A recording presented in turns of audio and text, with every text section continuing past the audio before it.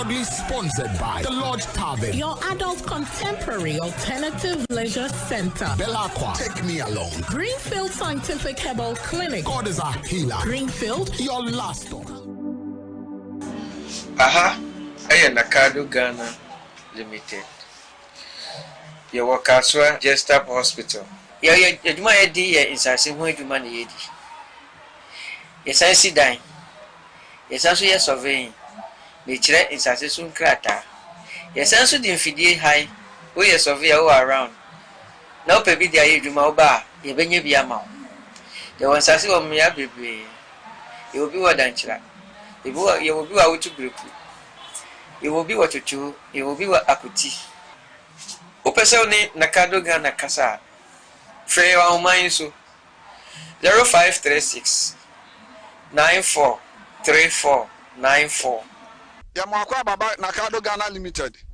Ya ton sase. Yesi adan. Ya adan ho krata. Oba ha no a ya bete so ama. Ya sase no langard ni so. Se wu sika nso kra na oba. Ya beba moden ni ahwew. No watua ne kakrakra.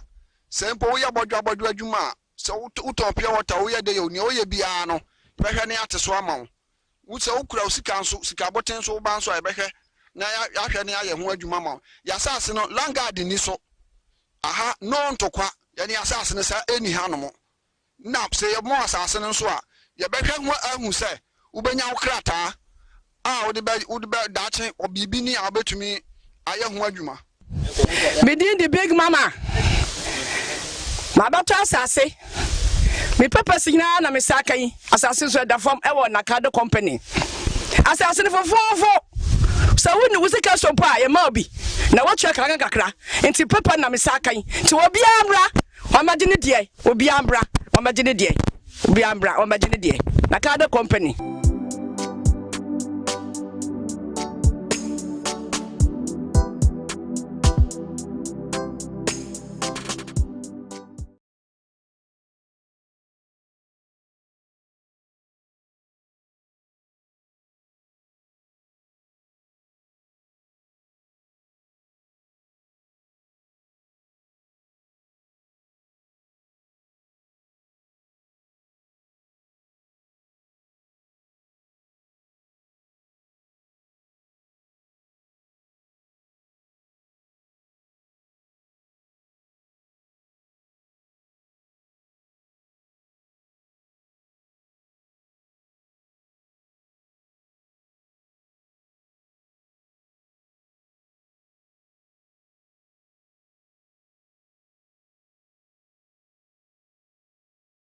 But it goes beyond them. Until you decided, you say, until last week, your national secretary Krapo issue statement say, yes, you subscribe, we agree to the call by the NDC say we should conduct a forensic audit. Your voter register, the Musa you be cleaning, you making sure say integrity of the voters register no, adia yenina be safeguarded. Inti no demonstration no ya adwin say ensu ade ho be gina mu bi inti no a crowd in the torso in ejidejina mu inti no it's difficult to say be our be pinpoint say o be hu wosimesi wa be wosimesi ba de me hu o kwa de say crowd be bridge red and white but me no me share that say for clarity sake me share that share branded party apparel like atare a party PPP na meshe nti no na meshe di gina mu a fiti anopa krinkrin to enumre no ye ya adwin se ebe bontoa na ende me ba say no na me koshia me namfo bi no mo ye debate gigi and MPP for no omuni electoral commission for na succeed in a certain attempt to be on say omun diffuse the impact of the demonstration, you know, to make it look like say NDC for chire bi dodo na we so ya assembly na ade no kra electoral commission so ma ya wie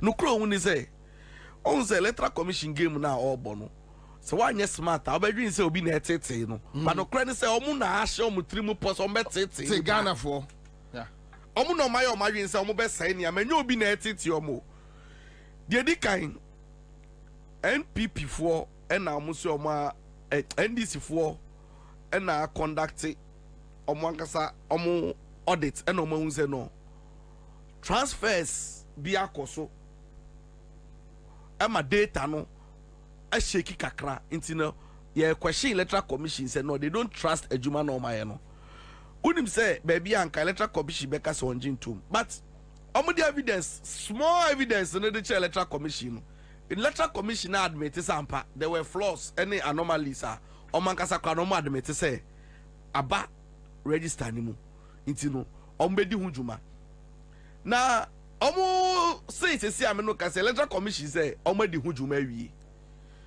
odi ever ne sɛ ɔmo di ho dwuma awie sɛ electoral commission no ɔno yɛ source of data for all events political parties any stakeholders in the game no a na yɛ catch us okay usu wa clean ya and if a new one ne bra na no so yɛhwɛ electoral commission said there be wo mo fa wo de na wo se work wo identify no fa bra and unim trick no ne say sa over 200,000 transfers unauthorized transfers na omaye no omo pese omo force NDC na NDC form de ne bra nti so omo de ba na se efa ne say 50,000 omo clean only the 50,000 they are say on say clean amamo no omo ja back door 150,000 na ho no ya no gum aha nti no ye pusu omo so omo famra no omo nya omo adwen say omo de beba nti no it is this call behoves on every right thinking Ghanaian say they will mount pressure on the electoral commission to do what is right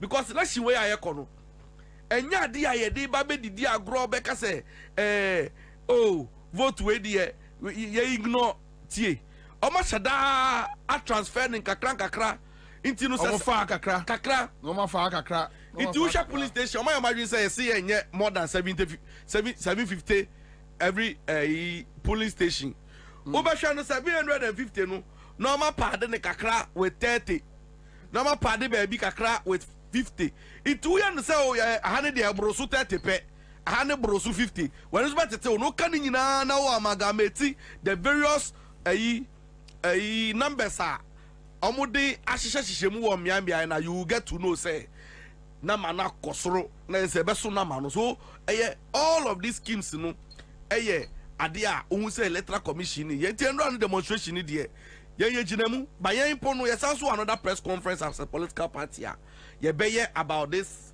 voters register and then to also let Ghanaians know because it looks like say yankasemu a bet say mahama no ye de keke there are some things we on my end so I identify from our angle we have to let Ghanaians know say it is some political parties who have also identified that share minua baako our Autu Senya West okocheki ni din we hu ni din wo krata ni mu enti unim say you sue electoral commission for anka some short code no say okay ye hu di am ye say that so a ye kocheki ya na e bo voter ID na ma ne shemu a ede ni din akopie mu obo dada and is you know adwuma code no ye adwuma but information no entirely me be man another information okay ye hwe no obo dada no oti region Buem constituency. So imagine so be aware Utu Senya West Utu. No question ni na 7 December obeka say or even po mini say obeto aba. Let's say okobe say 3 days so. Ya executive director ko check in din. Na ni already 3 years. Date of birth no already 3 years. Again, unim say the microphone check o phone so no. Ebi mu check ya. You bet your age, near specific age. It be our 30 and natural 30. Wouldn't say be musu dia no mo check ya there sounds actually say as at the time of registration. You are the key. This information no ni nyina no entirely and fa pepepe. Enti no sa call we there ye be ko so sheki electoral commission and then the international community must be involved in this because this process of cleaning the register no it goes beyond any political party because at the end of the day so be kotuna bana reflect no we hu the change no voting for na say obi sabeti no edi ebufuo any oye nani gidigidi na beba yeso ye mpa ne saa endra demonstration ko bia hwe mi hu ade bi na me say the power of numbers mi hu numbers ada me makọ demonstration akwa but this really? Particular one I'm telling you and it is organic oh ebi on my rented crowd ebi one more the be feast region kakra ye the be kaso kakra but this particular way no it was organic and it was so like you appear fi baby at their will now him and ra DBC police for no say you do parliament house or no omo blocky ayi kwan no say obi anfamu enko electoral commission ti ka demonstration no ebe ende ewo animu ha ewo conference center animu on parliament on ya na say ye wie na leaders for no eko e no mu ni police for coding kita ho say omo no mu lead demonstration no on be man na peaceful omo guiding crowd no so they will guide them asembia amba uni say police for the now tintin omo mamu nko uni say e honu mu ana ayi organizers for no catch police for no say say sada mo be ye ane ye yenja amu na mo de mu ngina ho uni say and 5 seconds na police for blockade dem omo ye no ni nyina yira the power of numbers we see nipa ne ka mo ho no within 5 seconds na police for no bia yira from that place no and I was shocked say wow the police people nankasa and what they saw yesterday and what they have witnessed the security system no they should know say when the people rise omubi bia ni wonu mo ebegina se nipa ne ka mo ho a hwi ngina me enkodu sam pepen so ebe kan ho mo bia nkoka ne ho but that police follow body language not to say because I think say a man for Baso say no across the country Baso yadi honestly I think say they conducted themselves well but I also think say numbers is best care see who will trimu pompa adia na who wo ho no who to me nya hwe and say ndo omo block here omo block so omo kwan enkrofo no less than 200 people pusu omo ho wo ho no bi ayira na enne be mo call cathedral ho no Yeah, kono. I remember say yeah ko cathedral no. There was this policeman ono kwa ne mai hu se kwan da. Oh. No who ko ra obi. Me ko obi. Okay. But I just left there. The man me free honom no. Oh say I was going to discuss with Ninum ene memu.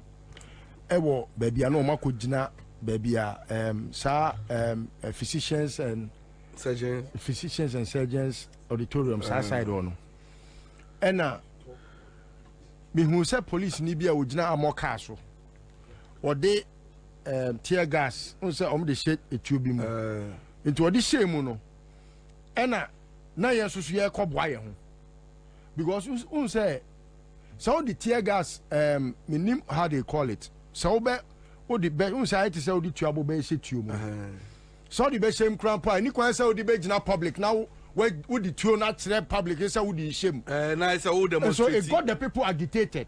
Okay, and that is how come they were, if you heard people shout and yell at some point, that is why they were doing that. And until my own one case ordinary who could say I'm okay because now for bomb hopa and now they should thank God.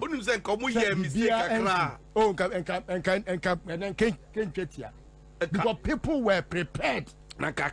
Conference center honey. People were well prepared. I was shocked. Very well prepared. And baby I didn't know it would not have mattered if Obikura per se or sharing in the name of Ghana. People don't care. Because Nipana Obano, one a command the name or no nim the entire TV. And they are ready. And on a man at some point there was say Yakra Copa Tantokwa and a man me free cathedral. What do you say? Adeba kwa shocking me. Me nimbe bi omu fi emro for 90 years. Omu ya association o. So omu ye den yo. It come from point and draw my attention say media for no be capture omu. Omu ye emro for kojo. Ana mu di anim no video no ha. Omu be say 30. Omu to me 90 we aso we mu. Really? Yes. Yeah. And now I asked the woman, one woman be can cry and business say. Into what brace won trafie. O si onu na ni fie. I started so follow Ghana. I see on na Kwame Nkrumah usa na Kwame Nkrumah be di ade. Inti no o hwe de Ghana ba se de asi no hu bi da. Inti pa so betna so so no na be no bewu. Mame ba ko se ono nche no wewu. Okọ wo kwempu no we ha no. But the sin no say like ono te say otinkwam na ohu say amamuo ono ohu ono oso ahu fiti Kwame Nkrumah so various governments any the way people protest but I say even what has happened under this government you can dey ache microphone protest no e shocking no into no tin say protest we e koso any the way aban ne ne niam no omo nyina omo ayetisa association so omo fi hin okukre embrowafo kojokojo eno omo nyina de omo beji demonstration mu bi na ndra no ohwe ahokeka any the kind of energy na mi po mi nya me ho mi me ho na me a me beto mu ba ko no interviews any calls I was just so amazed and I think say Adewe it shouldn't end here. We should use this opportunity to educate Ghanaians about the voters register, to enlighten people because Osha Electoral Commission NDC for Jumedi no Mudinwa. So one sheni ya Obedrin say NDC for and they should die keke. But assembly wo ho. Assembly wo no more say address or register name. But do you think say this is ya nadwin say omubeti? So the question was street no omubeti. See, they have no choice. Yeah, and na me call demonstration. Bobie, sometimes we are only privileged to say any kasani adwin say opinion or suggestions so. Unim say me kodu adabraka ho baby. Na me imagine say me kogu nsuo kakra. And me fan chen. There was one gentleman unim asemo ka kire me. O say NDC for penny for no mu diagro. Na sa demonstration we omoye. It's just one of those things. O see san crofo no a eye Jane Mensa Samuel Tete eni na yi no. Obisa me say, "Show young guy o." I say, omunya busuafo. Omunti fie. Omunti baby. Asemo kan no no. I say you should escalate it beyond. I say agro. I say they think you people are joking. Let it get to them personally on the individual level. No, let them feel the impact. I'm telling you, that was what those young people told me. I'm joining demonstration. You know. No, but saying I think say Ghana for mindset a change. Say so yes, what the government machinery attack them, they will attack your families. Then it will turn into something bloody. Nobody cares. Yeah, because me senior that opinion suggestion, you know, it came from Obia or bystander on the demonstration. Now they watch the other African countries. Okay. Yes, the same there's information. I mean, also they see Burkina and other places they know because I mean, police ni and I say who party militant. Now I say the soldier atare. Now say organe ebia CPP ni PPP NDC ni oboni tubaku tu okunwa. Nobody will waste time on that soldier man or the policeman. Nobody. And so I say I'm straight. Gabi fear straight. But anywhere your family can be found a dead situation. I see. I got astonished. Yeah, say, Ojinaho, uno say NDC penny for but it's not enough. Or say, don't you know them where they live? Or say, but how can you subject the whole nation like this? In a very disrespectful manner. Omuka sembi achre wa untie o ya wade. No say unim asema ka kire me. Unim say or draw my attention or say na da no papa no call sa Electoral Commission papa no call TV3 no ne sa meja mfiti ho no no. Oba ehu so be pie. I was shocked. Asama obisa me no say but the man was there. They know where they are. I say o TV3 ho no no. Obe pie no na nkama kire ne bibi. Asama ka say nkola na ni abre o. Nkola na ni abre. And now nkola to say yemra ye demonstration na police welcome nipa ba akọ no bi akoda na no omo ba hwe ofie wabusuafo ofie say nsu asenam say munya adwuma ene agi so dia sojafo beguo so wabusuafo oche bia abomosu ba bia na dane civil pipe no bi ade ne wagim boys in a Google am say site no omo so aties krom. If that's the way you want it, if that is the way you want it, nobody cares. Well, because you only abusuafo obi nim na abusuafo dampare ne ma obi ni baby and bako school ne ba pani baby o ko school. Oh, people know.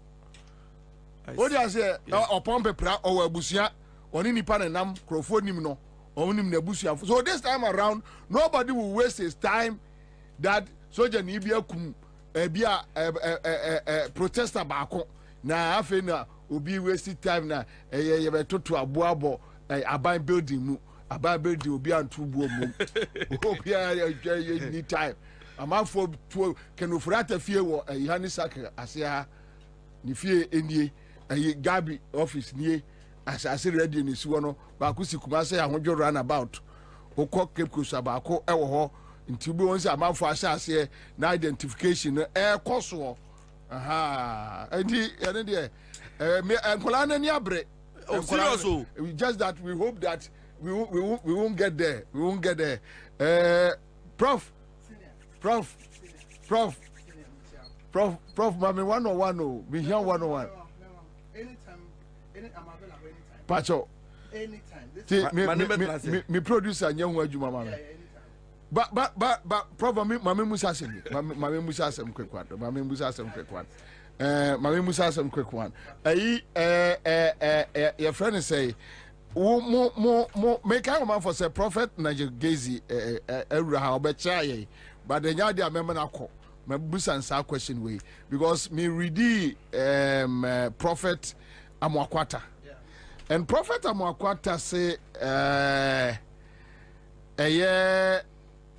MPP for Tata Unia Penny Osubempa. Yeah. And the woman see Tata no omune ma Osubempa say enkom kura enni kwai say oshe. The nyamen kan nyina woman Amwakwata na kan nyam make. Yeah. And me producers share video in there and we thought say it was too something spiritual. Yeah. And you know see any Bible church but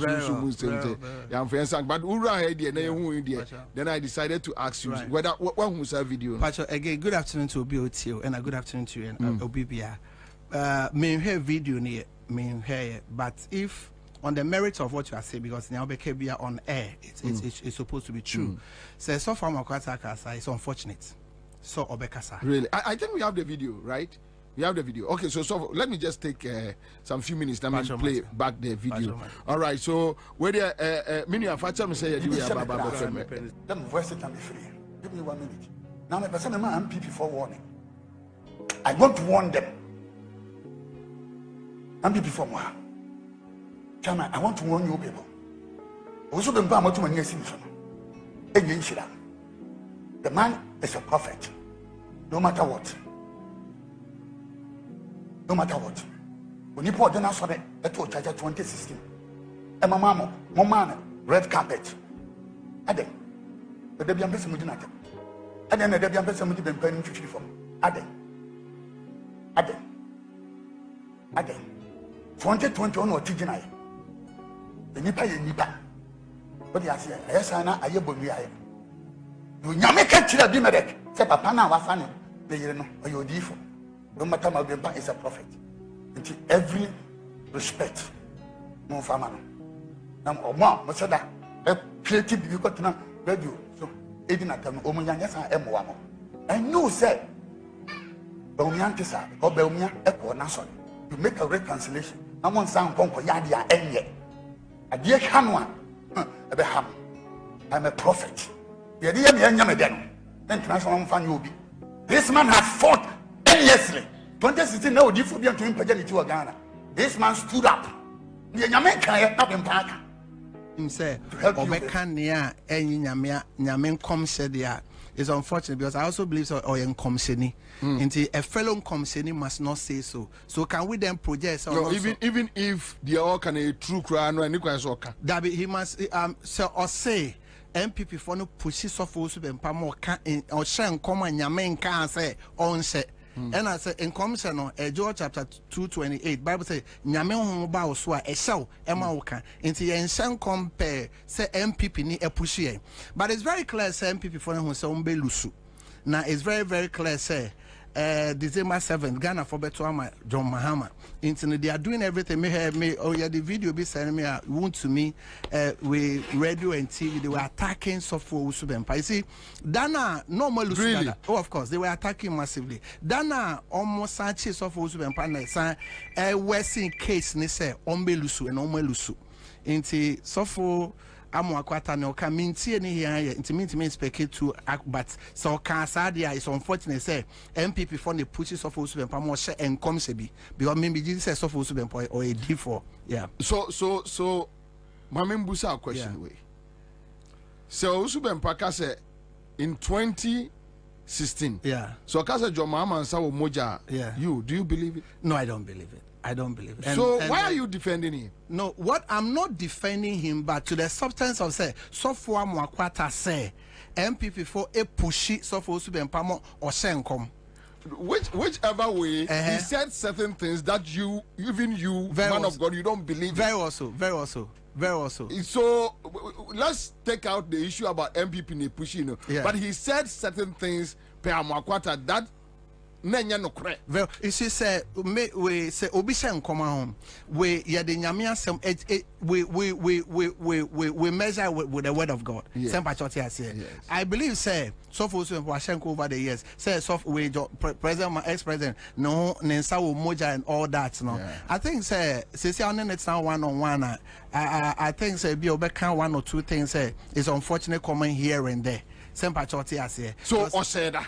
No, mean to mean cast or sheda and as one sheda because we'll be friendly young coupon no be any angel. But me met me as I can say, Miss Mania be Miss Me D4, but we moja be any President Mahama Ansah. Some patriotic I say, moja be any President Mahama Ansah and I say some days to mean to scrutinize Moon and Majuma. Of course. So why can't you say that look, this one maybe any part share that the point I'm making is that mean to me can say or share so share that so one share that obechi an because ni ebeke bia no nyame bebu ye ho akonta some patriotic say me betna condemn so for Usubempa or say nyame say anytime somebody say nyame say no there is a clause so ka so no ankasa say there I can acid where me so much share margin but or say nyame say and I me so make a sure say me so be a D4 but the message of God moja be a new be answer. So even with him saying in Nyame no, yeah, you as a man of God, you don't believe that in Nyame.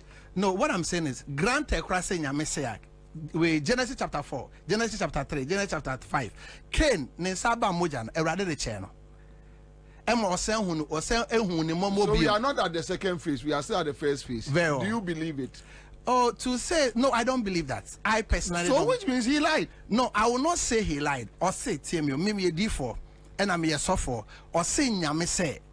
Or say Nyame say. I have not seen that because you be a beke and obebu whatever a conta. Okay. So now another prophet very well within Muhammad circles. Very well. Catch Ghana for say. Yeah. A young people for the catch and say onka. But no, so no so far makon the eka. Some patriotic say into he I mean obechian kasen yourself. I cannot answer but he is for worried that Encrophone be used to Busubempa. Very well. Then to be honest with you, yeah. And then the first timer, yeah, mate say won't to me. No. Almost did not temper massively. Almost did not, and it's unfortunate. It's unfortunate. Massively, minimum that. Massively. No. Dabio, last 2 weeks. I think. And last week, you know, I am aware. Last, I mean, they took him to the gutters. What was the issue? The issue, let's say, or say, Omate say, stuff was to share the former president and some pastors. Is it true? Minim say Omakushia and some Munkushia. And they took him to the and it's the nature of MPP. Kufo MPP wasn't like that. It's the nature of this current MPP. That if you don't go by what they want, their whims and caprices are, they will come against you with all their arsenals available to them. And they've done it to almost everybody. They attack Bishop Ajinasari. They are not exceptional. They've attacked everybody. But you see, Omunya ready, Omunchomo write notes now. How do you say? They are handing over no because I know and nothing. You see, this time nothing. The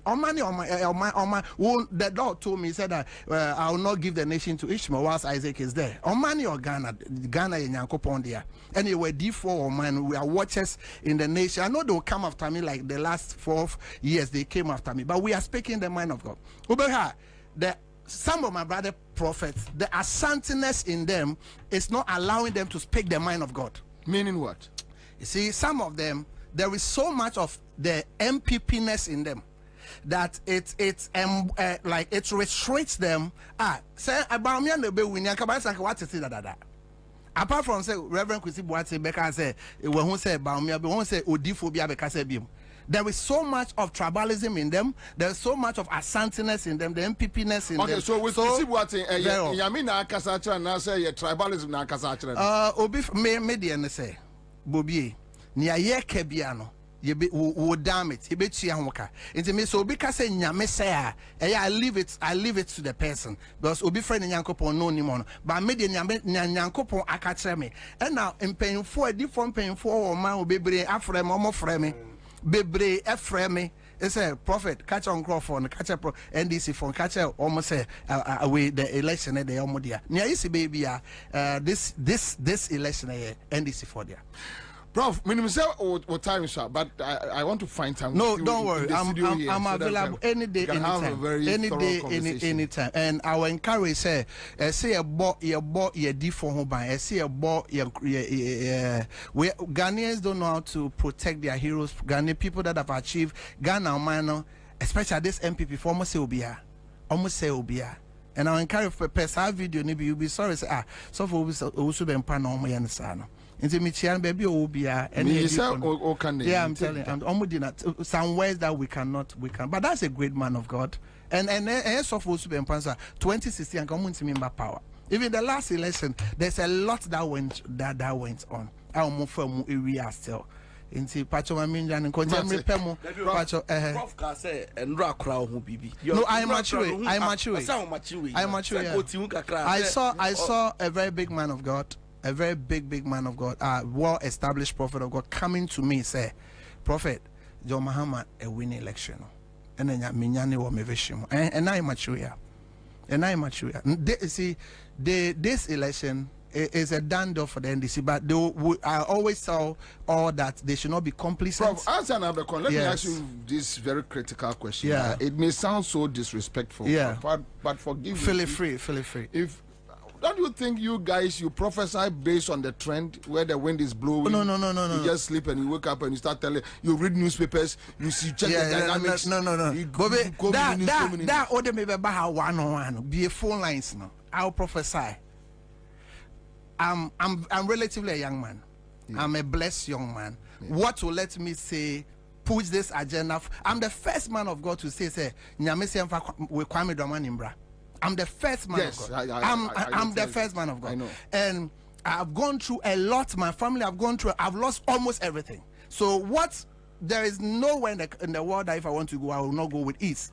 And Namie me by the message of God. So at least let me tell you, Bobie, Bamia sent people to come and talk to me. Really? Yeah, of course. He sent people to come and talk to me with office. And I want you said they'll come and deny. No, I have the video. I taped them. But really? There's Jubilee has sent people. I'm saying it on your station. They send people to come and talk to me. They've approached me about 2 or 3 times. Same Patriotism I say with offer. So why won't I accept that offer if it's not of God? You see, we don't say things by trend or anything. No. Some of us say Michelle come at the age of 14 years. We don't prophesy. A true prophet of a sort does not prophesy by trend or hearsay. No, we don't do that. Because it can delay, you can damage it, you can attack it, but if in Prof, find time. Now only money I call by. Where? I saw Nyame 101. Me catch some. You see, this election is about Ghana and this MPP. This election is about Ghana. Yes, you're there. Attacking you. But they still came to me, sent people to me, and said in my office or na I told them, and me I told them that I don't know what they are also going to say. And let me keep records. So I'm repable me out. It's John be winning to Mumbo Jumano, Mumma Ninda ho. Mama money that police station, mama money that because yentimi to idea with. Pacho. Thank you. That's very Prof. Live on Accra 100.5 Citizen Show. All right, so we are here. Bills microcredit. Yeah, the almost Oman the quick credit. No more quick credit. No, no. Omabe Bills microcredit. Give us a bar center for and a day a year. Give us P capsules, give us co capsules, give us a bar mission, give us GC mission and the capsules. Aba or say men fa code in your P, men fa P and your co fa code P. A boom. Now boom said results no a casual. Okay, all right. So we are back in the studio. But Divine. So the prophecy said wait just a minute. That me coming unia anchai. I'm just a minute and I'm so go yoko. Yes. Okay, about qualification. Also your nomination. Yes. But about this prophecy same way. Honestly, I make Kasano a Canadian or council or Kafanipem. Yeah. And you know, I said, dear, Onipa bia beduano, and one so ena obecha. And Fahoni, wadrin sen yet. Media, sending Yamiaka man in Brim. Mimi el Christoni, na Centromunu, or Senior Coupon say, a dream won where I dream pa. Then ya dream money, and ya dream a man watcher. Anasa obekon social man and yes sir. Enti ade me kompa bia mu a adwen ko a me dwen wo wo ho. Anya boni adwen na ya adwen pa. Aha. Enti me for the past 4 years ni ade bia me come ko to dwen na mbompa bia me bisa Nyankopon question say. Se ne tro se mu pala say wo ye ho adwen pa anya adwen boni dia. Enti ade enti no de sa aban boni we beto ye so a ye di apini a ye brese. Se ne be ye nyame ani mo nyam be da di ntia. In the agent, you never be na. I am panso because who him say Kaman is apa na nado pa ye hunu say or no studio man penya and say na betimi ase o man kan him say ye engine need say na na ku fado aban e betimi afun say that he would have been the Messiah that never was. Yes. Tanak e be kan so Nanado was actually the president, the best president that never was. And then Kagana for e be kan but na me charge Onwa de mananu nyama be dedi mazesi aye ni tua e ma ye hwe e mi yehu se aban we ye enkoyi bam de me sanya kopon se apinie ene abebrese enye obra Ghana fo akomu e wona na kufu adon sei na so be ma baumia Dr. Mamu baumia ba bet to aso dia na ye koye ana se ye baaye na so odwe yen hu ana so odwe yen ya bre eye enura na Bobie uka ayi ayi multimedia papa yi echikwam na onim se ka minim no a na ka wasem obi onim no na o ka no badwin se wo exaggerate o yeah obadwin se asem no we o ha wani aka da bi they don't know na o ka na asem na me kai me nkrofo a adiamia onim nkrofo a adiamia because of this bond near yi sa American actor yi that black Michael Blanc saying yeah American actor Ghana ni American actor or Hollywood yes okay ono so be kasa here o say $1 million euros is it euros yes euros and no dey abet top bond wo Ghana Coco bond yes na adwen say bond no ebe di fifi and the school a wasi no the school a wasi no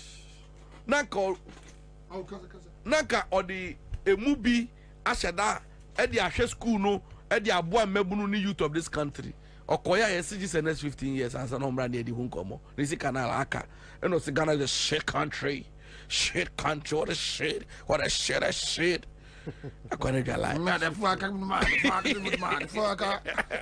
Akwana jalai. Enyo nu kwa o. Safo nu wo bu bebre. Na ina me chadi nyina ye ni tua bi. Bobie about electoral commission asem ya yeke. Unim say electoral commission honum won. Minim adwen won crofo ni trim.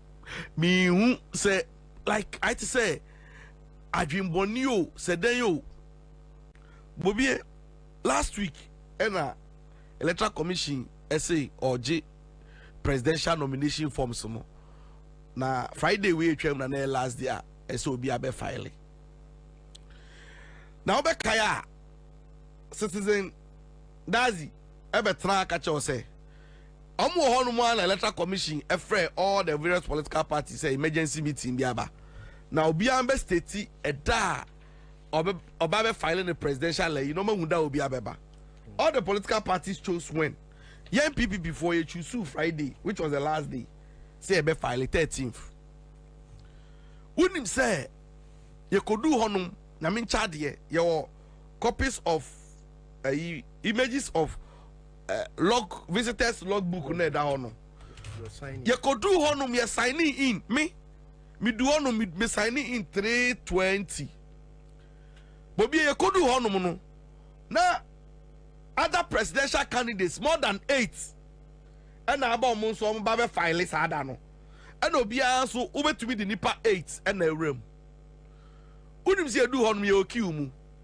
nti ye twen se ye so ebedu ye so ne akọ file we kwa na we aba before that kra no electoral commission for no ye call na madam James ho ojaye ho and no mo ma trust for almost 1 hour no be attending to any presidential candidate so me file ye honum yes no be my obi my that is the truth a honum na yete ho na almost started so admit almost pick form unim say edu ye so no asa ye kwakọ file no e honum na papa na ye frɛ no Samuel Tete no architect no unim so no why no to say oye maxman yes bibia bebe bia no person kire say no betia face itu ni made oye di nkwasi asem ni nyina last week before I go file no on say MDC for a declare intention some be embarking on the demo no PPP was the first political party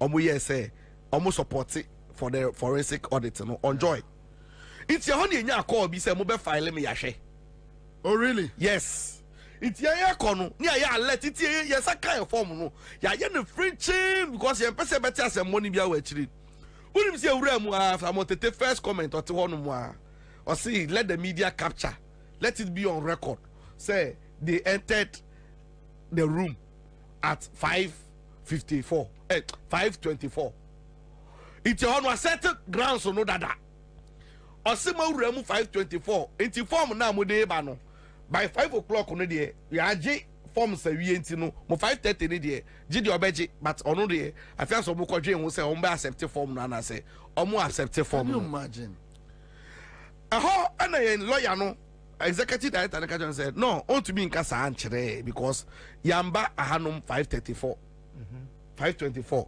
you ran mu 3 o'clock and ya ba ni nkofo so ho na ni made e won ni say enye say ye du ho no no na electoral commission for no o ma frosoro ene ye ko from say 5 abongrofo bi ba o time a ye wura mu no e obi afi ho no na adu ye 10 obi ena afi mu na adu ye 10 ye ni last political party and again even before 5 o'clock na electoral commission for ma to gate mu nyina say mo obi le won mo obi akwa nwura mu so ye ba if him na ebe wura mu I ti so akọ bank hall na o to honum na yesi abo okowura mu 3:30 otu onu mu andu so edu 5 na tell abeka che say 5 abo iti apon na mutu mu anka ide na mbewura mu utu mu anka ide no bewura mu eti ye twen later no eni ebete say electoral commission for nangasa frɛ ka che say yembra enti Saturday omo ma ye forms ne back say enquire corrections bi o Sunday eni the final one the call back on say ye electoral commission for no one meka kira obi o se Bobie election ye kwe Ghana for me ade a me di mani ehun no omo shine omo ayo listo ubeje di say sa political parties ni bi omo bo omo din say omo admit omo forms no no omo complete ye ebi mu kra apply for extension fans omo fill omo form yes ye nka ho ase aheda ye twen omo so mba be now so on my announcement no on your be reveal and those people are supported by Yanomo. Inti ama failure mo form di bibia mo ma catch electoral commission search. It will be presidential candidate no mo fail form ye no kra no. Omo ja tu mu anu. Isi for from krom fi omo. because someone has say make sure that you put these people on the ballot at all costs. But I mean, child, yes, you name. Sankrofon say they couldn't file. It's in a chain. South one, I'm on Brana move from Dimbe to I want to better Ghana, but yeah, ready for everything because the comment by Samotete was one prejudicial. I just say, Obia, what Buya attain, who ya nimu ano ya na adwin say, you people, I'm not going to smile with you. Into them so I can't happen a boss man scene it as say. I watch a video no. Onya make his comment on a boss man scene it as and a boss man. I catch and say, but you know we can do this. Unima dia plan no my no Samotete no nyako ma papa into when to be nya ho abotre. And or buy no be rush kan ye. It in case so ka a table no man so obvious say o my imagine say say omunye yem boni. I see. Yes, it okay and na commissioners net to say they were shocked. But we will face them, I'm telling you.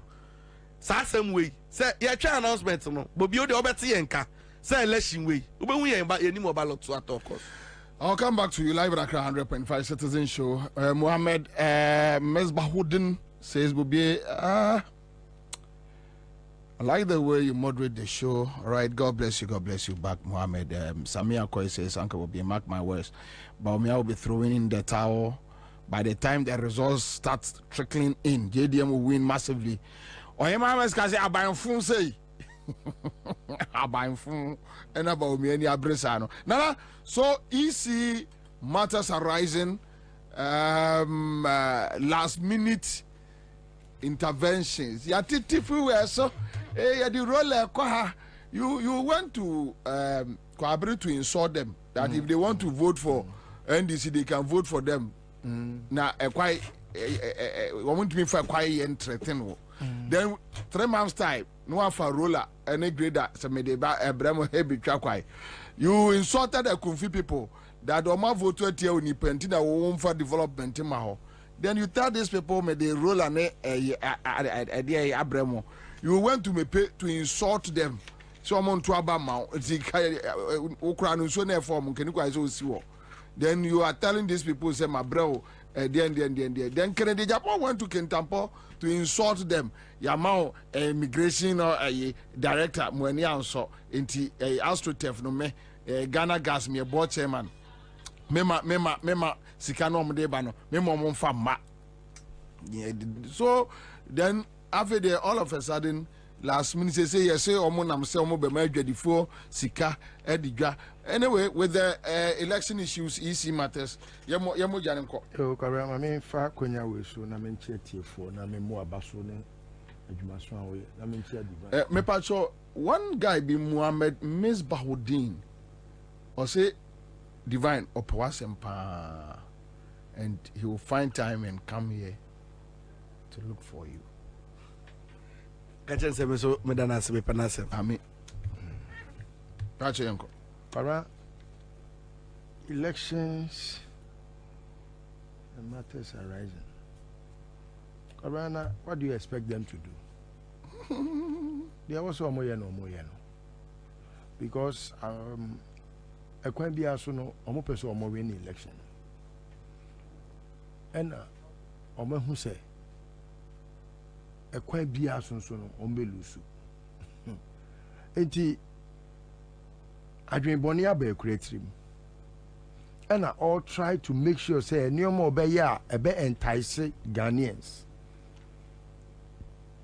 ama omo atimi adi wo machi na se ekoba se omo nya votes ni bia omo atimi awie bia ka ho because you cannot steal all the votes. What you say? And then you must have some votes. And the few that you get, you must also steal a few to add to the existing organic votes. What you say?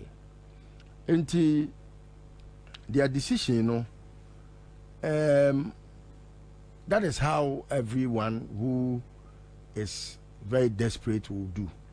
And so, me anyam ngwa say omo yesa. Na kara I will say from day one, and your ma eye nyansade no ebo nipa binom because untimi nwe bone emanyansa mautrim no way immediately adwen no bone beba mu no unyansa nyina yira so bibia wo beye bia no ebe kire adwen bone a ewo otrim ehun sunsuaso because untimi emfa adwen bone enya de emma unsucceeded. Broni wakase bi ya na emede papa. See, if your anticipation is high, your downfall is very great. Kutukum. Yes. As I see a foam. As I see a foam. Say, when who say born if you move. And one no goalkeeper no. O pese wo chi born wo wiem. On pese born be ba form no achi no. Ene wo ahuri. Kwabra, ahwiase a o free so ba behwe form no. Obehwe form ansa na born akoshe netim. Saa susu na se wo mini se wo be bobo den dia se na tim te se mfum dia na ampa ho ye very likely because your anticipation is so high then your downfall will have to be very great.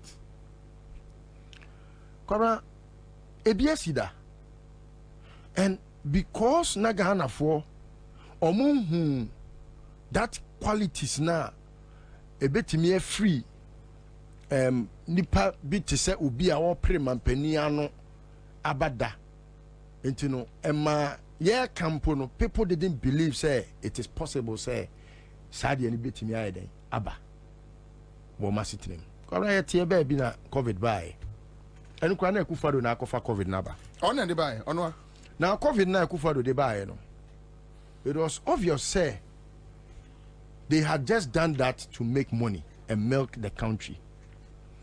So they used COVID as a cash cow, 1, and 2, to manipulate the election na year in 2020. So that 1, Mahama could not campaign properly. 2, it was very difficult for Ghanaians to follow Enyoma Akoswo in the past because the most trending news as at that time was COVID.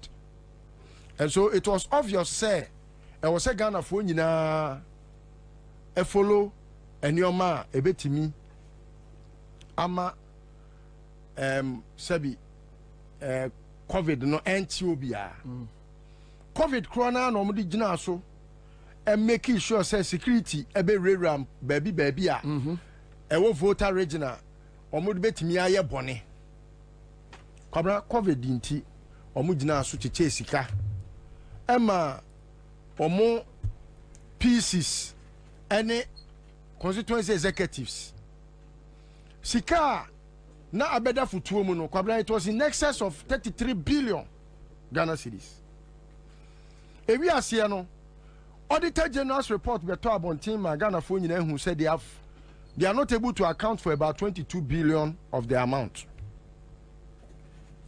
And so no, Unim say yes, even as at yet, they are not able to account for those monies. And so Unim say they made Ghanaians believe say COVID no rather was a curse, even when they had benefited from COVID. And so Kwabena almost ma Ghana for a tria COVID tour, even as we speak, as at yet, the tria COVID levy.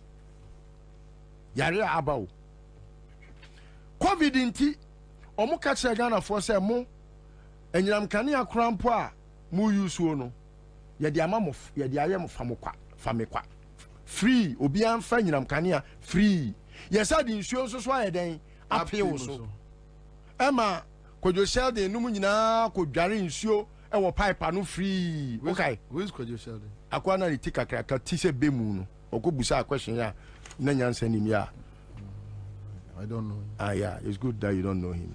I think you don't know many of the fools in Ghana. So no, I don't really know the person you are talking about. That is why I'm saying you don't pay attention to fools. So it's also good that you don't know him.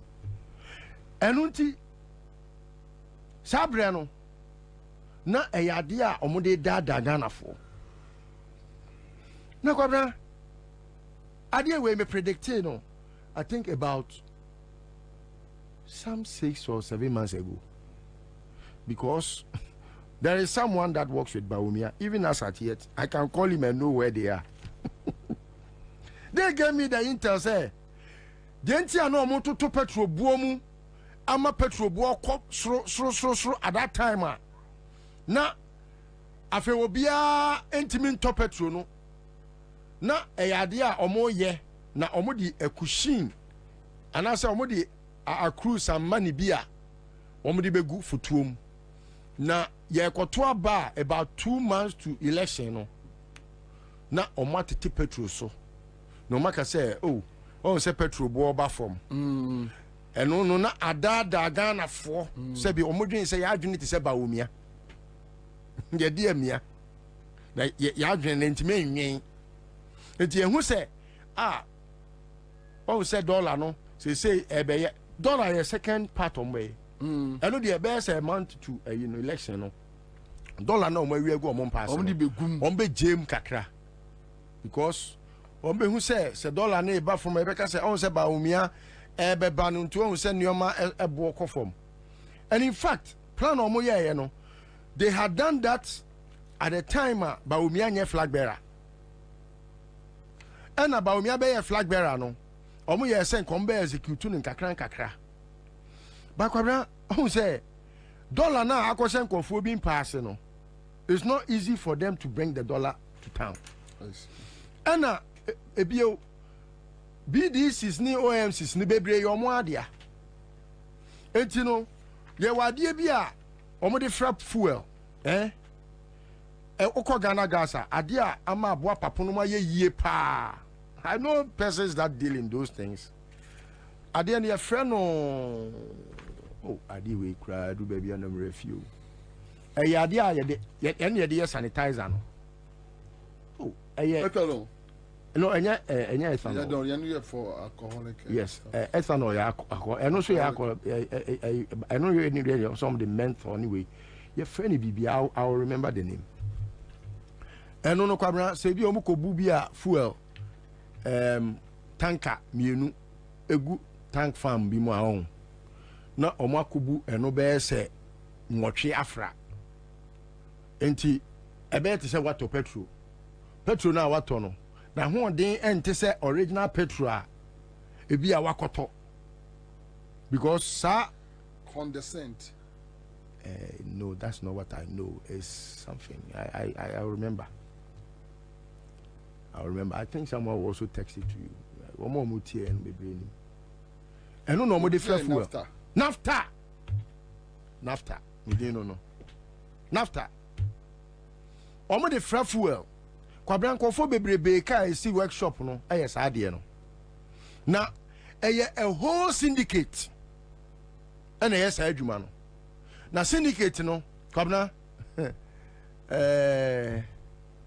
yadafo bi kraka ho. Na say na was wasachira. Enti omo yes adwuma no. The make sure say fuel ne bo no. Enya pepe te say de omo krefra manane a omo beton. Because I don't know or the financial boy betimi agi details no nafta ne bo. F is even about less half the price of petrol. If I say petrol 1 gallon biya no nafta half and a woman 1 gallon bo no what so by half. What I say? And I didn't so nya papa. Yes, a bit me my car nako. But with time no carbon beba o car nti be say car no. Enti ancha man for engine be say. Me kama obi a onim petrol mu bia no. Opa petrol no pa fa gallon koto. Na fa be si fie. Ade a chia wo say petrol na to ne color sesan eno ye 1. 2. Petrol no ade a chi wie now the kogu kam abo say car no current means packet because an no betwo. Amunamunumu wana wato egu ka nim ne de ebetimi aye adwuma but esi wacha entimi nya adwuma biem eno na wo se nkomo koton ma ye friend say omo ye ebia cosmetics ne to say shaving spirit na ye de ye wutri hu ne alcohol na ne yɛde sanitizer na yɛde fefa fa yɛn sa ho na no ɔmo de yɛ ɛno na ɔmo de yɛ wo sɛ egu nsa ho aya na sometimes feel it say petrol no but ɛno yɛ lighter than fuel in terms of quality ɛna ɛyɛ cheaper ɛno krampo na yɛade a Ghana gas for ɛno na mo aboa paponti otimi keka nkwasi asɛm saa no ɔmo na ewiewia saa de ne ton I'm saying it. Yes, I'm saying it on authority. Minimum conform yes our business ni bi. Minimum bi. Kwabena metimi aso say sisi do akọ baby. But omo yen say. Omo de fra fuel. Na do omo nya fi. Omo kọ wia, omo to. Obi ho na ebi ho so omo wia. Etifani say fuel bia no, e wo tank farm bi omo de fuel te say baby a bust for e save fuel no. Ebi a wakoto tank farm no. Tank ni si ho into what the original fuel bear say 5 tanker eguma no the naphtha no bear say 8 tankers egum dia fra no wano afre wabu ade no afra wie no wabu aba beton ama Ghana for MPA for nyina ya we huge ade American no kwabra a huge ade a asia koso me no ka say koso Emre bi kura obi be ka kire me say Lord Komi. On say no oje fuel also dey call outside border no aton Ghana ha no. Emma I think say be news. Be news, this is public knowledge. Emma okoye saa ayi ni bi. E na nipa ko ne frɛ me bɔ mamane. Emma omma ye kodi ade na chi.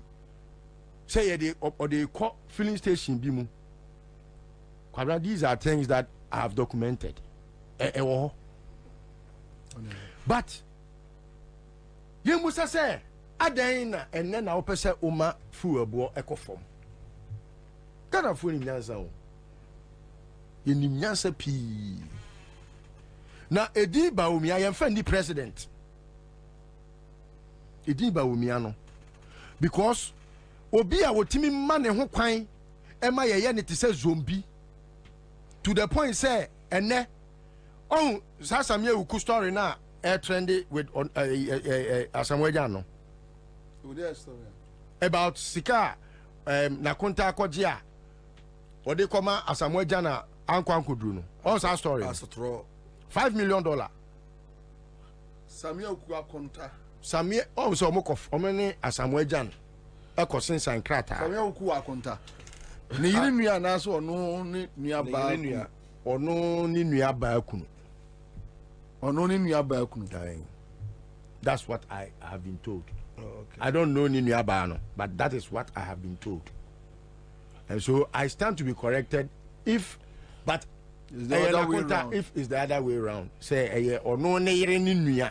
Ena na konta no ena omo oni Asamwejan ekosin sankrata say Asamwejan start here dey bia my youth no follow Asamwejan na omo pese odane ade ne ye ba omia campaign enti okay I'm say no pay me follow Kevin analysis bi yes you know na work okay so it is a Kevin Taylor sa sika no $5 million no akodi na kontare ho na akoyese akonta fo wanim koje na fabra fie eno na nka Asamwejan ehwi akonta asum no ono kura na France let's can nefri sika o mo de ba omia di na akogege $5 million. Yes, they're receiving more. But was the money meant for Asamwejan? Ono na any project. And I'm also going pay investment. The Ababe shape project now. $5 million. And I'll buy in. What you say? It's in the project now. Oh yeah, on Nam Ghana ha or Kobano. And Untina Sikane Maya na Okoshia Baumia. Our cocker send channel say youth into the Baumia Castle Bayama Mundino. Sani tape na Asamwejan beye no. Okay. And then Asamwejan no ankasa te a year obonuma or srinkofo. What say obonuma? And ye nyum no me yama. Me yama. Me yan sem say yamente. Oh, etino. Sani omani nyina ye nyoma e kire say Baumia is a very weak candidate. Me yama. It's a very weak candidate because his decisions about choices. Who does what? No. Only control. He is not firm. He is not that person who is even decisive to know what is right for what. I see. And you know the he will be the son of poor and running mate. Apart from the choice, the personal choice in life, no. One political choice. Say Samia Wukuwe, this froster, wait. This fraudulent behavior way. Or managing a campaign. Probably is a cabo. A dear in a cabo won't you in a dear. These are, and this is criminals. Are criminals no man? Are a form of cabal? And no mudiba umiachi. Criminals. Probably is an anabi. This is someone who was selling shirts. Shirt wear semi. Nanabi, no nana tonton. Oton shirt. Or the mamaji naka. Oni capreba. Wait. Where wuna ne ho propra capre ba we. Oh, say na be the meaning. And Samia Ukwe. You know every one of them. Only capre don kuma $30 million. Na na bi ni obi a wahuna club no na soja di nachi. Ghana forces so much Jimmy Papa.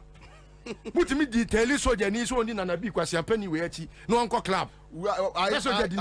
I disagree with this because they have pam entire gua.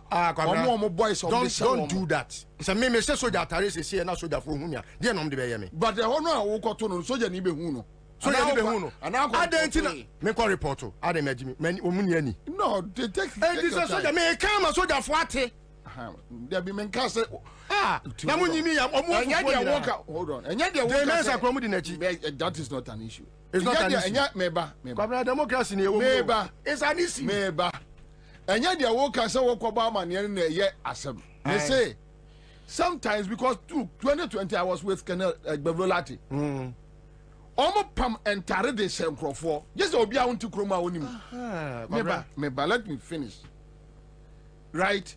Enti obi betimi on say okay, enra me hu story be ye see afro obi akua pokua or something. Afia pokua. To be honest, when you bought story in 3 days ago, I thought say afia pokua Peace FM. Me aminiaba. Then yesterday, and I must afia pokua so abeka say nya ono afia pokua no. They are another person. They are another afia pokua from Kwawu. So you see, but people were sending her threats, insulting her that what did you do for and all that. Yana Medeka say sometimes and yet Ghana Armed Forces.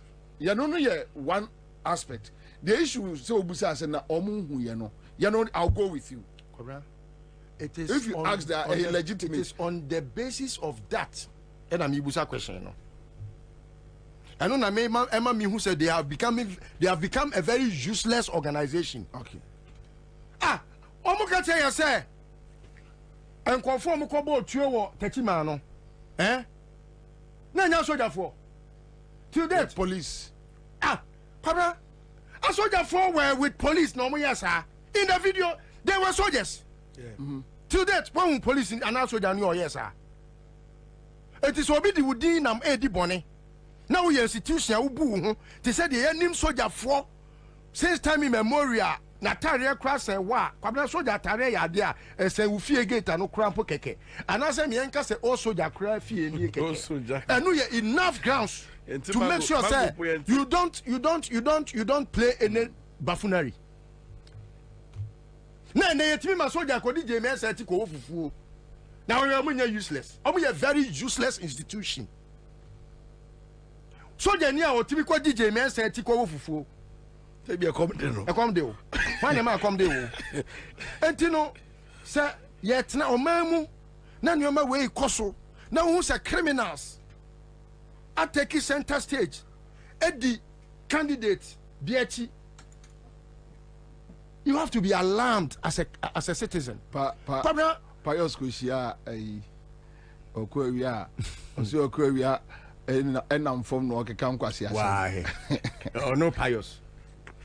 And quite not drawn as a pious. This is a boy who could not even afford taxi fare. Why taxi fare? Beer. Let me stop. Beer. One. Oh, Debbie, now what me store? Who free me store now come in my office? ewo runabout no akoso runabout yes maybe office they all left yes yeah esro nyina na me my office about 6 offices yes inti ye pon anwumra na yasi form obaba na pious ase nika ono so ya opatare white no obetena wo no so na omo apetesi ba bi wolomi opposite to otie no no 2 na otrawa ma no I obase otrawa ma no bobe 8 ase nyunu juno aboy say balomi so no ananti across because we ya one beer pious agide o talk club one bottle say man wakuno I ready nyame say no to combine so guy no ane no wo ye no e ma me fie e na no te ura efie no guy no edan ni o ma me e na pious e what next to their kitchen the room to their kitchen pious agide combine okay to let you know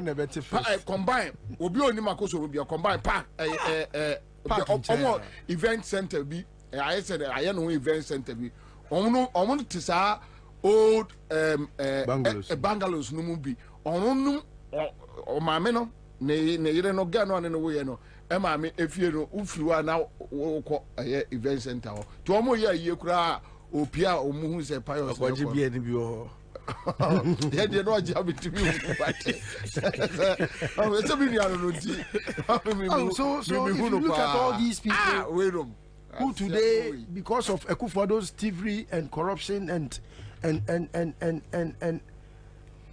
just say state capture ntie no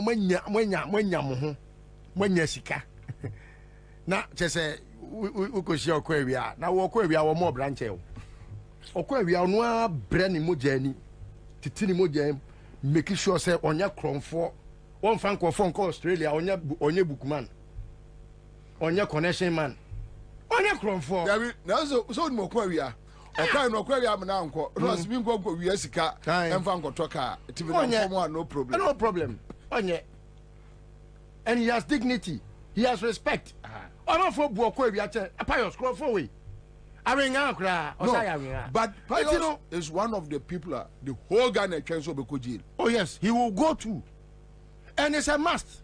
Pius agire Pius see uni MPP ni kura dim koma no ma ka kiro Pius de mamu nyano Pius mamu nyano Pius ni nipa everybody is eager to see Pius yes, going to jail. I'm telling you. Eti Kwabena media I'm not surprised. They can do their worst. But I'm just happy.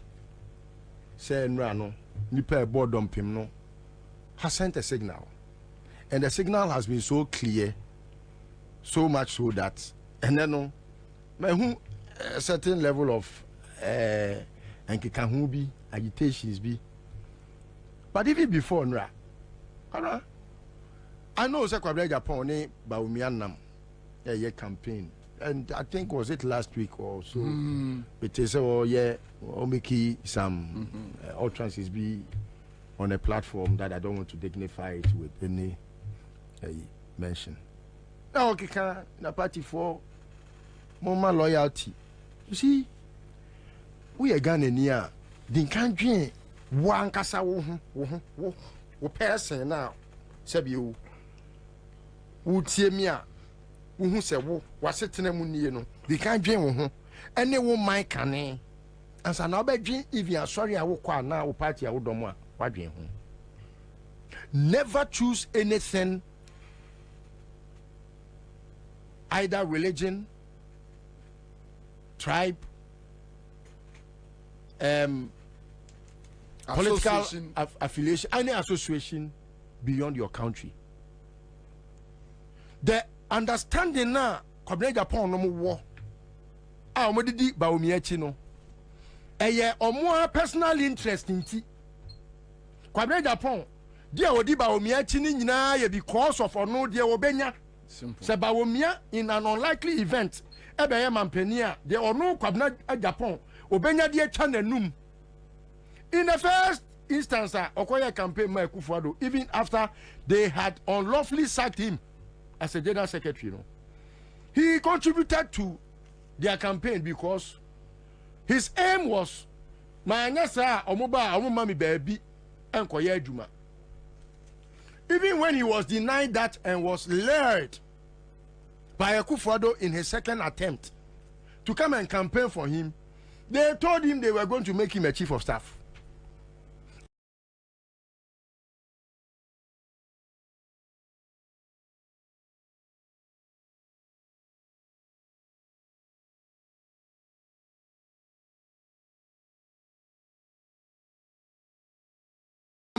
Eastern region oko gufu ye no ye okobo Mohammedin Heli Mahama no because na de nyame esra no ye moni dua ena omo ye ya na omo ba aba mu no dabi Petroleum Commission he ya initial na ompe dabi e be fe be won ye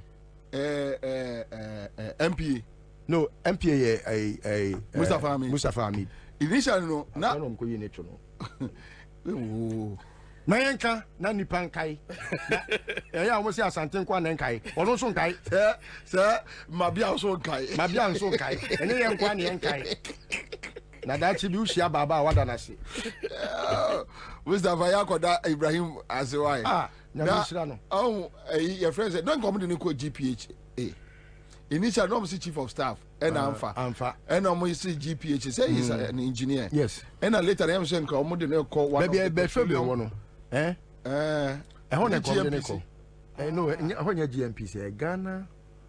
I'll check it. One. I know let any crowd about one thing it was public. I still have that letter in my file. Oni kokofu de na ba e se kokofu e na nkom de ne call lance yes so and I said John it's your no so congratulate you kwabena kan crash show so congratulate you grandma niji tumu so wenya call you remember the nyame ase you have very good retentive memory.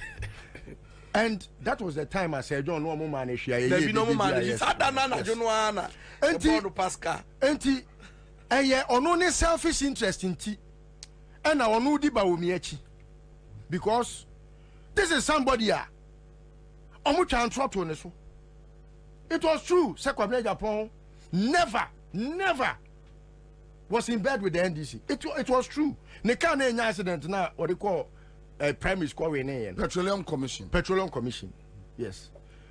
Eno ena wako ya insurance foreman in the car. Right Tibu ne mai correct. He's right. Right, thank you. Ena eba say e wo so okoye. Na san kofo we mu etimi adiboni sei. Ewi asire no yesi sa atro apology letter bra no atro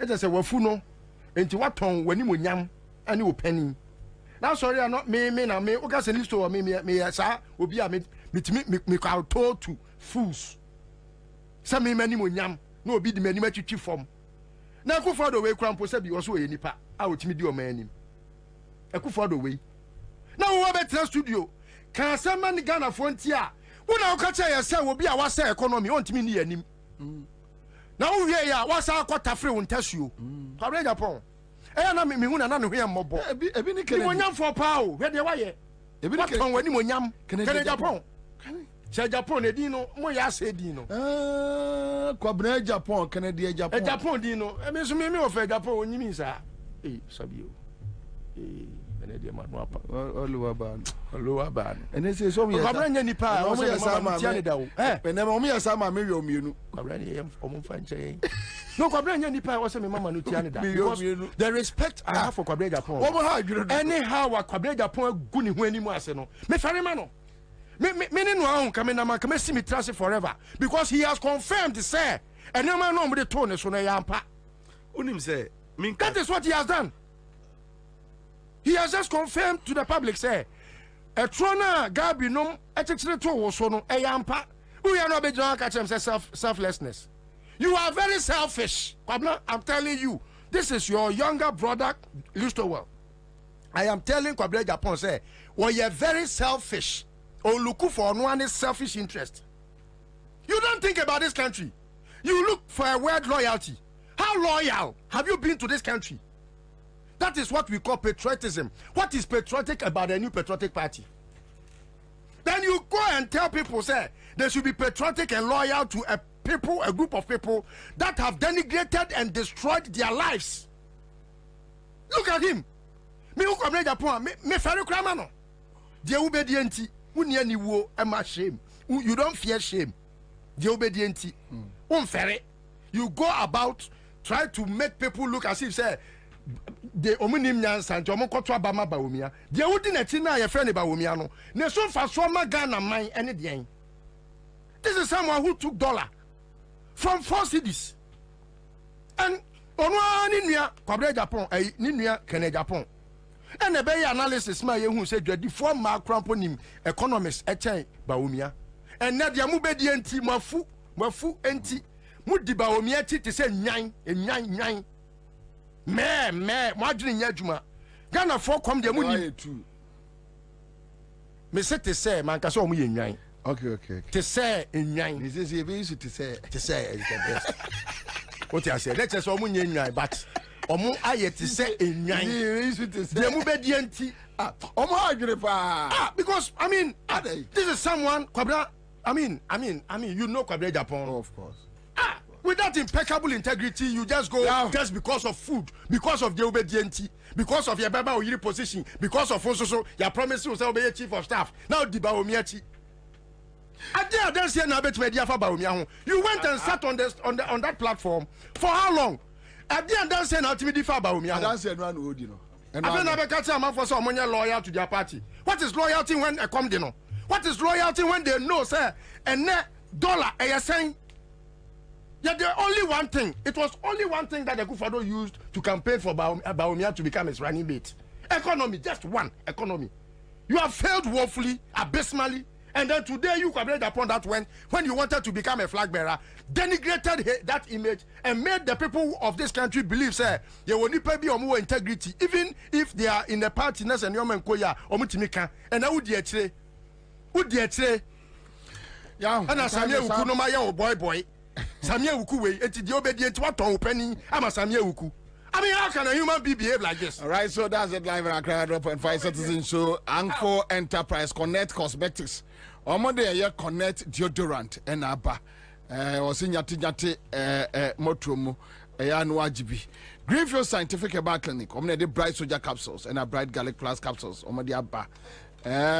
My main care was say bow engine wo ban car engine. A rich part company. Omne de Seahorse 50/50 engine coolant. Aba.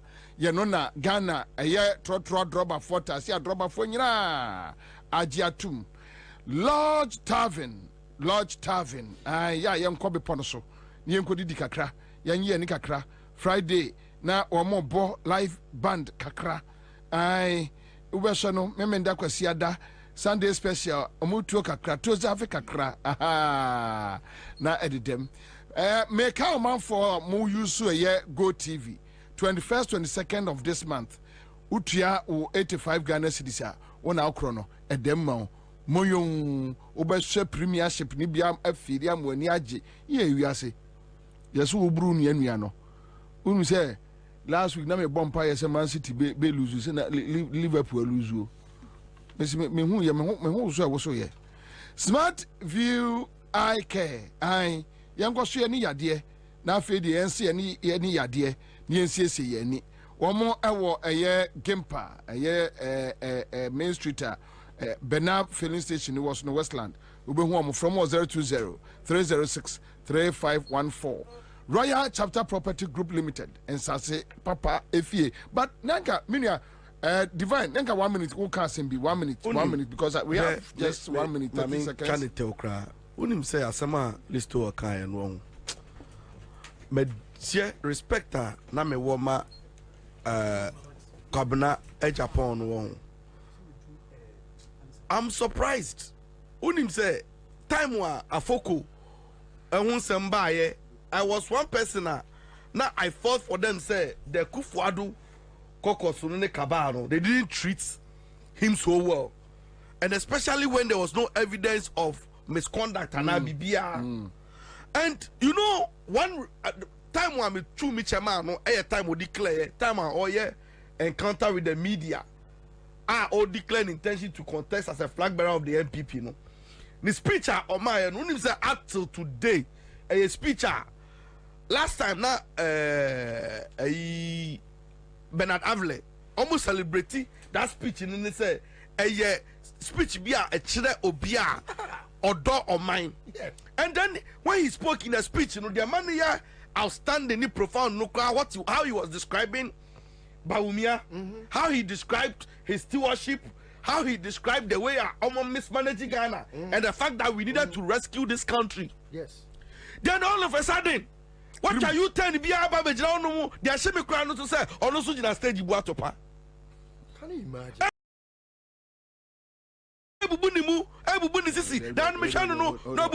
Hold on. The message na umpa na say atopano na. There be in cardiac cost message in so. Now also have a join atopa campaign. We na po bu atopa. O Bobie bu atopa. O so bu atopa. Wouldn't respect me one man Kwabena Japan. I'm shocked. Sisi fia no na oni bia na say. Sisi fia no. Arazo sisi fia ni bi. Oh sisi fia ni bi. Hey. What do you say? Kwabena Japan shocking me. Now, Kwabena de me obi a onim no from KNUS catch him say Kwabena Japan aduane. What the two what the incredia obewufa won obenya no. What do you say? Ni mate from KNUS told me. Integrity, respect. Be Pierre, me wama papa way. Just say, I was losing now because I thought say I na come here na do. Obrawa boy, iti.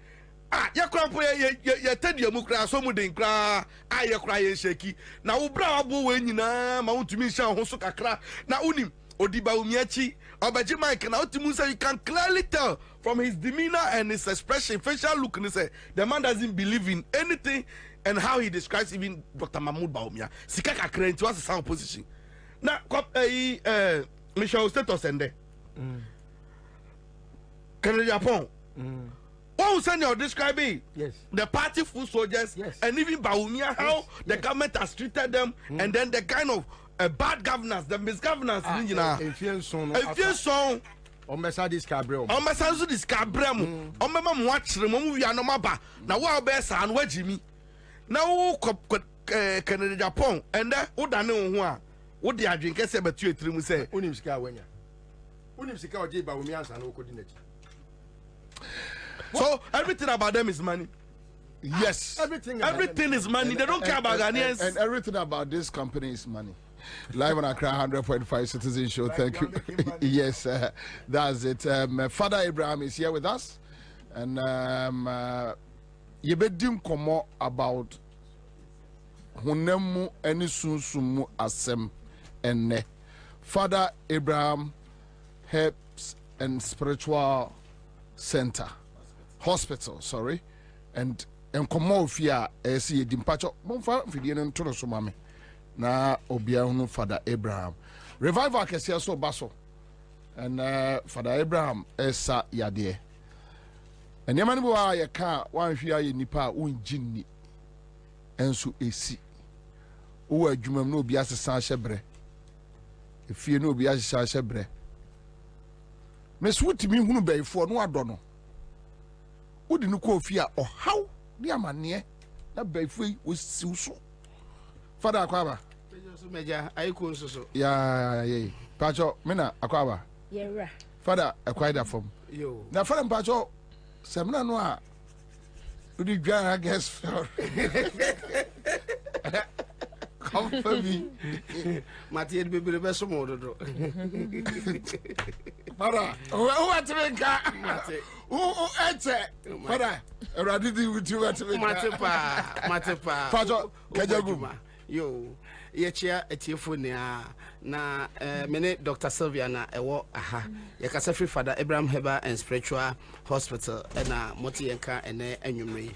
When Yanko come home be na utiemia na etieni yi utietieni fa pen fa paper na tieni yi ahade edura eduru ene ye kire waduru na wasa ho yade ama ho ato na mo make sure say eduru na me kire no doctor approve o doctor agia tum say yade we ene haw eduru bia doctor confirm eduru bia beti say me kire social media so afidie so TV so bia wote menka bia so make sure say eduro na ono no wonfa bibiduro bi nkoka ho biem ana wonfa brofo duro nkoka ho biem okay abusua tie ne ye pa eduro no enfa bibia enka ho biem afi ene eduro amede ba be somo no se eduro no obia tibe no gise obia wonyam ɛna ɛnka ho okay sɛdeɛ bi a yɛsi kwan so a yɛntwintwa anan mu okay aha obi a ɔnye mo pɛ ɛna saa nipa ko no ɔnka saa aduro no ho eti yɛkasa fi Father Abraham Herbal and Spiritual Hospital but mebo Father before bɛkɔ no mepɛ sɛ wodi kan fa wo nama to dwa okay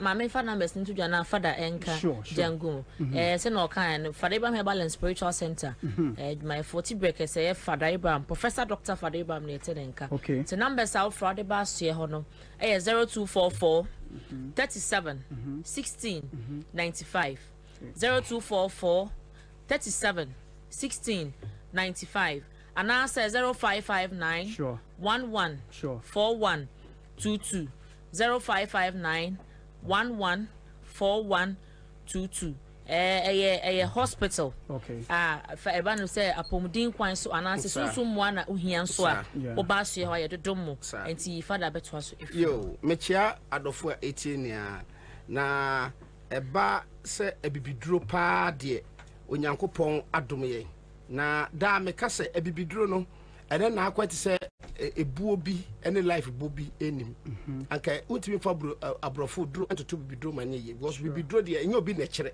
obo ade na kire enti tete wo no yesi maame we osa pompo yade a aha nakado Ghana Limited ye wakaswa Jestap Hospital ye adwuma ye di ye insase ho adwuma na ye di ye sansi dan ye sanso ye surveying me kire insase so nkrata ye sanso di mfidie high we ye surveyor all around na ope bi dia ye adwuma oba ye benye bi ama ye wansase wo me ya bebre ye obi wadanchira ye obi wa wutu breku ye obi wa chuchu ye obi wa akuti opese ni nakado Ghana kasa free wa human so 0536 94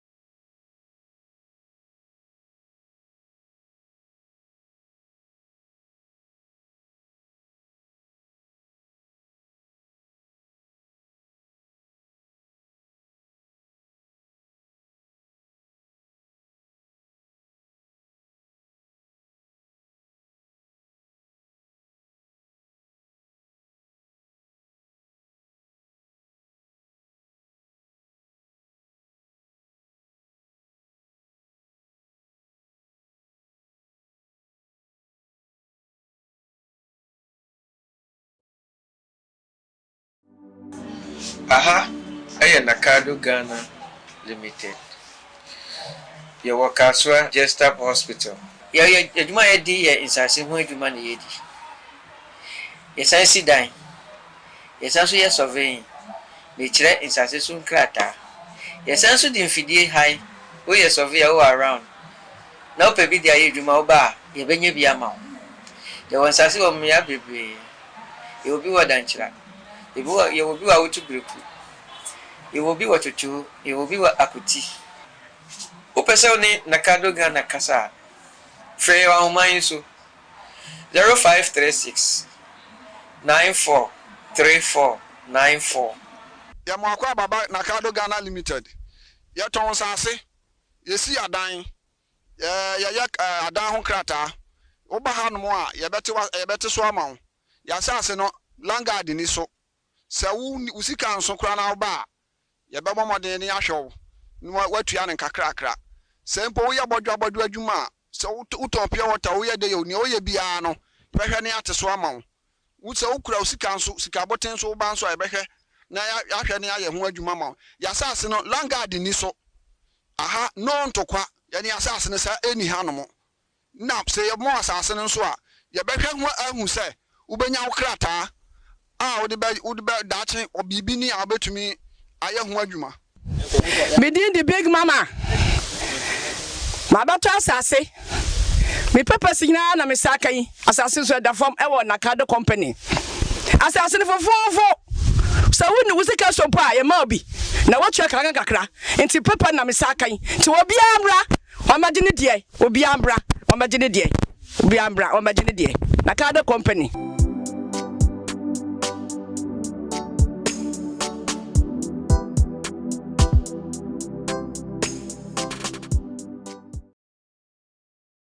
Kwakuba kono kola baako Jimmy bi yese o mo frɛ no say Obama o say hwan Sam Jimmy boy bi o say oni Baumia Jimmy team no Baumia make up vice president Baumia Jimmy team no ya o mo di na chi na komia ne nkrofo no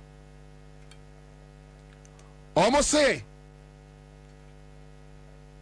Dr. Mary Awusi Abaha Abekase Baumia so and that you see that thing inti omon tiase the diatem adenti ena yese ye kasa asem no ha Ghana ni bia otie me wo office kamu baabi a wo tie bia me bebo eye suhum MCE enra program right enra oh yeah sure enra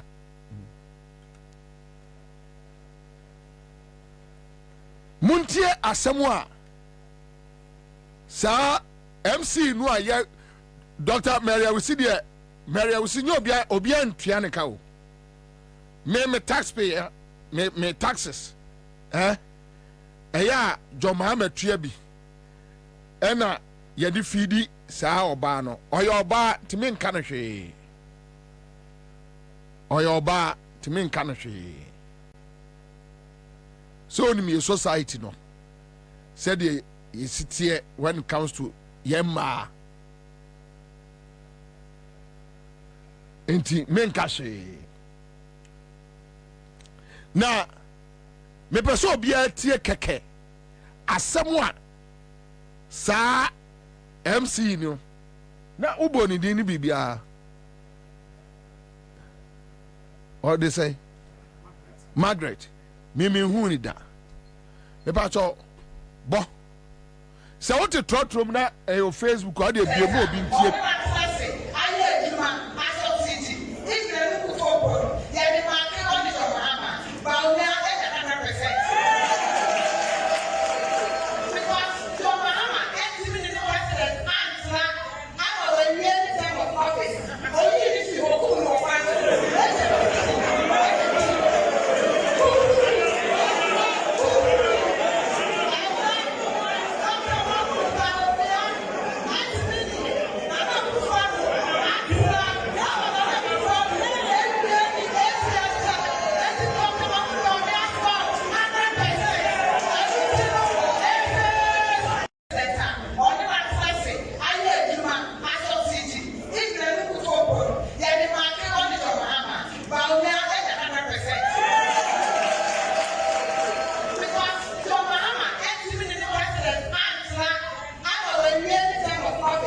normal and some campaign. Obi Ankaswe. Sagawe, Suhuma MC, no, Sagawe. Essay. John Mahament, me and share at Tamil so. I'm an 8 years. And a Okum no Wakwem. Also, Bianca Vibia, also, and this will Bianca, also Bianfino, and Obiasun Fino. And that mean wasted time, but me de kai. Kwakubako ankwala Jimmy Fuono, ene baumia Jimmy Fuono. Samia mi nyaba Jennifer Quinn etiemia. Mi wia me the best sendi Jennifer Quinn. Because yeah, you complain on your say no, we don't complain. Because we understand politics. When I am musu.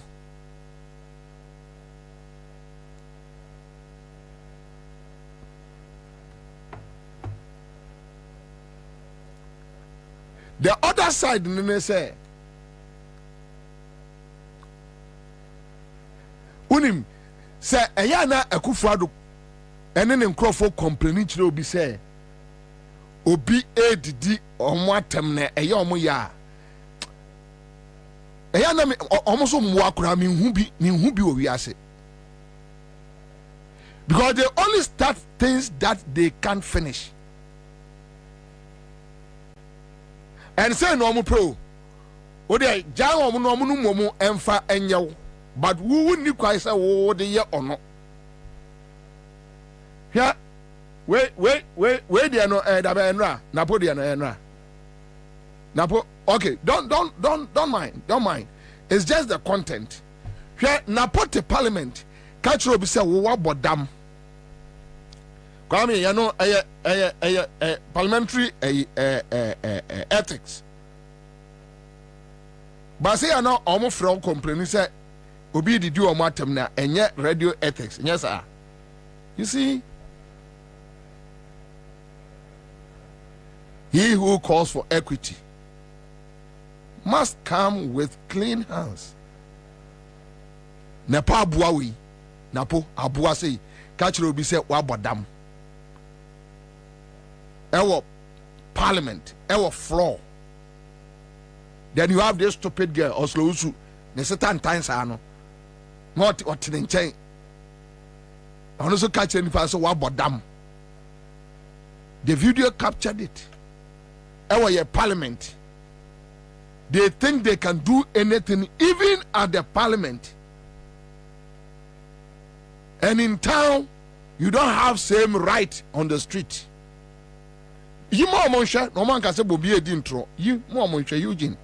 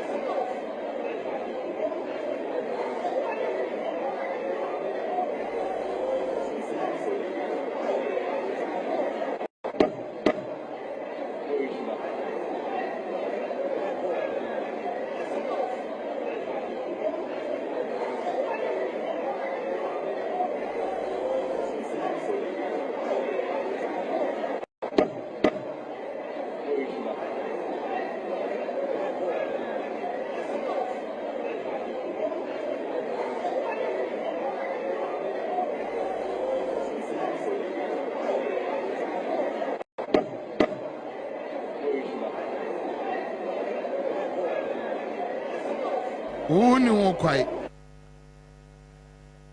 Yeah, omu betua ye de ompe bia. Wo de uni ho kwai.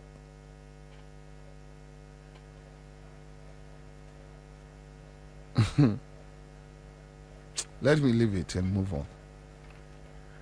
Mama Chaso. Me baba yi documentary bi a kire mo. Na documentary no Many team ya Kufuor documentary. How criminal, wicked. He put it together. A nice documentary. Yes, he who calls for equity must come with clean hands. They complain over insults, but anytime they get the opportunity,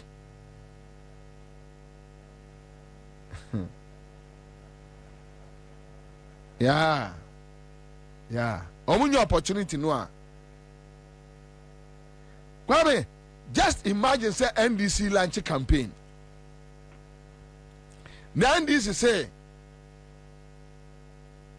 Baumia akum Kwabena buadu. En Kwabena buadu maame de ni wo ashe Baumia. Se Baumia ni Kwabena buadu funu e die for 20 minutes. True or false? Mena meka. Baumia need a funu e die for 20 minutes. Kissing somebody's corpse for 20 minutes. Samuel Oku was there, Akomia was there, Samuel Oku ne kopam nipa ni free ho. Ena omloke prono, and Baumia slept with a corpse, a funu, for 20 minutes. Opa NDC lanche campaign mobim ko bie na no enkas sa. Even you know the boy no amaame o wote ase omuye. Obeka ye no so Samuel Oku meka ase no oni ho. Anthony Kabo meka ase no oni ho. Akomia no meka omo bo omo din nyina ate ase. Omo okrom ha. Maria fane se eyewu nti. Sabe ewu ye mfansre. MC Mwa got the opportunity yesterday. Saturday the okafa your mama. Aha. When you give them the same dose, they start running around.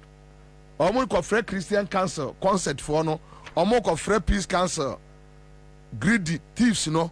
Omo kofre agro. Omo kofre watu eni ayire. Maame no watu na ni achi free na ni bepem na so achi kromfo no. Ayi cathedral kromfo no. Omo kofre omo mekasa.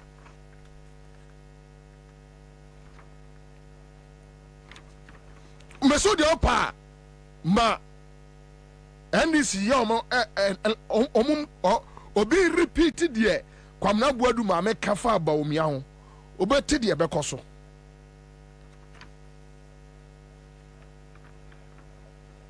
But the entire man Musa. Now who do you blame? You blame the NDC. Because me there, me Kwabena say me a party chairman. Na me hunu say na mbese mo ye mo campaign. Ye be say me message that my boys are launching insult campaign team. Insults campaign team. Me in this national chairman. Yeah, launching insults campaign team. Insults campaign team. Me here Accra FM, me here Peace FM, me here Adom FM, and the social media way. Ni here YouTube TV. Hey, mo betin sam, mo beti correct. Some me and this national chairman. Insult campaign team. You have launched the 6th March Independence Day. We are doing Crowding. Emmanuelsia, a memensia, a swear for doom. A bomb was show matare. Monka Mamonka asembia adape twankwa shawfra no pa kopma nwumre ya peti mo no aduane omo twa mo anu ma bo break 10 no ma bedidi 1 no ma ba lunch enwumre dinner aise sapawo e de ko anajo mo ko da ya sensena nka ammomadi na ochu bi on be ko hospital check up. Yes, insults campaign team. Mo penon to kwaso yate eye fighters campaign team. Omno omukon to kwankwa. Because Crofo no onu omo ye campaign em say sa no mote ase. Hwe hwɛ asɛm a MC ogyina wɔka waka na bi before go ɔbɔ ɔmo nsɛm o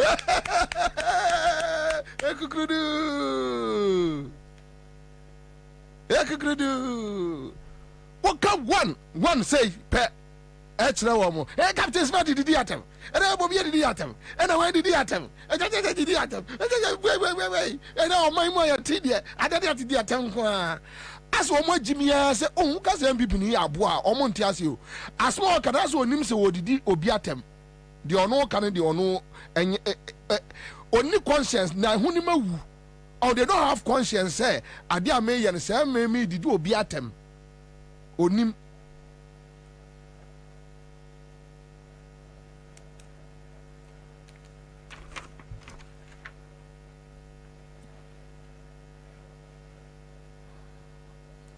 Bachelor documentary ye ka on say ye ka nkrofo a on say dem am ka say Kwame eye nkrofo bi na trans na omo package eye ekufuado yeah for their personal interest. Share documentary be just be 2-3 minutes. Share documentary just 2-3 minutes. We are make us be actual. Make us be actual. We are where ne din me hwe ne busa ho questions. Mesro so bi benwa mane hwe bi. Wo de mane hwe documentary ni bi. Me be ka asem bi a kire wo.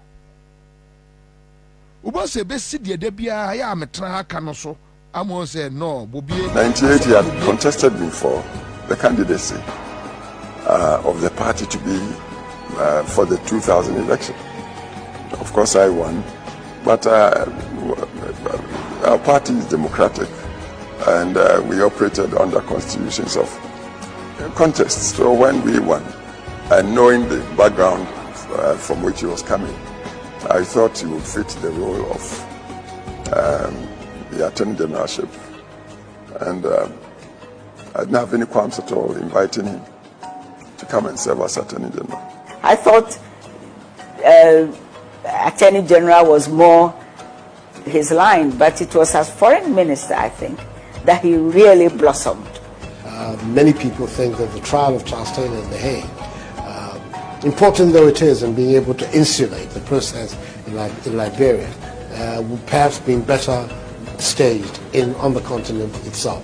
And in future, we hope that we can develop institutions ourselves that would enable free, fair, effective trials.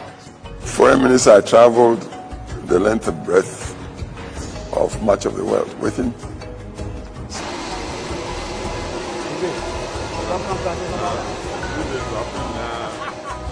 So we got talking a lot during the many travels we had. You know, I always felt right at home with him. And I think my trust or confidence in him was because of this very long background I had had with the many members of his great family. From his political activism in his youthful days in the late 1970s as General Secretary of the People's Movement for Freedom and Justice, or PMFJ, which insisted on a democratic Ghana through the establishment of his law firm, to his human rights activism days defending the politically oppressed, Nana Akufo-Addo has shown to be a tenacious servant leader and a family man. I can say boldly that among his generations, he was one of the best. We did a case in the court, and the late Nelson Kofi sent him a written recommendation, and he said he's the chief of the old bloc. It shows how that generation respected him.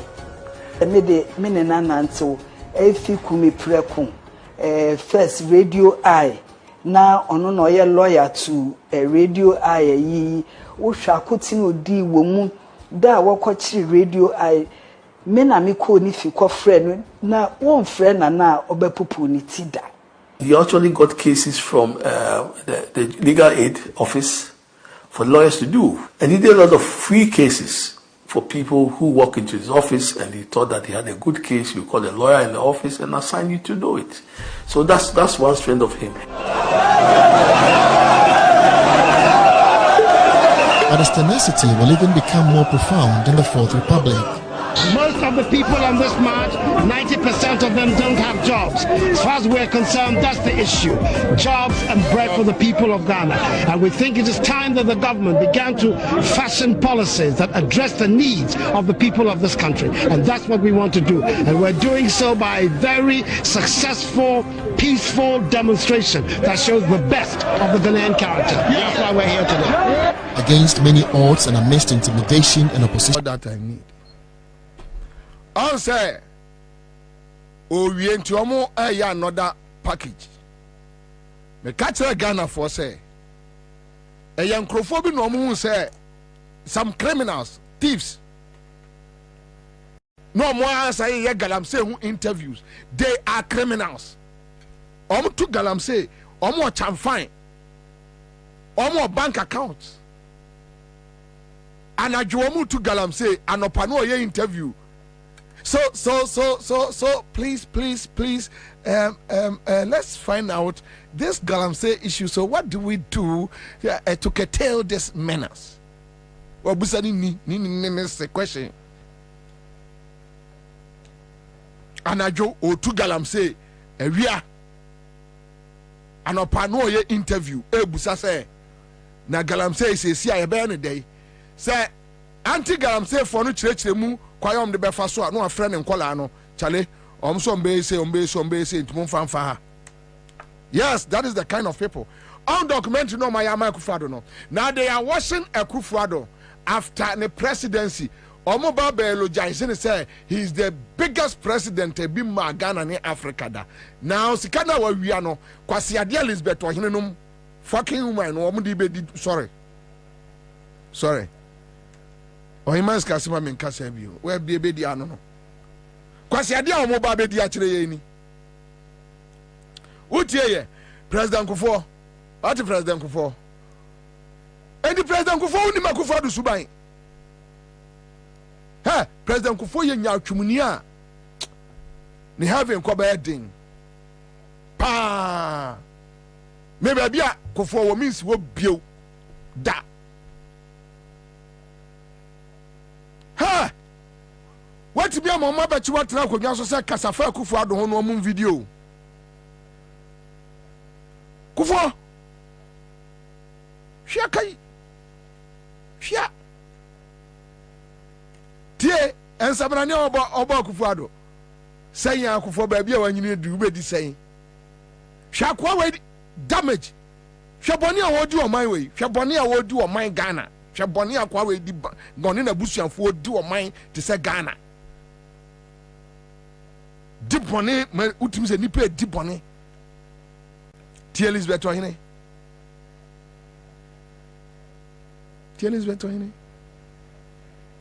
wo akoso Newman mame panimu hwankwase akeka woti akonwa so awoka oka radio I7 say Rollins time ya chi radio I Akufo-Addo na wo kada asem no say sa time on akokoma radio I no oba no atoto radio stations mu over 300 and Akufo-Addo who was studio na ayi anya we dey na nya ayi fo militants o state security na omamba to ahye oso who was studio ya ti media fokotum know how yet me ka say Rebecca see me fra umra de ne ko aka yiri mu no ya na ya na dwene say ne so ba bi ni asantima mu no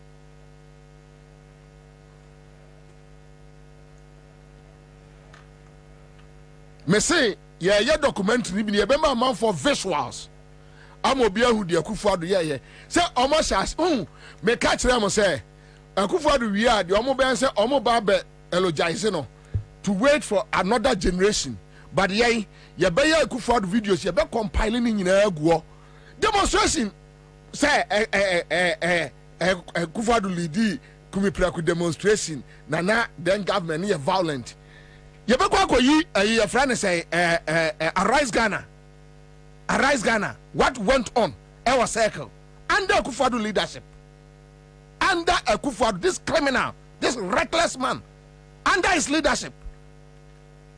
What was your new man? What you can also come was yasem.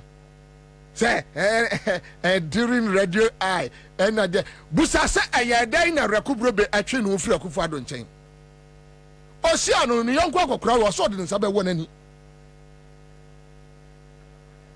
This is a criminal. A ya otimi a year no to say Ojain, but now Pataku and a Senimu tricky the whole system. Today, for MPP from 2410 general, Ubu say Obia say or tricky. Yes, Kwame, true or false. Odi MPP nimu ufri you have been talking to most of the people. Friend people penny bia general was no Kwame tricky. Ni enim se sa no tie. Even with the current situation, Akosua Newman, Lisbeth Ohene, Aleskwenu, Aleskwenu, and Nyama Akoso, President Otiako Nyaswa, Supreme Court, on 3 occasions, are finding the decisions as unlawful.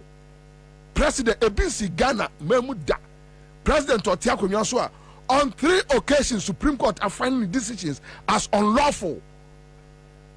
Now, who Alex Queen would you can quasi asem? Oko Shesko must spending or documentary we who I am no taxpayers' money na or more di and or more to one woman can quasi asem. President Otimi Kofesika requested sika from Central Bank of Ghana without parliamentary approval. Ebisi Ghana bako se mu da ye hu bi da ya nti bi da Akufo Addo aye na Alex Kwenu se kwayo se Kwenu no gina oto kan kwase asem now no na nakora Dubai ya se de ebedi anie se de mana ni ji Akufo Addo ho pa so hu no se ababa ya te sei se ababa ya te sei no e na wa ye de na e ye ode ababa to say ye na ye ode obi say wo man o destroy wo man no wa fro gbibidi kame ho asem papa no age na wudi na woka knowing say asem a woka no ente saa bonini say wo man wa say education structures wa say ye nyuma wa gu nyuma hwe na no mrante on betra ha 7 years ni what me age eye mrante wa Eastern region for what jomu seba djuma dia Malebanese omon printing books omon printing empowerment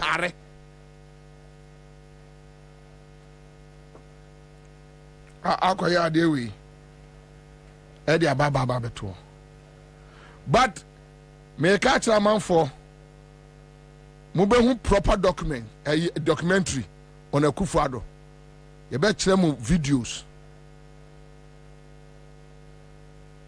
me ya chi mi ni nyina hu videos e wo ho omo ba be attack me ofie e hu videos wo ho ayi ye friend say Mensa Thompson videos e wo ho Mugabe no videos e wo ho ayi ye friend say we Ohineba kura de voice le na nya onu o enya onu a yes still they insisted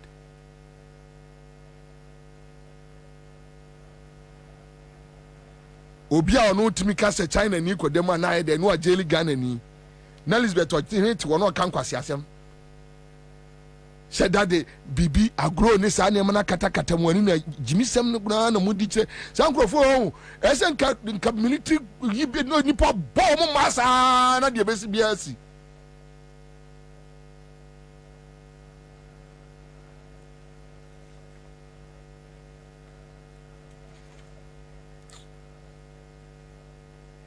man friends here.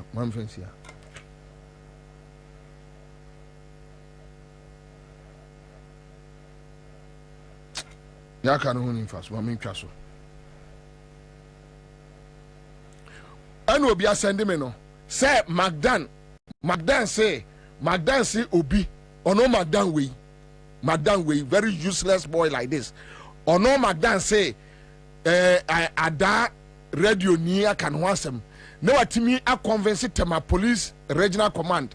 Now so because wasama defamation anya suit anya court na akọ usu obi aka ho asema kokọ to yi under Akufo-Addo criminal libel law is working under Akufo-Addo we koso na mu yi sa at the time we at the time na tema police commander tibia kwachi journalist no adna kotum for almost 2 months so omo bu no so omo ma na duro na num yo tim wawu okroma ada journalist okroma onya adwuma crusading guide nti emfa omo onya adwuma daily dispatch nti emfa omo time rallies no chi wo no na ya ne de ya no ya against human rights. Today Akufo-Addo is behaving same foolishly, stupidly. Ya no nya against human rights, ya na against animal rights.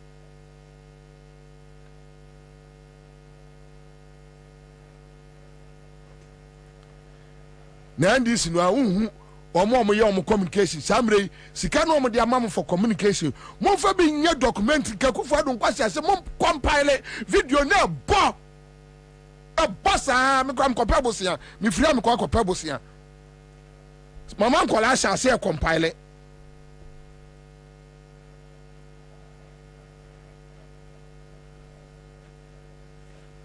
mudi bone saare mudi bone keke mu hunu nyansa se ya ne enua gan na ni nete na o kena bi meso me ba betena fienti ade we ma menye di bone keke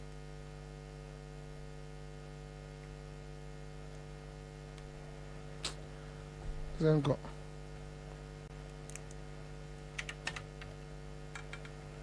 me obaku bo me toa so awan ha de beba nya me moso boy no wawu ada radio presenter wawu omo de ne tumu Akufo-Addo no de ne tumu ma owi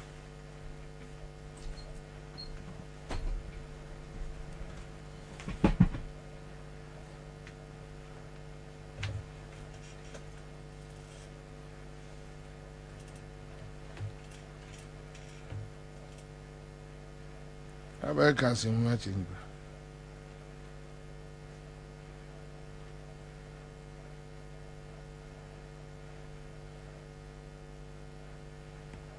We here ya.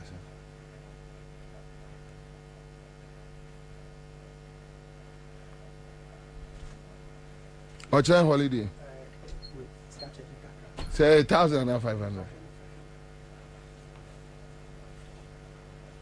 Pacho ocha holiday. Na so ubotom nya ebe ha adwene pa ocha holiday. Bottom nya ya na ha adwene. CMG skache de star 413 hash. Star 413 hash. Star 413 hash. Star 413 hash. And I'm a boni pabel 2,500, 500, 500, 5 million, 5 million, 5 million. Me tuagumne. Cause you're sorry I was ma. Chankwada ofie ya bia to aburo ne mo de agunsum tisi aso maami akoma wa wona ta atwe awe na me adoma ochina ye nua pani rexoma ye yi o maame memenda na yakopɛ ne krabe ye sra dom Mumra na yenko kanye nua Rexoma on. The legendary Rexoma.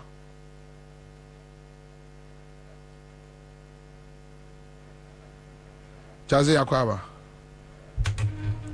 Kana manyozo. Moko de. Bibiansa sayo. Mekase bibiasa sa. Bibiansa sayo. Mekase bibiasa sa. Ai Elder Chasa Kwewia Asena na make us free bunabano, but and also say that Tibrukus near Bequasor. Eda Vivian Society. Vivian Society. Send it here. Send it here. We can just not complain. No. Oh. Couldn't say, ade sure kakra birthday boy but na mentia say usually days like this, special days in your life it to expect say you carry a somber mood but so sharp beret the birthday Obia di birthday boko birthday was a beret. It's a beret. Yeah, I'm tempted to think say enya better. The years I open fire service, I tenders didn't not. Oh my boss by. Anyway, Nana happy sharper, happy birthday. The coupon goes to Ansah na. I want to Sungu Akumano so. Ghana there say why now butra bit mania pressure no we waja omo why is it new class since me checking me the baby and nam new class we waja off the journalist with some full sa we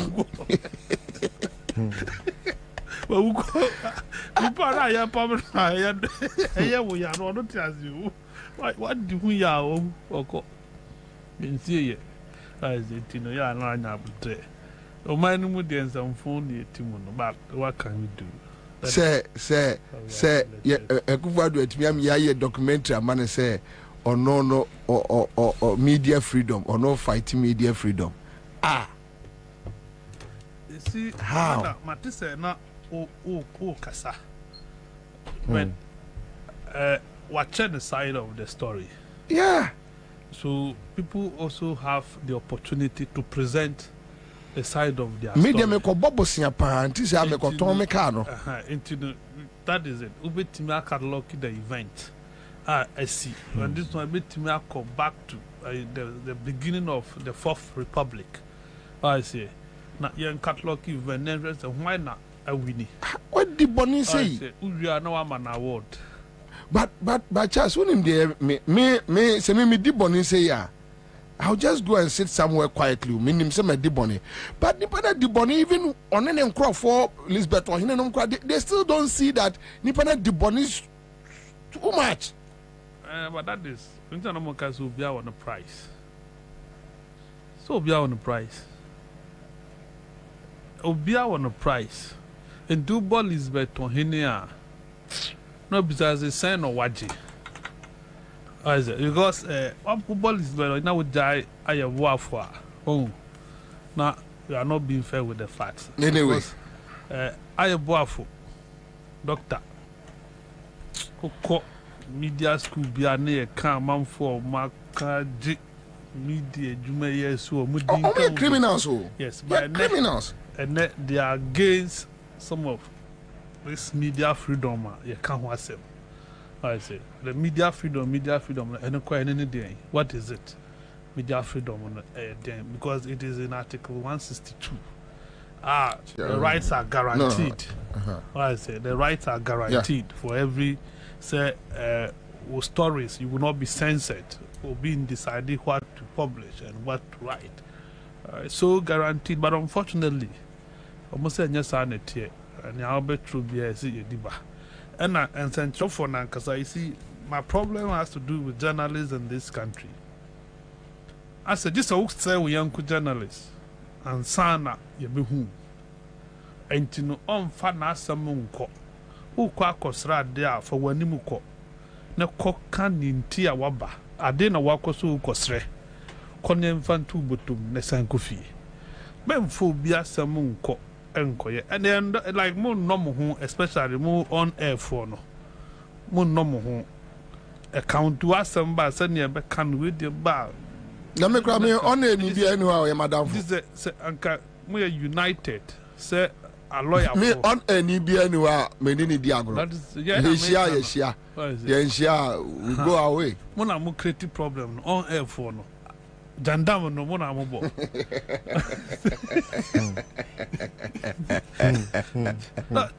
That is the issue. To where Canadian no be canta, but this are fat lawyer for yes. Wait me upon myself, NDC lawyer, MPP lawyer, or make a court the argument or movie they still see themselves. When you so where you mate, when you see but a bands and dread room with their debit, it's a walk say will be did you with him and then in there.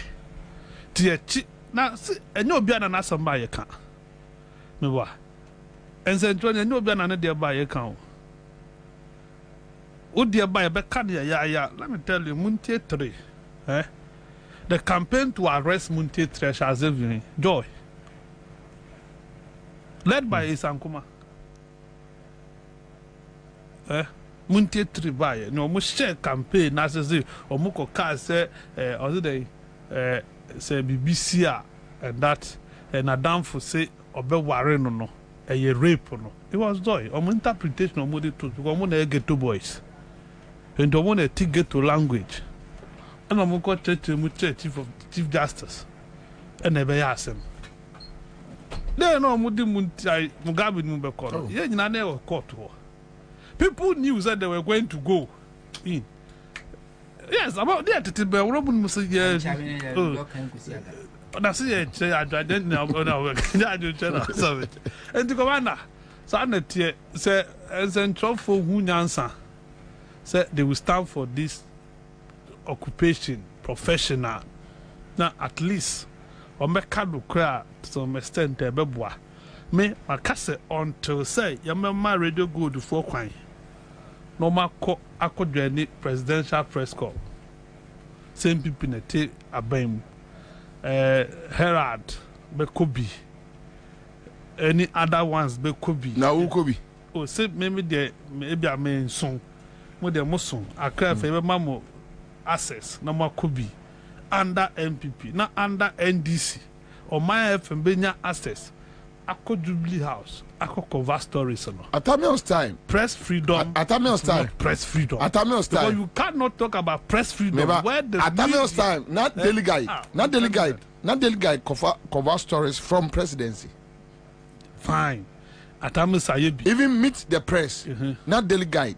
Aquarium friends Boadu Bibi Tachi Boadu Chastity Boadu. Yes, no, yeah. That is started assessing a no, started assessing Tram NDC year Congress, or more year MPP press, so called MPP press should be able to go and but you see, NDC, but you see, but you see, that is my problem. With this thing, you cannot preach press freedom. I mean, media too. But the press has no freedom. Akufo-Addo, me, now me expect so much from him. Yeah. What do I say? Yeah. Assuming NDC will not do it. In fact, Adiaba Akufo-Addo Gina so a man Ghana for Gini D the fight. Fight against press tyranny. Say, your sense and force. Those days, rather, it was how he was sold to Ghanaians. Because in all instances, Bobie and the high, in the case of Radio I, and obey also a push the repeal and this. Your kind of fine because it's another year human rights lawyer par excellence that you be a new view. Alpha and Omega. And Nanadu as flag bearer of MPP and in the see when MPP mun see. Now say that Cabre Nanadu tin one you if you. Oh, you're criminal.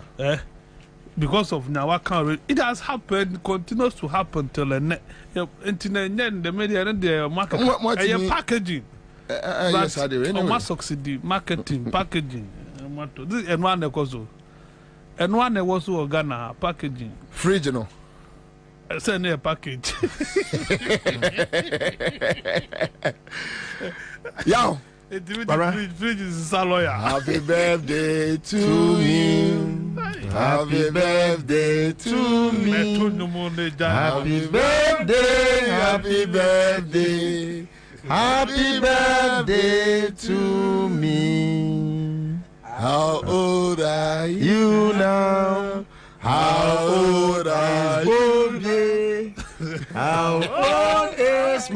McCarthy.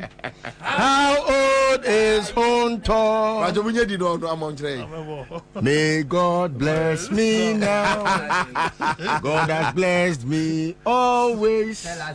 God has blessed me always. God has blessed me always. Hip, hip, hip. Hooray. What's it? Hip, hip, hip. Hooray. Bara, yo, I appreciate God today. And thank him from within my heart. Ghana for moment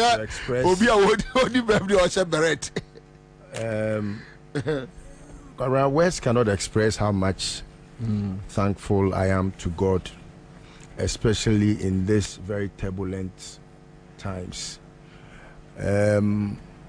Kwabena ene oledi frame anopa. In fact, ahomache na okache mi se eba Nyankopon nim senti a me wo na se me wo ba na ebe se manu me ho de obo empire se Nyankopon emane nsa anwu biem even oya brewa mpo se nko wo ba biem na otesemia kanani beje. And it expressed a lot to me. I said, "Na oledini mi dia grow of so, but na or cancer papa." After the conversation, na oledini me have we no. Kwaku also the bit also. Na I said, "Na enkomo money mi di no eye." I say dia grow, but after I reflected on enkomo no. Kwabena, I think say miano ebi ana menim ne me ya oledi atwema adwen si ne mabi so ti danyame ase da ehu ase se wan fanya nsan kameme na osu amisun ye ne amania me ko mu ne bibia mu no na si nyum de no wayi mafri mu nti medanyame ase papa se owudini akufuado eye mampani wabopo ahodo na no wosoma dampare so o mekumie memo sa anwe ma dabi ma menka se kakransa okay wosoma dampare se o mekumi wokuma ase na ya be hwi me ka no birthday crash to every me nsem di tio gina me so na police wa Ghana ha Mike now say today being your birthday, at least just lower the fire and let's have fun. No, but the birthday is being celebrated with a fire in me. It is how I should thank God. So I disagree. Osoma omo so omumekumi dampare udini no so omumekumi na onye meka Yankopon di mi ho afofie na me da so wo enkwan wo techere mada abodwe mu yi aseda nam di manyame Kwabena aseda piesi am di manyame e aseda se de atamfu susu fa ye hu ni nyina no Kwabena ene nyame achame nkwa na ode afiba akwasa kamimfie hu a mede ni nyina be ya aseda na ma srene se papa enkwa odi amami I will never take it for granted, and me make sure so say every breath in me biano will work to help build Mother Ghana. Na se omani ye yempo na ye wuachi ye trotro my history na se sebi ye boss a list o na pokubi baaye bene awudifo akufo ado ne abayifo akabrechre honhomo a ene oman ni di asie na be kan ya papa na che se nkwan wan fa nche keke enunti mami ahonde ni bi nka ho na mami yokudro honhom edimaye nka ma ho na Kwabena ma no enya nwuye die mo mami sumi nka bi na me nsre nyame se omoa me na ensem na se bi edi adencheche wo man mu no ye nyina etimi nka bi ne yam ere na aka cheonia de me kan se sesi a etie de hia ayen kwantenten ene ahoden amen na mebo baje sere rade se wonyina listo awodai so na nakoma so ade a wo hwehwe se nsakraye beba Ghana na ye papa no mmerwafo no kwakrafo ma bre omomo jani akwa ahomegiem no mdo musika kosie na nso so ene omo yade mpo munya bi nto aduro no momo ko ansie do omreko momre nso ye no sansakraye ne mra na omo ninje na se de liso ede ne kwa to aba afode ama ne man no misre twede amponyankopon se de ode ne nsambe so bia anye nhira amen won nhira ne nhira na sefo nyina amen esanse rade asema me ate asese se rade hira obi a wo hira no ma ne ka ne fiefuo na diferi ne fibam na yemwa ne mfudie nyina ye nhira na onipa bonefo bi a wosum fidie de wahyehe bia soso no erade man ko na so amen wana wotuo wa mena no yebeka wo mo ankasa agumu amen wana ohyehe mpatuo akwanhia esan ene abanmane no ebebo mo ankasa kunkomu aso amen happy birthday. Thank you my brother. Say yakase yaka ebedos. Maria Adam says thank you Bobie for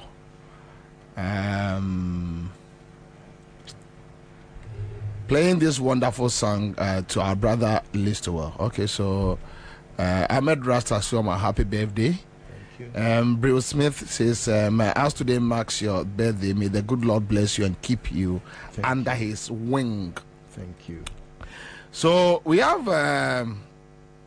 Paul Armenia Glow says, happy birthday to Mr. Electoral. May the Lord bless you and keep you and bless your family. Amen. All right, so this one is coming from Inusa. Felix Yabua, he means says champion Electoral, red beret birthday, and they red beret birthday. Okay, so Inusa says happy birthday to my big brother Electoral. We have Kwabena, acidity hafu achinso Kwabena. Extend my birthday wishes to my most senior Electoral. All right, so we have Suleiman Abbas, Red One, Mikey says happy birthday to you and amen. Hannah Tete says pastor of the Taranga Lions, Samuel Hunter. Kojofi Agbe says happy birthday. Suleiman Abbas, Red One says happy birthday. I'm a princess. Good evening, Bobie. God bless you and your panel members. Happy birthday to Electoral. We wish him well. All right, this is an fans. In fact, as at 3 a.m. now my phone was inundated with thousands of messages, calls and other. Yeah, I've about 14 different platforms. Me and Kasanebia, me part. Yeah, I don't know. Your friend's administrator on. Yeah, I haven't been able to answer most of the text messages. People should understand. Say I'm human. Yeah. I cannot work like an AI, app that. But I really appreciate the love. I'm in Beret because I have a story to share, and perhaps I'll share it before we go beyond the way. No, Kwabena, what you say? I said to me on the 28th. No, my findings, my investigation findings. I'm a man who yes.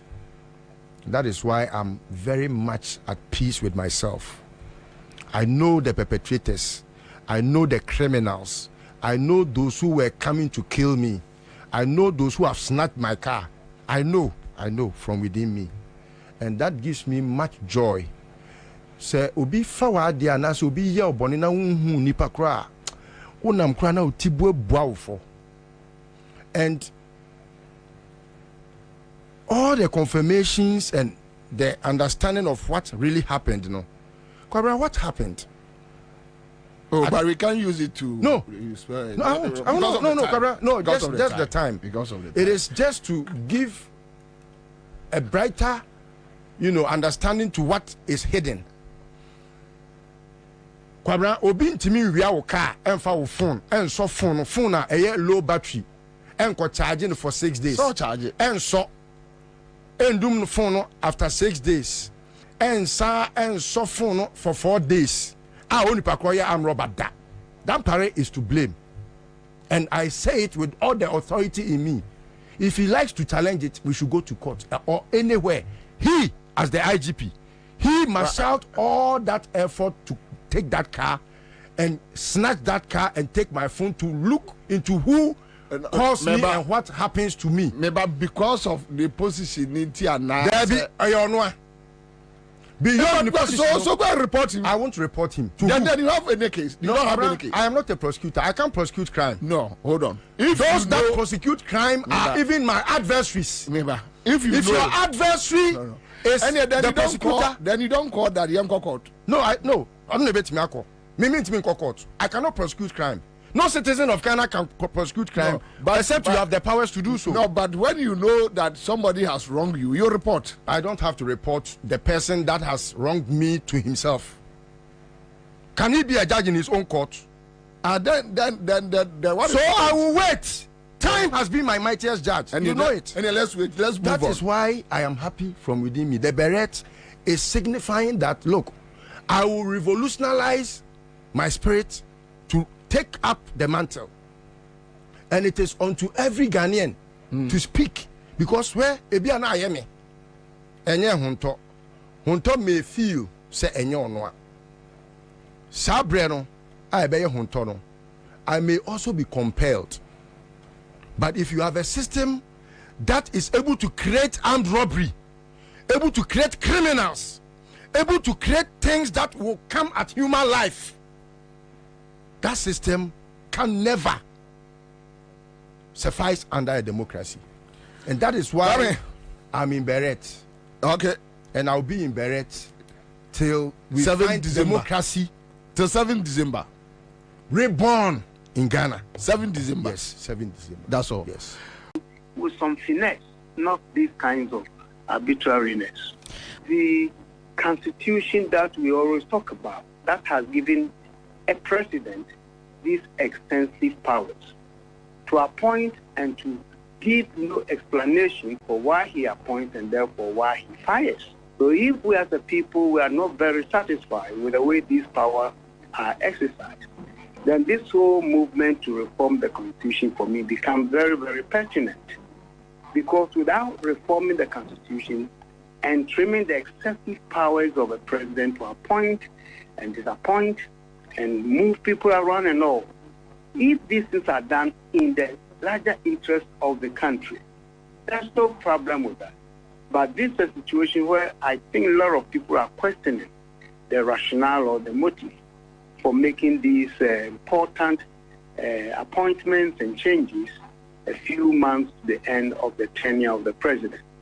So for me, the critical question is whether we should continue with the constitution that gives the all right. So Charles, my starting few so Professor Bendia and run it is ye Senate boss and the Osafma banner besho. But when you read the word and the tonation, people are just worried with the tonation of the letter. When you read it, it's like I say but then I heard Professor Bafo Ajmendia claiming that even the board, Senate board, they were not aware of the changes. So it's like President that story, say Nirini Tunifu, say Jankumau, say Edwino, say Hwayo, say Slowsu. He decided to do whatever on one of first Beman Huatono. And Utie, your senior, Professor Ajmendia. Commander, my men that's not in chatty for Narevo. Now, men can say we are straightforward. Constitution is Anamayano. Senior president to pay a noye to on one a constituting board. and you know to me say obesisa board no when you not count na man for say yen say your constitution no because constitution na you kra no enya papa no bi anso adie to say constitution no enya papa because all the flag bearers are omayi omanim nanada John Dramani Mahama or see obey changes the constitution no ba omiaka Akufo-Addo nanke on the matter of the constitution, but almost every potential president adhere to say your document in your commander. But when you're the first time, you know, I'm surprised we won't be you. If you have the presidency writing to tell Parliament to desist and insist from forwarding idea or more transfer passing unanimously are both minority majority adhere to now president in say transmitting it to us now who is Senate board, because in the scheme of things Parliament is it is on the same level as the executive. What I say, because the separation of powers no my TSSU your battery arms of government now they operate separately and independently. They are of equal importance. But omumponu and senti be there to actually letter come on I instruct them not to do what they are supposed to do under the laws of this country. Now who can board now president are constituting that one they say normal on one so he will talk to them the way he want to talk to them. But to say board, is it the first time? This is not the first time. You can't board that me say Akufo-Addo. And then foot for like Asante Bede Tonuma. This is the situation you will get. Because omu ni afutu bi omu di bemano. And what they think do in a no meye. I say a man for a share document be a confirm ajapade book no. Yeah. Benin say who sa book ni bia. Oh, ajapade ni so yeah. This is be a portion be na. Yeah, there's a portion be directly making reference to that has to do with making reference to that Senate changes we.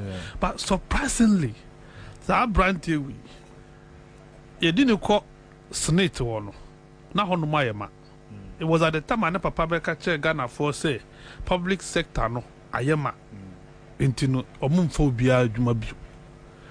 Position the man no na eni ho. That position didn't exist as Senate. But you could create and you did no share honor. Onumbom are rising beyond the people no more honor. Ni okoto wo mo no. Wakopa mu nyina ho. Ene wa pay CEO and I'm managing director of Senate. You see, we have not been fair and we are not fair. Penyibi, not a wife, a year more Senate. If things were to be done normally, Uncle Sir, I think we didn't patch it. But they sidestep them. You move you need for headquarters to go to baby. I don't have his permission, so I will not mention the name. And I know some of you are aware what I'm talking about. What I say? When you no, you see, this is not governor. Sometimes we try to say, okay, now Rollins Dina so did you cool no, a BC na. And the soldier phone ye nibi, and now me man ye nibi. And then Chelsea, well, the security heads are chopping the money with Akufo-Addo. You see, so they are okay. Sub-Saharan Africa na design coup na revolution na military takeovers but be military taking over biano it has to do with some of these things. What I say, this should be warnings to you. Say I didn't say why must it be only you? When you rub it in the face of the people, Commander, this is what you get. And especially when people feel say omuwo omo 10 years I have my second term. I've been voted for. obetima ye ni obeye bia waze ufa Burkina Faso ye nya papa anse ne omo Mali we are not better than them Niger ye nse ne omo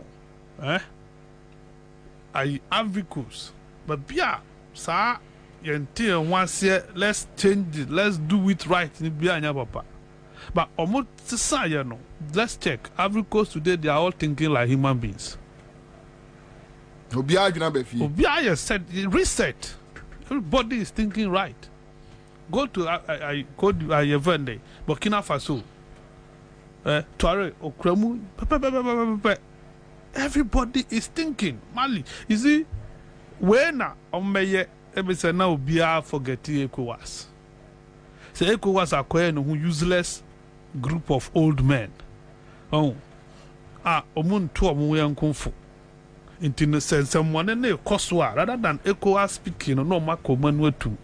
They only wait until as a Monisia, and Sana ECOWAS best story.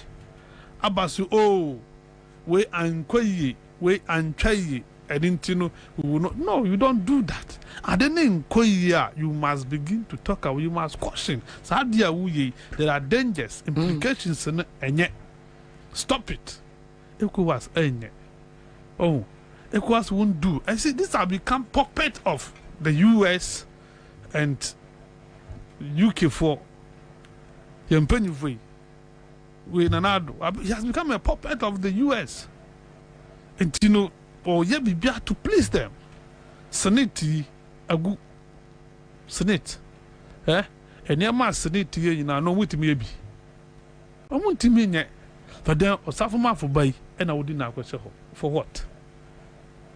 I do not answer a question or not. Nantia say we don't. How is it? 4 years?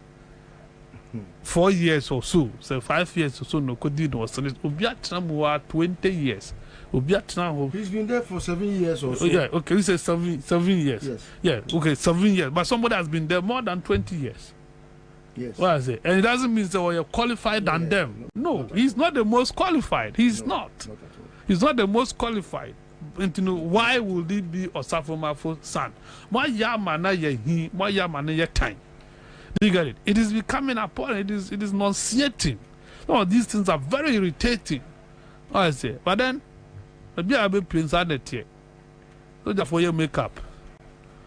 I say. Therefore your makeup be a photo shoot. So they are not doing their thing well. Where to see then a tier now military rule na ni woman. Difference in here was civilian president. I say, and a military no protect you almost subject here into tyranny. That is all. Because they are using the military, they are using the state apparatus to do whatever they are doing to us. And to share the scheme, you load the Supreme Court, you load the High Court, then the appeals court or court of appeal is loaded with party fanatics. So your grip on power is cemented. So what I say, that's the thing. And this will be a bar, a boy home by way, would the court be a new would require be a boy. I hear your person. No court would require a better time somewhere didn't tell me and send a court never decided on the case. Because that has been the modus operandi of this Chief Justice. So would they are summoned the bar rather than say obey faster case or no, or be bought to hope. No, so I call Easter back.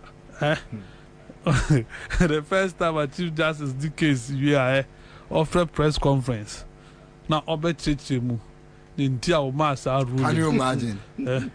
First time in the history of this country. Just a Chief Justice, the whole Chief Justice, friends and trust for Momra. Now men Chechemu the entire dear some will say a being see that, but it will happen. That you are only seeing strange things. As there. And you're hardly so need to be hard by your mother, whatever they want to do. That is what Ghanaians elected. Because some of us, we told them before 2016 election, say we have known Akufo-Addo. He's behaving opposite the things are working. So you need to say, Ombeye Papa as president. The can you no mubo ya nugu ya almost say ne mu ade. E ya nkoda ye mu ade. And you na fitenya to bogu park and so. At least so Ghanaians won't carry not their listener, but this time they should be bringing our stones to us. I say. All right. So Nyamukayan and Nabamuno. But when I say Munkitwa, I can say anyway, so Samuel Kweku Tata says, check the Japanese document. I think it's being overflowed. Kwabena McCarthy, this is a hybrid. This one is coming from Kwesen Chibuesiako. Bright Tibu says ECOWAS is just President's Club. That's all. All right. Another tester here says Hannah Texas says when the country is being governed by lawless lawyer, everything is done haphazardly. So I'm not surprised. All right. So this one is coming from Hannah Tete. Danny Timmons says point of law. Here is your stone. All right. Listen. So Senate matters arising. Sika Chedia. Hello. Hello. Alpha. Hello. Alpha. Alpha. Adam. Abom. Me ba cho who you need say? Who you need say? 500. Wow. I don't know first time. The second time you. Oh, second time ni. Oh, when you watch holiday ne abeso. CM Jessica Chedie Koswa ne entra. Why? Okay. Yeah. All right, that's it. Star 413 hash. Star 413 hash. CM Jessica Chedie. Oba bema process no na de woko. Me say holidays yi didi. Didi. Emame didi. Emame. Obi abedi di peche. Yeah, so snitch and matters arising, and you heard your senior Bafo. Kora, my main chat for Bium na main chairman and my bedrafo. I mean more about Susani de Bia me no. Yeah, Bansuna, you were very loud. Concern obisi me but I wouldn't bother to waste my time because I know that you are a very diabolic person. But it's good to have one of your kind as a brother too. At least every mama who say me mama ton kotia. Mama try baby I make. Kwabena ayi senator semna esino enyam nwanwa and the tonation of the letter, no, you can see it from the character trait of Kofi Asante Bedier too, who, has been very arrogant since birth, and he has always tried to be where he ought not to have ever belonged. Sometimes you see him and you see a caricature of a sort trying to belong where he ought not to ever belong. So I'm not surprised. Like I've always said, I don't expect a Kufuor to make sense ever. I mean, it is natural that new personalities in life would not maybe subscribe to old because they think abeful. But say we're free a certain world bimu and our bedroom baby I drew ya. And a son of my way be a wound TB that won't be done a beon. Me mehuni pa o ye jay and a mehuni pa or yahoma swo. Inti minim the two no bako or what it takes or what the wherewithal like or you're equipped or you're sophisticated and untino. Say onama with a certain finesse, you can tell. Say, oh, with the acquainted or you jail, are positive, because are you proud of the oil? Such people who are more, even the journey mukrano, which means say, or wadibu, or what traits are a like ability, nipa epe. But the oya hand time, only be it's in oya mayaka say, hey. Obi. And those are the people to say Kofi Asante Bedier you know. Or Chokra no krana he makes it look as if say or no de nabufuo as a krata nim Kofi me na ye na yafo wadwuma Kofi. And it happens when you have a family taking a country to ransom. what you say, one family, and their friends, a criminal syndicate or my form, you know, they always try to look for persons that can best do work and pay. And when it was referenced, say where Japadie document in because I saw that book Emmanuel Omudibu Mino. The third point I am say, Kwabra, me who be wo baby bebre, like McCarthy canon. It's true, say. Onim say omaye bi e wo GRA. Last time I can say that on authority, say. Public Service Commission, this lady ya omode na kotna GRA hono. Kwabra oni first degree kra, oni bi, enye so obi. Onko school, onko university bia, te se Kofi Asante be die tu onko university bia, ofane papa certificate, and odi ko New York University, e de be ye lawyer. Ubusa Kofi Asante be die tu say, show me your undergrad certificate, oni bi. Ni papa wie school, e wo Legon ha 1979. Ni papa certificate o and what they call New York University. At the age of 17, Kwabra sa time no, na wa boku or Prempeh College, we am ya pamono or ba akraka bleo. And also so vacation classes or ya control your friend is saying remedial. And then also so we omo pamono and na offer papa certificate. No, they call New York University. Kwabra, he was awarded because they were surprised as to how come a 17-year-old boy will be holding an LLB certificate. Omo baba actually omo hu so say obi aya bebo actually say Kofi Asante ono so ni papa ni din di Kofi Asante o. Kofi Asante certificate ya yampa say obi abewie school your friend Kofi Asante. Omo say an ofre he ni papa ene ni nyina the same name ni papa din di Kofi Asante. Onu so din di Kofi Asante. Anu no de tiwa so ye lawyer ni no. Sa ma me oti hoi oni unim ni position kura no hold wo your friend is saying GRA ho no. Support Service Division of the Ghana Revenue Authority. But why you watch? There be omu ba ye no de ne kwose ho.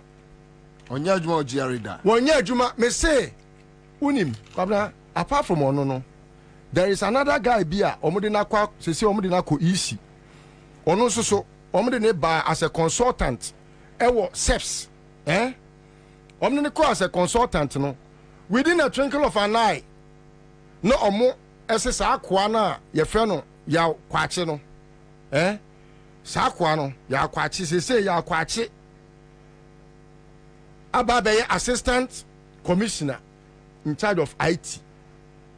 Yes, ono so ni di government payroll so Emma Auditor General's report 2021 etching say or the oman ka 537,200 and something. Ewa ni nyina wa is here. You have a criminal syndicate. If you have a president who is a criminal, Kofi Asante Bedie to his secretary a criminal, Gabia Saotidako a criminal, on crowd or ex-convict.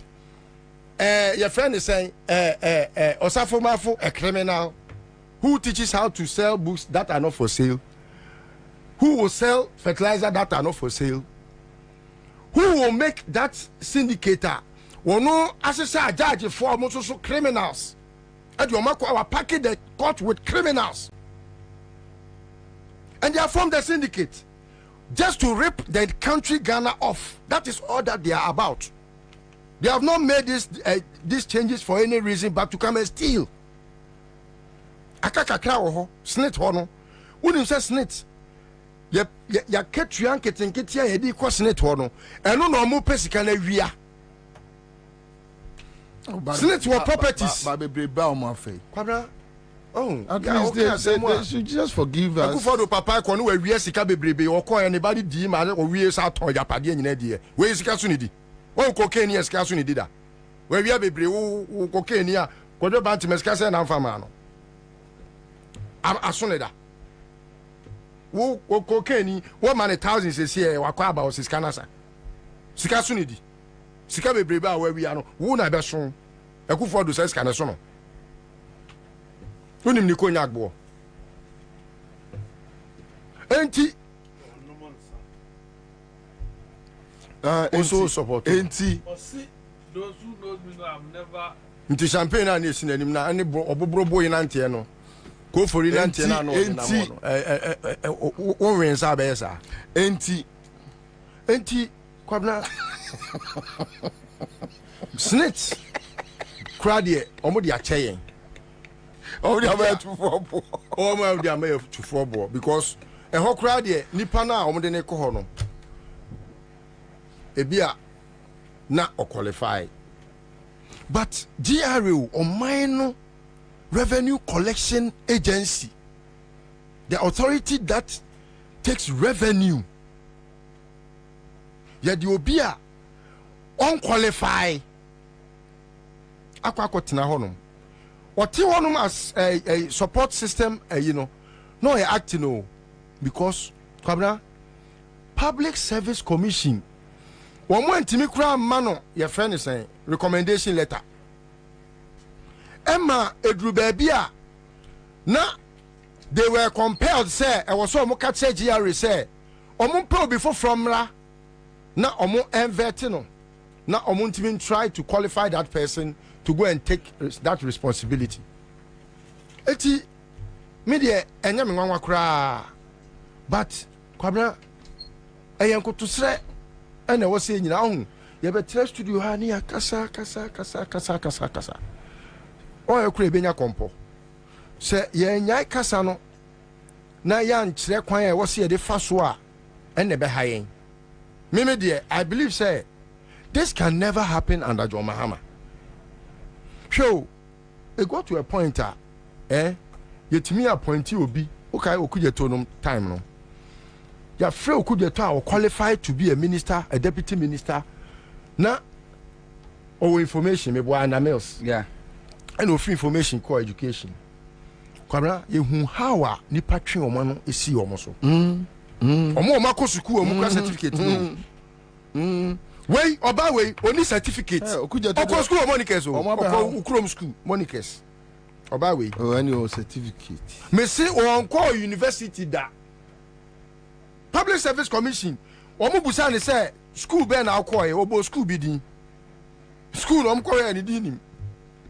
Are you sure? Yes. Only masters.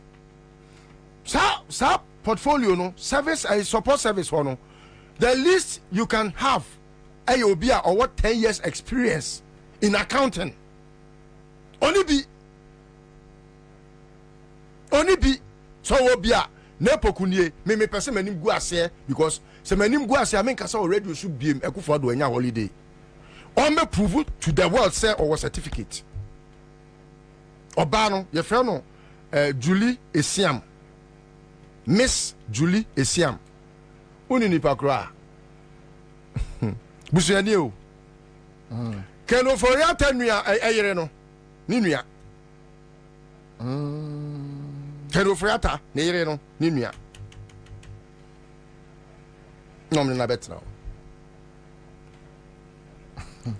Thank you. Anyway, happy birthday. Happy birthday. Thank you. Honda. Akra. Happy Monday. So for Honto. But ready a Japadia portion, mama. Mamentia a tea for near her for Ohima Messica. A way me chow 1 woman demolition army. Just Makati, I say. Yeah.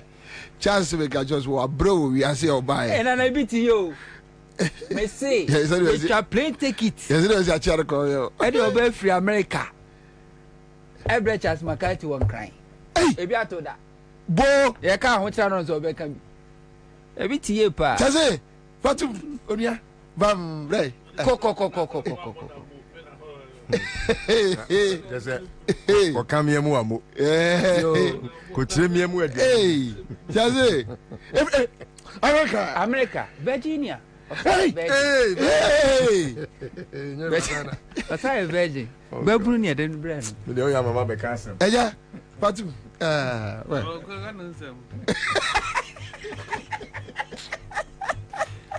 My mama is asking me a question, but question yes, me busa na ira.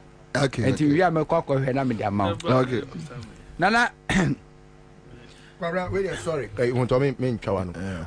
Obi ebusa very important question. Unim say omre ne kwotena ho no win say only certificate nti only appointment letter. Yeah, I've heard that one. They haven't given him her appointment letter.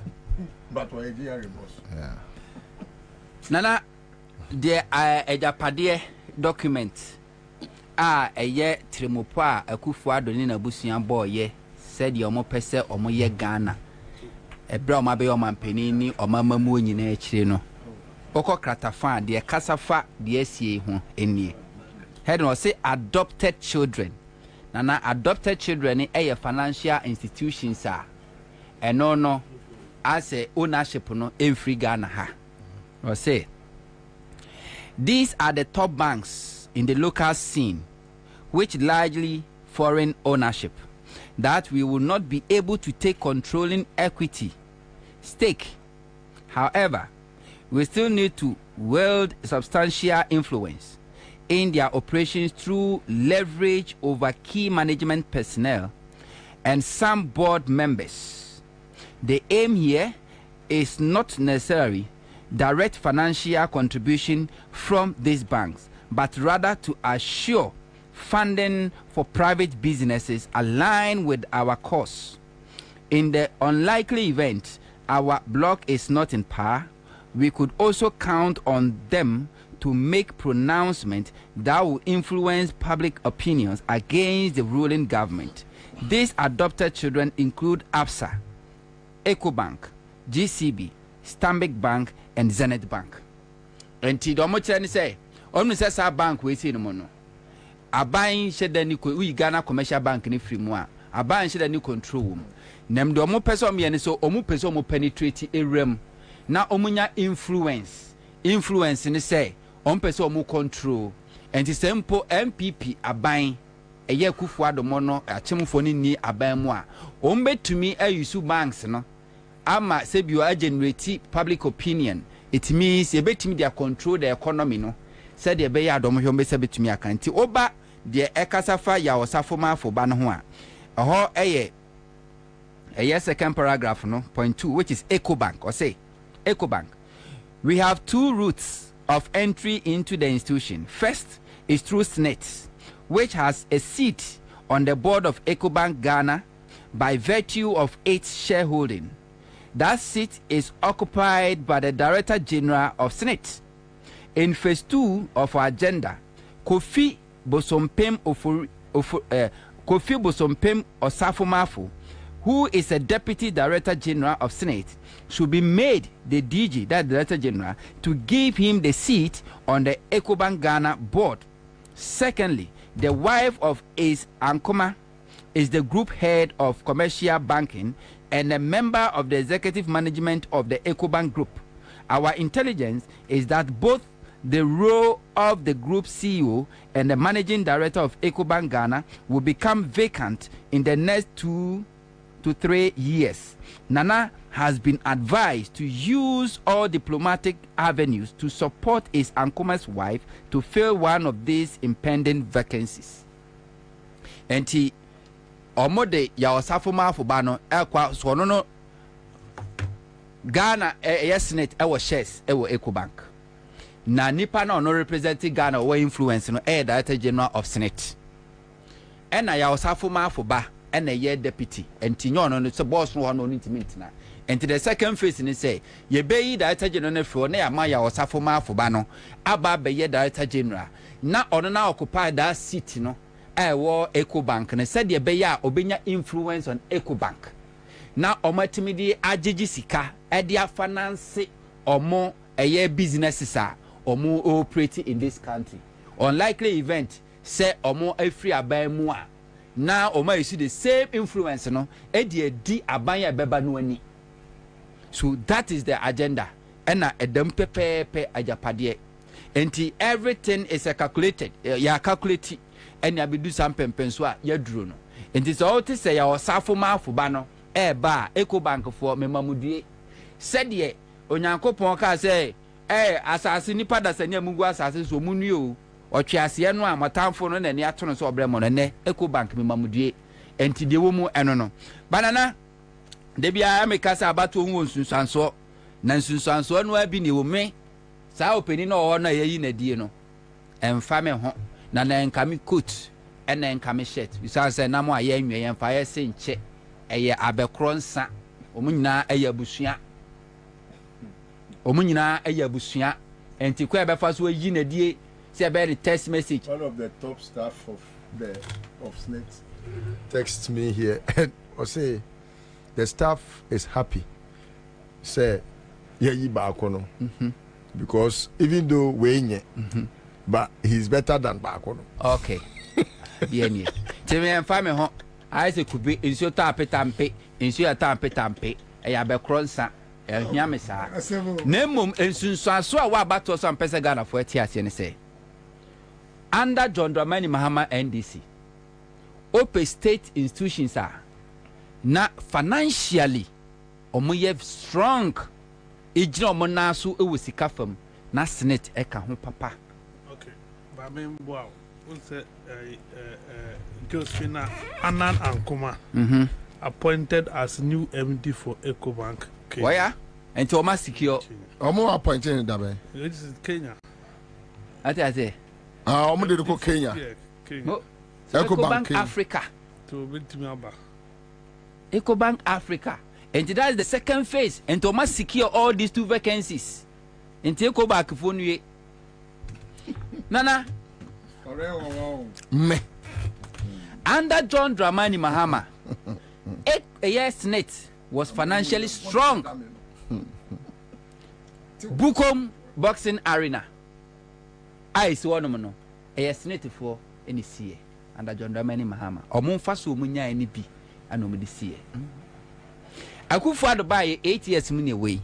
We been try one project. Senate, a finance, a year. Is one mad at the fete se bukum a year boxing arena. Is one obin trebi. Ebi no.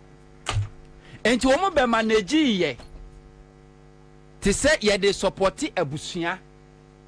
No mo do mo nsa fa Ghana fo num hu se esin ni Ghana fo num and na soldier fo etiti trasako. Asoja fo trasako.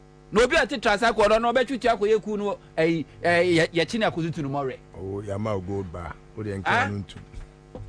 Yama gold bar. Said the Nachas Makati K.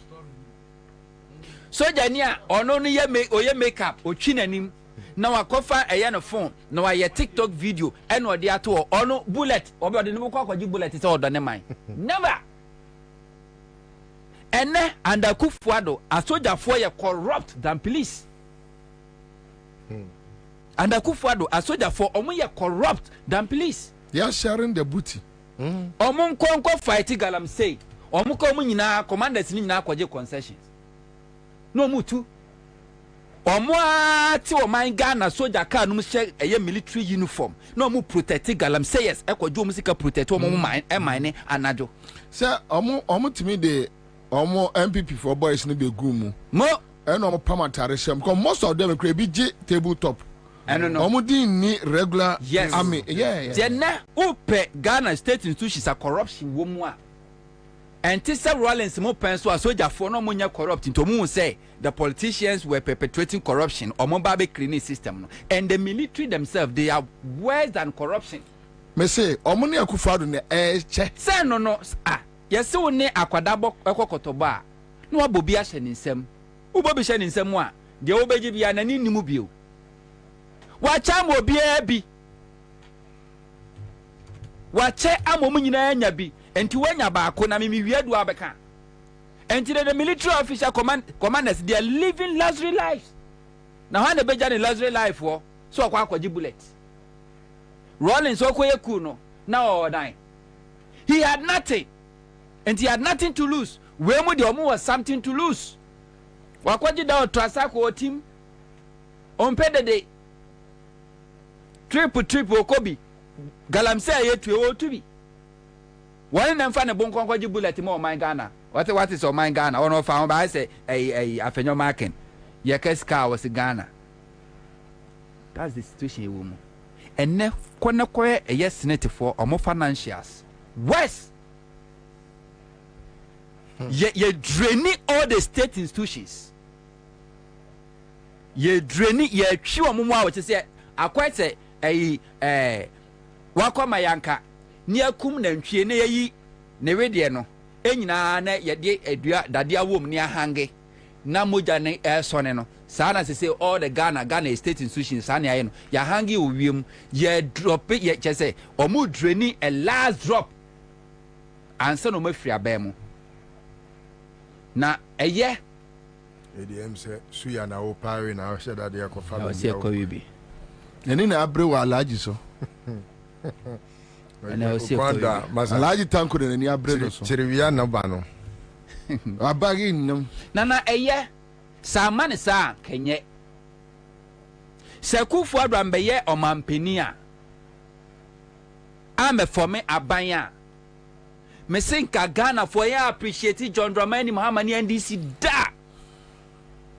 Se Mahama every 2016 ano nya 4 years ni ka ho a ka me sinka Mahama se odi gold kra yes bi agana bia se yenkoso aka Ghana for ani soda but time and karma amen will be with the value of John Dramani Mahama.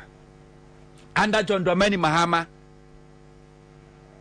Bank of Ghana etimi nyamfa swa DBC hospital ne esisi ho ene under Akufo-Addo Bank of Ghana eboka bi sida eka Bank of Ghana eboye just a year so sinisika Mahama beji ye bosia oboy ni mputujuma oye nyina Mahama sika no je was no 56 billion Ghana cedis. For that 4 years Mahama be president in Funtujuma oye akwan oyi schools osi hospitals market all this infrastructure Mahama building ye no 56 billion Ghana cedis. But under Akufo-Addo just a year afi ba kupe Bank of Ghana boka 60.1 billion so sini dia Mahama di nyina. Under John Dramani Mahama Cocoa Board was making profit. Cocoa Board didra enyamfaso syndicated loan ya moso na tse banks no bia ready e diskeba. The last one man syndicated loan and this was about $2 billion. Cocoa Board timinya can be up to the stand say under John Dramani Mahama no establish sa Cocoa Road infrastructure projects. Yan first can be Cocoa Roads. Yan ton no make for free. Yamamu bonuses, Yamamu free fertilizer, and then under Akufo-Addo for the past 7 consecutive years to 8 years, every year be a Cocoa Board boka. ECG under John Dramani Mahama, 2015-2016, they made profit, and the ECG a year Juma Eboka. And the state institution bia and Akufo-Addo eye adwuma boka because ye draining ye twi mojani nyina free state institution mu. Na the man ye dangerous ne say na the be man na ye nika ne say se me sesa aban sesa na se bi o twi ba bi nim ba bi tra say oh this is witch hunting. What that word witch hunting wo be free onu aba no. Ya ma de ensa sa be for do mo ye adwuma na do. Ye ba witch hunt o wiakete. Akufo-Addo mu foundation o male no is not only some ya abanyo o mo ye in such a way say even Ghana for ebo modern to obeti o mpo a they want to sit in opposition and control the government. Omo shasi training some media boys bia omo do omba ye adwuma in opposition. Ghana for has no idea.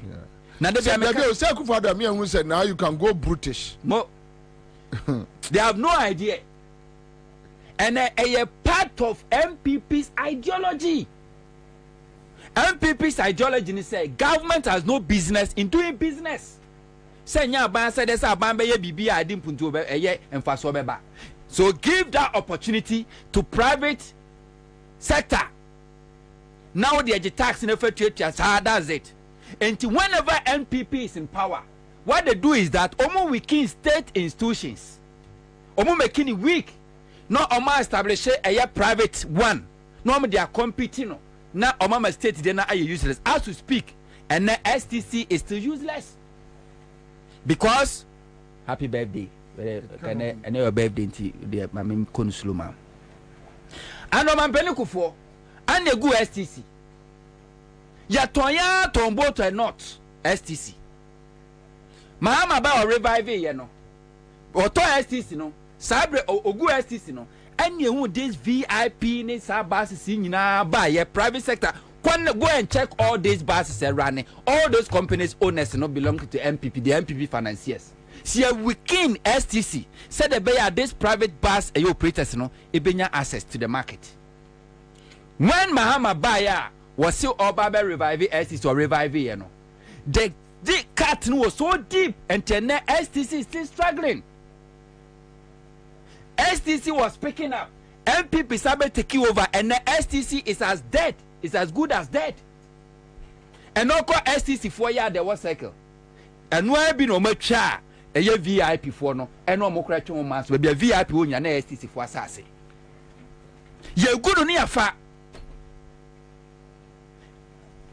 Okofa Ghana International Ghana Airways ye wiki no odomo ya ni so first omo be wiki no be my company na boka they will give the companies a bad name so that they can hang it omo ma ne boka na fe ya ton ye so enye viable esika kura nim na ya ton omo ton ana omo kasa to enti from Ghana Airways to Ghana International Airline MPP for no na to ye omo ntimi asa manage enegu ye they weaken it.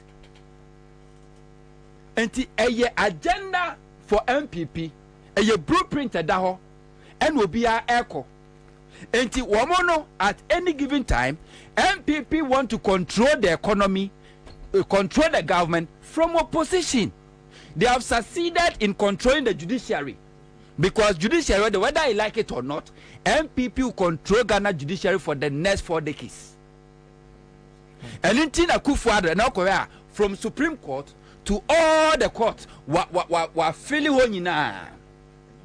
Chief Justice here never tina way. Say nka okofa ni seniority ya enka Chief Justice nkenu no so.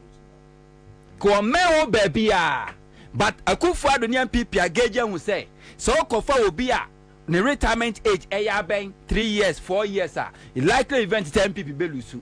Some people losing us NDC no power. Say nipa no call retirement it to give the then NDC government to appoint a new CJ and they don't want it. And from Kofa get to Tokonu, our year much younger, our better now for several years. That is it.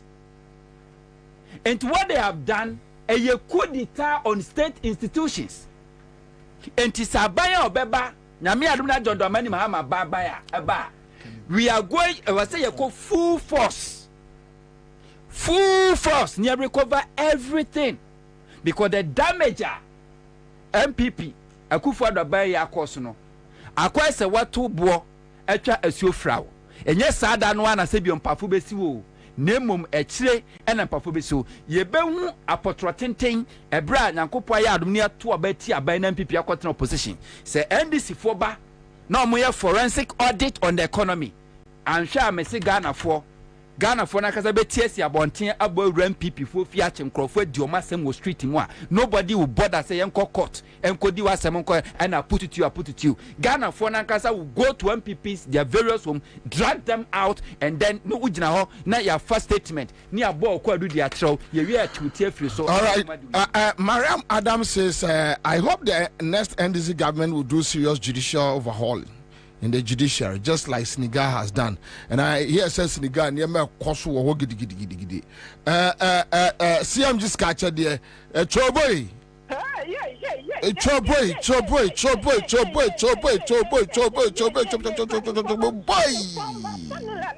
What for the la. What for the form? What for the form? What for the form? What for the form? 2,500. Allah, any of the Utanya pa.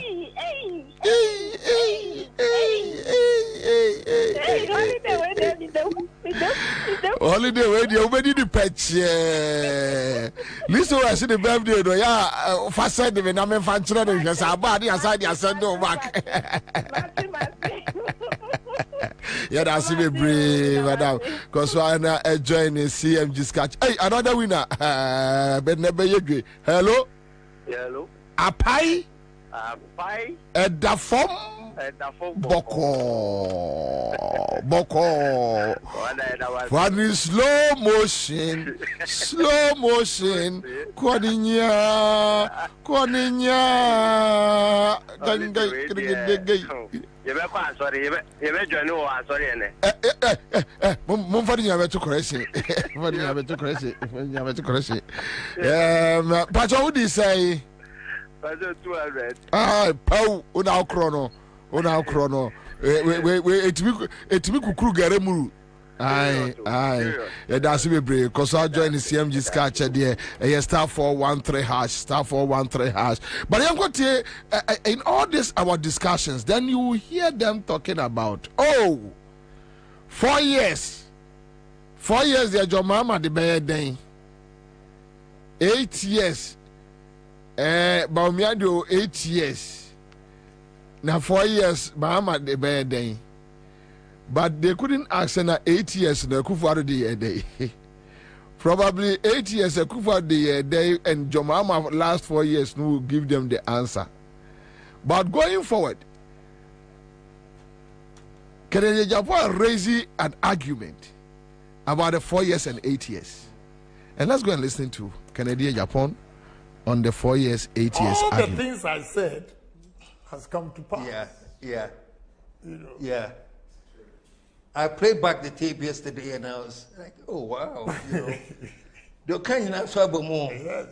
Do you see yourself as the disciplinarian president one day? Oh yes.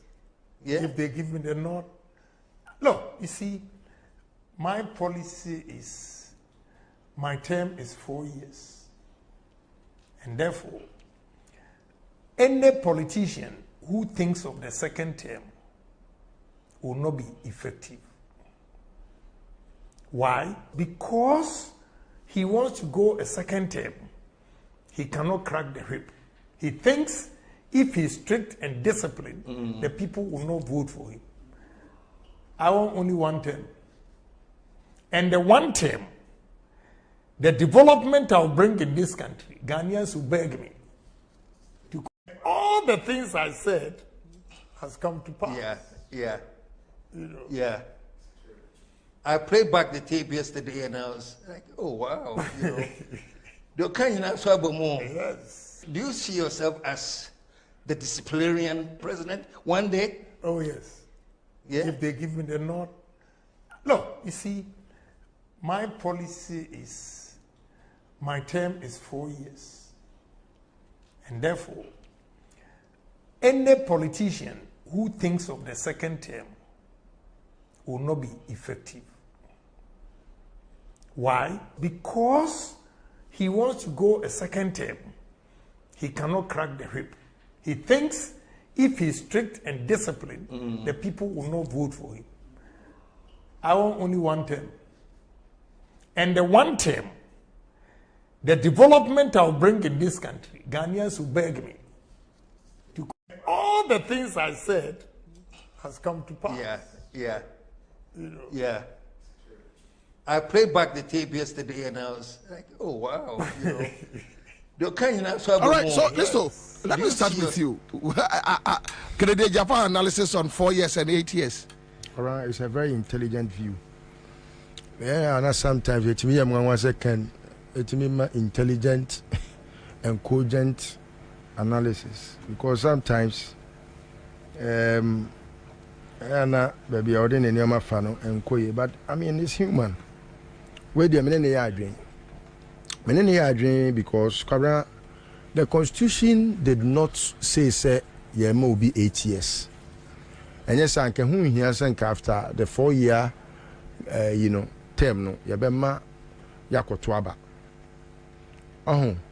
The constitution gives every president 4 years, after which another 4 years.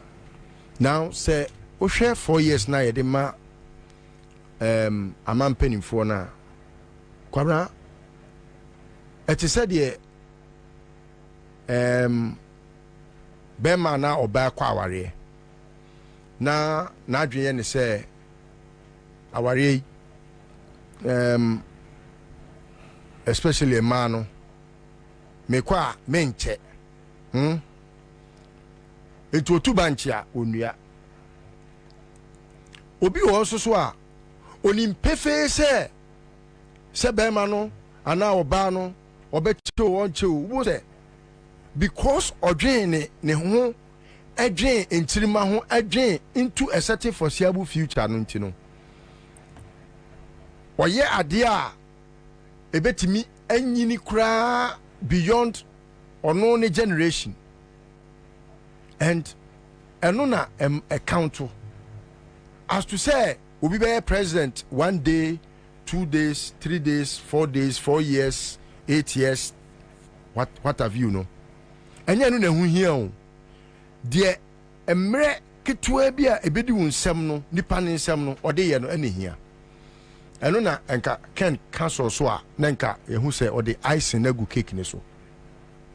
Now I can also read that comment now make here no intelligently to know say obetimi ada on so say bia o ye candidate now aba say man just 4 years it is just to get you to feel say oh he doesn't need much, so if it's just about 4 years why not let's try him.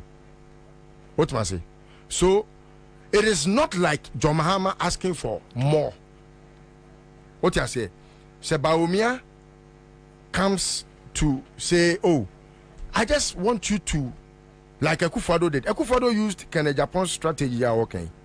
Say, when the mama me fear 9 pe, if you 9 pe, or the person also, to want you to feel, say, it is just for a period of 4 years. But Baumia make now argument. Yes. On what being a say. Yes. John was 5 years. Very good. Maybe if you want to say, I mean, yes. No, I chicken for Cameron Jay. Cameron Jay. Machicado. Yeah, Baba.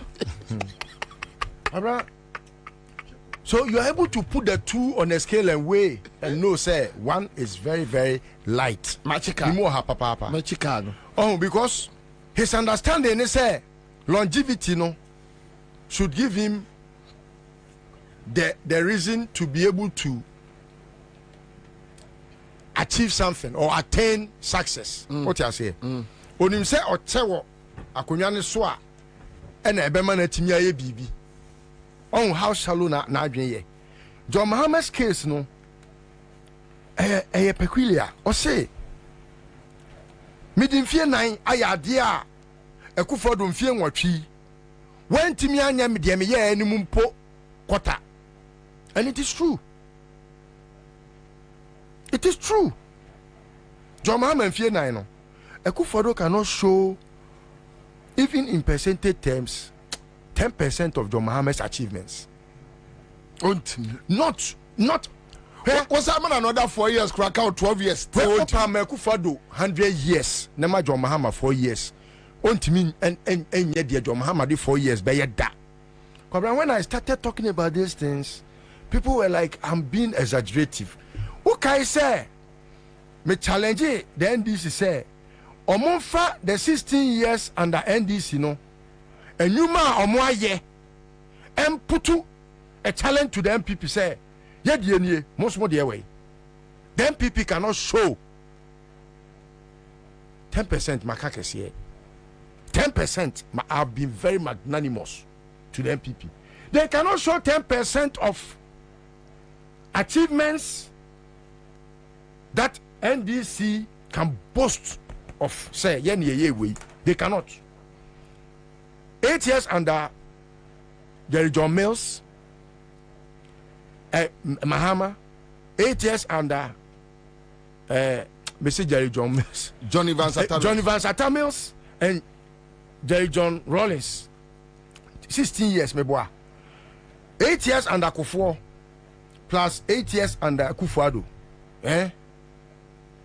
Kwabena, MDC bebu mu frim. na da bia me kan this ya ho den na ise na ntwie no ya na enya tem ni deal. I'm trying to let them know say uhu wa ho den ya na nkwase ni te say Akufo-Addo emete nkoto slaughterhouse enku John Mahama Akufo-Addo BT no is because NDC intimi show strength. NDC so omutimi if they go back to the Bible or the biblical knowledge about knowing thyself. Next omu who say yen NDC yen kuma say ene opa even with whatever President Kufuor did in Ashanti region, opa NDC nka say the Ashanti region is the stronghold of the MPP. And nkwa keke on minister whole regional minister but enioma hodwa eni bonumu pe NDC a friends MPP ba mu matimi aye baby okosa asie free ye no o say Rebecca Akufo-Addo adwuma ono kwasresre sika hey Allahu Akbar Allahu Akbar Allahu Akbar. I don't know be excellent. Oh wow. Eti Kwabena ayadea ebe very difficult. Say yebe na unim Kwabena enfie nine pe o enfie nine. Like people walk into the studios to easily without even a blink of an eye do. And Kwabena, you have a litany of projects, John Mahama. Why just you would wonder say it John Mahama to me to say the MRB already free. I went to buy make off Kwabena. So can't you know the man. Already was not intentional to insult John, but it's like what's Kanyana the Ashe could was say. Already bedroom airport I was say hey neba ni say na Akufo-Addo ban and say wetin see airport say me catch am say Akufo-Addo betima e bibi February 17 2017 already say Akufo-Addo see terminal 3 and am catch am already sa adwini we e bi fa Akufo-Addo tirimu a obebo dama ro ne ho say ne maame a obo odam bu ye no o say hey wo your company sam nam say ai adwini we timi fa Akufo-Addo tirimu because South Trina is in the console. John Mahama de no a terabyte. I dream at them. On only the Pentium M. And no say crowd a ball. A disket. I honorable crowd you watch him ye disket. What you say? So Kwabena in fear 9 in the hands of Nyansani. It's a lot. It's a lot. But Sawuma Sabi Ochia Enfie Du Enfie Aduasa. Kwabena obekọ baba na ye ya. Enti many can ya adwen except to say he ought to have gone further to state say aban afeli not because we nyam fie dodo. Fie a de ma John Mahama ne Professor Mills no. Eno bia na Akufo-Addo ne eye bawumia omanyan. Meboa. Anase and Akufo-Addo no ye was shorter days, shorter nights. Eno ntimi emwa emma butu nkoso. So baba yes arguments ne dia na yebusa say how many hours do we have in Akufo-Addo's day? And how many hours did we have in John Mahama's day? If Akufo-Addo the any swate, I must say we have 12 hours in a day and Akufo-Addo near what 24 hours under John Mills and John Mahama there. Then Akufo-Addo's argument or Bawumia's argument will be quality. But and this idea then Kwabena, I beg to say 4 years under John Mahama again Ghana be tumpon.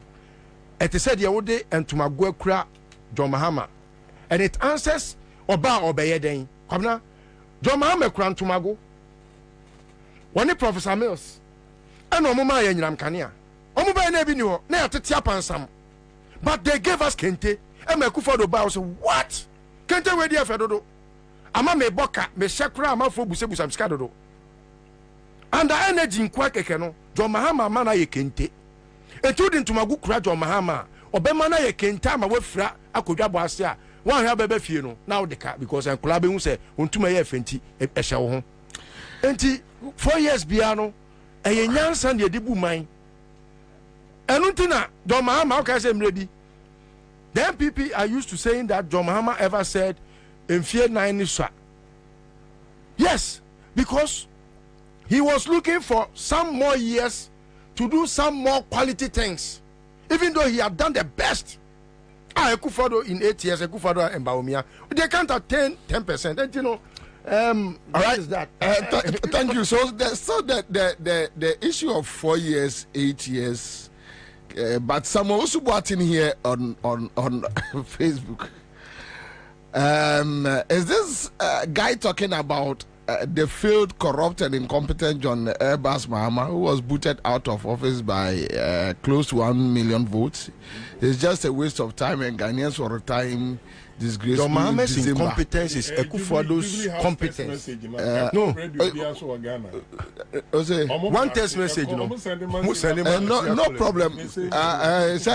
But there is an answer to it. They are participating. John Mahama's incompetence is Ekufuado's competence. All right. Now, one of the dangerous things people have refused to realize is that MPP trying to paint a picture as if someone who only had 4 years, just like Mahama, should it be given a chance again? This does nothing but subconsciously makes leaders consider doing whatever it takes to stay in till 8 years. Okay, so what Kwesi is trying to communicate is that there are no news for 8 years, no dear.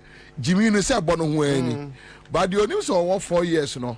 When you say name Resa, yes, and or yeni or crack a whip or crack it, but no time no so. When you say your best studio na juma na a cow mreka krebia.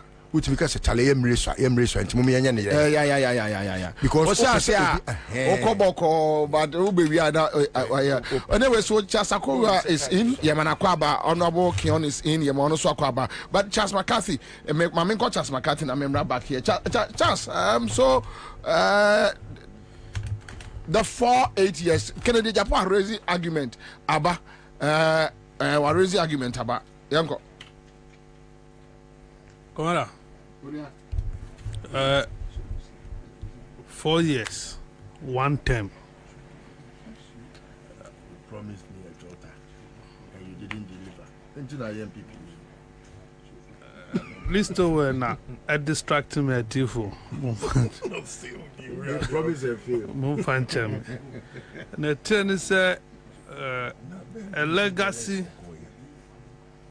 can be secured in 4 years. What I say? A legacy a bit more secured in 4 years. And then a failure can equally be secured in 4 years. There are good reasons for valuing single term. What I say? It has unsung virtues. Meaning, say, Metima can we with 3 more. I say, so I'm in a bit like that. I'm going to near Bobie.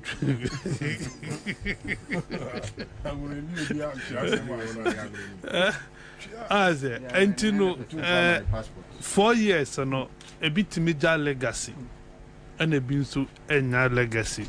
So I'm saying now about the second term. Mostly no.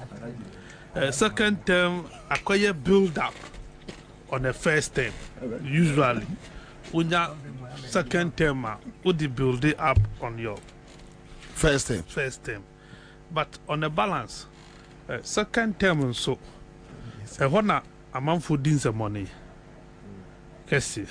because on the second term, I was already that is on the silver platter on a minimum way, at least. But be a way Africa be bring my muhadie.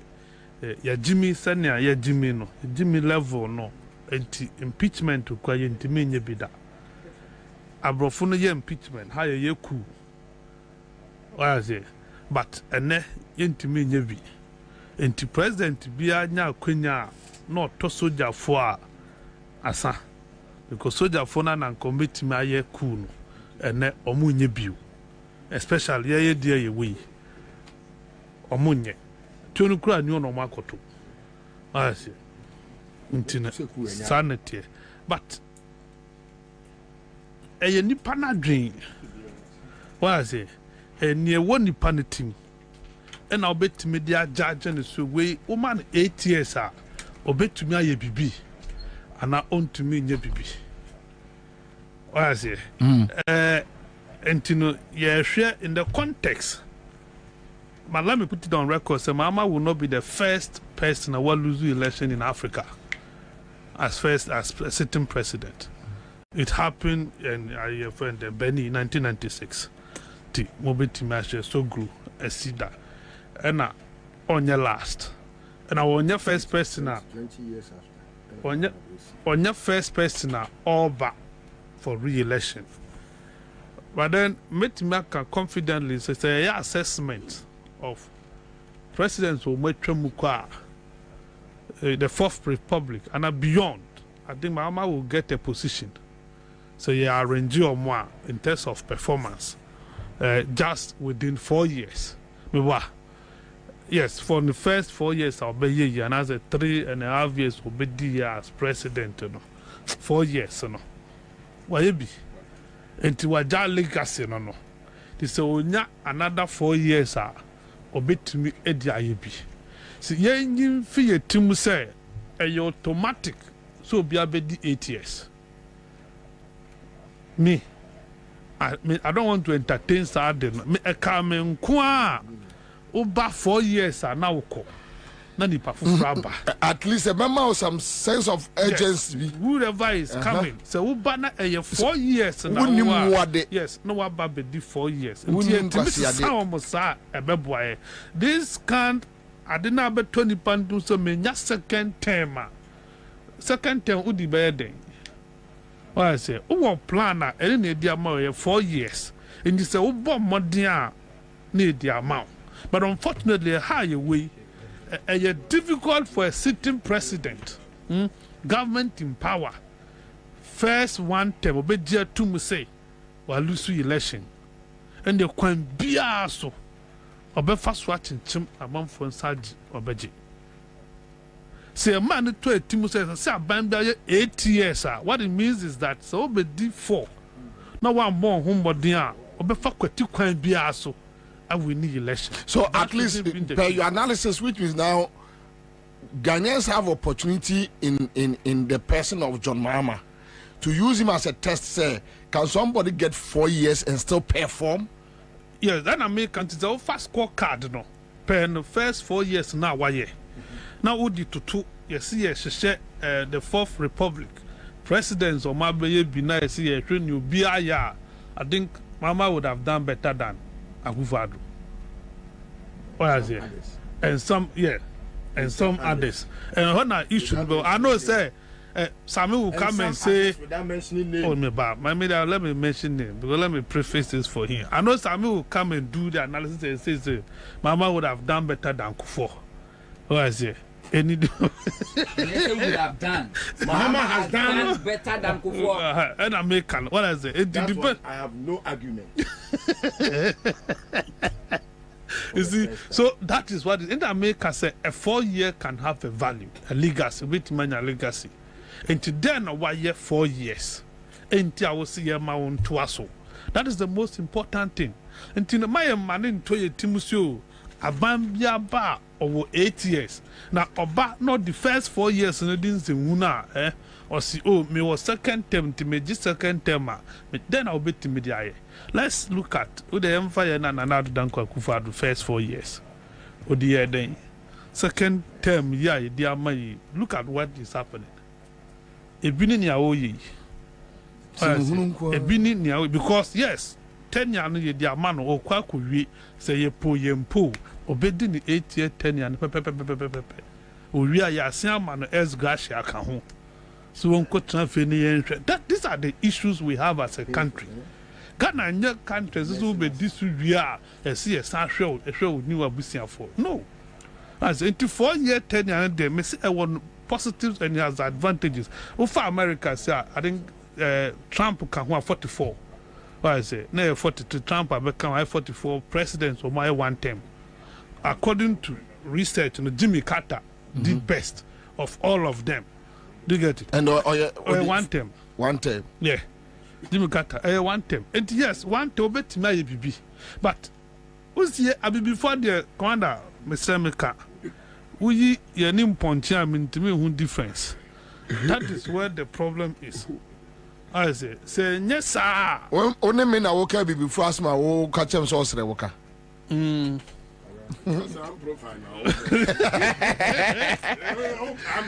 Was we or dry through what's up and you cried in a near day.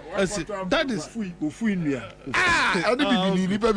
and only issue I yet to and he said 4 year tenure anyway, but man, okay. Yan there no most on bomb meeting. These are the policies first, and yes, no, and yes, so be better me abe. And yet, the nipanis of Bobie, and I am focused on. What are you coming to do? What have you been able to do? But the question more raising is, yes, what are you coming to do? Yeah. Nipanis is saying, I'm a Bobie. Can you use the 4 years to do it? Now, how many years does the Constitution allow you to use? 4. 4. Because nobody has 8 years. But they have forgotten. They have forgotten that even if the Constitution gives us that 8 years mandate, then we have a clear example of the 8 years you will me. Yeah.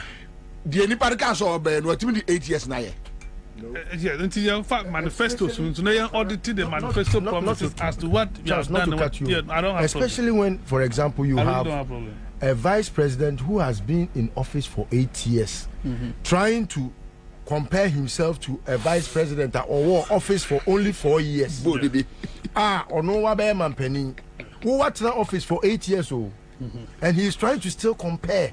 Yeah, one John Mama or a vice president for 8 years, Crampo, and a coyer ebia 1 term, and or co-opposition. And no chess were 12 years in government. Argument to Cotiano. John Mama was running mate for only 1 term. 1 term, 4 years, and no crowd any 4 years. And even with that, your record as vice president cannot match on only 4 years. Baumia has had 16 years already. Running mate and vice. 4 years no running mate. What do you say? Running mate in the tenure in that space no has been. But we are talking about democratic power. Power no 8 years as vice. Yeah. John Mahama has not been 8 years as vice. He was only 4 years as vice. So we can we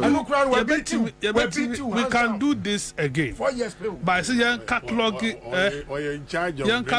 achievement of this government.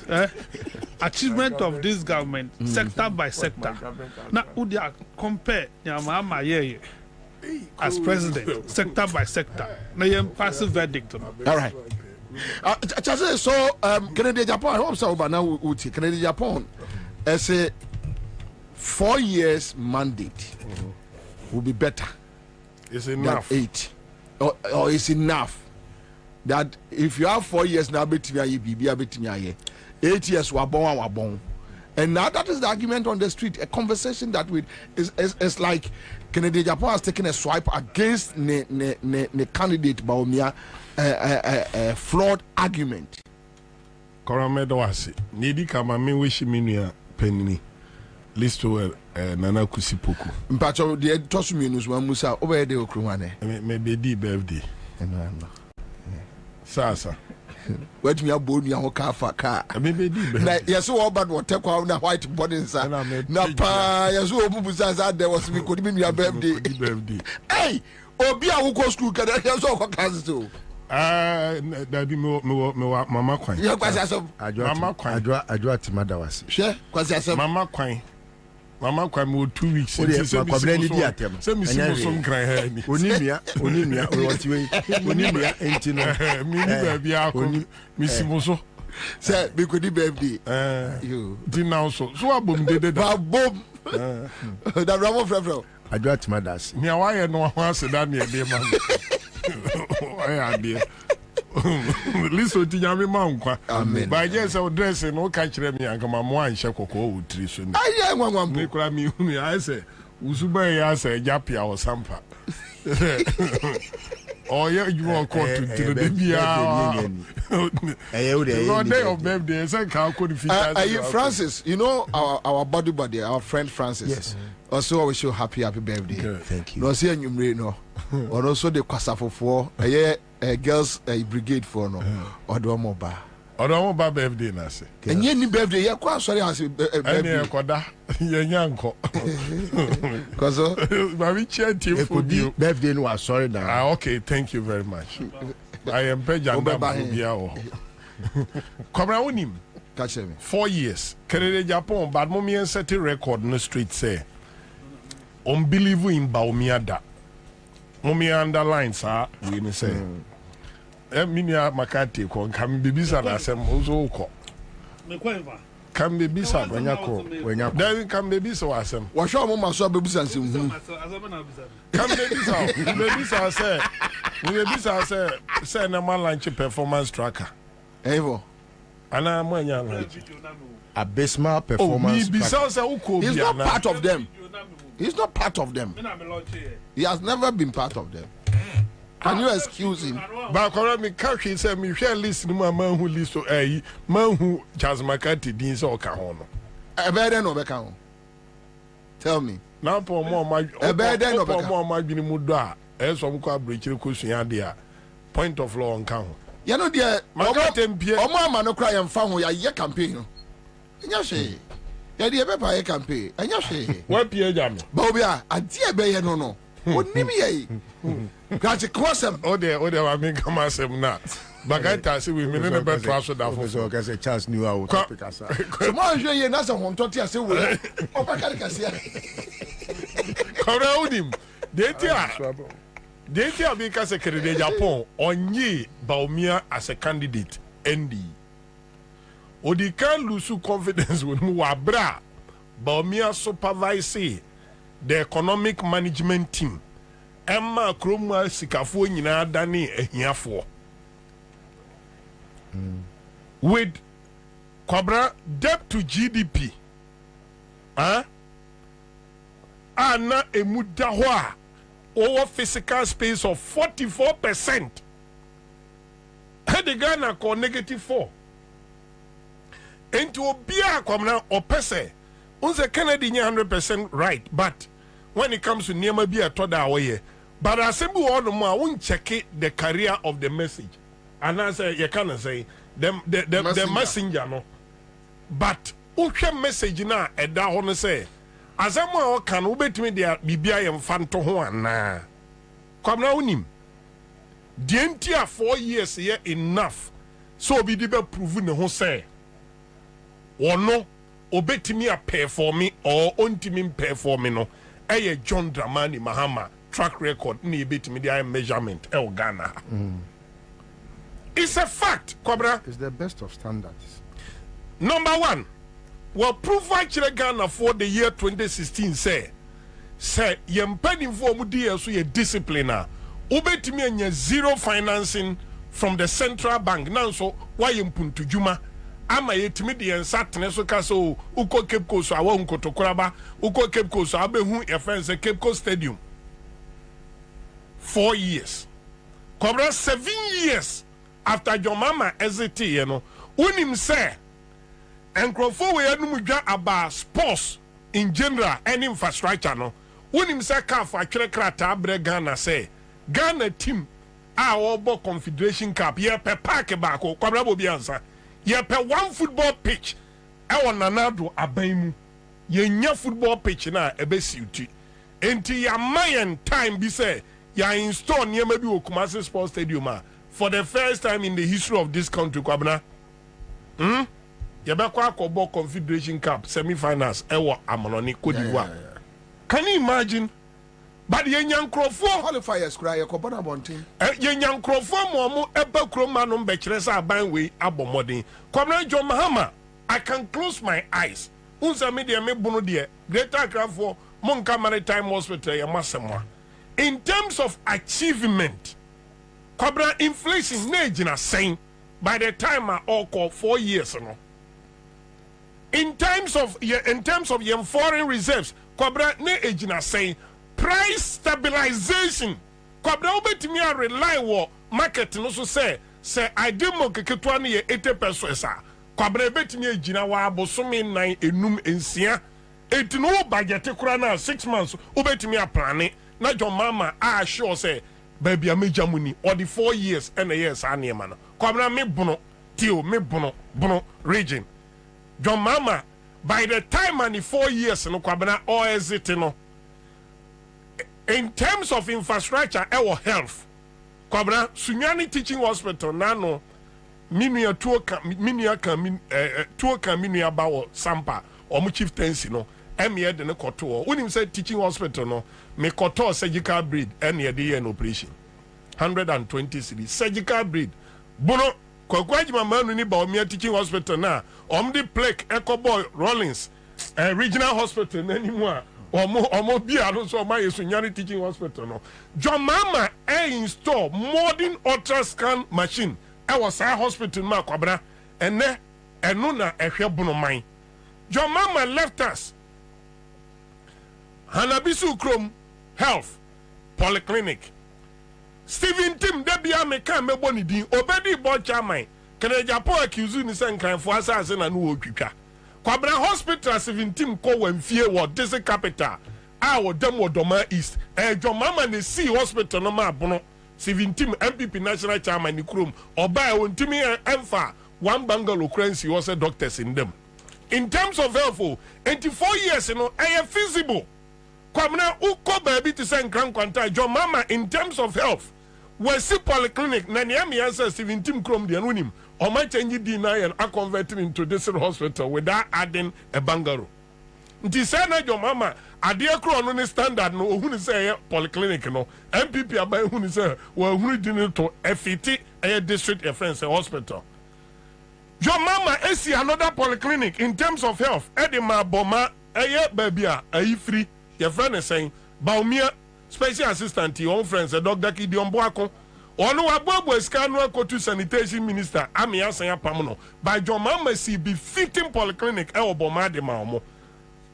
Kwabena meet me akọ in terms of water. Bruno na yasem ye mobile brekum ye key community. The biggest sanitation investment when it comes to say water and sanitation investment brekum. Say aye usu akọ kro mama honto krono 150 meters from Kron the last building no omale pipe na kodru ho. That is your mama's investment. Kwabena nursing training government dia na e wo bono ne ahafo. Na wonim say nduru mi ensa.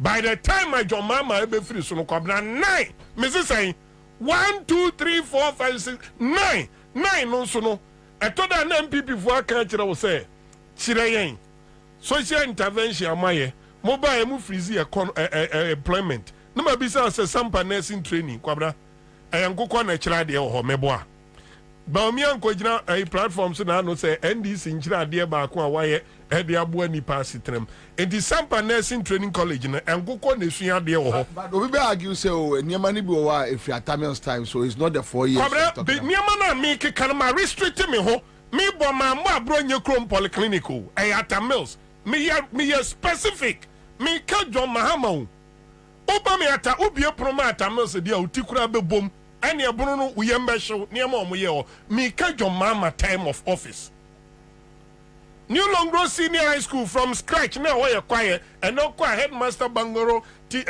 assistant headmasters Bangaro, teachers Bangaro, and the senior high school. I want modern lab. What in your more years term you to ton cry maino. But at least to cano. Also cania na the shem pass here, Kwabena, a shay emma. We failed as a party when it comes to Yeka near my aye. Bono is ukwa senior high school necessity education. Health, employment, I'm talking about permanent employment. Kwabena usi nursing training mako 9 ede mabuna afwa. Tutor say na chira de wum. Accounts officer say na ye adwuma wum. Secretary say na ye adwuma wum.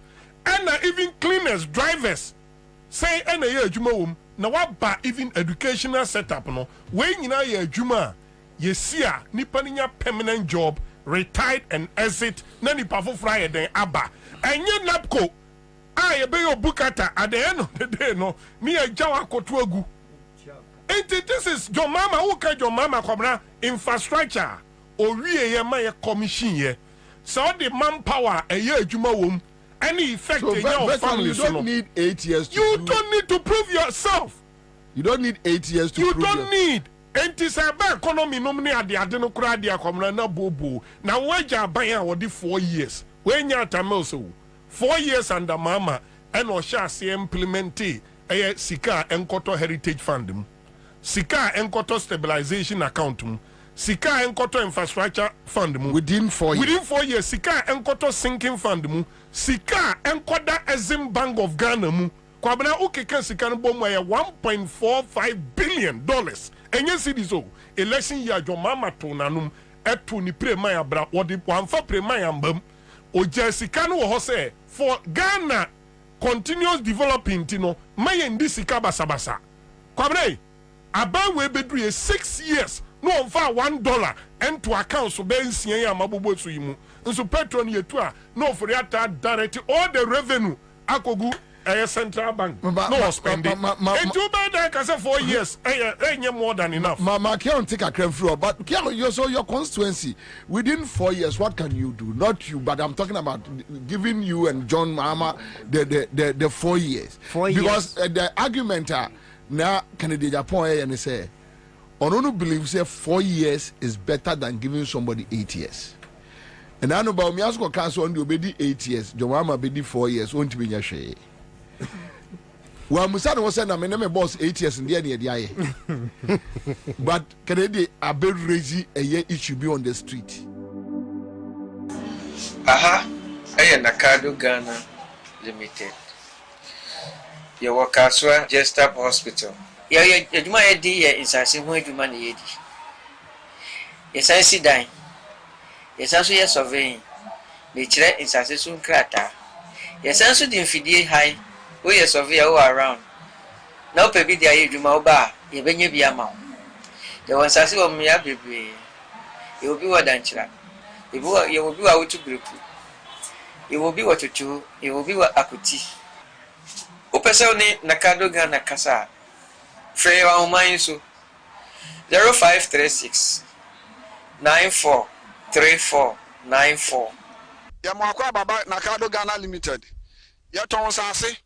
Yesi adan adan ho krata oba ha no a yebete so ama ya sase no langard ni so se wu sika nso kra na oba yebe momode ni ahwew ni watua ne kakrakra se mpo wo ye bodwa adwuma se uton pia water wo ye de yo ni wo ye bia no behwe ne ate so ama wo se ukura sika nso sika boten so ba nso yebehwe na ya hwe ne aye ho adwuma ma ya sase no langard ni so aha no ntokwa yani asase ne sa eni hanom na se ye mo asase ne so a ye behwe ho ahu se ubenya wokrata a wo de dache obibi ni abetumi aye ho adwuma Within the big mama Mabato asase me papa signa na me saka yi asase so da form e wo Nakado company asase ne fofofo so woni wusika so pa ye ma obi na watwa kran kakra enti papa na me saka yi ti obi ambra wa magine die obi ambra wa magine die obi ambra wa magine die Nakado company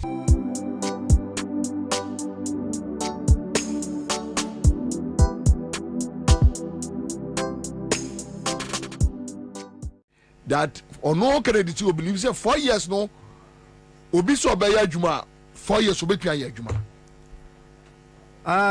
they didn't can resort Muslims ni ye nuanu Muslim fu nyina ye mumu nyina baraka de sala baraka de me chiachu bibia nyankopon shiro mu nyina na se nyankopon ahwe so na ye de fasting na aba na wiye ye mbom pae se ye nua panyi a sesu opega na edi so ye nua baomia a ye Muslim ni a ye se oba na oba nkoda be ma ne be ma nkoda ye haram Untimi meka nkyere se onu de we kremuni na onye sa de ni ntum no ohia 8 years nyankopon wama sika kata nani am opeso di Korea no to so opeso be fa Bible so konso no quote wrongly we che say nyema Nyankopon empene so enti fast yemfa mompa emu no se Ghana yempe be ma ne be ma nkoda oba ne oba nkoda enti fast nya omu ye nyina baabi a megina bia asma me ka kyense Nyankopon ka omakoma nan nua no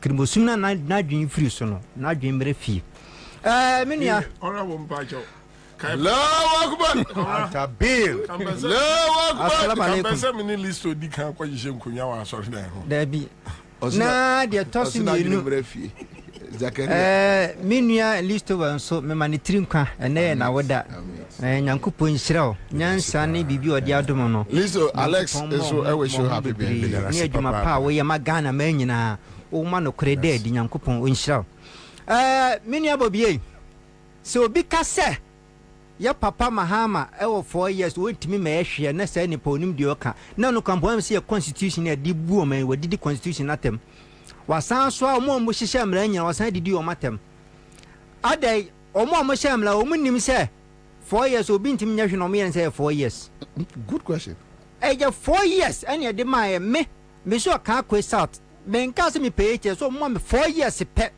28 years niama MPP betna akunyans for kan ko duma ntimi anje no Ernest Admako be ni nyina na even sitting MPCC and niama Ernest Admako kiana ye no e do so che MP no no aba bedi 4 years wadi $4 million aye hu do dia ye because one na bank culture say $1 million one constituency sansa meka na ma mi hu say baomia no kra enne wasi amfa Ghana ma no ono na ban krampo no anyi ni vision entum die enti no empe enti se ne party ni mpade a eba ni sai ena Ghana nyina se yen konko support sa vision no wase Ghana nsese e bobosia and why adwuma Bank of Ghana pen the money is here in Ghana so we are not going to borrow money and Ghana ya borrow ska na yentimi ye borrow ska wa borrow bosia ma se ya kan yentimi ntua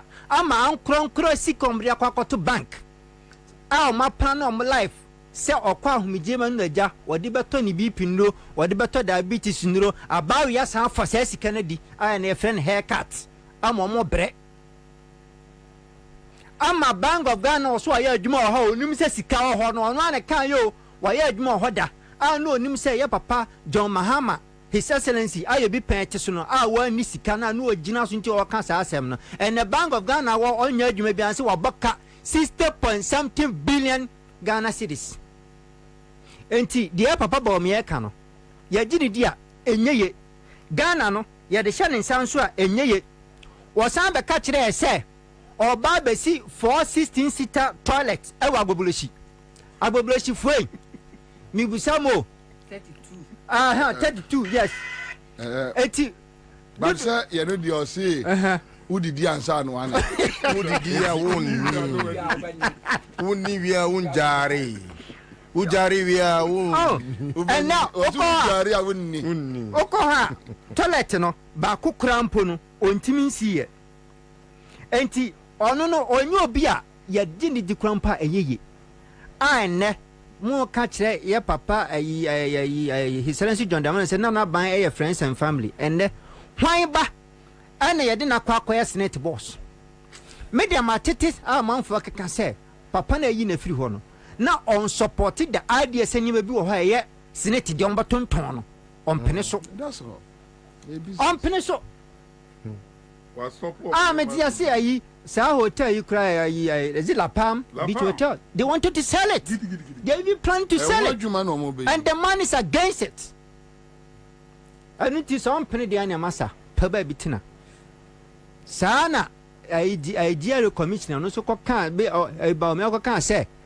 idea for ha business mo de ko for tena mo so papa ne be defending ho say okra kokotena se ne obeje de say menu akabana konfanache eti what ti apansam ya santeman ye nyina ye dia asante ato abama MPP ato hospital na wanye no na o se tutu na napa wadwen ne manfo ho se ogigi sika no de si hospital no unim say ho nneema ba ye de ba besi ni so no aba we say omuntua duty oma kan so munfi oma kotua duty and say ba omi aso betua also betua 1.something million okofa 7 December ye papa Mahama ne 4 years no 4 years nneema o ye ha modi omopa yanka yamma na Akufo-Addo 1,000 years ontimi nya da emma so da and constitution say mu obia 4 years me and Estabanko Kion me pe Kankwe South seat no enye se me se wo mama me 8 years o mama me 4 years pe eno na be kire mo se abrantie yema ne to aso na me yema ne to aso e de ne 8 years me election minimum 2024 2028 bi da me ndwene ho because enye nduru ho yenim de ba besie eno nti no obi abaka se 4 years pe Mahama de no ba be ende in fact Kwabena de man fancy here. Honto esmen kantra Ghana for say Greenfield Scientific Herbal Clinic. Omna de bright suggest capsules about tell you so. Was here ya na libido ekofom onumbi. Afe ni low sperm count no na say agina na so. Bright garlic plus capsules need your so to be ekoma chasa kuwia. Efri say ya na kuwia constipation bam ni yemutim. Enti ya wasu omane to bi ebre no ewo Yesu nwan afei de Greenfield Certificate Back Clinic maybe bacha ondo 5 minutes bi na yenko offer Kwabena for me 5 ne kan honto Asemba ko a 5 uko fefre and birthday gift for their mama no uko fefre obi kan instantly etimi shema bufuo na one of the key words are if you be an ba and mami hu nipa ne level of intelligence. The moment I never cast Mahama or Baba ye den. Na we a casa oko Ashanti regional. Yenu an makapa Mahama Baba ye den any bradie. Mahama said the union mukakayan. I was say a constitution no. Ye review na ye ma or mampeni bia just one term. Because Mahama has proven. Nana yes, said do for cheer down so much and none denchem. And I quasso tonight in future or not this year. And your number of years I'll bet now bear if you can't show this year. And your number of years I'll be dear Bermun a better to bet me. Chingon switch over no more than Mahama I breaky record. Mahama a setting record, I breaky records are our Ghana political history. Abambia Nibida. Nana Okofa education. Mahama at the 4 years. AC 123 secondary schools. Ghana bakwasam even Osaje for Dr. Kwame Nkrumah and Tumianyibi. Omampeni Kufonya 8 years when see one secondary school. But Mahama at the just 4 years 123 out of 200 and OCOC. Obiam break is a record no. Or within 4 years. Akufo-Addo by 8 years in the way. Akufo-Addo is here to build and commission one secondary school, brand new secondary school, after promising 350 brand new secondary schools within 1.5 years. And here one record Mahama said to be breaking. Another issue. Dumso, I shall say free Rollins pencil. When Timmy or manage here one fix it. Kofo bedi 8 years. He managed Dumso one fix it. Professor Mills managed 3.5 years. Mahama 4 years FXC dum so. Problem our since 1970s 80s. Mahama at the 4 years. And the wife fair pa. Say no birthday. Mahama 4 years and FXC dum so no. And Akufo-Addo by 8 years we are back dum so. No me ba. Ufa Accra has say you for water shortage. Idea now under Rollins. Professor Mills Ebeyebi. Emma water treatment. Mahama be finish water shortage in Accra. Omampeni Kufuor person there was a water shortage in Accra na Kofa Kufuor gallon the buy. Mahama finish and anything called water shortage in Accra. And then under Akufo-Addo 7 years, 8 years, we are back to water shortage in Accra. Mahama record you cannot. Nanayanko market. Mahama the just 4 years. AC water modern market in Ghana ebi mada. Ketia market, Asokwa market, Crowfrom. Can say Molo Aswase Molo market. Atonsu market, Kotokraba market. Nana mention them. just 4 years and odi yes adwuma we nyina aban bia no was our record no not even NDC under Rawlings or NDC under Mills Mahama na set our record no dey ato nana ye ka medical centers oko teaching hospital ye teaching hospitals na hospital na esi wada da uyi koleboa dia ka nyina ne konfanochia nsi ne say ye teaching hospitals ekwa na nim ni upgrade no enti uko ti say Trafalgar ene kaka ona ya upgrade no a Mahama alone etimi gina ne naso etimi si Lego Medical Center and they are building for a purpose.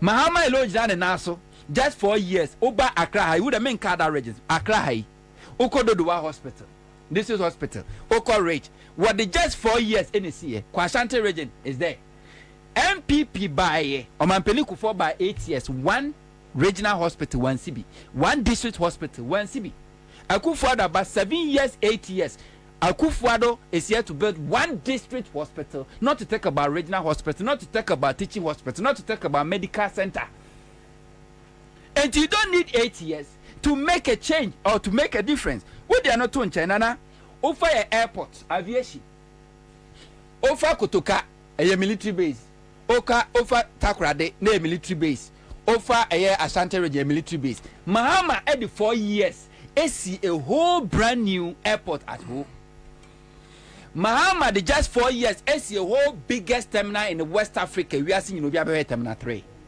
Mahama the just 4 years revive renovate Tamale hospital Tamale can say airport airport Emma first time in the history of Ghana if you share 2 free Tamale straight to Mecca Mahama enema ewiemhyen esi Kumasi airport anwumre nanka ebono naibo no nsia plane si Kumasi airport Mahama when is oyesani amawe nyina just 4 years Mahama built Ketia market 4 years Akufuado about 8 years nie second phase na ka wontumi siye so you don't need 8 years to make difference Mahama just 4 years nana was cheap compounds maku 2,860 Akufuado by 8 years mumsan say dodo send wetumi asie over your install capacity energy install capacity a free Kwame Nkrumah pencil besi atama se pencil and na ye ka say no ye wo install capacity about 5,600 a year megawatt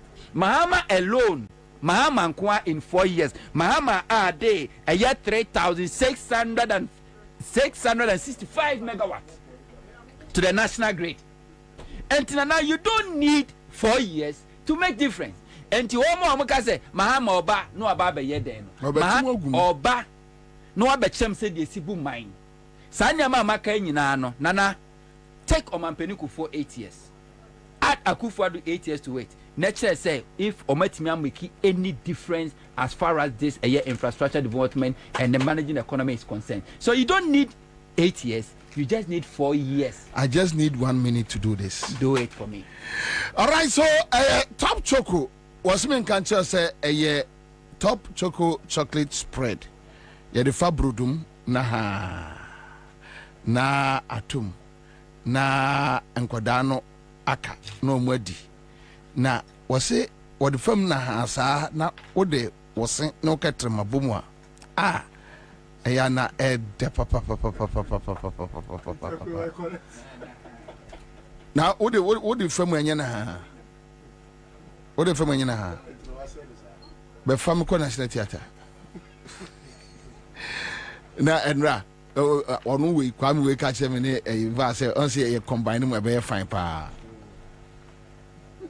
yeah, I'm finding top choco 3-in-1 chocolate drink. Was here na ye beda so ye beda eye obi a friend K e dem ne. E wona adan wo rooms e wona ne amanfo beda de.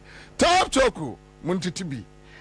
Mr. Atiefo nyame adoma Saturday 13th ye nyina ni kire the Page Event Center.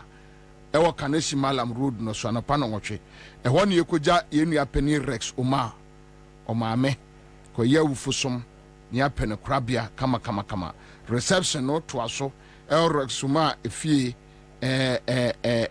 gbawe banquetes so ho timu a mo keka dansoma mo bi amfra nyi nkire dansoma ho mo nko ye hwe wo ho esremo a monko ehwe ewo ho esremo enti monse nenso nyame ya adoma ye kwa akoja ye nua eye Rexoma. Thank you. Let's go.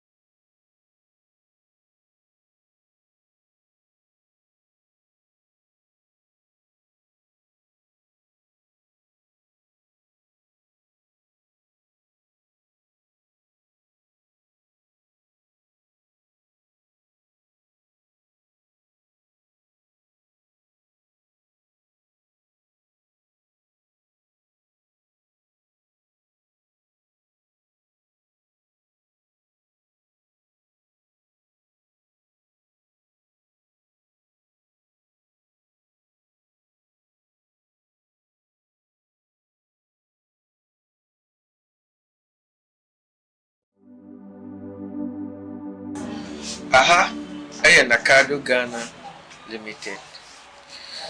Your work as well, just up hospital. Yeah, you might be in Sassin when you money. Yes, I see dying. Yes, also yes, surveying. Nature in Sassin Crata. Yes, also the infidel high.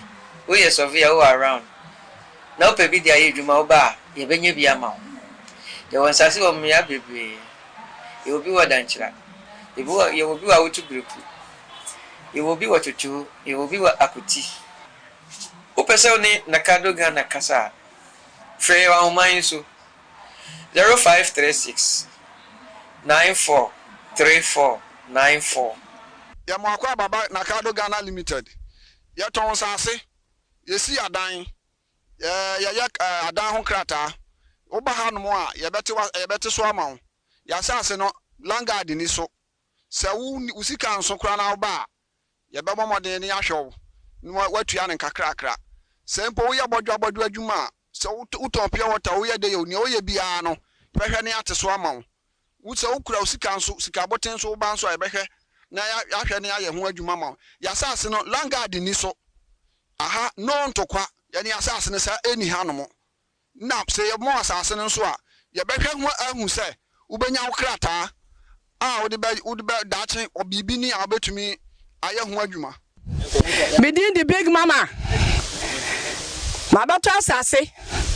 Me purpose na me sakai. Ansah so da form e na card company. Ansah for so when we say so pa ye ma obi. Na what check kakra. Enti paper na me sakai. Ti obi ambra. O ma gine die. Obi ambra. O ma gine die. Obi ambra. O ma gine die. Na card company.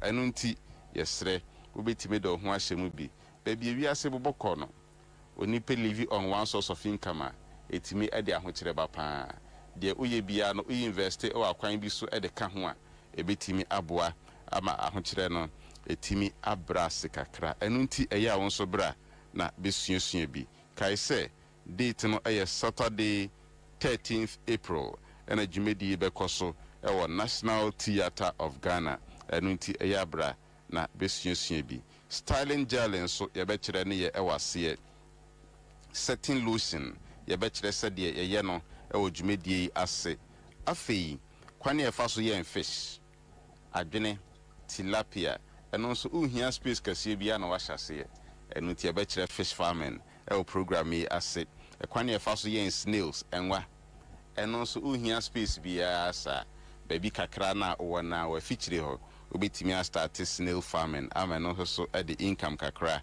aba ekwane efa so dia mushrooms eno so ye be kire workshop yi ase eya na ye sheda ene ye kire nyuma bebre a ebetimi ye mfa so amanipa eno nti na mfie bebre ni network for societal transformation eya na bosumi bia ye deda krusi ho eya skills training program no so bra bi na ebetimi aboa abusua pa me pa chaw obetimi assign so afa number ya made today a network for societal transformation abos maybe ya chire enyuma e National Theatre no ye ho asem e na wasugusu a otie number no ebiem e 0244 474093 0244 474093 0244 474093 program yaseno yebesan akire sede ye install biodigester ejanan ya oflashia na ashi yebekire sede ye no very simple enya hoden djuma onipa bia betimi ayebi amana yeyi enunti eya abra na besuasua bi one source of income etimi ade ahokire ba besuasua bi na ebetimi aboa fresh yogurt yebekire ne ye meat pie, pizza, ring donut, spring rolls, mayonnaise, bread. Nina ebechire ne ye el program yi ase. Minim se bibi koso wadwunim. Ubisa ho se ye beda ne esua we nyina adakoro. Eya na ye sheda. Ena bosumi bi e kire nyuma bebre. Enema ye kire no very simple. Practical. Training program so practical and real. Odo ho shemu a ebetimi ayemfa so pa. Enunti yesre obetimi edo ho ahye dwumedie mu bi on Saturday 13th April ena program yi ebekoso ewo National Theatre ebia na oye housewife eya brabi ebia na wako pension eya brabi ebia na sebe wapadwuma che bibi nti onye bi nye eya brabi ebia na oye adwuma ope business bi akade oye no ho a eya brabi na ebetimi ayenhyira pa de amabusua oman enchirima nyina so ebetwa so abadache tracking device ya de track car anase motorbike eno so ye bekire se de ye install no very simple enunti eyabra workshop yi asibi na beye moapa brown sugar so ye bekire se de ye prepare no rubbing alcohol de babafo use eno so ye bekire ne ye hand sanitizer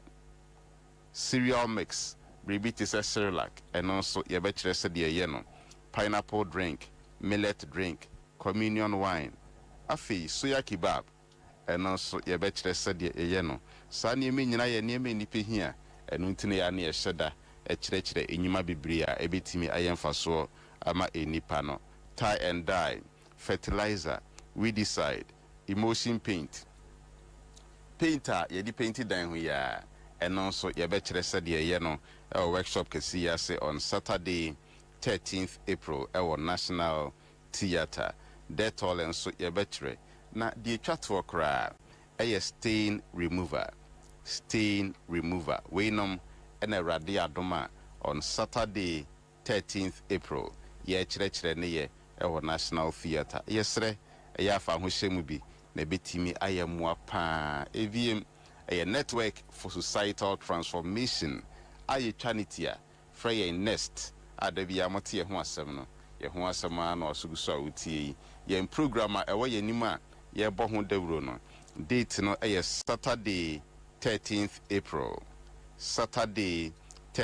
April Jumedi kɛsie ɛbɛkɔ so National Theatre of Ghana baabi a dabia yɛhyia mu no ɛhɔ na Jumedi ɛbɛkɔ so yɛbɛhyɛ aseɛ anɔpa 8 o'clock ɛyɛ abra na bɛpɛ nimdie a yɛde maybe na bɛtumi ayɛ mmoa paa wobɛtumi asan afa number ne biem number no ɛyɛ 0244 47 4093 0244 47 4093 0244 47 4093 na registration nso bibia nsesaye da bia sɛdeɛ registration ne tie no saa na tie registration for niema yɛbɛkyerɛ ne nyinaa wɔ program na se on Saturday 13th April no ɛda so ayɛ 300 Ghana cedis first no a nenke bɛka sɛ 3 million ɛno nkwan ne sekretary wom bibia nka ho biem nanso mepaakyɛw mɛnyɛ mobile money dabi mɛnyɛ mobile money bi ahyase ne save towards program kɛsie ɛda ne duru so on Saturday 13th April Oba program na so National Theatre. Now the registration fee of 300 naba abetua e program no asehwa menye mobile money bia na emum ye kyerɛkyerɛ nyuma wi a Ansah ye erefie nti da bia sɛ de program etie no saa na tie ya videos oniema ebe kyerɛ ni nyina ya bobɔ so yi ɛne atwa to pen drive so a yɛbɛkyɛ ɛde ama obia free yɛntɔn ɛyɛ free ni nyina hyɛ 300 na Oba National Theatre on Saturday 13th April a wode baba no emu yɛsrɛ National Theatre de enye yɛra kwan koraa baabi a obia ofo Accra Central car na osi Novotel a ɛwɔ hɔ obisa bɔfra kro bɛkyerɛw osi Tema Station a obia bɛkyerɛw ɛwɔ Children's Park ne nkyɛn hɔ a yɛsrɛ fa ho hyɛ mu bi na bɛyɛ mmoa paa date no ebiem ɛyɛ Saturday 13th April and a program kɛsie ɛbɛkɔ so ɛwɔ National Theatre minim so title ho asɛmpa bibi nti o ma bi da we die meyi ho frim ejumedi a ye ni abre pɛse kyerɛkyerɛ nyuma bibire betime yɛ mfaso ama nipa ɛde wɔn ho bɛhyem wodɔ ho hyɛmu bia ebetimi ayɛ mmoa paa yasan so ayɛ ho books a yetintin procedures ɛne ɛma ɛbɛkyerɛ ne nyina ho procedures number 1 ye say number 2 ye say ne nyina wo book ni ma yɛbɛkya ma obia yɛntɔn ɛno nso yɛ free ɛhyɛ 300 na Oba wode baba no emu yɛayɛ ho certificate nso a yɛbɛkyɛ di ama obia ɛno nso yɛntɔn ɛyɛ free ɛhyɛ 300 na Oba wode baba no emu registration fee na 300 cedis no bibia nka ho biem nanso menye mobile money bia da ne duru so Oba program na se ɛwɔ National Theatre now the registration fee of 300 cedis naba abetua ɛwɔ program no ase hɔ a yɛwie nso a yɛbɛkyerɛkyerɛ baabi a ɔma program yi benya raw materials ne nyina bi ato chemicals gallons containers enyuma yɛbɛkyerɛ ne nyina baabi a obenya raw materials ne nyina bi ato nso yɛbɛkyerɛ na enim sɛ program yi emra wiye no ɛde nhyira adwuma impuntu obre nipa a ɛde wɔn ho bɛhyɛ mu nyina ɛyɛ network for societal transformation aye twanity afra yɛ nest yɛ ho asɛm ɛna wasuguso a otie abra me jemi kai sɛ date ya workshop yi ɛba so ne Saturday 13th April venue ɛyɛ National Theatre of Ghana registration na 300 bibia nka ho biem nanso menye mobile money Oba now the registration fee no aba abetua ɛwɔ program no ase hɔ a kai sɛ time ne ya no pa 8 o'clock bomodian na sign for number ni bio abra me jemi number ne 0244 47 4093 0244 47 4093 0244 47 4093 me body chat for 0244 47 4093 yebehwe mu nyina amanim our National Theatre on Saturday 13th of April Yadamasepa Eradin Shrao.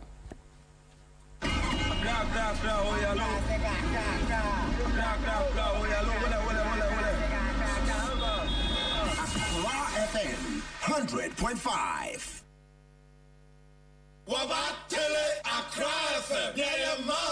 Kabarna wum lahabal nyasum asibir dalat kurga yo point ne pergele nana Kwabena Bobie Ansah muni nyatum ban yabga ka borna ay wum ya to nyasum ko kane ban la akum nana Bobie Ansah ka bugum lahabal suma tumban yabga nana Bobie Ansah muni nyatum ban yabga o kane kan yarama o ne bjelba atia nyanwu nyanyu twegba onyelo mabia nana Bobie Ansah tumban yabga nyu ebi didi ebi de komode wom enfoni Carlos ne Ansah ne Mustafa ne nkrofo masa da bia de atia de sen so mudi kanse ho atrantwie ki ye ka atrantwie a etse ayi kinagate fo a omote si so a chese so oko na wo ba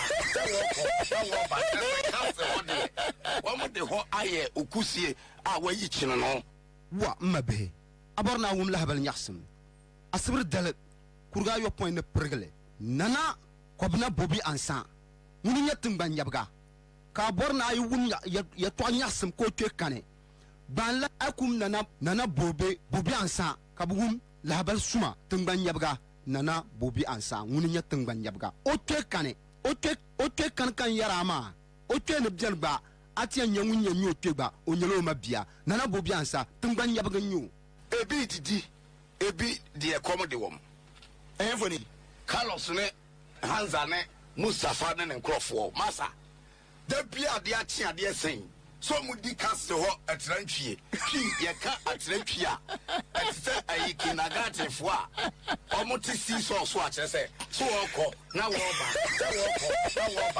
kanse ho de omote ho aye okusie a wayi chino no wa mabe aborna wum lahabal nyasum asibir dalat kurga yo point ne pergele nana Kwabena Bobie Ansah muni nyatum ban yabga ka borna ay wum ya to nyasum ko kane ban la akum nana Bobie Ansah ka bugum lahabal suma tumban yabga nana Bobie Ansah muni nyatum ban yabga o kane kan yarama o ne bjelba atia nyanwu nyanyu twegba onyelo mabia nana Bobie Ansah tumban yabga nyu nana Kwabena Bobie Ansah berma be mati gara furuku be puntimpuna si sokode no wakachira katabin say you what unkensen Kwabena keja guma mni yanko tele across ya mami 100.5 Aya Nakado Ghana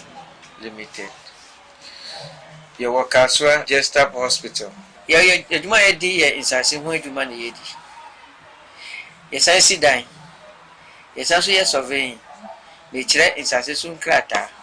Yesanso di mfidie high. O ye surveyor o around. Na ope bi dia ye adwuma oba, ye benye bi ama.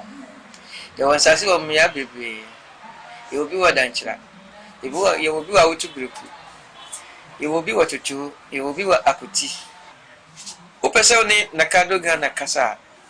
Free wa umain so 0536 943494 ya mwakwa baba Nakado Ghana Limited ya ton sanse yesi adan ya adan ho krata oba hanu mo a ye bete so ama ya sanse no langard ni so se usika nso kra na oba ye bebo modern ni ahwew ni watua ne kakrakra se mpo wo ya bodwa adwuma so utopia water wo ye de yo ne wo ye bia no behwe ne ate so ama wo se ukura usika nso sika boten so ba nso behwe na ya hwe ne aye ho adwuma ma ya sase no langard ni so aha no ntokwa ya ne asase ne sa eni hanom na se ye mo asase no so a ye be hwe ahu se ubenya wo krata wo de be dache obibi ni abetumi aye ho adwuma Within the big mama.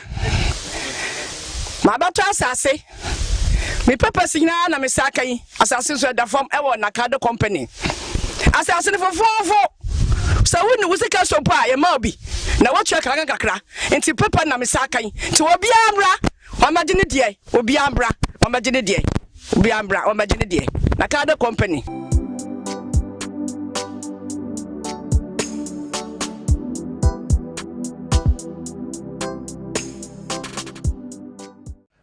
Say wheels air bubble so much to 2 weeks. But to us, yeah. One penny to no more apply chemicals. I advise some money. But if you labor ni want to know, or more apply chemicals. But so for labor camp, it's a labor ni pabako. What do you think? First was who cry, those that who cry 50 Ghana, so be labor. And the almost 151 to 200 cities. Oh yes. Yeah. You cross near can libra for libra. And there be a quiz. And by the time I'll be you na a bono a war bag no moon. What boka? Even in fact, we have a stable we baggy. We are, and that's all we know the market per copy. There we be out the core warehouse. We be movie a bono a few farm on alcohol and home transport cost, fuel price a cost, and that cost. By the time now a bono out travel from farm no able do market no, na bono cost. It's even the American say a bono a bro ya yard no. The other like me say. A bono no, we've not been able to do a lot of work on that because cost of production are costly. But only my dear me one.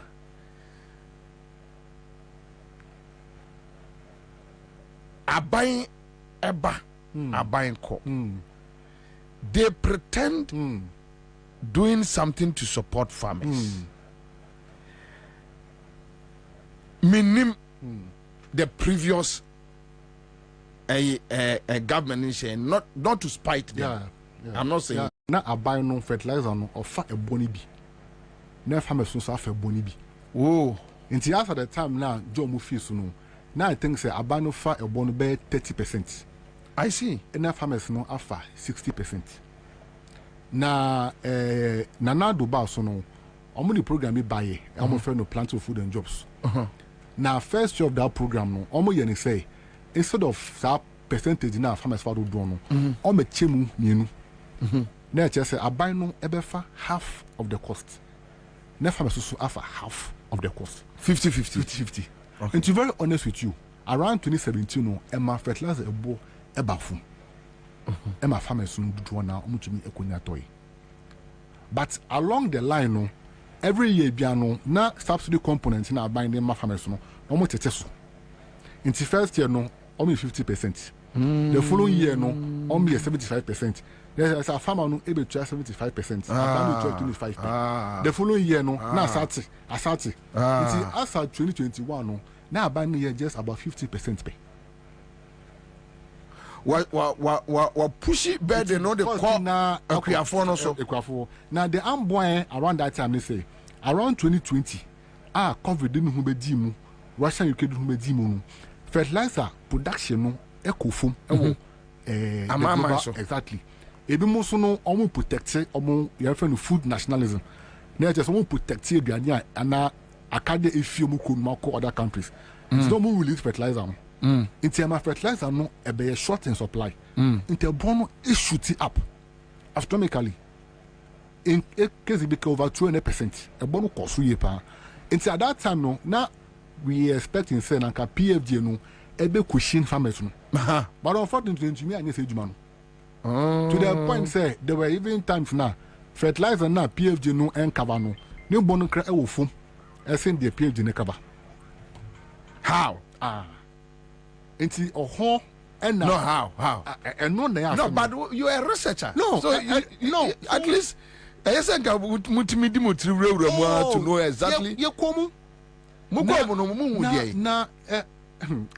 time nyama you see sometimes Ghana won ye tenase na ye draw program say e be ya e bia wo hwe concept na naka it makes sense to do it but ye start say ye implement here na ye the politics afra program na say no say na Ghana it Nti PFD yi si anka concept ne fantastic.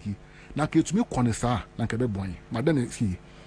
Before PFD be ba no, fertilizer companies say what Ghana na almost supply fertilizer. Aye na yini omo no. Yeah. No mo do 20. And farmers were buying. PFD buy a precope companies should to over 100. Just like that. And 500 companies na ebi mo kra omo ni experience no omo nya contract. Now amount for a smuggle fertilizer no aquamanone. Now you the tax no, but companies na buy brain, which means they pick the fertilizers from the PFJ. And they have PFJ the arrangement they say. Who company no ube craft fertilizer naba. If you are buying them okuta. Yeah. Say be a no for this season no, you amount 10,000 tons. Yeah. So ube provide them farmers no. Who ton we are for evidence in the chest what time farmers no. Who ton 10,000 tons now. Farmers no you are half. Other half no buy which you are. And see who company no we new contract now. You on your own to go and import the fertilizer and supply. No, they are companies who do now no omuni experience, omuni link be omo import. You don't know the contract now. Over we no no cotton.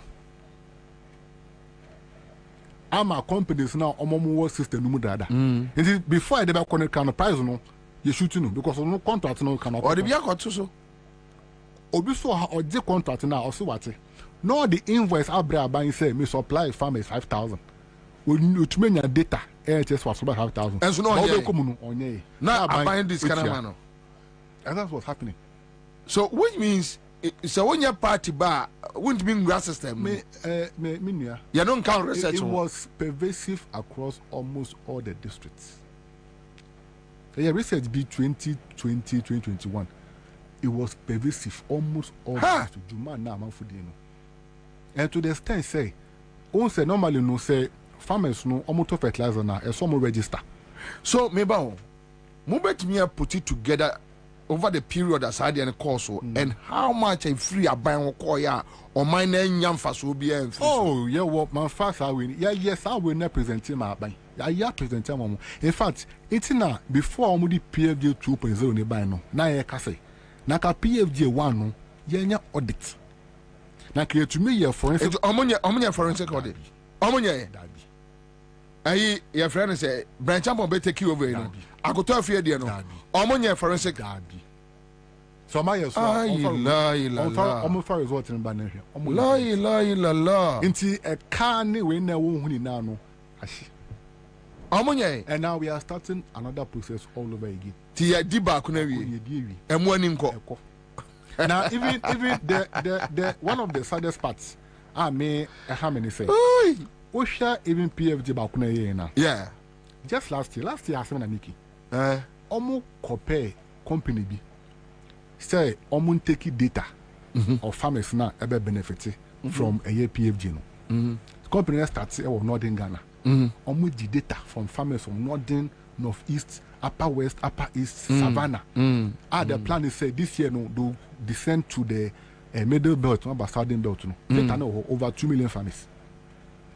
This year, PFJ 2.0 no, it's data no PBU. Until you are 2 not starting, we are starting a new process again. Yes. After using the taxpayers' money to collect that data, Ghana buying so on PBU.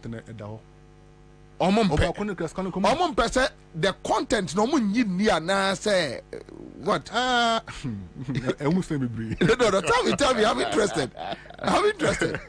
Tell me, but no, tell me. Omun yim mun samni near na say and try I don't know omun. Uncharted waters. When I say you don't got for you and they didn't come. No, but you see, sometimes we need to have this casual conversations. Oh, no, I agree. I agree. Yeah, and just to start.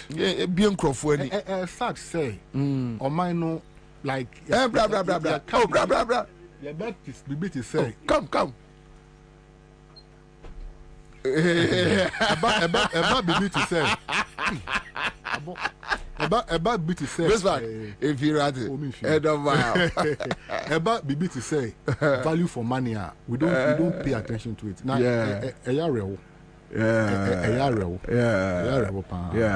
And I think say for me no, we need all people to be on board. Media, because so one no, but I won't say the other side of the issue. Yeah, media and also your problem with the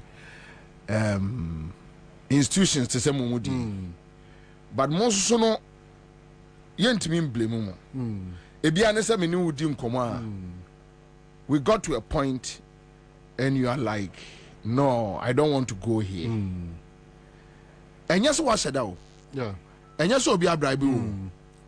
But the aftermath reaction, even how they will antagonize you.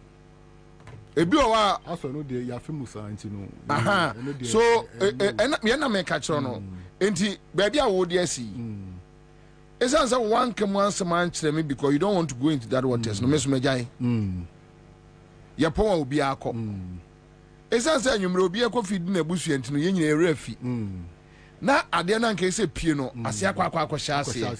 Now, omom to beneficiaries. Because the more they are hiding, the more they are safer.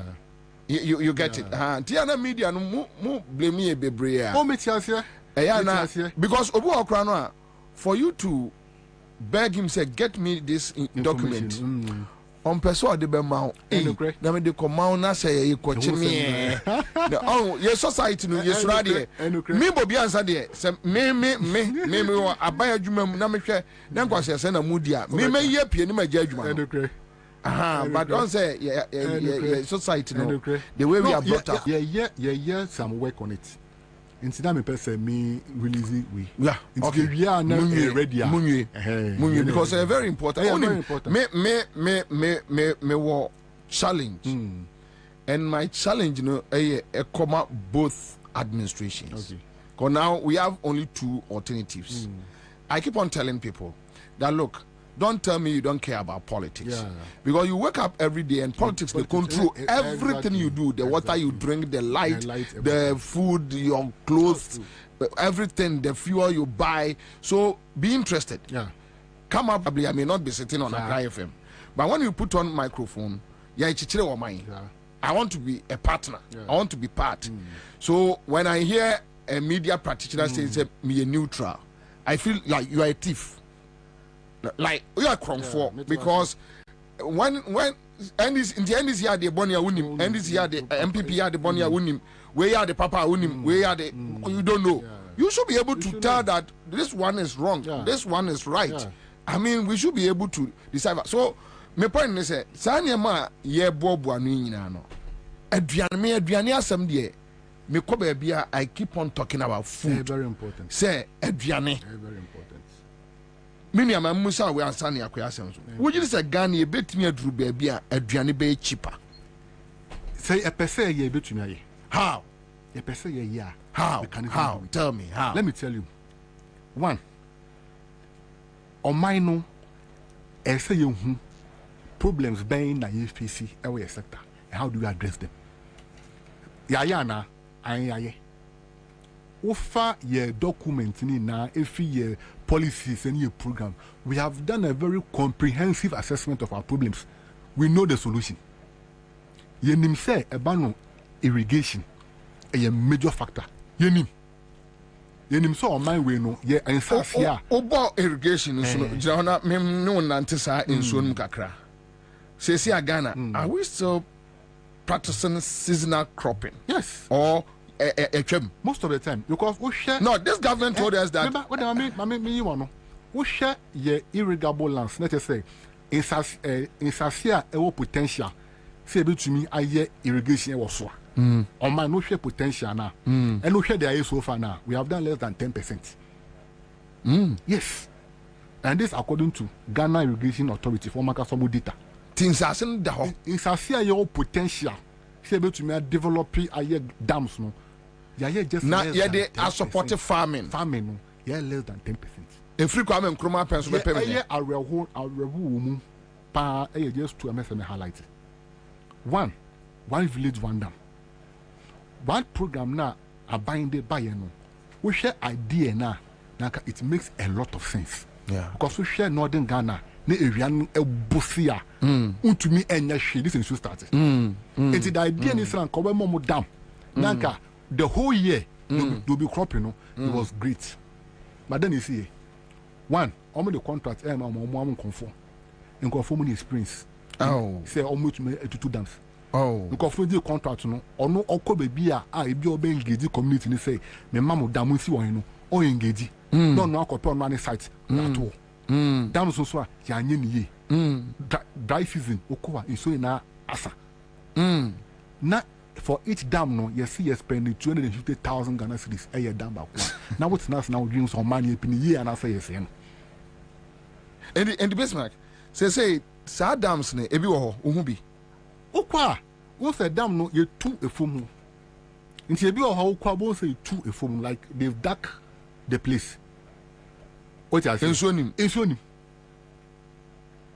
ebi so ho they tunu no so dangerous ensuo to a na overflow na come amafu because yeah move from the dugout you to from the to but dam ye dam sa even but no defense defense you see 250,000 to millions are defense now open until we boka on mine o check record some year almost 146 dams into come multiply 146 by 250,000 a car your boy for dams I don't know in the area but even the budget no crowd one try for Saudi and it's more than in the area boy with the northern Ghana get dam bender have supported that is in family. The second part real Palugu multi-purpose dam. Aha. Me te said me bow educate me any TF4. Me I said last week. Yes. And I'm who so be at the to Facebook say omo the contract them man crofo Chinese will be. Yes. What happened? It's Obekaya in 2019. Yeah. His Excellency Nanadu and a buying machinery no. Omo call Palugu. Omo call Kati sort for a Palugu dam no. Now Palugu dam now it is a multi-hydro dam. Now just say apart from Serema Insio for agric no, also for electricity. It's a multi-purpose. Now, almost to me say dam we are able to cover over 26,000 hectares of land. For agric. Yes. That's how huge. Ononkwa bet me feed 26,000 hectares of land. We share the design of the dam now. That's the plan. In the year no, Nana do call Palugo Hokate so in fact, it needs year papa. In so way there a year transformational. 2 years down the line, yenteshi into your core site. Mania, you do site no. Contractors now that the normal short cutting no. Almost see some structures, no some see there, almost see almost structure. Structures in no, on my packet. Nyama matoto they say in bobo near here community man on my tongue I'm a community phone meaning they are not coming back until we're like the how come until just in Drana meeting say apparently no the state spent over $1 million or so on that facility. $1 million. Bro, this is me checking. We know in draw. I'm say public account from the figure nearby. And no one can public accounts from the figure nearby. Amount no amount spend no. Who call site to a unkuhushi or site. No, but Ghana government pay funds to do that project. Yes, sir. And the funds no running more than the $1 million. The total budget for the dam no over $900 million. And the abundance and Kesika no ana so almost disika no ana say no which is which one the answer say on what we near ready on what basis do you go and cut a sort I want to scan ready almost a COVID Russia in the sea. Yes but what cut here dam in 2019 that time what cut here now COVID Russia and buy so that one next can war until how all of a sudden this can in you and toi dam COVID that cheese cano on top of that, you know, you could His Excellency that the Baumia. Yeah. He had to use your microphone. He had to him say this is the issue about the dam, and he acknowledged say a idea be bois. Na Abano had plans for me, but it been too much money. And Abano air plan say or be going to arrangement with either private entities, a BMA and PPP, normal almost facility. Ah boy. And I say okay. We then come by your pennies at least. They hear me say BBO facility no. Since that time, the following that year na budget no almost the cut to 200 million cedis. So I'm going to for the Palugu for Palugu no 2022 budget no. I want to man kind 200 million now budget no so they allocate to Palugu. Woko hwa hwe ni ho. Any sas can away. Any.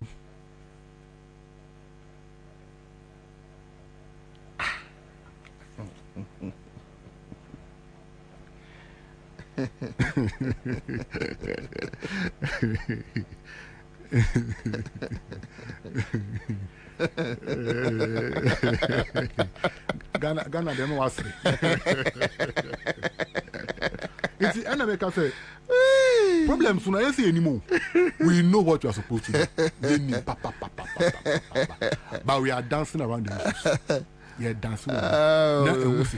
Now Obi Ethnic Council. That's the problem. That's the problem.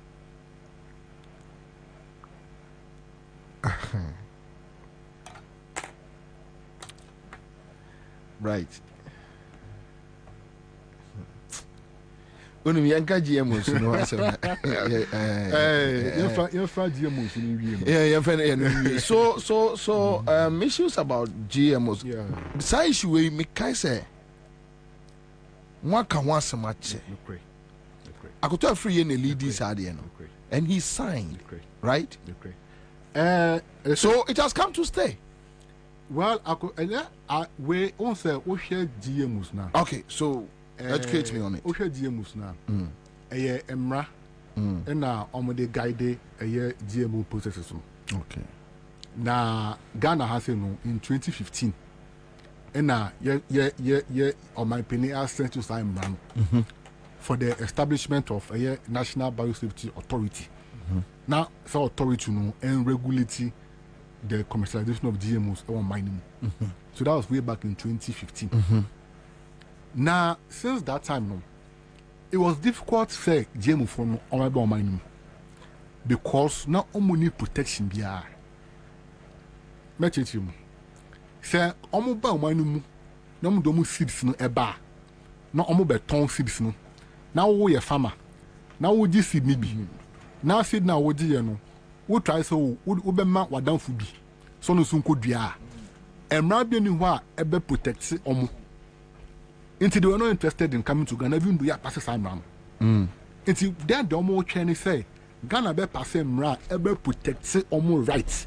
Okay. As breeders. Okay. Until na aban no air forces say yen pass emra na ye friend no. Those times ye friend no plant breeders bill. But no plant breeders bill. But it's no ma pass your friend Plant Variety Protection Act. It is some man na air protection. We say no money say who the GM we ni ba omo copyrights omo rights to the patent of the crops. It is a way now in French they can sue you. And with that protection, woman say now it is now easier and conducive to come to enter the Ghanaian market because on pass GMO Biosafety Act 2015. And the question is, since 2015, how come someone for GMO be about mining? Until say you pass PVP Act no 2020, you now pass Act no penal. Now they are releasing their varieties to the system because they know. Now GMO no, yeah fear, yeah fear. And they say, one, no you say as on my piano, hey, obetuma ton o be fight amobia. But one thing I should keep, and that's the point I also emphasize here, anyway, Adriani will be di as for mine. You should have control of Adriani Woody. Because Adriani Woody determines who you are. You should have control. Yeah. We share Yankasa as a miner. You ban Adriani seeds, you want different varieties. You call Northern Ghana. Near Mount, a bro varieties, you'll be surprised.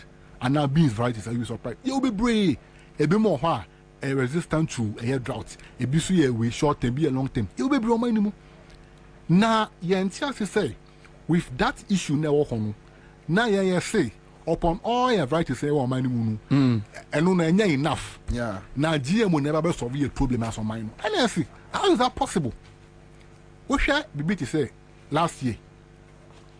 Last year, no, if you had to year, yeah, a ban production. we say a money brewer. We did very well. Farmers produce a lot. To the extent you see how call Northern Ghana, a tough one. And we did all this without any GM crops. We're able to produce a lot for the country. Now, problem is now you see, more solving man and produce more than that, no. More no. But you are rather interested in technology. The saddest part is that technology in a bar, it will take the control if you ain't safe and a sharp of into the next 5 or 10 years, no, say we na GMO sister, to India. So young fan say, and no by a base, and menu ya no, and who bet me aka says where yan is seedlina, GMO seedlina, India. It is a Siano, who share varieties on my passing. On my passing 3 crops, and our passing varieties. First one, a cowpea. It's a cowpea, normal cowpea, no, yeah, cowpea beans. Beans, okay. Passing no 2022. Normal beans, which is any form of beans. Beans, you are different varieties. And normally, no, almost say GM no, a biomo to resist against some pests. And then yaribi. Into almost engineer crops and says, I are in a bar into me attack crops. But says I are in a bar near him quite the faso. That's the point. But almost say, exactly. But that's the point. Almost say that be almost the technology a yamai. Into cowpea no my bako. A bro. All my varieties bears 8 a bronco. In our soya bean, all my varieties 6. But is there any other way? You bet me a preserve ye no. You see, the issue of you need any way. The issue of preservation is very important. You see, our Ghana has here, you will different forms of seed preservation. You have a traditional system. Woko amount farmers ni fifi but more we on preserve seeds in a Ghana kasa your friend National Seed Bank they say your various seed varieties are here preserving what I say until we have that system in place. Now the problem with GMOs they say that system now you want but that system no you need a lot of money to push and invest in it. I do saw on this car would invest too much. Those cannot take over. Pen a young person be ya na say. Made them only say interest. Interest there may no venti. What I can say because we share the bit say soya bean. Me that example. We share soya bean market now. Last time we soya bean we value chain so is a committee. Now presentation be on year no. We share soya bean export market now. The value of non-GM soya beans no premium price no it was so GM no. Until your mind now person will penetrate a soya bean market now. Where do you focus on? Is that their price level so? Yeah. So I didn't know if you already GM soya bean buy no price level. So you should not say there's an interest somewhere. They are local collaborators are omo kunaive. So almost there, Obina agent no more pushing as against the national interest. So that's what the problem is. In the basement, or may be a person in a being. But say the sublime way, we are looking at for ourselves as against the nation. We be $50,000 be. You create a dollar account, a mobi. You create a pounds account, a mobi. Na abrofidi 2 mano. No koyidi or best sacrifice. That's how the country is. Because seriously, it doesn't mean no. And who akribia bisano. Say who or mine, who are mine. Who need problems well documented. I didn't know who found effort to know and address issues. And the Bismarck may bow, may be swasem. Would you have Momonia Mokasor, maybe Mquasor? And the Bismarck. A young motor say a catch a gun and penny for so what Jimmy Pa a atom did you? No, they cat, would you Nadia and Nadia boomy for Nadia, my bow and him. You to me. You will share those to be some radio. No, but David would you me represent a group, yeah. Mengaza will come, say, so what to say? Bobie no say, Ghana Perivoy, Jimmy for pa. Ayana, you say.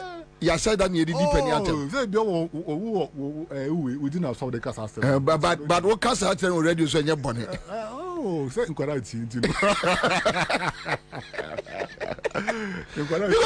Because no, but I get your point. Sometimes I didn't be frustrated. Say, what co school?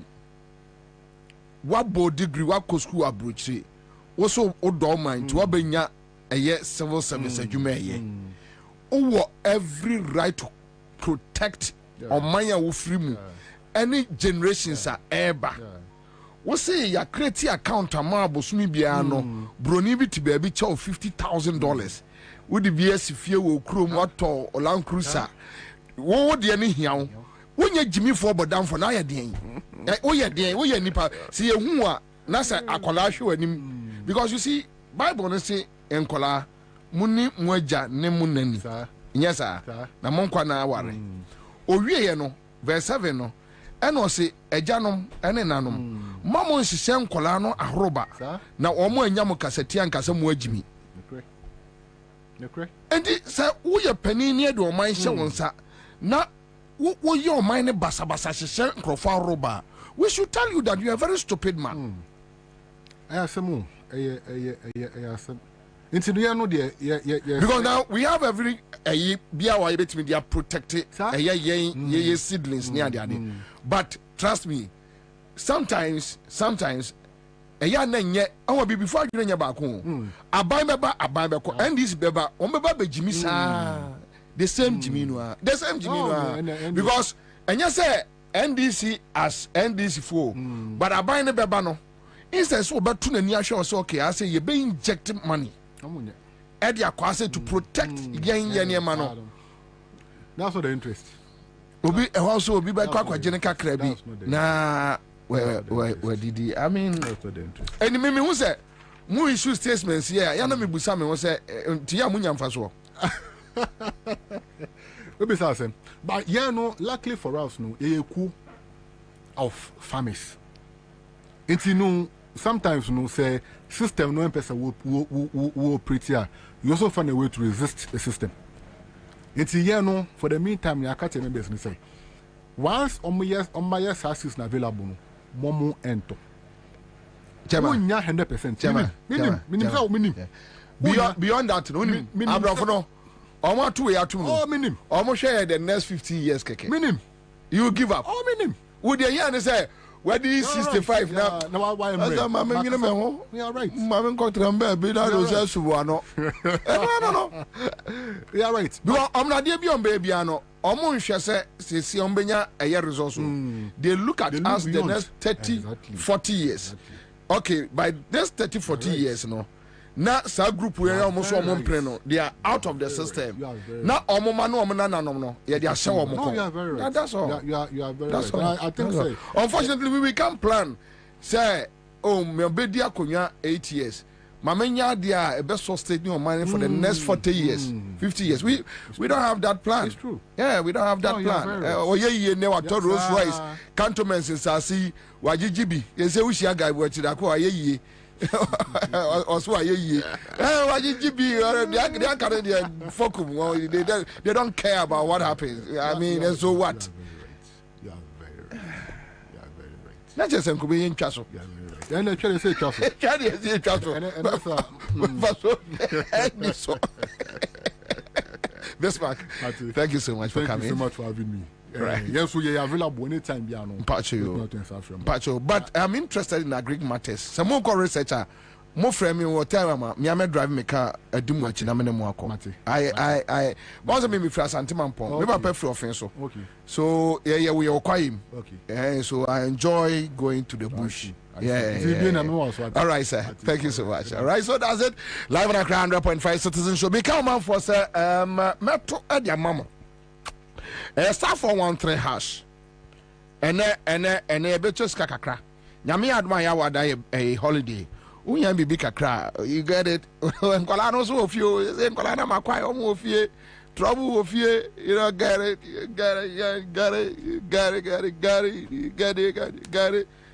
Charlie, Sanya said, if we be a Facebook for ya. Come and chase those crazy boys out of the yard. They're running and they're running and they're running away. Oh, they're running and they're running. You can't run away from yourself. Then do this.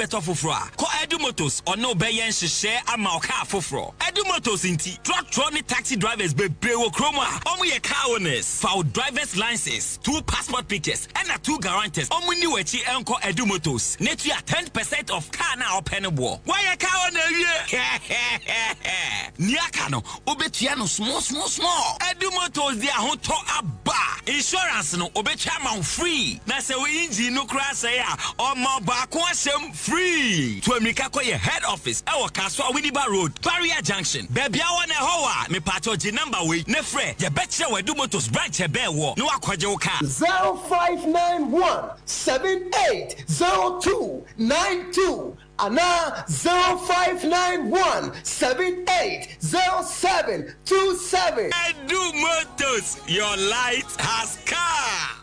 Hey, say the Mako who Greenfield Scientific Herbal Clinic no. Me who credit me. Say enunti no manya award wa. Eya word best. Obian transe Emma Dumpem ya de ka say anase me boya de enkan to dem bio. Greenfield Scientific Herbal Clinic. Esanya want to say ne ekuro etu no. Ne enkan ewana num. Oba na be mo pa wo. Ene enyarewan kaye. Nansi ma me ka say ene spinal cord ho ekaye no. Greenfield ada romenti ene wasa so le gina na so epiem. Greenfield Scientific Herbal Clinic. Our ultra modern laboratory and a diagnostic machine sir. Ashishedi pedie di mwankasa. Greenfield Scientific Herbal Clinic. Ewa nungwa jogon Estate Junction. Last stop. Frewa 0243 983 906 and 0261 651 898.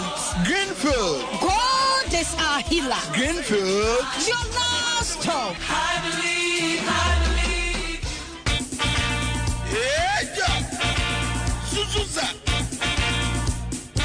The incoming president, His Excellency John Dramani Mahama, flag bearer, Zima National Democratic Congress. Also, Zinchiamo Bibera, Orite Democracy. Sasara, Elkayem, Manigana, Grata, Shishani, economy, water to our pants. In education system, I was say. Friends and family government are all the current administration in Ahocher, Mecha Hashepa, or Kodo, Eshapayin, Afraba, Obibiara, Osgana, yes. With the Ahochena dos. You know, His Excellency John Dramani Mahama say, our everything crap to Erica Bob they are build Ghana together. As the Mauritius few Buana support in the campaign for 2024 election. JM 2024. As the Mauritius few NDC good governance card in the good governance card Yakada Edge was there support JM 2024 campaign. Good governance card what did you do? And Mawusi Kanyama was zero to me. Now so Ajos. One saw one pedal what you good governance card when it's 40 10 citizens so. About to abo short code *248*6#. Now also ascend was it. Good governance card. After that, Johnson support JM 2024. About to a friend 0534 000 261 and now 0531 033 503 and now 050 982 3400. You can on internet to do www.ndcgoodgovernancecard.com. My young combo, they am build a Ghana together with John Dramani Mahama. Nyaminsha.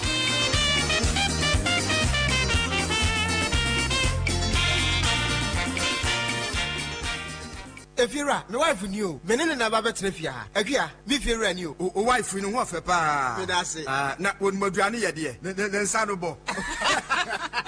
Hwe, efira, me nsa no bo papa. Ene obetumi atenefia. Efia afo manya tipa tomato mix. E di yes stew e bon kwan a. Jai. Hey, efira, se wo krom. Wonim tipa tomato mix. Bi di bia ba ware ase wai. Me popo bia mo adi bi. Se tipa tomato mix. Said ye amaduane e special me now for Marima added down when you don't know that said one for being Yabiani. And that's some cultural or body tipa tomato mix, a Yabiani, now a whole crab dibia, and to any body vitamins A, D, E, K, egum, a near fortification, and yen unquao, what digestible fiber, any liquid so I can home, and my product no, I come say. And yes, sir, a bonus of that form, a boogana jasso, upado do afre 0203 403 400 tipa tomato mix. Taste happiness. FDA aji ejedi nkra to yatum.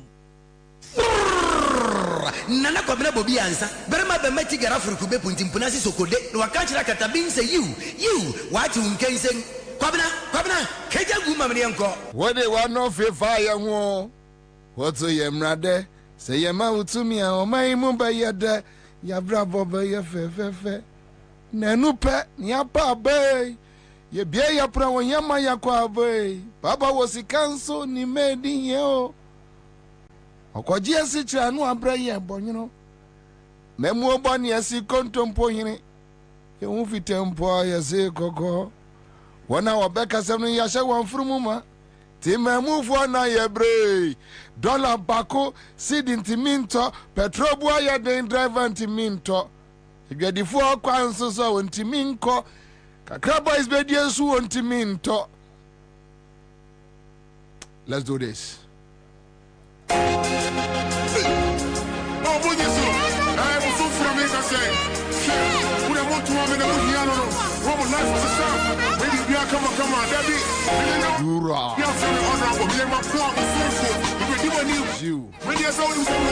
Thank you.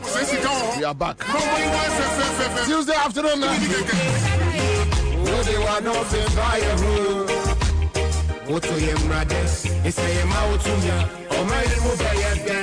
Ya bravo be ye fe no pe no ma ya pabe be ya bravo ya ma ya pabe baba wo sikanso di me di ya o ko jasi chara wa be ye bonyo amemo bon ya sikoto bo ni we mu fi tempo a ye sikoko wona wo be ka semno ya she wan funu ma te ma mu fo na ya pray dollar bako sidi timinto the drop wire day ya bentiminto I 24 grams so I won't timinto kakro ye ready so boys boys the timinto hey can you selfie na mamo kwesi ya re wo yo dina say ma ko me mama ye enyo do hunyum na mi to kwesi ya re wo yo dina say ma ko me mama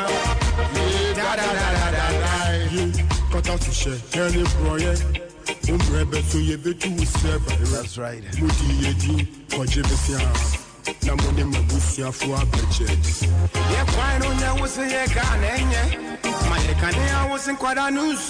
Don't mind them.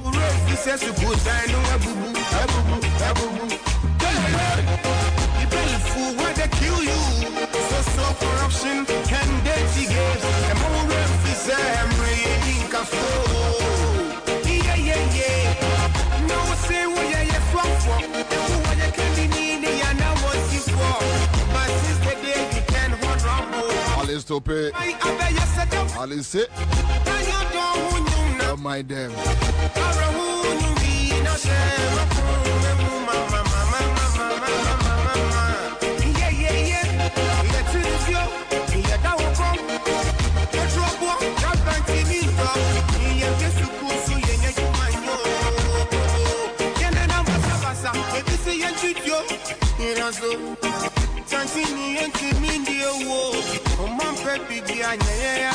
Thank you.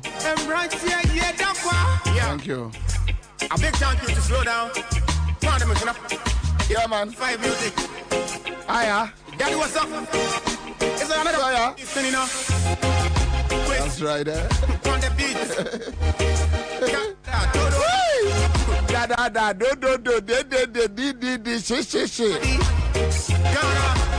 It's a beat.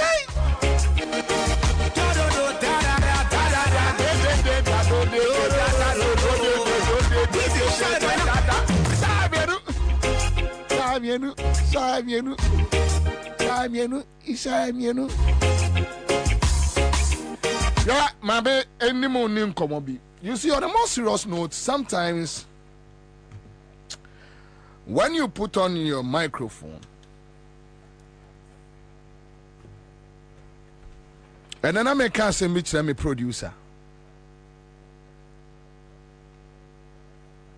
Yentimi nchutu, yentimi nyashe.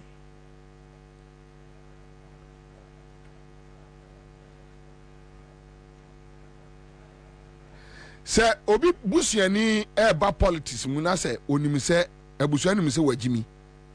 And if we can look into their eyes and tell them that you are a very stupid man, you are a very stupid woman. Omo busuafo beka se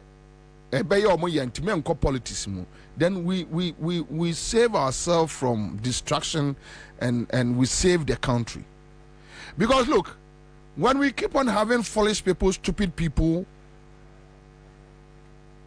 entering your political circles no more, Ghana will break. We will die and go, and we don't even know how Ghana will be like. Me Bobie there a problem. When I sleep every day, and I know that one day I will leave, but I ask myself, after your generation, we know Ghana be saying, I want Ghana to be a better place where my unborn grandchildren can be proud of us. And I have said this. Os we dware na wo traka mu tu se wo ye broadcaster akoye adwuma me dem akoye adwuma na me bosu me akatu akọ. Whatever happens, I don't care. You are a fool. You are a fool. You are a damn fool. You are a stupid person. You are a damn fool. We put on the microphone to shape the destiny of a country. We are business partners. We have interest. We talk. The microphone is there to help shape. So when somebody is stupid, you must be able to tell the person, you are a stupid man. You are a foolish man. Yes. Yes. Me be a radio station. I dear my mama presenters. I don't know. We are fucking man. That's what we catch us. So we are fucking man. Kwame, how can you tell me, say, oh, kwa see a yepualugu? What is $900 million? What more be 1 point something over 1 point something million dollars? Where di oko wasesa ne niamako. Anyani adia omdi begu na ya buying taxpayers money no. Omo make us a scan say a loan no. So we are going to pay. Eh? Ya no. Obi abegina parliament 2022 akatre say only $200 million air kwashe Pualugu project mu. We can't find the money. We can't see the project. Also, my man can't say any panel say we are kwasi ampeni. Now, me kasa enye radio ethics and kaye societal nonsense. And that $200 million is waiting for me and you to pay. And that is the reason why a stupid government like a Kufuor government and Ansah say taxes no and kwaku thing you are what MPP mu catch and say COVID tax ni Ansah nim. But almost this canon so we use to COVID tax no the judges can free or the quotia. Say obeyis can free bottom director or a crown for. But when you state power and state power no a man quite so or the policy say ba a year bayis can free bottom and the obey we are no I use policy no at your fire at your quack question. Nipa on your quasiano. This person is not a fool. What's the man can't answer what you Jimmy for? Mamma Casa answer no. Where is the $200 million? Ama, look, when him and a Juma no me no parliament no. Even Nadia no ni begu Palugu site no. Oma for Nadia na auction na ton. They have auctioned it.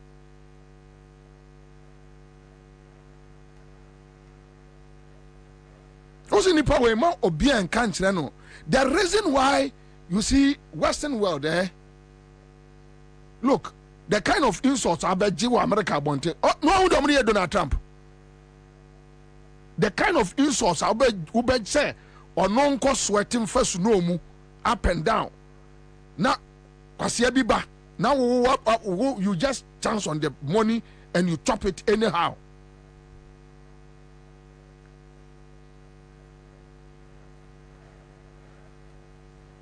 What says any Panamanian can't challenge where Jimmy? You walk to the northern region right now,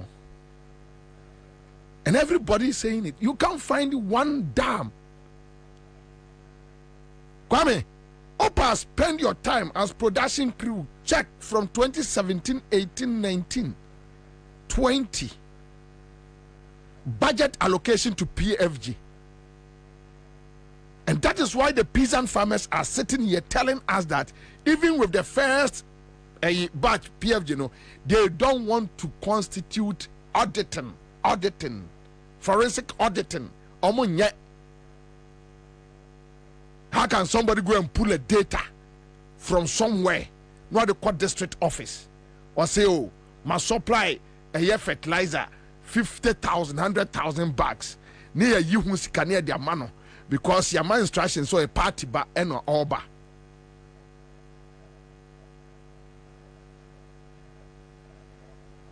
And let me say this, me, I'm not a zombie. I am very sure that there are other policies, there are some 1 or 2 infractions under the NDC administration and Kufuor administration and Rawlings administration. But Kufuor, because he's a criminal, they decided, say, Omo betu yentuombe yama na broso.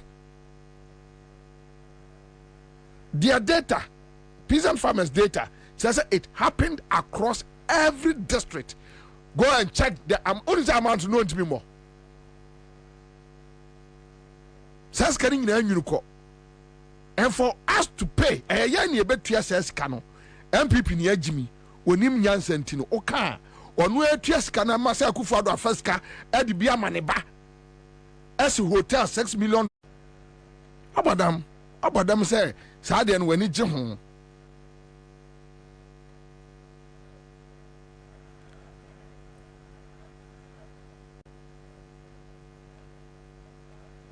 wafa wadi on phone because your government policy you see every be government propaganda machinery go and defend. And you see sometimes the reason why I have issues about Akufo-Addo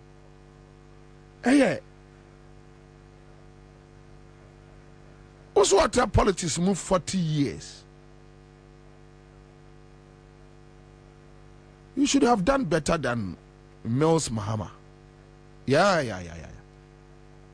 Because with your age, you have seen it all. You saw the mistakes. You saw the loopholes. You saw where we can build on. But you decided to tear it down.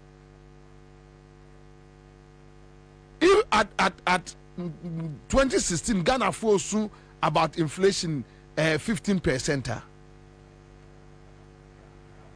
You should have done well to at least, if you can maintain the 15, or even if you can go down, just maintain it. What do you do 24, 25, which is a figures a wawa massage you. Because someone more a Ghana Statistics Service almost through Akufo-Addo. So they massage the figures and they go and give it to them. You know, to just imagine if we are having the real figures. So Aka Kwabena, what double the 2016? And you are still not shy. You are still not ashamed. You are walking around beating your chest.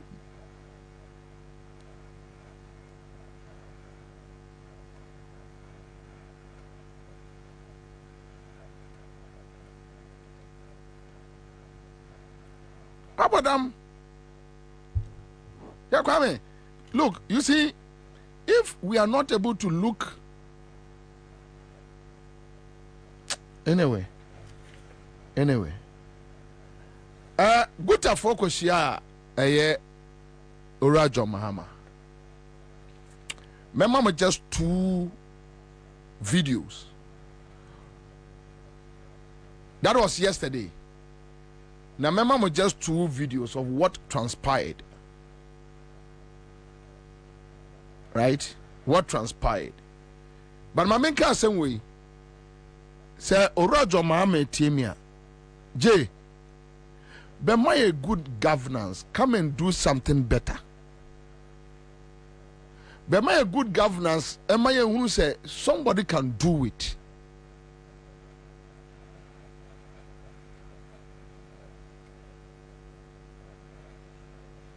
You have done it before. You showed us so much respect. Your mama showed us so much respect that even the mere say Obi, I can wa audio so when $1 million will be jai politics crano. You see, JM enhu Ghana for reaction, and he kicked her out. That is respect. And I know your mama can do better. Give us good governance. That is all what we ask for. What the loan okojia, the 10%, na 90% no. What the farmer ye? Ekufo ado kojia, no awie ni nyina no mache. Chaman kwasiafo boys we num. UGI hinum foolish boys we kwasiafo we omo mo brother. Near the year, dear Kwaji loans near Chama. Neska gugu polytank mu, ska gugu mpase. As we speak, say, Isama meno. Also, a good for the car, say, my many case name go see. Na ye kasakasa. I'm far. Also, via castle. And go see. Judges, no, be a dear. Oh, yeah, be a dear. We have a very corrupt judicial system. Very corrupt.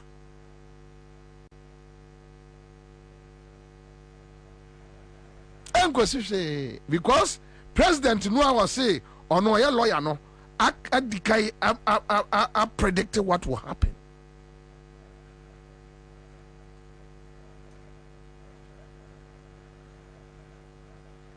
Just give us good governance. Kwame, Ghana. Opa ye investi ye nyi kronon frio. They invest into farmers. Kwame, if they invest into local farmers, I can be a farmer and I'll benefit. You can be a farmer and you benefit.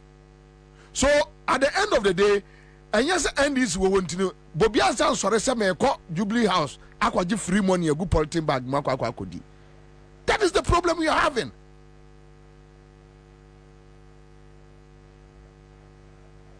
Atamis was my friend. Mama was my friend. Mimini NDC and Tukaida for 8 years. Never.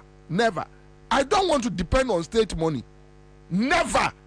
Dominic Kisi from UK to US, Guyana, where Dominic Kisi na memanoko. And yes, mean to me, but I don't want to depend on state money. That is why I've been able to live for 8 years without going to any MPP member. I want to prove that I can live without state money. I can live. I can survive. Me, I can survive. 8 years. So let the government invest in farming. Mikro mampo asase ho mekwa kwa yebi.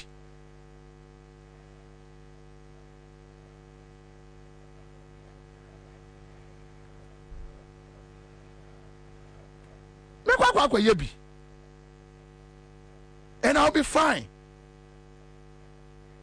She said, I'll rehosem. What a yet local a form of printing books. Any school in Tare, Kwame, now what the Malibanese ni. Obi catches what Jimmy was who did matem. Nakanda penny abre, so we did penny for them. No more Jimmy and me and can't also we are Jimmy for pa. So to be a sardiano. Kwame, young guys and no bar. Young guys. What's saying on just like that? Only a Ghana fool.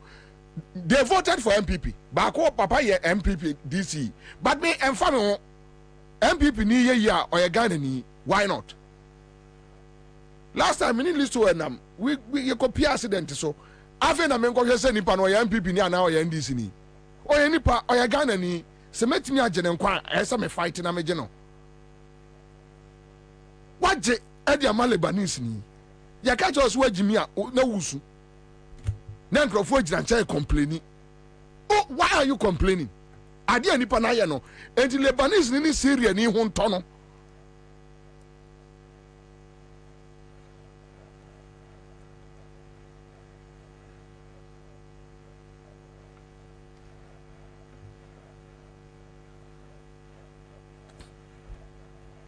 ade akra na nkamba be ya me refi kamba bi bion. You see, yeah, I'm out for motieri. And your man may say, and your man wa a kufad neba umianumaya. The day they will go out of power. Ebeyareho. Ebeyareho.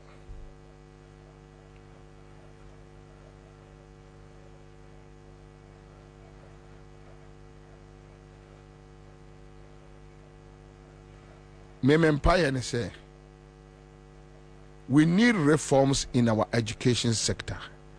John Oba Yemaye. We need infrastructural drive. Said ya John Oye no Oba Yemaye. Unim say infrastructure kosa. Hwe enameti as devi.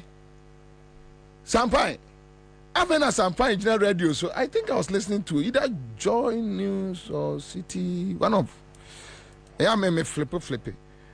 Now, me as I'm fine general radio, so say, I say, Kumasi KJT phase 2 no. I cut 20% penny for kasa. Till I cut 20% penny for kasa. And chakra.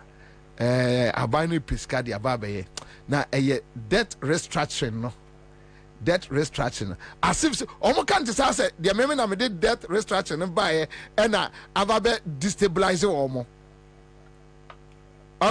The amount I could find in Crawford or Jimmy Casa and Yana a more or many pabufu. Almost can't say to say, as a obi and a creative debt restructuring, no?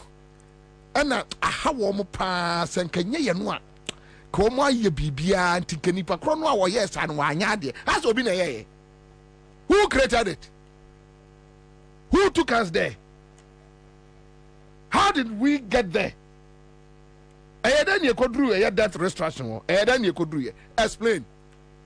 But they talk to media men who can't ask them because Ubusano say then honorable bedru ha when ye me no nkasa bio and I know when say paka or yerepa isa asibo 7 say Jimmy for no also on all man granting interview bio o ma paka granting interview bio paka ya odai we are regional minister konya nie microphone nie minie wunie and I want to challenge am this for say and this for me more your friend say projects 10 Ashanti region and also now we are good and this for no minyama mebusomo na wo tie 8 years ni but wo de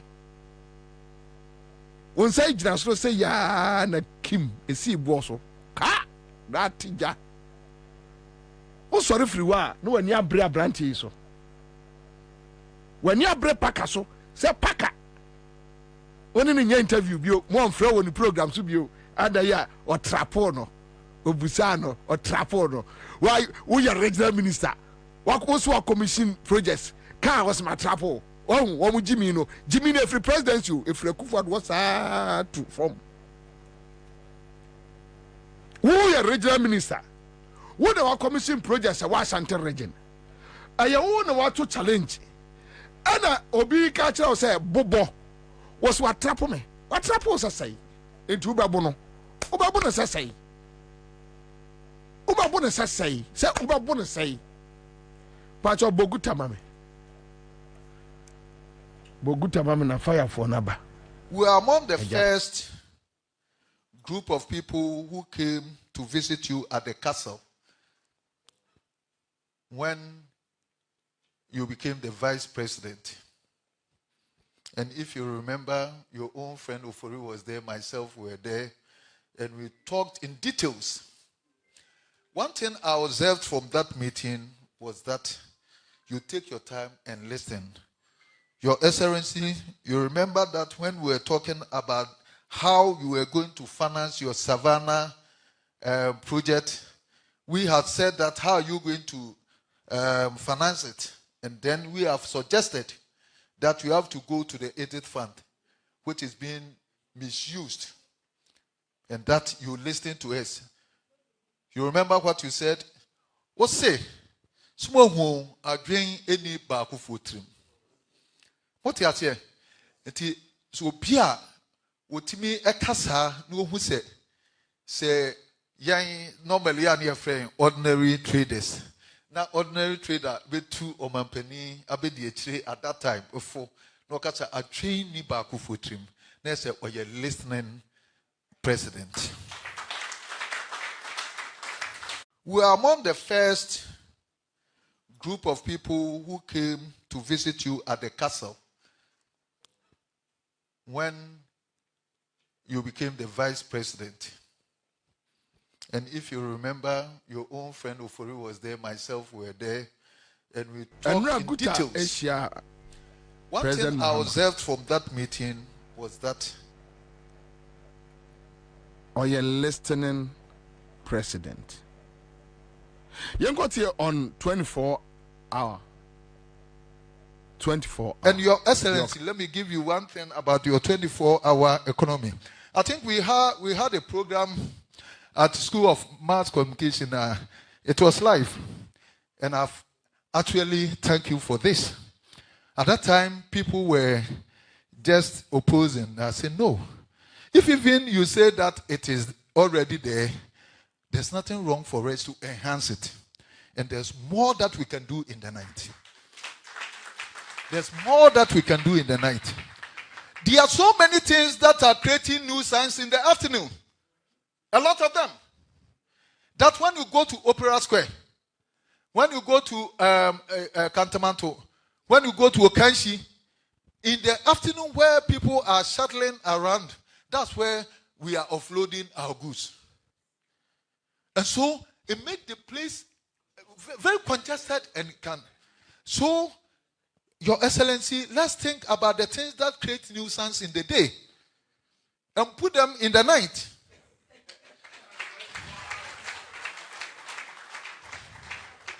So, it shouldn't be difficult for us to say that when you are clearing your goods within the weekdays where market is going on, unless maybe it is Sunday, those times you have to come after 6.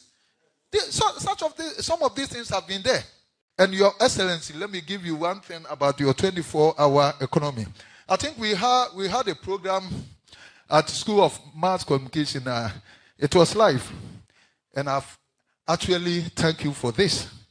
At that time, people were just opposing. I said, no. If even you say that it is already there, there's nothing wrong for us to enhance it. And there's more that we can do in the night. There's more that we can do in the night. There are so many things that are creating nuisance in the afternoon. A lot of them. That when you go to Opera Square, when you go to Kantamanto, when you go to Okanshi, in the afternoon where people are shuttling around, that's where we are offloading our goods. And so it made the place very congested and can. So, Your Excellency, let's think about the things that create nuisance in the day and put them in the night.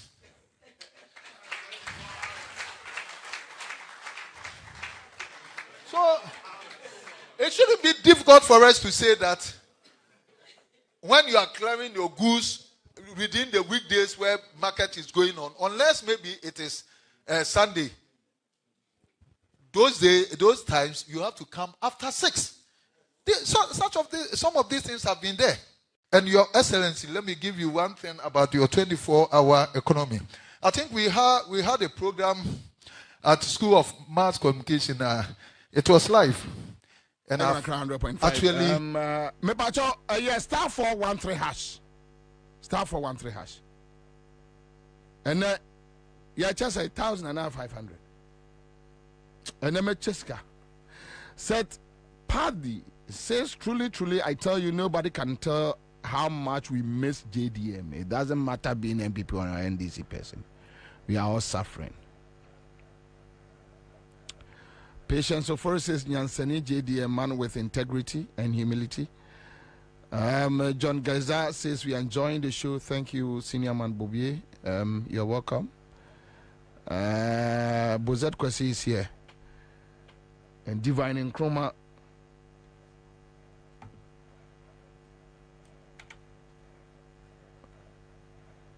Citizens can Nkrumah is in the house.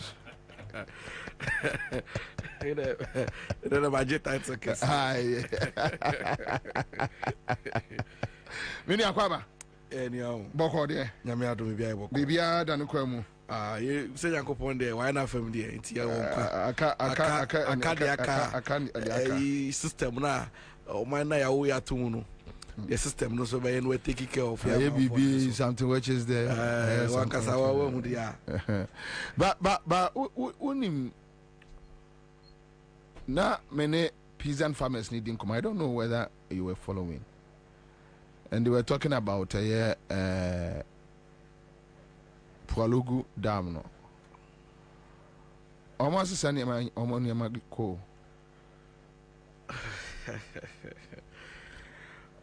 $200 million missing from that project. Crofona se solve ni mako. Unim mami tie phobia.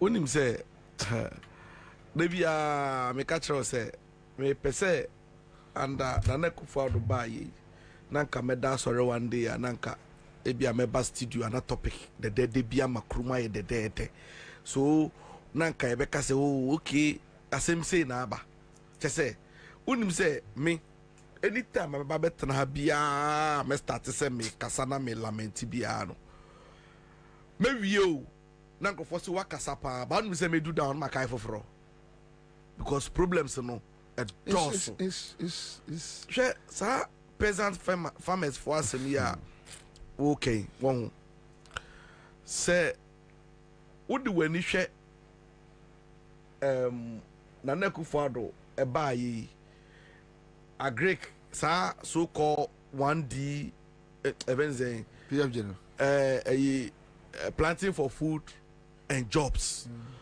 Oshesa policy in implementation any the outcome na the auditor general's report no onim say fertilizer yedema amanfo say they support you no the monitoring team omunkwa amufu any hotel amukoda yenkwa chensa fertilizer ni nyina oh yes say yes you omo round no abamu for no omo so omo round eso mo kwa monitoring na mo kwa hwe kwa be fa so a yen peasant farmers for no sa planting for food and jobs say kosen no unim say mo rounds ke ka mo ye no dos chen supporter ye ba ya ye de ma farmers for no na me ade ba kwa ye ha me ni say unim say under na Akufo Addo abanwe eniama na identify as oman eniama na yetumi ka say ade we die systems sana operate sana function no under this government no either say editoriate and now say they don't give a hoot, they don't even care. Bobie aban bay and now betumi aka say fiti Kwame Nkrumah pencil edi besi nde say yi agrek efi yen budget ni mu a ye betumi survive yet to me. And so, under this government, see, if you listen to the challenges and the plight of the ordinary farmer, you'll be amazed. Now, you see, it cuts across all the sectors. Remember, agriculture say na me no ka say fitina nado. Time oba aban mu. Unim say ade ane e friend in Tako, ye go school. Yes, you are free BB in Tako. Yeah. Like one the board districts in schools. Yeah. Near board regional zonals. Near selected the best people. Wouldn't send an anado. more than 4 years in here. We private individuals are see cash more invest in Ashanti region. All the regions in your baby are. Sir. Yes. Obana say Kumasi de na de pa. And I see Kumasi de no a private initiative because someone will say nko ye. Sir. All the regions wouldn't say Kumasi de na private private and government and GES. Obwa. Me boa. Bisa me person me book company didi. Oh bon joy product for joy ointment. Yes, sir, joy. Public so no church no so I buy GES in count. None of my GES. But they give the money to GES. No, say you have to partner them because say schools they are under a certain agency. So you have to operate. Only madam die PE teachers no. They say PE teachers are there na sports, physical education no mo. E no ntoma kona so mo kire no. E so mo nyina ko integrated science. Ntoma nkire hwe bi o. E nkire sports wo school mo. Divine some men kind of excuse my language basa saro. Me basa. Be a phone line too na bi na frɛ SHS second cycle institutions. PE teachers for said then omo kire say omo nyina kire integrated by order. I want chess sports. Me see, not sports no go chire we because I can't hear any supporter omu here from aban ama mo tumi sports no aban jaipa ti see emba bio. Unim say and another fertilizer na e de come peasant farmers no. Unim say ni nyina I spy. Na I spy.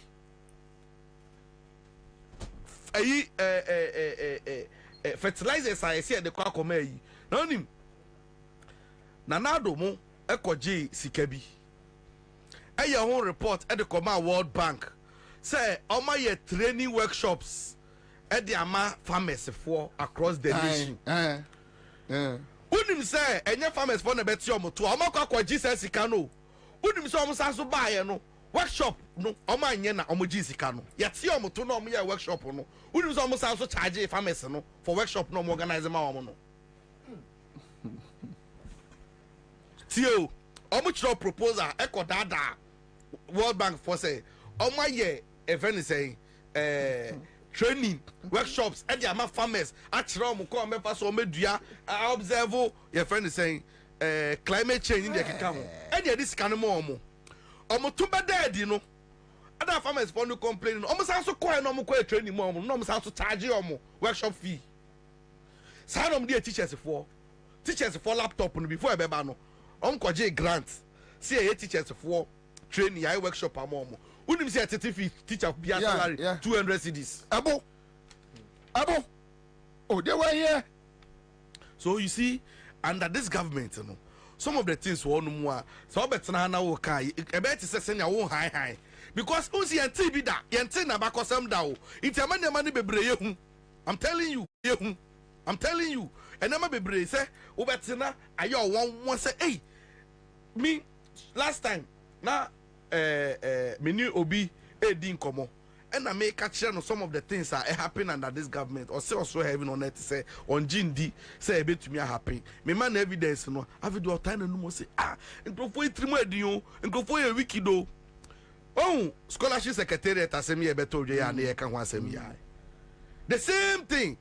And all propaganda omude ababetuja say yema fourth estate for 900 beneficiaries din aden no select na wo ye source no so obi abe publish nipa e bia 20 na say unim say who information variant to the event say they are publish also publish there be say GBC egu omuni mboni omu akasa omuni GBC egu crusading guide ya tutum say your more papers a friend say statesman egu assassin radio observer egu nti omo publish enye yi kasi asemti unim say che say omo mom say all of a sudden ni mom journalist na no mom atumi ay expose no the information about no there he's being attacked say or the information about if you have anything contrary to what the gentleman has brought up publish it sir. Almost say, is it Miracle Boaji and one of our foolish boys? No, be say, scholarship is not there for poor and liability citizens. And he said, Obi, it was Kakra, say, or the home minus on Faswa, they will give it to the no, person. But Bobie, command, some of the courses no share the policy. Obi a double. No, Obi a double. Apart from that, wouldn't say some of them no courses no no share the establishment of the act na the scholarship secretariat na.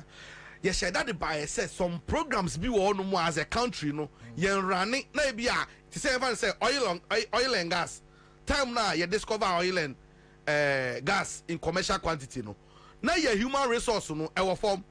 So there was a deliberate scheme say you be empower secretariat not the more youth ni young people akwa bonta kusua oil and gas ni mine ni ho niama now obi a scholarship so akwa communication yo ba akokra de oje $51,000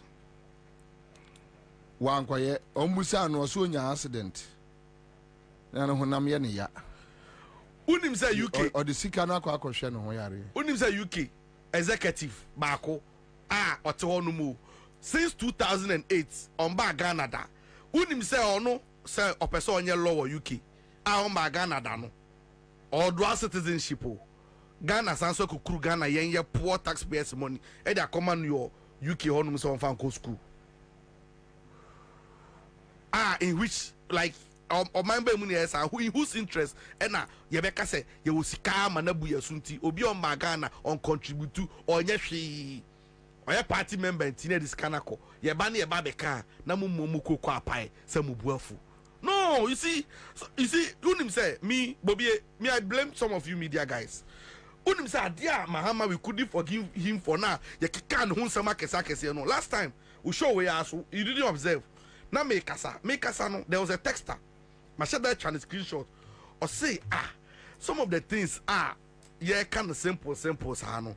And Mahama no some of the things near mani yes so wild until no one no be say NDC for no more for no moon to me kasa some month because it looks like from where the too much.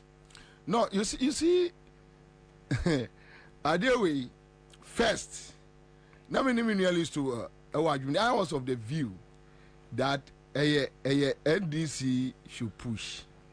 Now me used to as well no the citizen also must know. Recently we were talking about the same thing. That position is a swap. Listen as well, NDC must push to engineer for those things to happen. I was also of the view that the citizen must rise up. No, so I think, sir, you rather misconstrued my point to mean, say, I am only discussing that the NDC should rise. I'm saying that. No, on the first, no. On the first, no. Not first, remember, not first, no. Me resibia now betumia. Now you argue that no. And you been sorry me can't say I did say yo. Yes. I still stand by. Then recently I was talking about the citizens about yes our boys in you born at that time. Yeah. Then you made an argument that MPP made things happen. Yes. And NDC should follow suit. Yes. However, and yet divine alcohol raising issue be and I'm a bow say. I say the Entian Crofobusano.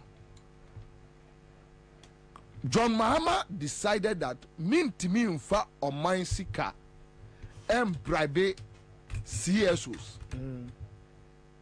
Any the so-called statesmen, Christian council, pastors to start speaking. I won't do it. Then John Mahama believed that a citizen be a right to question, express a view, to express a view, to question the government, to ask for accountability. Yes. So Mahama and the NDC they were okay with the noise. What I say? Unfortunately for us, you are dealing with somebody here recently, divine recently. Penibi Ephraim list to well. When you have a system where they share gold bars,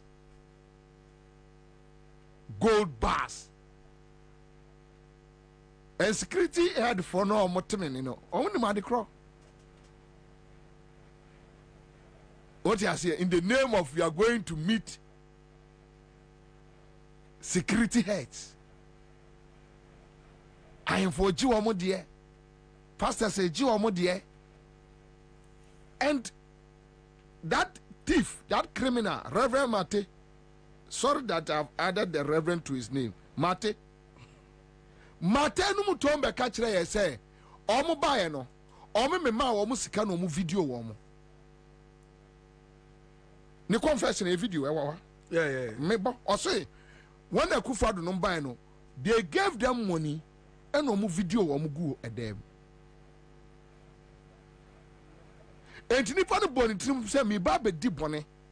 So you ask yourself, how many media men and omo video omo from Joy FM to City FM to Asempa FM to Peace FM to OK FM to Accra FM to Class FM to TV3 to Metro TV to how many normal video omo good there? So they came in with a plan that we are coming to destroy the country. But how can we destroy the country? We need to tie some of the watchdogs. Those we can't tie, we will go after them. So some are not talking because they are afraid. I spoke to somebody, a friend at OKFM. Okachem say, Bobie, what dear? Who were near the multimedia for you? I didn't stir. Who was treated me? Me when you didn't minibi to my mentor me OKFM. Na minidi. Oba wanyem ewo UTV. Me ono lady na frame. Sa kwasiano I Okujeto Junior no MPP no. Boy no MPP. Pero Okujeto I send the message. Ahmad Father Dexter num say we disrespecting to omunyinedi. Oba onyem. Hey, yes. Kwasiasa. So I'm telling you, look, things are happening. The one multimedia, City FM, they talk to us. Me, they talk to me. They call me, they tell me, Bobie, this is what is happening. They talk to me consistently. I met Kumasi guy back last week. Offer me and I was a Obram Pesaminusha. Why you interview? Yeah. No nipa no how an interview for a friend of Jumera that is not happy with the interview. Hey, yes. One friend Jumera that he or no how you interview no what Jimmy Sanwa Yabusa as well on to me no. He is not happy. Say Bisana Sam. I say Abusano Ghana Sam. No one to be any ano, Nania. Now I'm catching say next time we give me a microphone and you soon. Now I'm say yet here show our frame as a resource person and membrano. Who say some of the platforms yet one more near a free producer say next week member name baby you. That's all. Oh yeah. I won't dear them one can be some. How is it that so we have media houses say independent too? Let them come in. Why is it that we should have independent media houses so then a political party MPP 40 or national headquarters normal slots. It is sometimes important. Do you know that NDC Sankasa members are representing 30 media houses? And your body say Sani Pawedi on Yard Mofanenko. Do you know that is true? I've been many experience in Libya. Almost because no. This particular topic we did, Memfa Wimba. And to him, some they will be embarrassing on the topic, no. And I night say NDC for the don't know. And I say, exactly. But when say NDC as a political party, Omon now sorry, you sad dear Honda. They have never done that. Say, Omon interest said the Obeka radio should be a form, they don't mind, they don't care. But that is wrong. I say, okay, Pacho, my memory. To me, I are wrong because of a near for natural Ghana for. But in natural sense, no, and Kasani running country. Say on mine as a party in government, you don't sit down, waste your time thinking how to manipulate private media and even the government, you know, it's unnecessary. What you say? But also, I want more what you say, governance. Yeah. But in the civilized world, look, who is going to call who that we don't need this person? People say worse things. You see, Kwabena, what I think about this whole say, it is wrong for a political party to sit and fold arms and watch things happen naturally. No, you know a different issue. Me say, the many way come on busa say, the entire crop for media for. Na me chen say, media for about 3 factors. And on where they be one dance. Yeah, they can call a Jumeura. And this will not do that because it is a good governance. Yeah. And you are not being claim say. And this is okay. No. I know it must not happen. What you say? Then another issue of threatening people about what they say. Then umo media needs can know a video. No, these are a criminal world. And as I didn't call American ones say NDC, they don't have time doing that. Two months NDC wawa Obia kasa free. Because nobody will come to you in the night with national security. Nobody will chase you. Yeah. Nobody will video you. Yeah. Obia amfro jumera. Say yenise. Me one day kwasichum jeche.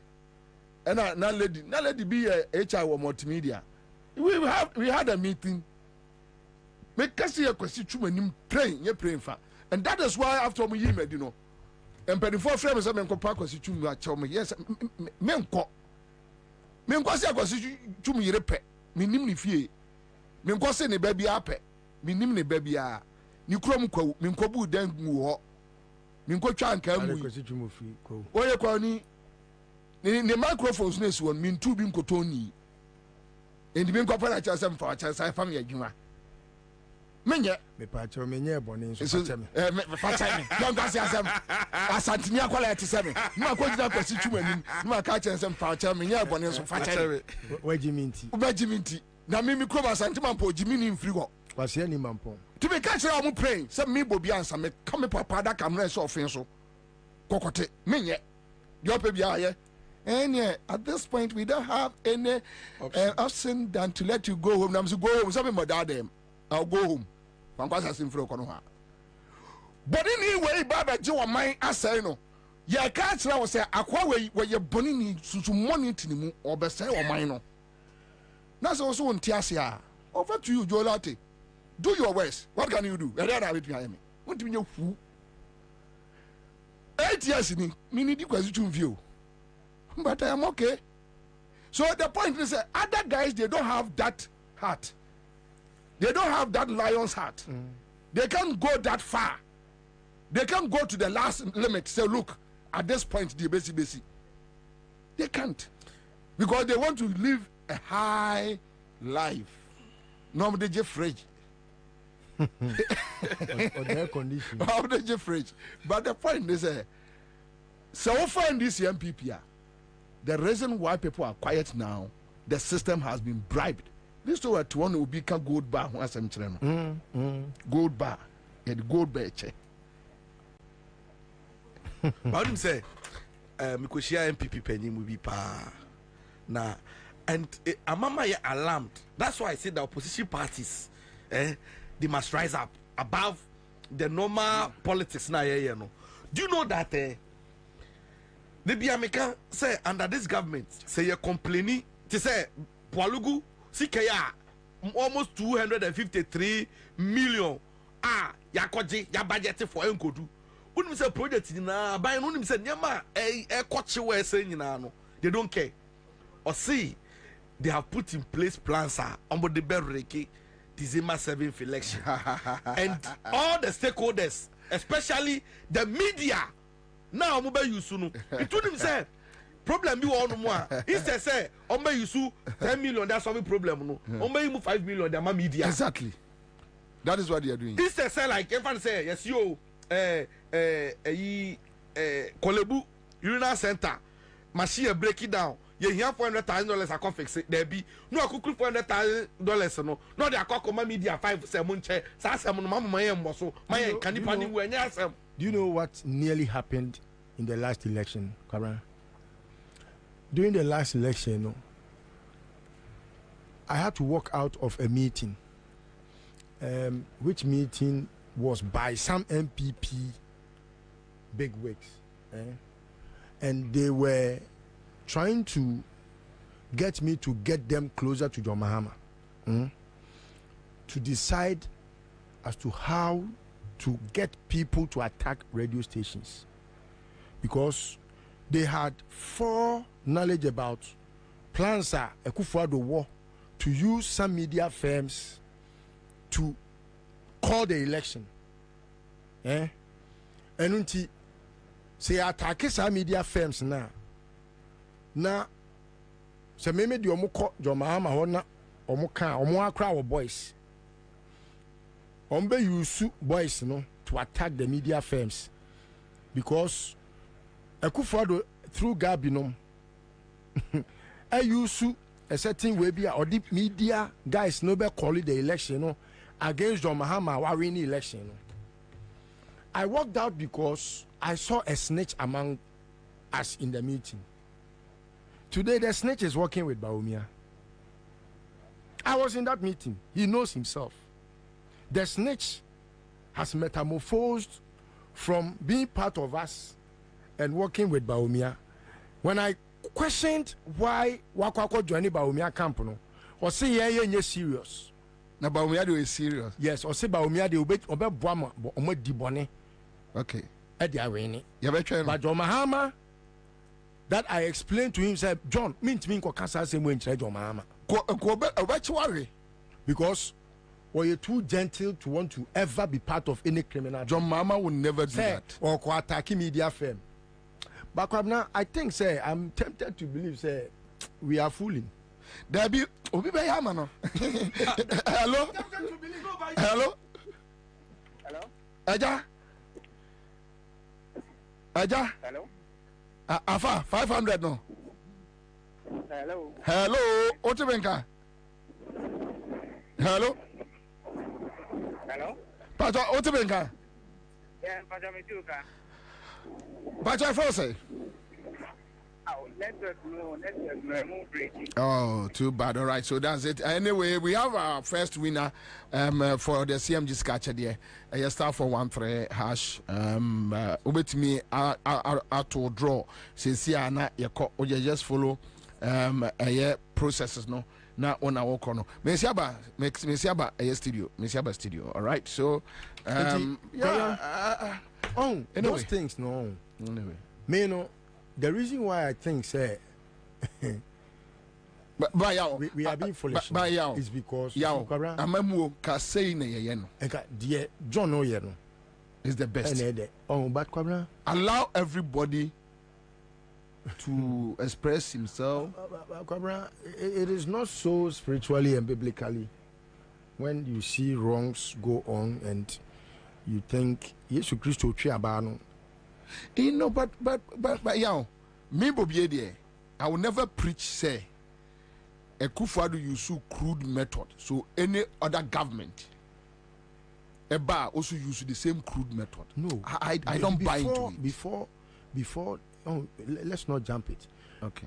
Where I'm talking about is when you know, say they have plans to rig an election. Onya Juma, Onya Shi, not the answer. Juma na was on you. Na Gianni say also we election. Na what you say? Me yen high because me mpese bia moja bi begu ana se bia obi ho beka. Oh so owi anya hwe. Yen Ghana for. Say owi anya hwe sana wo ka. Say sana tie dia. Any then let's leave it. Oh, we will not leave it. Oh, because we will not leave it. And your man, ama yeah, Ghana for yes, oh, you are when Omako joined Bawumia, Omo Crown Affairs and system doesn't know them, but another system knows them. CCNO, they are working in the favor of Baumian and Yomano. It's because they have said, say, John Mahama, and Yadia, or Bet Peneso say, be grandpa, Obi this year. Cha. I no cry, who child, but, Mensono, they made two for, say, Pentecost of Crown. Oh, you one idea. Yeah, Ghana for say Ghana in it so. Yes, sir. Because okay, but me mom dear, I've seen say the only thing that will help, it may not be because of NDC or John Mahama. The Ghanaian people will not allow for it to happen. Now you are talking. Me dear, mehu sa say Ghana for be press Baumia ka kire sa wo nipa no so minim nipa kro ye okọ Baumia no ye do omu fie omu busua ne be sha se afiri ho ka kire no ba unim say be sha se afiri omu busua fie me na me strong room ya unim dia Ghana for unim plans of Ghana for udi obehu dia mba Baumia. That is the only thing. Yeah, obi any police phone ko ya dio unim say kwabra de bia say wo de na ma me ka kire say Ayana NDC for omu behavior no, I don't get it so much because I say me ma en hame because I've seen things come naturally to face these people. Oh yes. And yes, I can be on camera better radio so because I see don't get me who na ho keka ni ye. Fifi kwete me who na ho keka ye. Me who obi an keka ye. Yamin kwade was shocking me to my marrow. Yamin what Facebook and a Twitter photo. Yamin, hey, do you know what job there is that you are undertaking? Yeah. Organizer. Yeah. Organizer has not even organized one demonstration in this country. What can say? One. Yamin, Yamin, was shocking me to my marrow. Say, eti Yamin now tell Bontia now ye de na. By that position me Ansah ye kodi na. Ebinita aboso. Hey, Yamin, was shocking me too much. Yeah. And I'm not so reliant on them because if now we are in the street. Yeah, now me want Mampong over the weekend. Hey.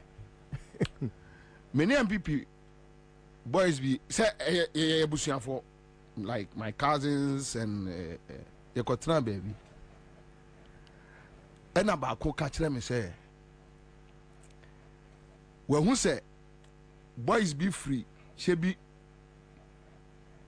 aba behind dan go krumo na MPP for na de omo ba be ya adwuma na omo nyina ya MPP for omo nim kwaye a omo do mbe fa so wonim say efum sa akode ekọ yes independent bolo kruso ko independent akyeremade yes na ekwaye akyeremade ani tunsomfo ni zongo for be ka bom ya MPP for no Mampo is gone chebi for no on some crofo no free che they will run ombe dwane me so ombe hunu so ombe fa kofi ase o so ombe fa chirimfa so ombe yusu taw so ombe yusu mprimo hu baabi ombe fa ya to asa na ba ko de ka atwam na MPP for boys no frame say bra ba ko na ekọ no na me so de gya no de munya wo mo so ombe sra wo mo ensenum na ayi jankoma ho na ofiri ntino be na so gya wo mo ye nyina ye ba kiro mo say ye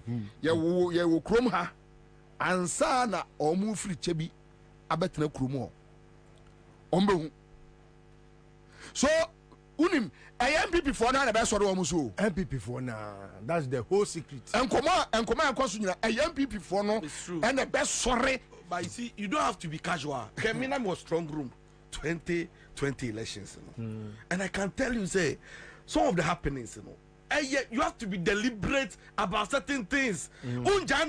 Casual. You don't have to be too casual in a room. Yet me raise concern say no normally what I say.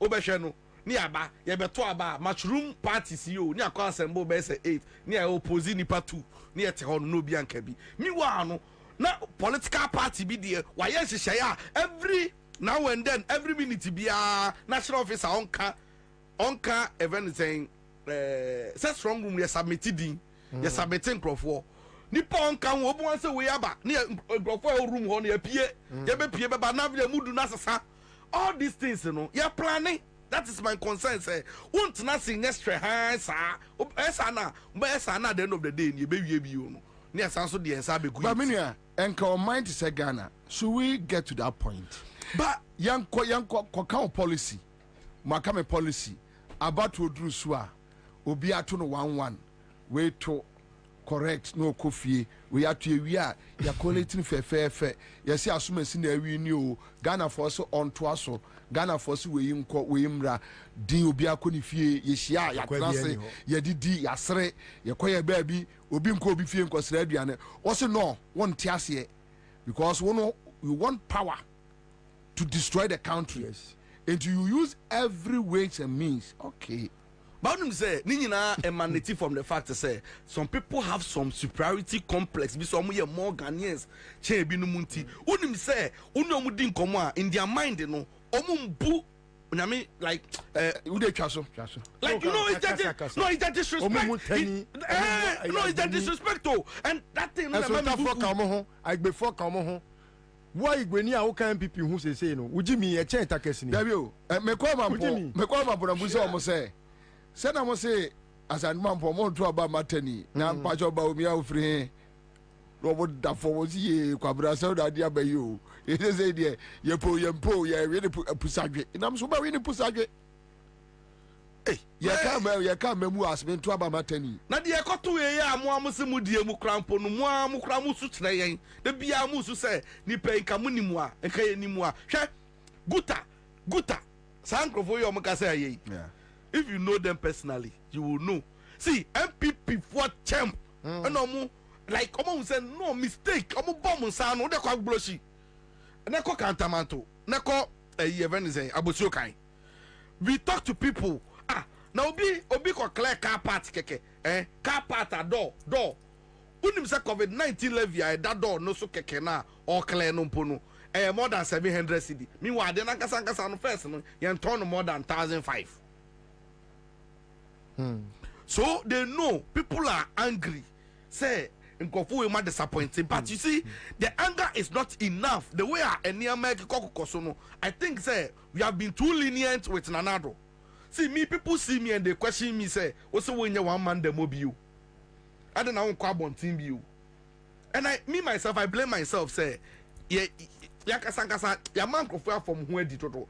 But you see, 8 months, 7 months, 6 months, I'm telling you, say, as a second of 1 mom who's waka. See, those people are mobile home one, they say, a friend is saying, a red carpet, near your mom.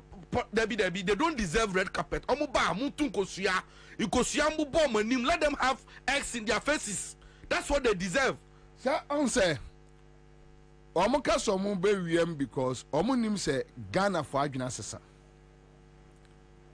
And I keep on telling Samuel Kunum. say obi ani police ni nkoye oh. So abusu afoti akropon enu na house ni ka say danduru waka say so be any police ni nkwa danduru wa just omo for omo police for no omo omo national security for no omo fie no omo chema obi a 1111 na o guard ho because nobody will waste time at the polling station. You started at the polling station na bi no shall say wo fie they don't know They don't know. My main cancer. You know what I take consolation in? You see, what I take consolation in is the fact that all the security forces services in Abomwa. Omunru 100,000. Yo. Omunru 100,000. Ghana Armed Forces. Abomwa. Omunru 13,000. 13,000. Welcome 8, 10. Obianka. Ghana Police Service, almost 52,000. Oh, 52. Population in 52,000. 52 plus 13. Are you saying? 5 to 13. 5. So 63,000. Fire Service, Odumja. Kwabena, omududu nyina enu 5,000. Prisons almost same. Okamu nyina boma omu nu 100,000. Omu nyina so wa busuya. South DNA see what 30 man south no. I was in north or south. 30 man south. So, yeah, ma. Kwasia Jimmy I boy be MP Jimmy for no. I Mate J mention cause Krasini Jimmy no. Or be MP no. Yeah, moja ukum nipa de be MP no. Kwabena. Hey, we are very prominent to MPP more. But who buying? Because you see, Obia Nebusuani aye ye. Amunkum crofobia. Afra say no. Afra say na yakoto abado. Say ye no omu nye. Even with ye be ye kura na. Ye be ma ye na ye fe. Wo ye na me sumi ye ye. Oh yeah. Yes. Also bia hu because what could ye yo. Wo ye so jani awo kwa. Me ba busuafo nso ye yo. Me ba listen. Me ba divine. Yes. Yeti kromo a wakum 10. Ukum 10. Christian cancer and kashi. Peace cancer and kashi. The president himself. At least ebia asema 2 years. Enya de papa. Ye be hwehwe nkrofo kro. Ya omo ye saa de no. Na embra no omo adi. Dabi jo fu concert boy no ko gina parliament ka say we criminal now do nsa ko kan ballot paper enye tuo ne yesi eboku ne enye ode. Okay we na Carlos ni namho. Yeah na Carlos afa ballot paper awie. Yeah ware on the ware. No ono ni namho ya monitor with impunity. On namho. Enti this time around, the ordinary boys and girls on the street will let you understand that nobody will go and waste time on a policeman or actually to avoid this Nyekuno. Who was no? Yes, your friend nearby police station. They will report at the nearby police. The next house, I will boost your fee. Na Kwabena. Amonte Sabi ya nana moyi. Na me na poku. Wako me this year. Na Akufo-Addo your president. Me kabje me kamaye. Am ye di matumbi. Na Akufo-Addo na wako gina microphone nim na wako care speech. We are there your president. Debut. Now then. But one day born, one day die. The point is na bet me akwa ye nsuom nam. Unim de omo ye adan ya wo ba no. Wono de oye nipa chen me mabusuani no me de hye no. Unim de nti omo ye sa de no. Now omo suma omo nkola no so they should go around the country telling them, hey, MPP di omo nyem. Unim anu ni asemu a memeti a. Unim say si anoma yo madwi say yenja mu masa akọ. Unim de nti a mo use yenja mu masa akọ ano. Meba unim de nti omo ye sa. Omo ye sa pe se be ya those who want to vote for John Mahama will not waste time. Yes. Tactics. Psychological warfare. They want to bring apathy where apathy. Yes, they want to bring apathy. But how can apathy in an opposition party? Yenim dia ye be ye wo. Ono anani abre na wo petumi. Yedim ono onya ye no. So why na you say o see yenja mu? You see, but do you know that message now when they go around? Yes. It is militarizing the grassroots. It is giving energy to the downtrodden, the one that is meek and weak and feeling say me kotwaba ajeme se bre free won sam wo bra ya bra me no me kwa akọji me kotwaba ajeme 2 million free won sam wo so fa ma me eduru ho a wo behu look me na me dey because look anybody that was ever informed about say nentin ko foi omosi abanu mo we ni kro mo fa ma mo ne ba ne sa mbe den ubo sa unka hwie o onu agina ho sa ane se gade e besi onu na ye kan sa asem che no mi minimum MPP fo a on aduma kisi constituency wo ena me mo mudin executives bi omudin komana me ye say voice you say the election ye just mo kra ye mo ye we ne kra mo fa man of the chief me catch na mo mani nya di o na ye kra ye nto executives party executives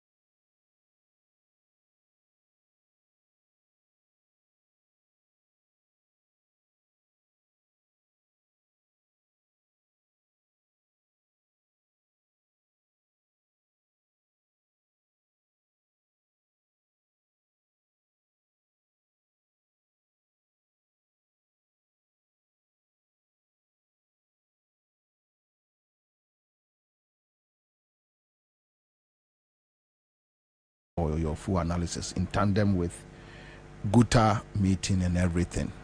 Okay. Right? All right. Okay, so and sir interview if you want what I have interview on Joy Joy TV, right? With Akakpo.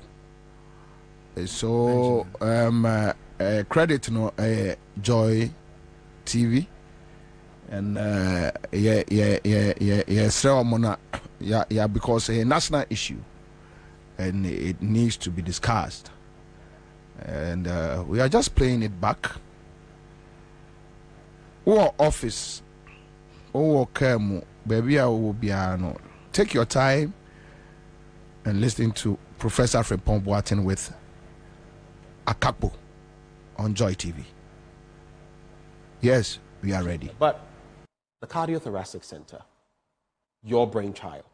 Tell us about your journey, how it all started, from studying in Germany to wanting to come back to Ghana and serve. Walk us through that journey. Well, it's a very long journey. I don't know whether we have the time to go. But just when I get to a point, you stop me.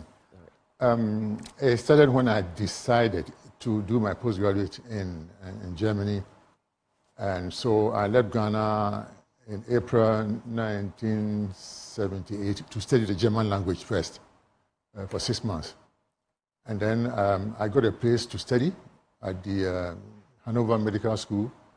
Actually, that is the only medical university in Germany. Wow. Dedicated to medicine. And so because the person who invited me, who accepted me, was a cardiothoracic surgeon, I decided to stay with him. Because Germany, you need that kind of protection. And so, although initially I wanted to do trauma and orthopedics, I decided to stay with them. And so I did cardiothoracic surgery. And then later on, there were really 3 or 4 reasons that solidified my resolve to do cardiothoracic surgery. Because when I was in Ghana, there was a time we were medical students, and there was a young girl called Teresa, who had a hole in her heart.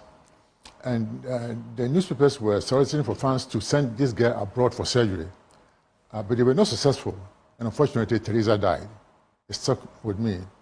And then a friend of mine, called Kwabena, who in the rental school in Career, he finished from 4, went to Kumasi to learn shoemaking. You know, shoemakers have a wooden board they put on their laps, and they use a small sharp knife to cut the leather. One day, the knife slipped into his groin and cut the big artery in the groin, supplying the whole of the right leg. So he was taken to the big hospital in Kumasi. Those days, we didn't have the experts, we didn't have the material and to do things. So my friend lost his leg. The whole leg was disarticulated, and so he lost the leg. Then the third reason was that we all know Professor Ismon, who performed the first open heart surgery in Ghana in 1964. But after the coup, he stopped, and then a lot of things were happening in Kolebu, and he wasn't happy, so he stopped heart surgery. So when I was in Germany, I said, well, with my knowledge, my attitude, and the way I look at things, if I don't go back to Ghana to continue from where Ismon left, it might take 50 years, 100 years before another person will come. Or maybe it may not happen at all. That was the third reason. The fourth one was very personal. My own father, who died before I was born, died at the age of 24. And my mother was, I think, 5 months pregnant with me. Wow. And apparently, he was traveling from Bibiani to Kumasi to buy some things for his business. And he had an accident on the way and died. He didn't die on the spot. Apparently, he died from injuries to the chest injuries, internal bleeding at the age of 24. So I said, well, maybe then I better do this so that I will save young men so that their children will not be semi-orphans. So that's basically how the journey began. The journey began. And then but when I came back, interesting enough, my own mother had an aneurysm of the aorta. Wow. And I had to operate on her. Because those days, I was the only person. On your own mother? Yes. I was the only person who could do that. But later on, of course, we trained people and then... What was it like, though, knowing that your own mother's life was in your hands? No, I shut off. As soon as I go to the theater and see, then I disconnect at all. Because if you don't do it, I'm not that emotional. This was the first time I've operated on relatives. So I shut off and then I did my job. And she was well. And interspersing the conversation, you would see some of the pictures and maybe even videos will be sprinkling in there in respect of Prof and his work. But let me come to Ghana. What did it take to put up the cardiothoracic center we know now? Because this was basically your sweat, your blood, your effort. You did something that no one probably does. I mean, you came and all of this was on your shoulders. Tell us about it. Yeah, it was difficult, but I was determined. I knew, my mother was very young. My father died 24 years. I don't come from a rich family. But one thing I know is that we came to this world with nothing and we'll go with nothing. And so I was determined to do something. The money was not my focus. I wanted to do something. And so when I came down, the Germans were prepared to give us surprise credit to buy the equipment, but they said they were not going to build for us. And the government was not in a position to build for us. So I started. Which period was this? Well, this is 1989. Okay. So the PNDC. That was PNDC. That was Chairman Rawlings, who was the head of state at the time. But he did very well. I mean, I give him full marks because, strangely enough, I had never seen him before, never saw him until the day he came to commission the center on the 4th of April, 2nd April 1992. And so what he did told me that he did that not out of political expediency, but a genuine concern for the health needs of the people. So I admired him, and I made sure I wrote to him to thank him for what he did. And not only him, his people, Kwesi was very helpful. Professor Kwesi Boche, of blessed memory. Yes. P.B. Obin also, Misata, strangely enough, all gone. You mean the former vice president? Yes. He was a deputy minister, deputy secretary for health those days. He was deputy to Kwesi Boche in the finance ministry. And Owusu J from Winnipeg also, he was there in the MPP those days. And then Nana Kweku Sapon was brilliant, Ato Ahoy. He started everything. Mrs. Grant was more or less a mother to me, and he was very concerned. But the difficulties I had was from my own colleagues, in Kumasi, especially in Kolebu. People were just bent on making sure that the thing didn't come on. Hold on. I've chronicled everything. You were trying to resuscitate, because this person you had mentioned had done something in that area and then got frustrated and left. You came down, spent your time, your own resources to put something up, and you're telling me that your colleague medical practitioners, doctors, were trying to sabotage you. Yes. To what end? Well, so that it doesn't come on at all. I mean, I'm saying this, I'm not conjuring stories. I've chronicled all these things in a book, Deep Down My Heart. Maybe we'll come to that later on. So I don't want to go into those details. Let's talk about them now. Which one? I mean, some of these challenges you face from your own, those in the medical fraternity. For example, that I should not be given a ward. I didn't have a ward to admit patients when I came in each year when I had no ward. That's why I was determined to build. I didn't have an operating theater. I didn't have people to help me. I didn't even have doctors to help me. In the first few years, I was alone, taking blood from patients, taking them to the lab, running all the errands that house officers should be doing. I did all these things. And people were just trying to make sure that things became tough and we wouldn't get on. And even someone suggested to the head of anesthesia that he should go and fiddle with the equipment on the intensive care unit so that when patients are put in them, they will die and I'll be discredited. Goodness me, no. I don't think you're saying what I think you're saying. I'm saying this. Someone wanted the head of anesthesia to fiddle with equipment so that people would die and you would be I'll be discredited. Heart patients that are operated on will not survive and I'll be discredited. So the head of anesthesia told him to put it on paper. What he was saying? Yes, from implementation. Of course, he would not be able to. Of course, he will not do it. So he came to me. The head of anesthesia came to me and said, Kwabena, be careful of this man. And of course, what that person did subsequently told me that I had to be very careful. Have you ever felt, I mean, at that time, and we'll come to even the current dispensation, has your life ever been threatened? My life? Yes. Well, I don't know. Maybe, no, I will not say so. Maybe through some other means, but not direct physical threat. Not direct physical threat. But people try to do some things. Someone invited me to a party, and from what he was behaving and what people were telling me, I didn't have to be a soothsayer to decline that invitation. There was an attempt on your life, yes, I suspect. Yes. Let's go back to Korle Bu, and I want to walk through a few things when it comes to Korle Bu before we move on. The Cardiothoracic Center is now what, 35 years? 35 years. 35 years. Look at how time flies. 35 years. When I came down, I was a very young man, 39, and so. And now look at you. After all the years, decades, and now you've grayed. I look at some of your pictures from back then, and I look at you. Look at my gray, But that's life. When you look at the center now, what do you see? The center deteriorated after I've left, because of the way I was driven out. But then now... Why do you use the term driven out? I was asked to leave. It's just like driving God away from the universe He created. They were behaving like atheists. Atheists are people, I think, who drive God away from the universe He created. Anyway, so...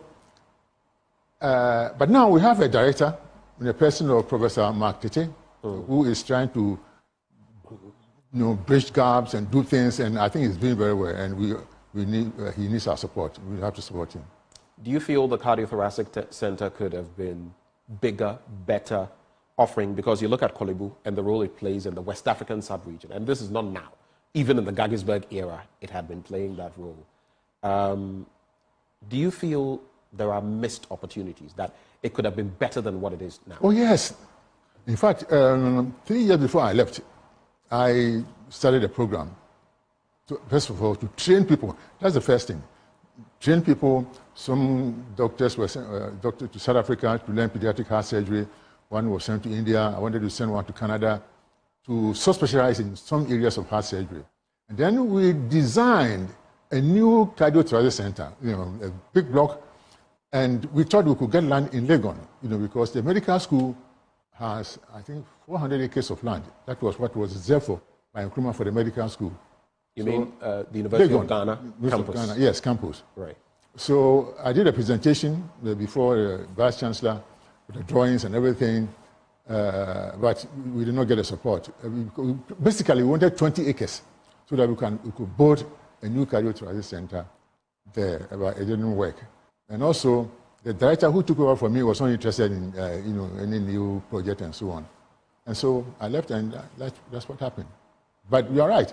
There should be, because we were on top. I mean, when we started, we were just at par with many heart surgery heart centers in the world, not in Africa. When I'm doing something, I do something to the world standard.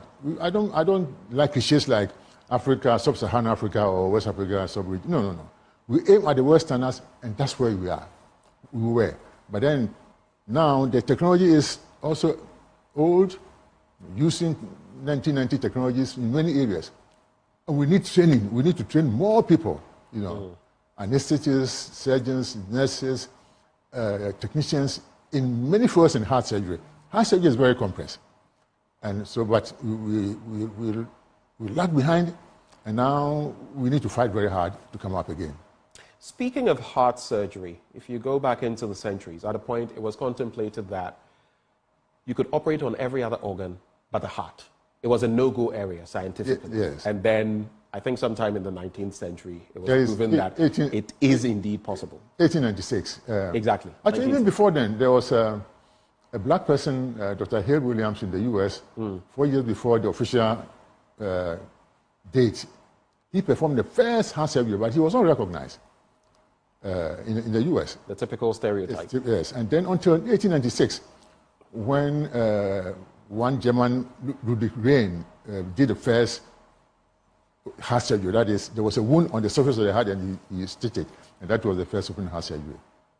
For you, at the cardio center, while you were there, what are some of the milestones in terms of heart surgery you performed that readily come to your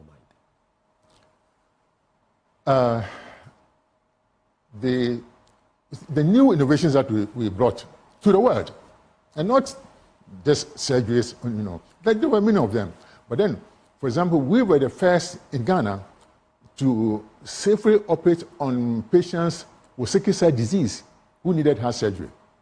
Because, yes, because throughout the world, they say they have low hemoglobin, and so they will give them, they make SH transfusion, and thereby introduce infection. No, but we said, and also that you cannot expose sickle cell patients to cold, because even when the weather gets cold, they get into crisis. Yeah. But we devised a way of operating on them. The reason why your boss are there, we know, and now more your documentary be heart attack diseases arise across cardiovascular diseases, and the rate so I have spoken to Professor from Pomboatin on this matter on phone in private, and it seems like ye call a probo ye didn't come, but nobody talks about it. But you know, so ne yarea clear and crofopa as we speak now, because of the kind of foods we eat and other nema you consume. And I don't know, Divine, just 10 minutes on this particular matter, because yeah, politics, but our own health. Even, I don't know, Sebia will be Kokano Boneswa, but even our brother of Kwabena Kwachi. Yeah. That is what I heard. I don't know, Mpacho. Me who any me who any evidence be I say need any cardio disease Mpacho. But that is what I heard Mpacho, Mr. Remo. Me family who be a artisan, but we nipa nipa. And they bet me to be at any point in time. Just quick comments on it. Unim say, they be a some American say, so only Obi Benyao, BBM, we are Simon say, and ye BBI. Sisi, I mean, no, can your plans are failing now? And pioneer best uncle Ponso by my own thing. Now, December 7 for better. So you woo, I last rapper. Bibifu frobia e kan bia Arabia na beto a obeye mobo na ma wasam yedin and the ya crampo no say be prolonged, like yare a be stretch over a period a ho no mu a na amwa no kakra na wo ye hu si a ejesi wo ye si a na enyi ya na ya say yare betumi aka wato form na unim sa dimension sem we no abroad na de wo mu pa ne say as a nation, because sometimes no a kind of pomdinsem there is no individual or we are see or no say or no na pomdinsem or wasika or resource our to me akase wa boa ne ho ema obetimi ahwe ne ho akwakosi there be there is no individual and enya dia a privatizing na obeka say oh at the private level na we can manage. No, that's how come health issues no dia at the top states and they take charge of. But Divine, these are things we hardly talk about. No, but you see, a social service. When in Dentia, a do baby, I am penny for no. Omosha na omomano, omu pese omunko amanoni. Because your health sector, Nangazangazano, a yadia, Sasamu Toa, who was Kasa den Krana, and to me, and solve a problem. Can't be fee. Our mama Kaya Sembi in 2012, Neo campaign manager be no conductor in the campaign. na yɛyɛ campaign no ɛna onya some mimi hu some friend gout to sɛ onya bibi wɔ ne nan ɔna ɔde kɔ kɔlebu ɛna ebuki no sɛ yɛbɛtwa ne nan nti yɛma ne date ɛna yɛbɛtwa ne nan no wɔ kɔlebu na wonim sɛ ɔno atena ase anɔse no we deɛ ɔbɛ manage because ɔmo se na yɛ cancer ɔmo ma ne yɛ huhuhu sɛ cancer de bɛn ɛna ɔse da bi ɔno ankasa ɔte US nti sɛ ade a ɛbɛtwa ne nan deɛ ɛneɛ ɔntwa no wɔ US mu na hɔ no at least ebi a ɛhyehyɛ ɔho no bɛyɛ better wonim sɛ ɔkyɛ ne bɛtwa ne nan a nyame pɛ n'anim wonim sɛ ɔkɔɔ US no ɛnan twa namba so bio I see wonim sɛ na me manage ambulance company bi in 2016-17 eba 19 mu hɔ no na ɛhɔ na mebehu sɛ yɛn health sector no kyɛ sɛ agye nsɛm kyerɛ sɛ wonim sɛ na me no kasa yi when yɛkasa yɛ provide ambulatory emergency service de ama osisi yɛ ya na si anya arrangement amfa ama wo ahead of time wa wonim say be referral say yadu fi one hospital akot say 37 kolebu obetumi adaka mu 3 hours ni enya bed en fa ma wo ye oh yes wow. It got to a point wonim say we had special arrangement with health doctors any medical superintendents our hospitals and health facilities no say na be ya ubetua at the end of the month your stipend be the ma omo say na be ya wo de o patient ba ho no mo a ometumi aye arrangement quickly am here to me admit no there was a time where one patient you didn't fit tabet you didn't fit central region you refer no you didn't ba kolebu wonim say oda ambulance ni mu 4 hours am ye pe ba bi ma nipa na to ye nya na bushafo no hu sa de ni mu aye den no of voter region e na omo yo ma wi say sa de omo form ni nkire voter se na be ya owu anu aba fie o say that is the reality omamu has say reality no ye de ni ben fie se na be ya ho at least ekoso mo kwan no so no na che se de na to aso de na to aso ne de ne ko that's what happened and that's what happens in our system na unim say some of the enyama ekunkuma womanfo bebre no see Bobie enye expertise na ye ni sometimes the man dey but we are not prepared for no we don't have the equipment are omo be use of facilities no obe kon ani ho and you know sometimes no what the price sa machines we cost wa kakrebi you know say our leaders they don't think about that na kan no instance ni pande $400,000 beko your friend say kolebu or I got $200,000 ama media na yen ka ho asem because on pay bad name but me the make akwa see so about this matter is about lifestyle yen kasa so ya pomudin sem no exercise kakra no yen ma no enkum entumi yen wo ho no mu a tretre wa pomu na se na yedidi so times bi wo no mu a yedidi a ebi wo no fire na di o ebi wo no mi say mi pesokins pa but me say ebi wo no mu a those days na me di say obi na peso nkumi one day bi na me sorry ahomachi ebe around 9 more na me real soakings in milk pa anopa 9 na say nyumre 9 me dem time bi obi oni mi bia me minya ska soakings pa na me di na onim say me down no ahomachi no na me home esizi ye wow yes enti madua me say sada no so ma call radio akọ fire madua me so osibesi no go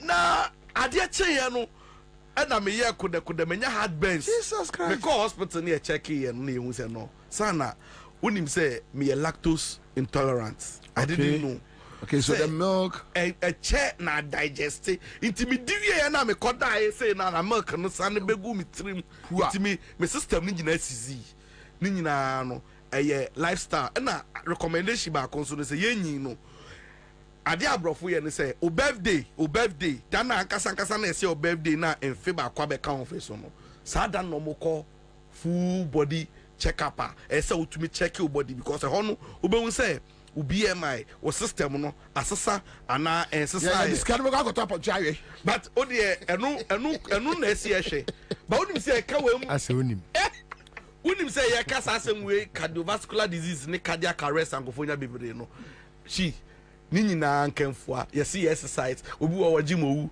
ni nyina nkanfo no say economic issues and the high on the ladder. Thank you, but listen to them. Economic issue no yeah share remember be brain to mean that because kotokuo now obeti news baby to and share you listen to me the message be serewa me what as be send me message you see the school fees this is the master's number please send the money to not order the who say me 8 o'clock 8:21 me sorry na me who message no bro makuma bro say me akuma yale anka mewu bro and then who say na dwuma na go be now hey economic issue I mean no kra na me ra wo say many list to actually na MP say masa me je me hu bibia enye ye because you see ano share school fees any rent and that madam will be frame or seen the rent and the landlord so called their channel cra 19,200 you see echi no frame oni sani pa krowi okoda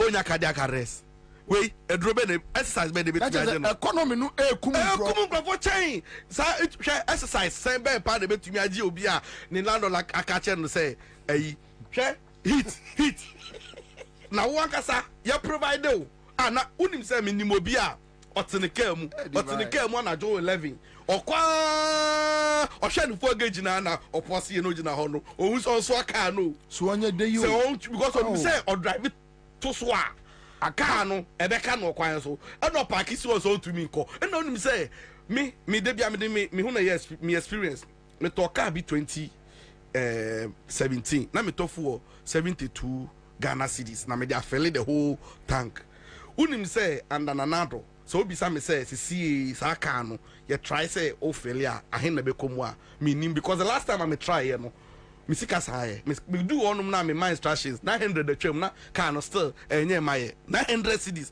na so car na enye maye say me nim me kwa na to 250 sa na me de nam na nte wonu say me ebu a me timi nam na me kuma ye ma shim say kim na me pente ba do fie me hu kwa me do because chale me che okwan so iti economic factors no e kun for chain because they see a pressure a bankrupt for so and only say an excitement in for three more like only go be din komo a ye fan ade e be man kofo akoma atom yam no ma o ma expression mo be bre nti marriages collapse under this government endra hwe go coast for endra ye ne mami bi so no nko ane household on the household sike koka go coast Dr. Indum company no o say na omu from 56 na ni nua ba ko 56 ono ankasa o 62 omu ye about 9 household omu manyina wa manoni o so mu nyina ewu aka ono nko a because of time ne now so ade no ni kunu ankasa nya stroke ye now so ye collapse ye no ni kunu nya stroke ni nuanom na aka nyina so nya heart ina omo na mu so dada for man see ono pe na entire family no aka na o exist it no economy no na nado so that so called banking sector no ekuni pa chain enra me hu say your friends also Gold Coast fund is different and microfinance no is different and some mainstream banks no I think one of the Ekum nipa 900. Yes, I know you have investment banks. 900. I'm sick of what ewu was I me madam for adonu. Madam for Erika do nebusia for some time in campaign for chairman. We the manusi sumina so. Well, me on the last message. Bobie make a screenshot that send to Russia. And no no born bra and no den sika be good gin and the be good Gold Coast. I'll say or per se like what brew Russia intino obon the brain in your person so be settle e wo Ghana enu nya kidney yare kakra eno o say onu an sika wansra ban say owu oba ye no say ni sika no person fa transplant on sika the guy had almost 600,000 cedis 600,000 Ghana cedis on account mu o so hia mu 100,000 owu ye pe wawu and I'm no can say ni account no say na kufa do a say sika no wo mu me the bank statement ni ID card ni BBA kitam sisi am no can say Erika do no agbahia wu. Enti no ye care about your health service near you na lifestyle o. Me tie pressure o me so no me ni hypertension ni blood pressure. Ba me ka kire o pressure me so no pa ebu am timi hu messages me ignore ni nyina ba ni nyina ye nkrofon so you can see who say yes and raba akubi or send me message you timi so wu but chale dem yan say e bia menya invitation. But because I can't do anything about it, deep on so no ho akere no me tie my me voice note no and I'm afraid my friends so we say and everybody was telling me say Charlie and your mama heading. So imagine what it means in say this girl say nyankopon fafia obewu enyame na me kunu, but the truth is that I don't have the means. Even if I wish me donate 500 cedis the condition and 500 asem. But unim deti ame kase it still boils down to politics and say Okoboy honorable Okoboy ebe kan simbi or say NHIL levy no ye jeje no o ma jeje so far our port ye to ade electricity or say sa sika no senka ban assign sa sika na ye mobilizing nyina de amafoto no a or say even the most complicated disease that we are seeing nyina no no Ghanaian should pay a dime, a cedis to have that kind of service or the son who yare. Meanwhile, you just can't know farm my child. You farm my obia a buying farm momo. I will recapping. A discanico Jubilee House. Listo, to ask me uncle. So me uncle. Okay. For your information, so in baby as Escanawa. A buying freebie recapping. Our recapu sicano, se capino, se then. Akapus kana kwa kogu Jubilee House about 90% of sika yaje wo NHIL na wosan kede ko hwe ayarefo no eko Jubilee House eko ma omuchedi Kwabena for your information omukọ Alisa Hotel eko hwe running mate ene I understand say omanpanini na bedi akire our flag bearer, my MPP, Joe Monkey, autistic Baumia, Alisa Hotel, Echo running mate. Most important information, I was a bandy channel and we but I can tell, say. The end shall justify the means. Well, it's so say so many running. No, they need to. Why not? Why not? And I think, say, so far, no, I'm rooting for Napo. I'm rooting for Napo. Yes, so I'm rooting for Natoshi. Natoshi in Kenya bad, but me kai the other year, Anthony or say Akutona. Yanuntina me root emano. Na I'm my dream. I may say. Oye ni papa o ya de mum otimi kundi pa kama ya de otimi kundi pa o ma papa enya stroke awu hey na to masa oye me candidate me so kam candidate wan say me ka no aka sa kama minka ozo kam candidate wan say ozo kam candidate no wan say say anyo no na so mo de ma Kwabena Japan so enya bad Kayo unimuma say the speech now my answer na ya bossa o ye aduma say na na wata dem obeba no paper one kebe bossa fita hey anybody embrace ko pe bibia bedifo anybody embrace ani be ye den e be ba fremo paris hey debi ela ti frema ye manu si sumi na so me pe frema me pe eslu they say glass. Me first lose say glass. Also obuade, esle obuade. Me persla. Obuade. Oh yes, me persla. Persla. Obuade onyimi. Ana mo pese owu no be ya dis edi ana. No, me first lose. Anyway, but I wish them well. I just pray say it's all in the accrual of accolades for democracy. You know, I pray say ombe yusu wait na omochusu running mates. However, you see the coming election no enye for MPP. Kwabena me tie from Boatin no.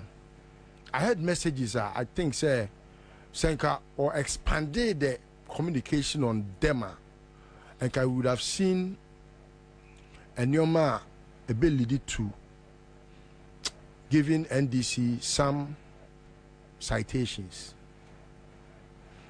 Da free amanone bedro my way. The NDC government knowing say we have one of our own who has traveled far to acquire such knowledge. He's the first in Africa. He's the first black man for Paul Boateng.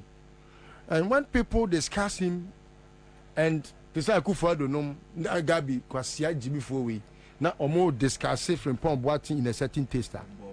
Who is like Paul Boateng in that family?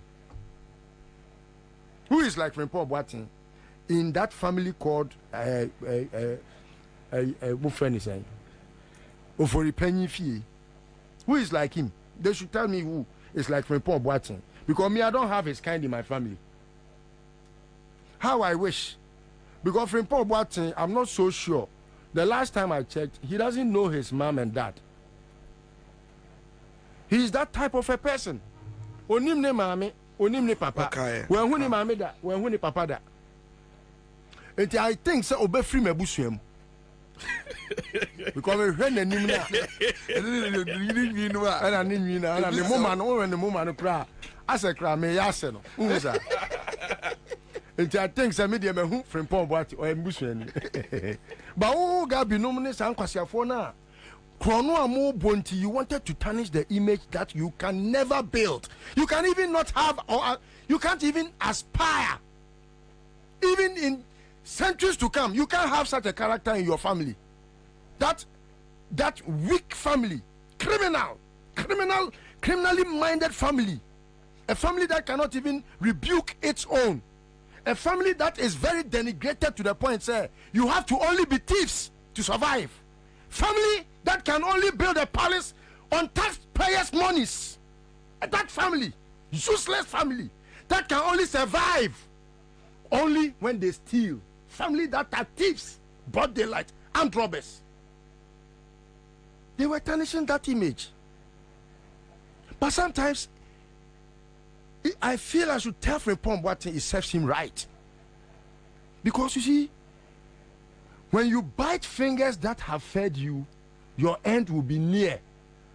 For example, if you listen carefully to the narrative now, NDC built Frimpong Boateng. Yeah. NDC built him. Yeah. NDC understood why such a person must be put to a purviewer, a bebois, in the interest of Ghana. It's like Jekotanko Bichebilante, who was saved by Rawlings. He came against him. His end was very near. Biting fingers that feed you. Ansah yedishe nkunu enwan yeditie. And untino, he was mentioning people. Omo and tried to make it possible, say, Ombesi Cardiothoracic Center. No. And yet, ono na nakuma bene ya. Ama yedi akoye ono operation.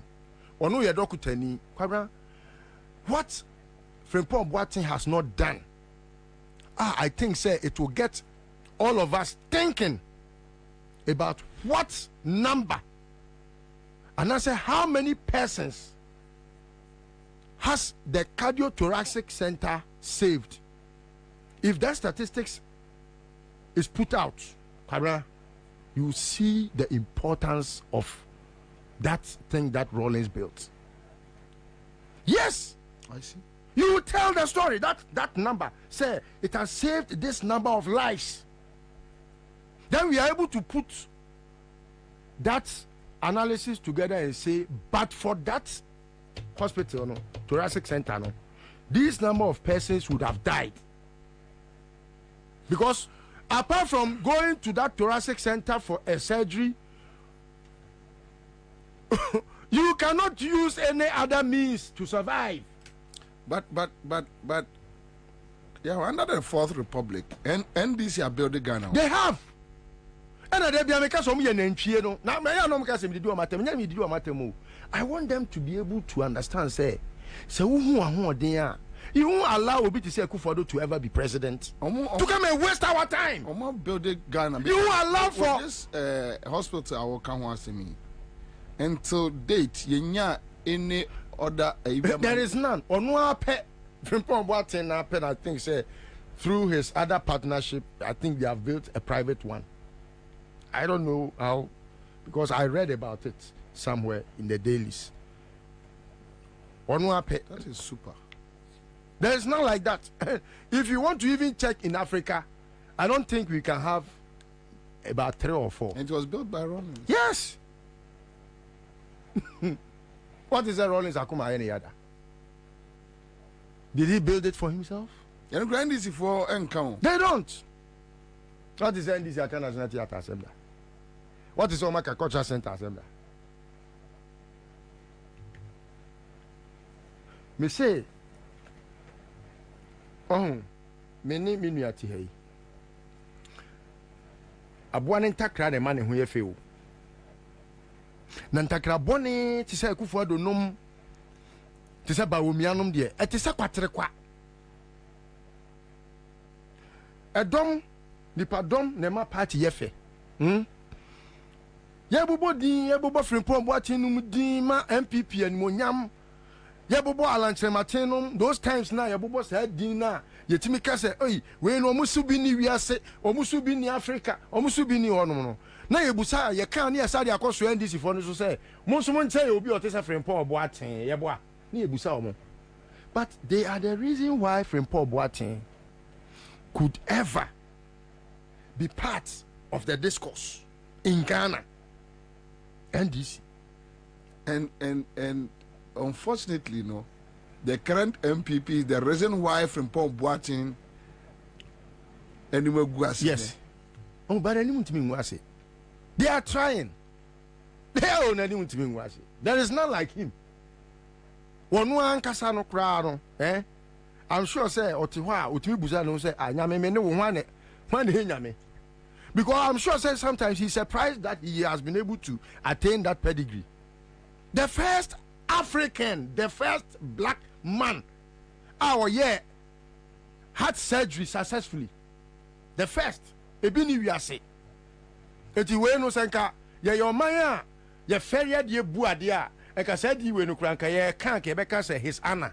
And they are shocking me no. Hey, his honor. Oma denigrate man no like oma we obi a e wo senka ebia King Charles a friend no on 19 nanka onama o friend din kura wo so ka say Frimpong Boateng.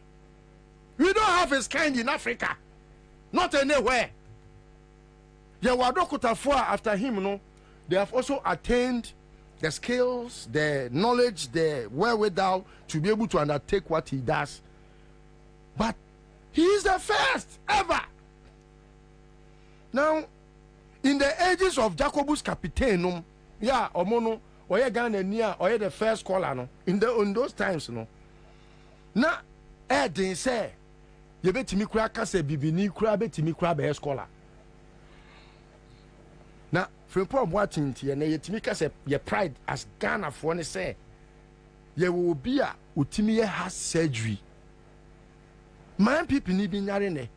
He would not even think opa magabi ya onenam ho ya ne na to say a friend say abebesre no. Opa mane heart attack is here. Frimpong Boateng, no matter what Gabi has done against him, obekwa ko save a life. That is his profession. That is his call. That is his own. And he does it without any. But Kwabena, another point I say, can't me tie no me say, and say, oh say, or you pained, or you very much pained, bitter, or you're worried. Say, as for mine, yentimi kra beyond the NDC building, you know, entre mu emane nye kese enhu the need. Say, I was say yema ya dwene kɔ akomayare so as for mine. Enti the run is see, you know, the NDC for see, you know, enu ano no yentre mu And he's worried. He's a private man. Kwabena enye nipa omubenya akumayare nyina na bitima akọ ono ne hospital ho. No. Atimi afford. Look at the NHIL analysis. Okobo is right too. Kwabena, look at how many times they have increased it under Kufuado. Okobo is right about what? He's right about Sika Yajeji under NHIL, no, the National Health Insurance Levy, no. Obi koto milk, ensure we am toy NHIL also. But on only problem is the problem is Sika no. Yajeji a yemfa ma enkoto futua. E wo say kotomma National Health Insurance. No see access. Or no see the kwai. Ontimi nka. Ne no ya there be no kran ya waka. I we are not able to. There view, not there view. Wakasa, Wakasa, Jimmy. Come, I want to when you be at the Atoso say. What you are buying to at that time, no national health insurance for penny in the CEO, no. And our church and I see, no. I call your friends say, Okra, I call mine, or I do know I call man, or corner bank is him. I call crow. And then 5 days as I didn't call crow. No, I didn't call crow. And you bring a party. So okay. Now I didn't call crow. That's a call crow. Not so because I didn't call crow. But so I can. What Chelsea can. I don't go and just almost see I call crow. I call crow and call man minister. Okay, you look at temper me na demand. Aye, eko okasa na. Dabi you look at temper me na demand and you okra ho. You look at temper me na demand. Enti Kwabena, you can tell say we have people in government that share wickedness. Adia they enjoy as an accolade. They are too wicked and mean. Say they don't even care and think about human lives. But Kwabena, when you say Adebisi or Rwanda, well, I think it first happened in Tanzania. You see Minister Biyari. Now he was looking forward to Senka Bino and Mano. So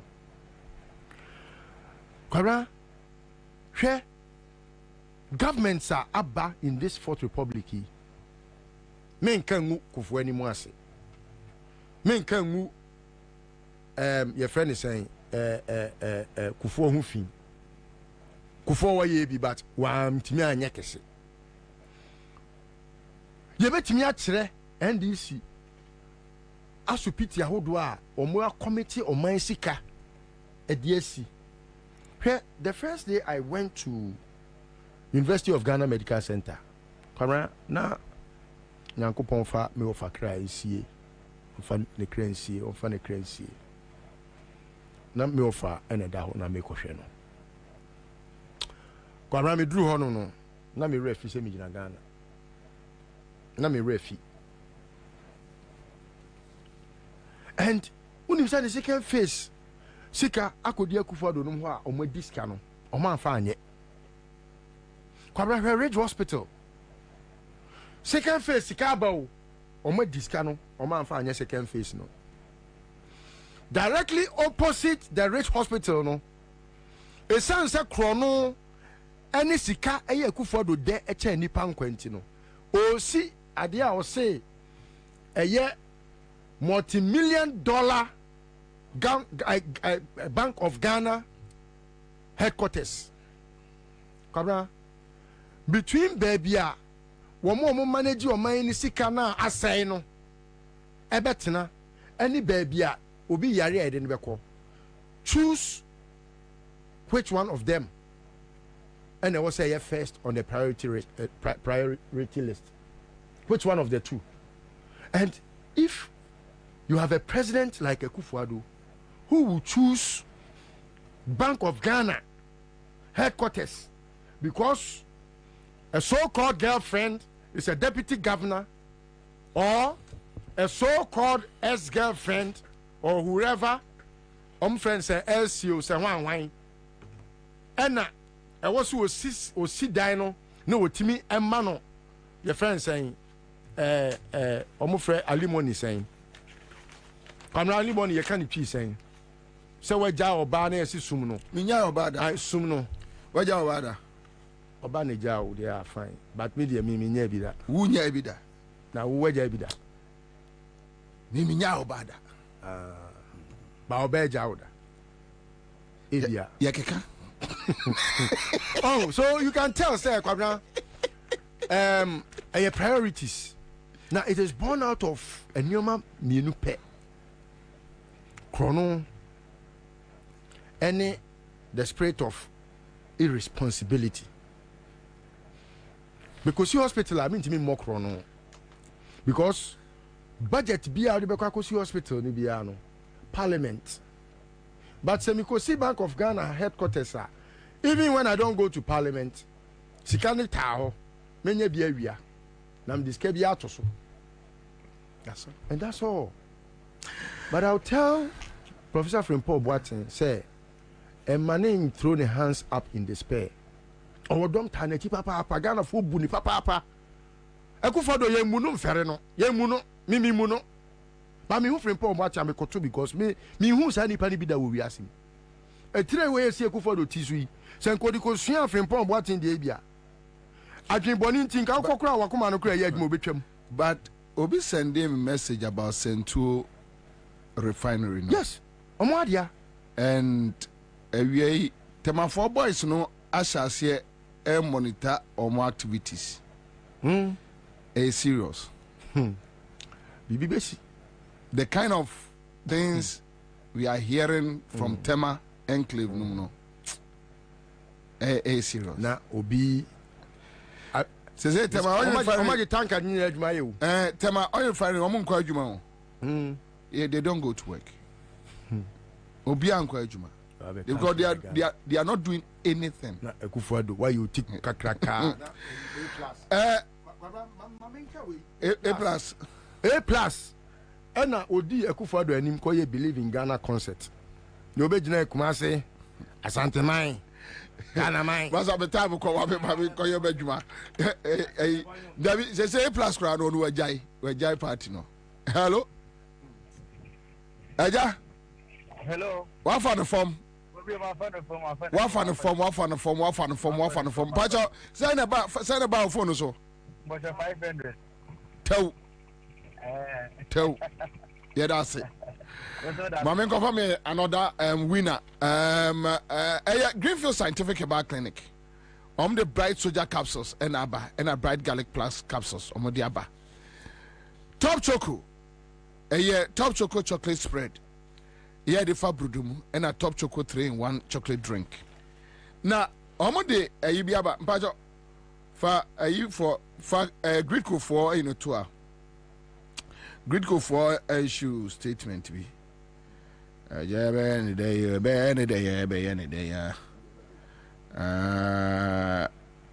Okay, Tuesday, 9th April 2024.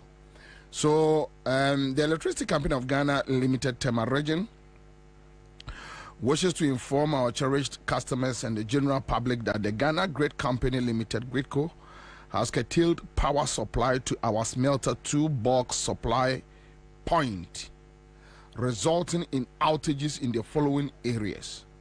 So, One Hand Cement, Goyle Bitumen Plant, Leyland Paints, Oyoko Aero Parts, Japan Motors, Mankwaze Fisheries, Jensen, Akasanoma, Central Medical Stores, Cocoa Processing, Irani Brothers, Amandi, We2C, Asempa Co Stores, John Moore, Car Bank, La Bianca, Unilever, Dry Dock, Tema New Town, Asaswa, Cars Fisheries, Ocean Fair, Afco Fisheries, European Market, GPHA Terminals 1 and 2, Tor Pumping Station, MPS Terminal 3, Refa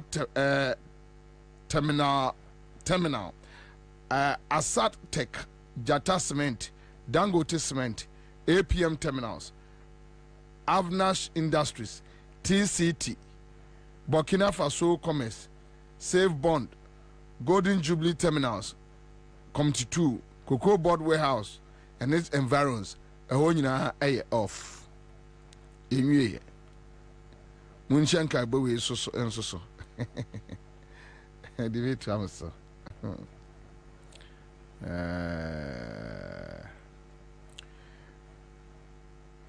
way different you know so Tema region. Okay, so Gridco outage. The Electricity Company of Ghana Limited, Tema region. In the Gridco NECG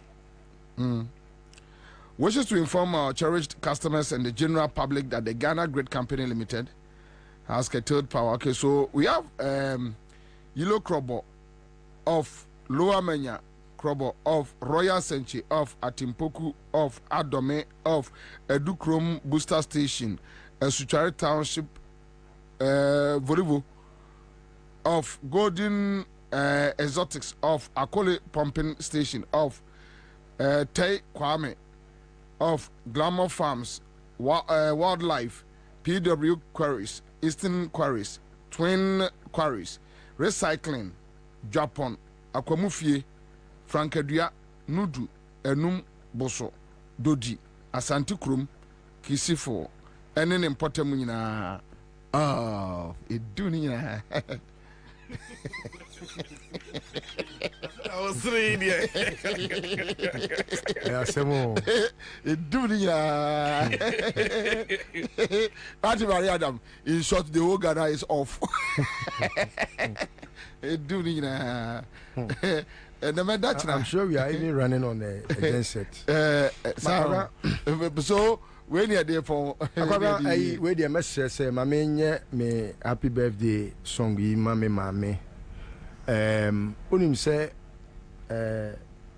DKC emia me nana DKC DKC wife hey the late DKC we so manfa ai statement ba kwa ma the Bernard Abantayila Mona for President 2024. Your friend, bam,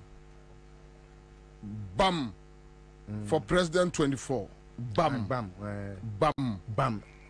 Bernard Abantayila Mona, bam, for President 2024. Okay, so a press release Abba and I mean, go through Kakrebi. United PNC beyond the court ruling. So the Accra High Court has on the 8th April 2024 given judgment to affirm decision of the National Executive of PNC. While this should bring finality to the matter, the Bernard Abantayila Mona for President Tim wishes to call on all PNC faithful to exercise decorum in their commentary. This is a family affair and calls for cool heads to integrate all persons within this truly incrementized party. We need all and sundry within our ranks to be able to sell our messages to Ghanaians who are despondent with the state of affairs. So it goes on and on and on. But I say, Ohineyere Georgina Konadu Kusi, aka Mommy Georgia. Mama Georgia. Keche mami. Keche, yeah, and now friend. Keche mami. Keche. Benito Usubio.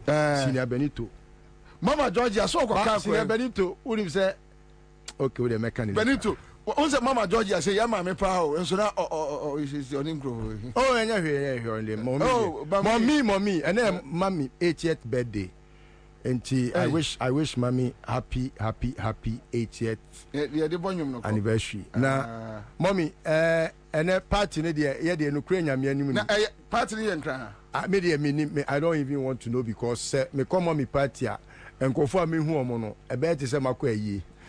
Mommy, me jina na ma wish you happy birthday. Yes, you are. Or a council of state member. I wish say Yankopon Bemano and Kwa. Obi diame ba mami we are council of state member here mesrel so tu akufado fo no onfa opa recuse yourself mami mami every day mami no omuwie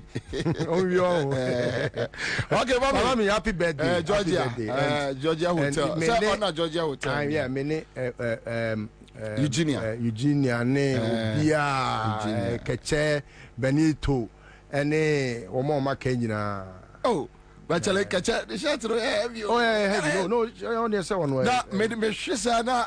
Oh, Bruni, me call down, could I whom I was a kitchen so right after Gold House. Sir, Baba Hona. Oh, and you may uncoy. Opa, and meet me to a call. There be a coup for the share. And we will go unannounced. You're young, you're not going to watch. You're young, happy birthday, mommy. But tell him, Mr. Meshe Bakubi, or Bram Bakudam Shea. Oh, we're school for Uncle Shabby. This say, oh, I have say, Bobby. Say Bobby. No, my gas prefect was right. Basana Uja for Kanato. No, my mamma, dear, Baba Penny, I can't quite. And I only say Bobby, say Bobby, say Bobby. The gas prefect, no, Rabba for one. Bobby. Gas prefect, Rabba for one. Then you're dear, fuck it. You pow, me can't say. Omo ye be some demonstration petition be against Womra. Yeah, the Oja Yafu, all right, so that's a live at Accra 100.5 Citizens Show. Accra FM. That's how we do it. All right. Thank you so much for staying with us. Friend Bobie Ansah. Done. I'm out. Enjoy your evening. Keep safe. Whee! Let's go.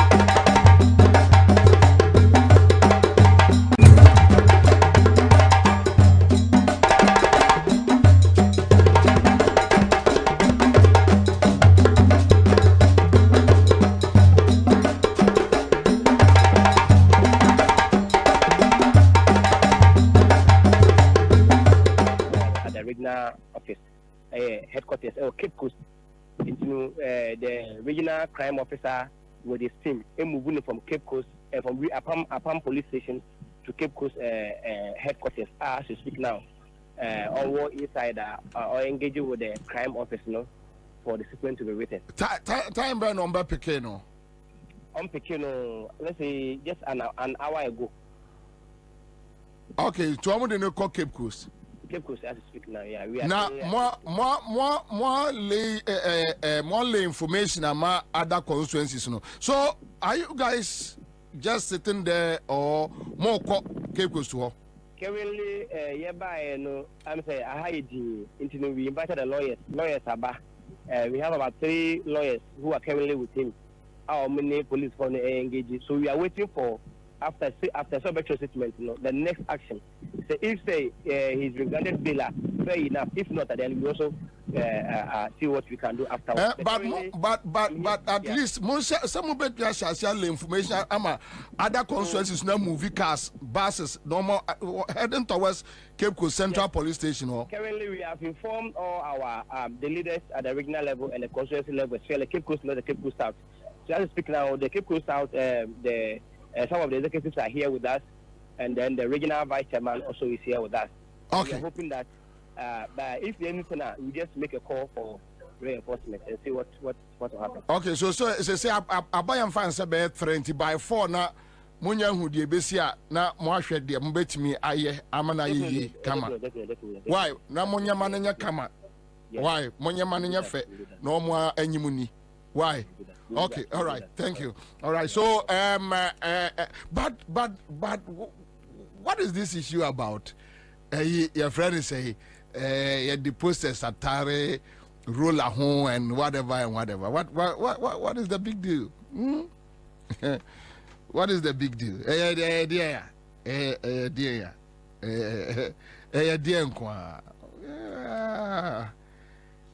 Anyway, let's move on. Say,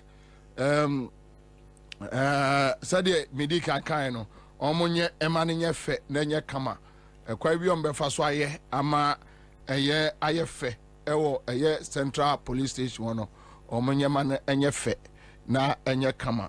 At least unya enipa 5,000, 10,000 trooping ina abe fe ebe kama and na dom no amu tisi abonte no mamo reduce a dom no bibia mo kono in 5,000, 10,000, 20,000 aha mo kono boom na mudru a monye so e ma ne fe ha kuma se o mo ye ma ne ye fe kama mo ye ne sa democracy no na epeja democracy no na epeja nti muduru ana mo aye ama na aye fe na aye kama ahye awurade den no nyam aha enti e bobe for e be se akwa akwahwe omunya bat se obia mo amwo mo bia mo de beboa no se ba se ese nipa no bi movie free akra akwa monye na mo boa mo ha ne Cape Coast e kwa nwa na mo asim so de okoboa mo nua Ghana mrensi ho kwai se asma tu ni ana okoboa no emra bia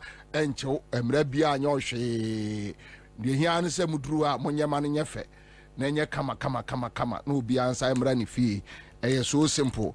I think that they want to see something, so as a mom who are there efe nema democracy ejina eyi omom who are there efe omwani so there efe sa no mpeso mu hu ansa ne akwa to aba no, and you must show them said the enema efe esitie wo Kingsway estomu so simple. So let's go back to the cathedral with the $58 million akoye adewe we say I shouldn't insult you na me insult you enya de papa enti oko akwa ka kire most expensive place in the world, the National Cathedral.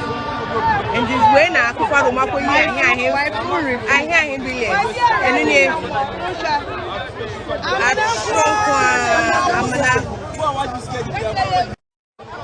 most expensive place in the world, the National Cathedral.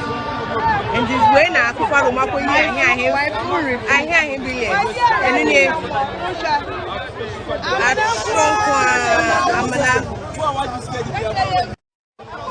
most expensive pet in the world, the national category. And this way now, Akufo-Addo Mako I hear him billions. And then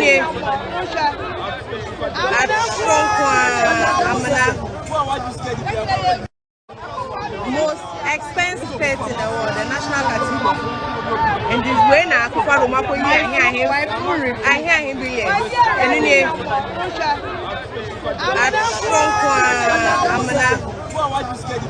that me here me demand respect from you. How? How? You just tell me. No, bro, no. You won't do it. That is why you will never see their leaders being insulted on your friend say BBC ni CNN no. What you say? No. Kwame, Sadiewi. Say UK Prime Minister afa $58 million. Edi akoye akotu amana agya ho. Wase abubu adan agu. Etua judgment debt with our taxes are. Some of the judgment debt I don't know bubugu and ebije as much as $10 million. Kwame, take $10 million to Afram Plains. Now be akwai any school adanya ebeye. Take $10 million. Let any government decide to take $10 million to Afram Plains. On US can it be? Contract and US can it be? Now say a French man who $10 million at the ebeye. Or first as Canada triangle for judgment debt. Now a fair today, no one wants to see just can it be a Akufo-Addo, Paul Adomotri, Bawumia, Gabi, Omunim London, UK. This will never happen for the citizens to sit down. They know. Kwame, they know. But they know that we are very timid. Yeah, they know. They know. They know. They are aware. They know. Omunim pa say, hey, adewe enya dia. No. Onya adewe nchire broni. Look. Do you know the kind of insults Boris Johnson received after going to a friend is a COVID a party? No. Yana man resign. They insulted him, insulted his wife. They know these criminals, these foolish guys. They know. From the presidency to the last person, they know. Omunim say adiana here, you know. No, yeah, look, even Burkina here, Kejatum, they won't come to the Jubilee household. They will attack your children's facilities. They will attack your family facilities. The citizens will attack you. Burkina citizens attack parliament. For 3 days, they were with them. Pipe. You go. But they know that the ordinary Ghanaian, because you can't take my money and do this thing. Now, was I just say, was I had to receive to Sukre Kasa?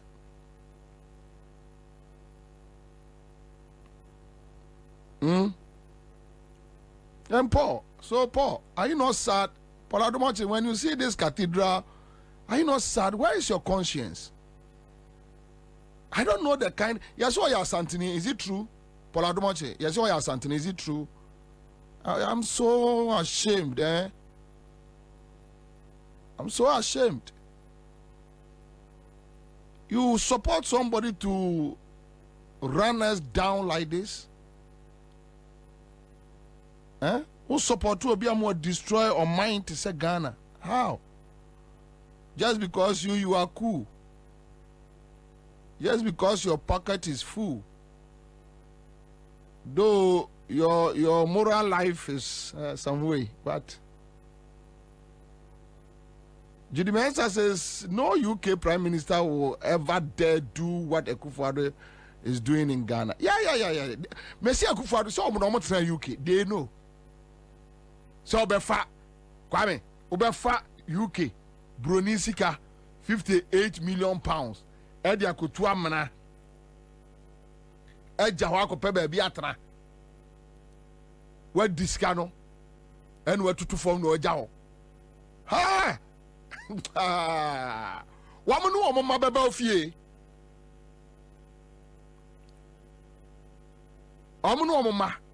Look, let's watch Amnana Akufo-Addo 2 and the eye. You just, we are Ghana, yes, we are MPP. No problem, I don't have any problem.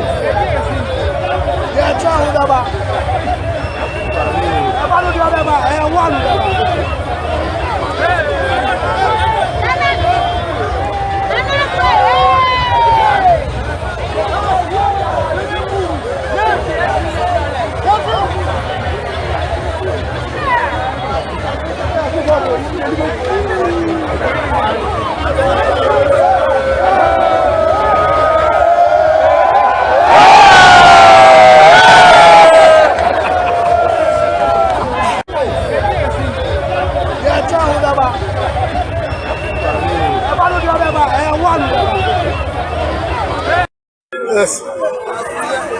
National Cathedral. And I'm away. Yeah. Say Adali swimming pool. Swimming pool. National Cathedral. Adali swimming pool. National Cathedral. Adali swimming pool. Hey, if you find everything though, $200 million.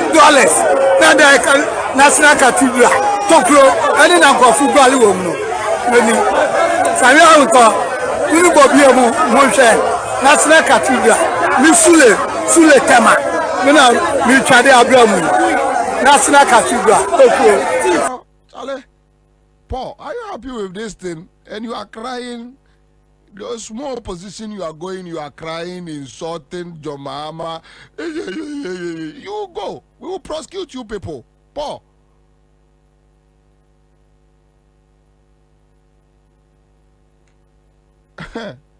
Paul, you can insult, you can do this, you can do that. Paul, opposition in their moko.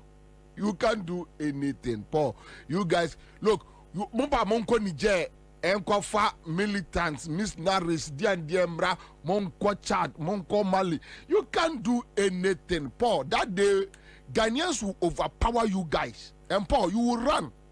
But I don't want you to be Johnny. That day, you run for cover. But you see, Obi Anyoshe, when the dust is settled, Paul, the law will come after you.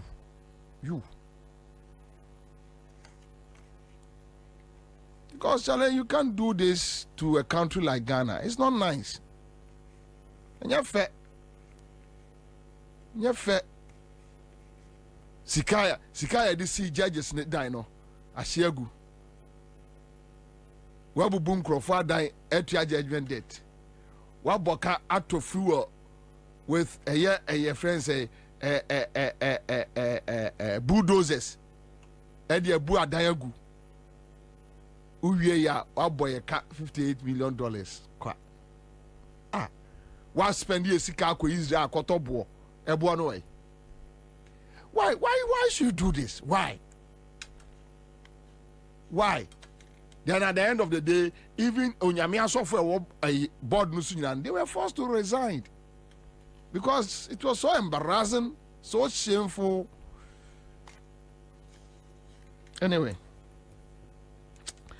That's by the way. Me bacho mame enka sembi sesia. Nyame ya aduma yeso ma fre napko. For no a omo ntwi omo ka no. I think I have some meeting send va mame call me Valentina. Se wo try na omo hie se da be na omo hie yeso ayi omo arrange say Kwame napko for no mra me hie Akufo-Addo ochina. And they are going to promise them some monies and jobs. You see, when you are going to opposition, these are some of the Niema Ebao. opposition you just want to please everybody because otuachi ayaka and last minute promises bia in government biano. Okay, it takes you to opposition. Here, my main councilman so we are Ghana ni enemy bia ki biama. Abai say ombu obia 8 years 8 years 8 years you denied a year or man for no good roads. Now when Akufo-Addo went to Kumasi, remember one example, when Akufo-Addo went to Kumasi in 2022 or 2023, 2022, right? 2022. Oko Otak FM. Ama omu busane say. Kwabre for say. Akwaino. Onyeye. Akufo-Addo insulted them that if they want to vote for NDC or on then we have 3 months to go to elections. No one can offer roller. Me, I don't care whether Matese Urajo Mama Kase Omo Ekoji rollers no through bond, whether treasure bill or something. And I'm say the next administration no. I'm yet to get the tape anyway, but I don't care how Omo Ekoto say Akufo-Addo kra ebotom sika me I don't care. But Kwame, you insult the people 2 years ago. You allow them to suffer on bad roads. You allow them to inhale dust for how many years only God knows. Then 3 months to elections. No akofa graders ni rollers abegina ho. Say me baba be twamo akwai. Kwame, please tell me, you are a young guy. Does it make sense? Sa nipa we ni minyansa.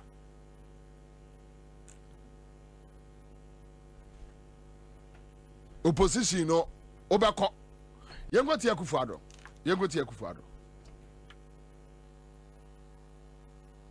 sɛ kwabrefo wo de hwɛ voting pattern no omo to abadodo pa de manana omo se men kanche yes omo se men kanche president so omo akwan no se president anya ma wo mo a na se be omo ya pa na 2024 on beto abanetia NPP. No problem. You do it. I'm saying people make those kind of threats. Me, they don't frighten me. Okay. It's somebody votes for you, somebody supports you. It's because they want you to do things for them. I understand that. There's no need for people to go to my say. I don't want to answer. Of course, mayor. And about to decide is over to my NDC. I won't answer. I don't know me myself. Will be in songs and in teams baby. And they are the important thing is that we have a responsibility. I understand the responsibility. And we will deal with it. Fantastic. Right. Nana, the last time I was Bahano, now you're candidate. And never as president. As president. That's right. Now, Mammy B. Opewa Sempa, no send a question way. Was so Baha as candidate. Oka said they would take a year. Sir, obey president, or rain feeder. It means Musa says, I'm Bona was saying. What do so? And I feel now.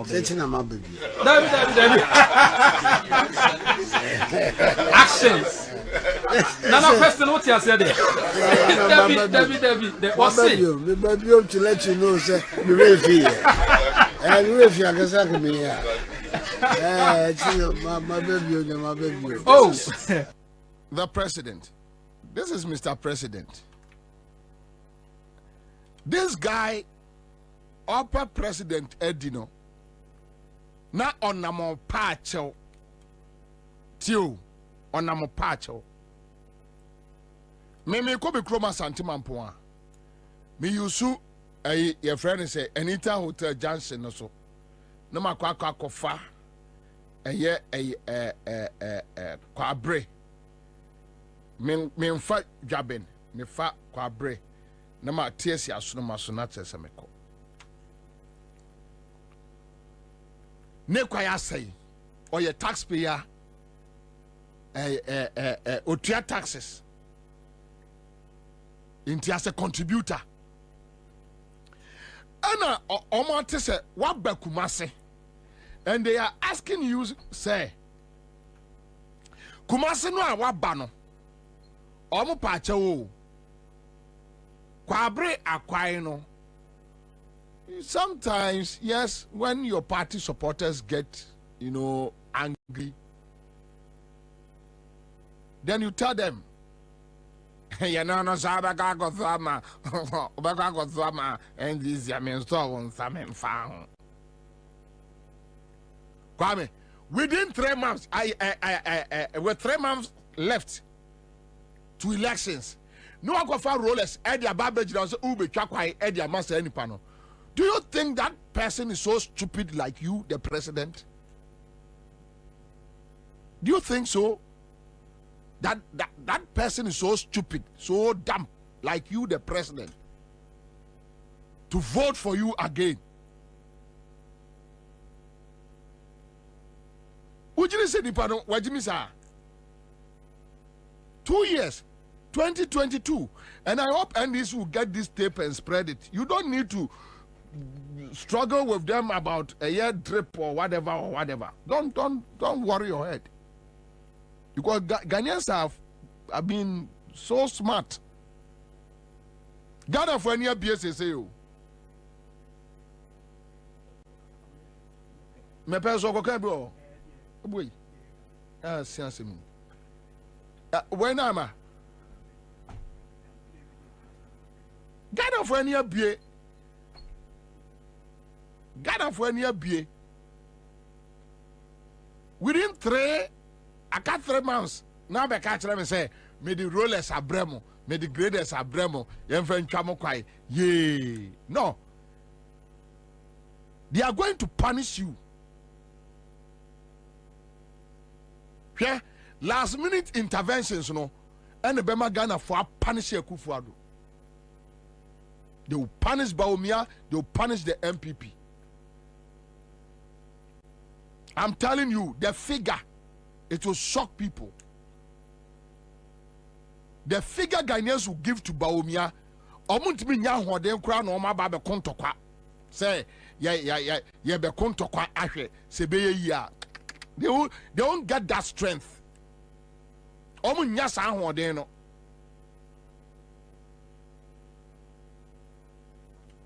You insulted the people at Kwabri. Then the next day, no offer. A year ruler, I can't 3 months, you have a twaba. On says, I know more a year for no, la. Omo Budani Guya before 2020. And I'm quiet to say, yeah, Baba to get votes. Omo we ya no mujaya omho. Yeah, me say last minute interventions and a dear Kufado no echo opposition. 2008, Kwame. 2008. Now Kufo. Now Kufado was experience. So, but I think there is something about politics, eh? So diagra or minus some new fraweni. And the idea now why the whole opposition in Ukraine. 2008. After another president Kufo a year prisoners. Obia ya jeli obia taxi driver structural driver pacho mo amumpie wo mo say inside wo yampie no mo bie edo mu yesra mumpie omo titifu aso ye de Yeah, 2016. Samre na Joma ama no mpese omo side nurses for nisi kakoma omo. True of us. Isi omuko opposition. Omuko opposition. Me sorry anopada me hu say awa Muhammad nom e di ababa to say obaba nom ya titifu eso no ma subsidy be say kai indicators ne nye. You see, you didn't know a man more confidence say MPP eko omuko. Because look, check 2020. Check 2020. One body posture. Now check it 2024. One body posture. One body language. So you insulted the people. Now, here Akufo-Addo call Ketu. Ketu South. Mepe. Okay, so Ketu. All right. Yanko tie enkrofo ensuo fa wo mo. Any asema Akufo-Addo MPP ekachre wo mo. Listen, this is MPP for you. Me hiale me crowd. I'm opakbe eyale bebede. When I took the oath of office as president, I took the oath of office as president of every single individual in Ghana.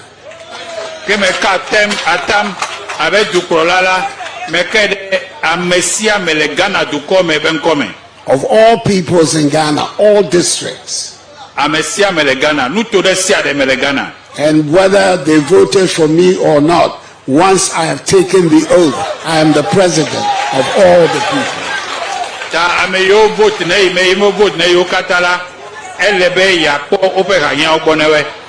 So, Togbe, you and your elders, I want the people here, you, beginning with you, and the elders to understand that when something like this happens and government acts, government is acting for Ghanaians, all Ghanaians. I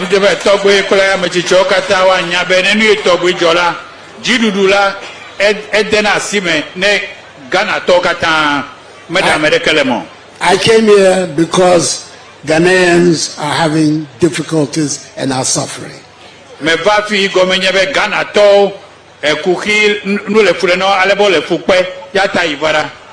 And it is my responsibility to try and help.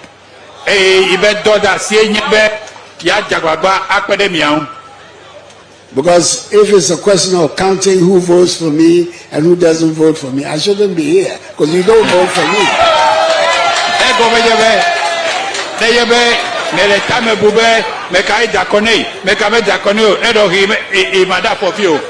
But that is not my concern. And in any event, one day you will vote for me and my party.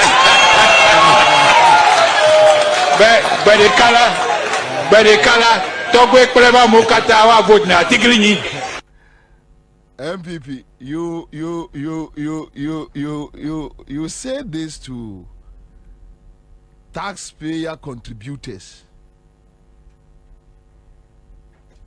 And you see can now the ABBI or my way. Nobody needs your money. Me Bobie Akufo-Addo 1 cedi. I don't need it.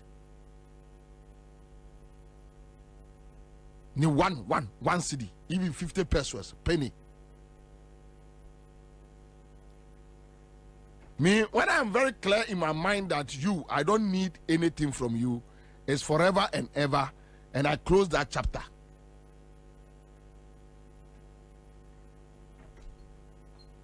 And this guy went to Mepe to insult them.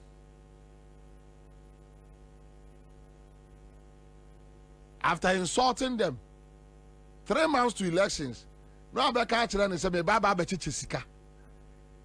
you think this person is so stupid to vote for you? And I'm not for sending messages about those who were clapping. The issue is not about those who were clapping. The issue is about the town folks. Because what he said, no, sabe, yeni an mic before you know, or kasachira omo. And when you go back and tell them that me babe sika Eddie Didra so that you can win, you think say they are stupid. Now Omato Eddie amount. Now watch this one. Akufo-Addo sia Efa KE Ekumfi Chiefs, right? The same Akufo-Addo, Ekumfi Chiefs. Just listen to him. The same person, MPP. I'm talking about the MPP. Now, who did Ghana for you? We are. Then you have this boy, your friend say, Baumia. Na face no. Kufiolo. I mean, ye shall say about kakra. Atukujo. No, ye MP or the man be a minister. Or a deputy minister. They need to say when you say a Namson, so no so be shall say BB Amamo a Kufi. Na Uncle actually election for by a year no free hall. Then you now can't be like a cram to a casami, miss me, many crash of free. Man can't cry there. Yes, also, Mobile, Matilda Mokan. Yeah, I feel so. Something I feel as I say. The work could see a fee, maybe very dear. Now, all the others matter. Now, feel so no. Kufiolo, I mean, ye shall say about Kakra. Atukujo. No, yeah, MP or the man be a minister or a deputy minister. They need to say when you say a Namson, so no so be shall say BB Amamo a Kufi. Na Uncle actually election for by a year no free hall. Then you now can't be like a cram to a casami, miss me, many crash of free. Man can't cry there. Yes, also Mobile, Matilda Mokan. Yeah, I feel so. Something I feel as I say. The work could see a fee, maybe very dear. Now, all the others matter. Now, feel so. Just listen to the president. You don't run the country with your pocket money. Nobody needs your money. Who needs your dirty money? Very dirty money. Nobody needs your money. Nobody.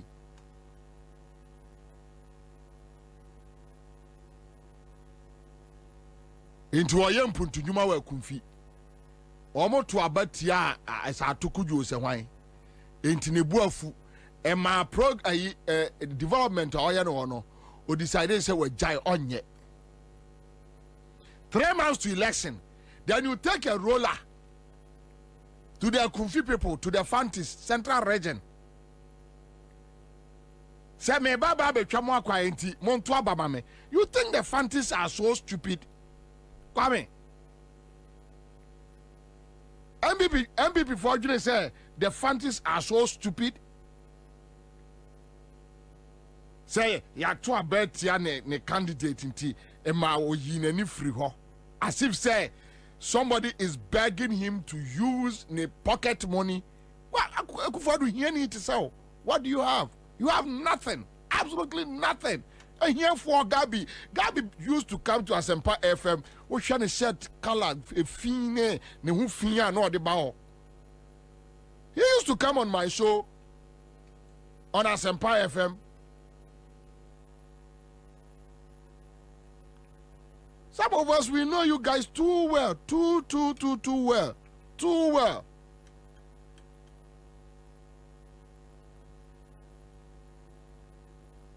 Ntu kro man sika no abra ho ase. Ya to about atukujo ntino na nabu afu. Then you go say oh ko ekunfi man ho akwa vote. Na aka 3 months no afa roller ni grader. Na de ko ekunfi man. Let NDC take this tape to a Kumfi. Now, MPP for you now say Omubenya 1 vote kura oha.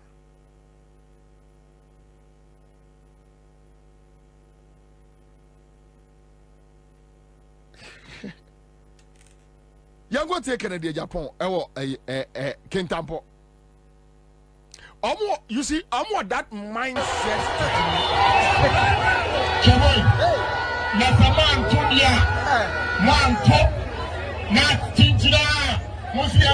Development and chairman. Development and chairman. Ghana gas make me and so many Yadian. Except Piamonto. Mama Jim, you may want we are seeing now to Montuaba. And you may come Mac. And that you may come Mac. And you said, you're not controller general when you are so. Your mouth, migration, director general when you are so. And you are BM and you are Bimoa when you are so. I see a kind of creator when you are. And you see a tsunami.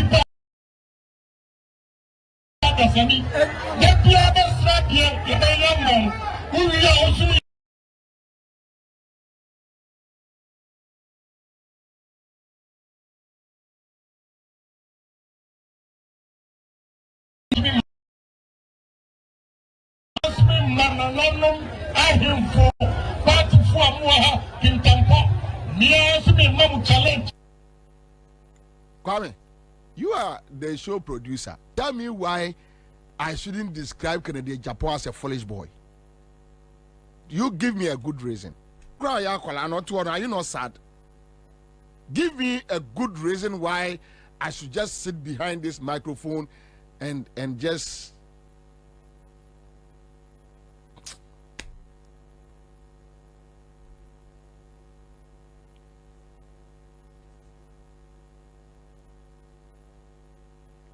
sometimes you are torn between two issues, whether like show no cry na oba person even we abeka and now because you see, the more you talk about the issue and you analyze it in your mind.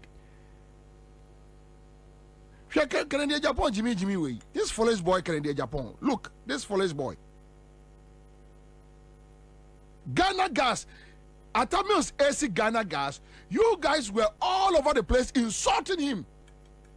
Atamios Yarefo, Mr. Doolittle, lame duck president, armchair president. Phase 2, Kwame. Phase 2, Ghana gas, Esiwa. They haven't been able to do it. 8 years. Atamios John Mahama, Omu Yusu, just 3 years. With the help of Honorable Emmanuel Bois.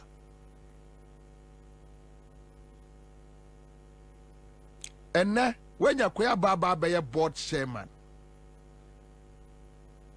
and you are sika Kentampo for noa, Ujra or Casasa Atra or Mono, and you are sika, and omni see it's their money. And our Tamils who Ansah, one found got $30,000 back. Nedu. Go and check today. Rebecca is a millionaire. Today, Mobro, what is a Rebecca? I'm talking about the first lady. Mobronisa, today, she is a millionaire. Nema, Omonya Jumada. You have been able to build a $6 million restaurant in Suasinamos in Suaninam.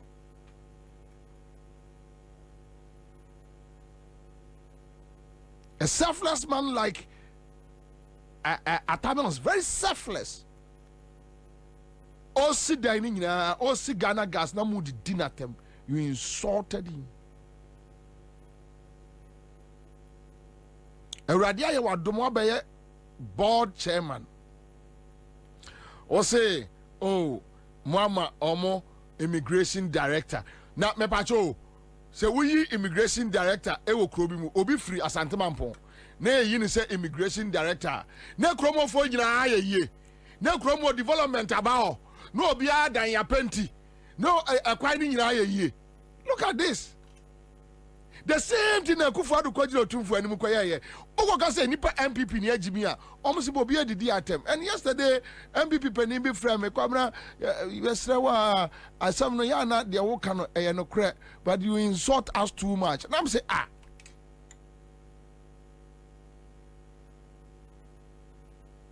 how can you convince me, say, will you be me free, maybe me free as Antimampon, maybe papa free offense so. Your friend say, Kandapa, or free offense so, me papa free offense so. Offense for you. So you appoint somebody from an area B and you want the people to worship you. Why? AstroTurf. Na me grade me baba kase na me kase nkakrede Japan me kase you see school die ma mo ani anso you see hospital ma mo ani anso. Yes, these are enema affect your man for the lives. Immigration director ma mo ani anso yi there position ma mo ani anso entino me ye board chairman me maye ma me ye AstroTurf no Ghana Gasika near day, me my mama. How Jesus Christ. Look, hey, Ghana near very timid. Canada, Japan, Mali, even Mali here, Cote d'Ivoire here, me do ya me on coffee. There is no Ivorian minister, there is no Burkinabe minister, and as an appointee. Francophone countries, even Togo here, you won't go home that day. One but 2 tier free so. Then you had the MPP guys standing there, and well, I don't know, African Tampo Kromo, Wajimi, this foolish boy, Canada Japan, Ofru, Okon Kromasing. This person is denying you development, and you are clapping for the person. Hey! This foolish boy, Canada Japan, is denying you development. Now, oh, bon, mano, how? How?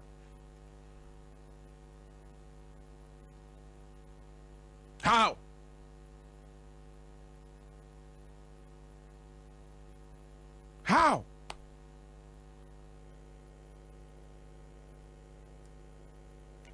No civilized society will accept this. No civilized society will accept this. I watched the video yesterday and I was sad. He won't apologize. Ne party in Kashe, Obia in Kashe, I am norm. Say anything to them and let's go. No respect. Then they tell you you don't respect us. Do you respect me? Do you?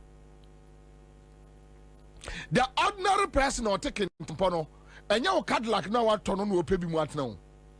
And your Land Cruiser now drive about no pay what now.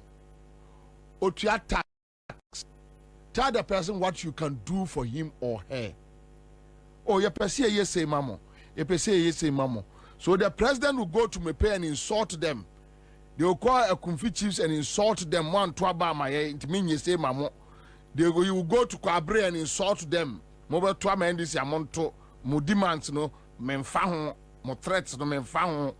This one to go to Kintampo and tell them, Yamamo, immigration officer, mo ni anya ho. Intino project ayaya no men nyema mo uwia no afarola any grade akwame na de ko no aka kire wo mo se to abama me. But you see the same Canada Japan ete wo mo to when oneba omia compete Ghana ni bia nhwe. This is how MPP does their politics. Entina Miracles Abuaje etimi kwatra radio so ka kire ye say ono okotra PCF when kwam sefa kan ko yes ade no o say so krasika wo de beye ni krom kwaya onye because Ghana for don't appreciate development, but Oma Ghana need 5 Ghana cities. Oma Ghana need 5 Ghana cities ah obekwa akoto abama into onono so kura 50 cities ya wo de beye kwaya obekwa akoche 5 cities ama area hofo and they will vote for him. Miracles Abuaje na hwe akola akora hwe adwembo na ewo ni trim hwe abro akwala no na we wanyini no aba MPP national chairman hwadwembɔ ne woni trim and he's still young and you so you can realize say ne so saa nipa 50 e wa MPP ni mu a your next generation will problem. And that is why I've been saying, but me need chance, me need power. Me ada me need chance to lead any party in Ghana. MPP is my first target to make sure I crash it out. Also, 50 cities or no, or kwa teacher 5 cities. I'm an area of word. Na akwa na enye because so ye kwa na enye no a emfaso bia maso. The people don't appreciate it.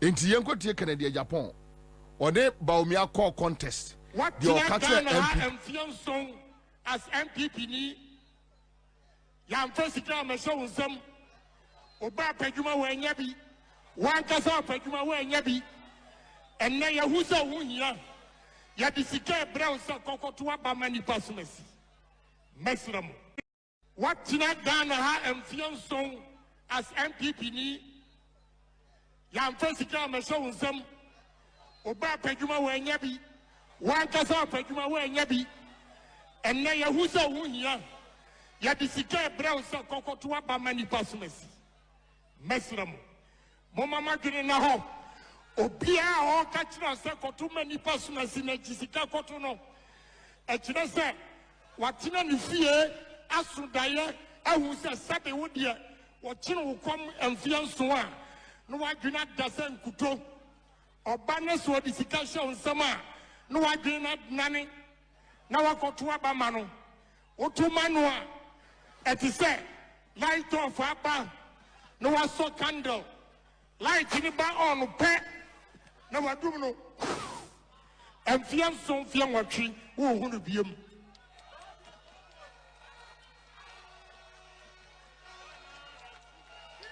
choboy police station executive Samoa na mo show me what Ghana nyina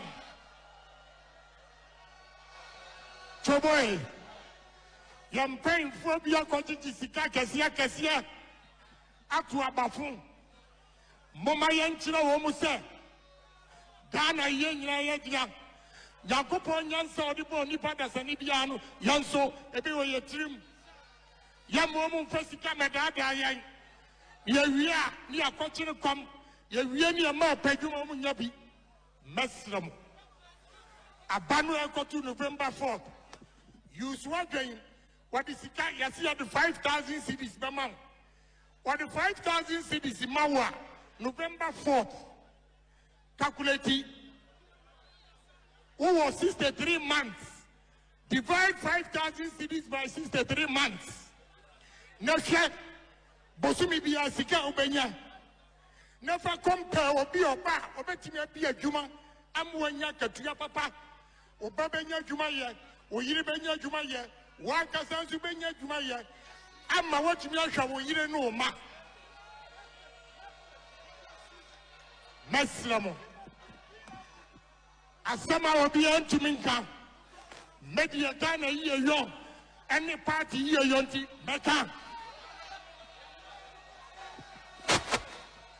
meka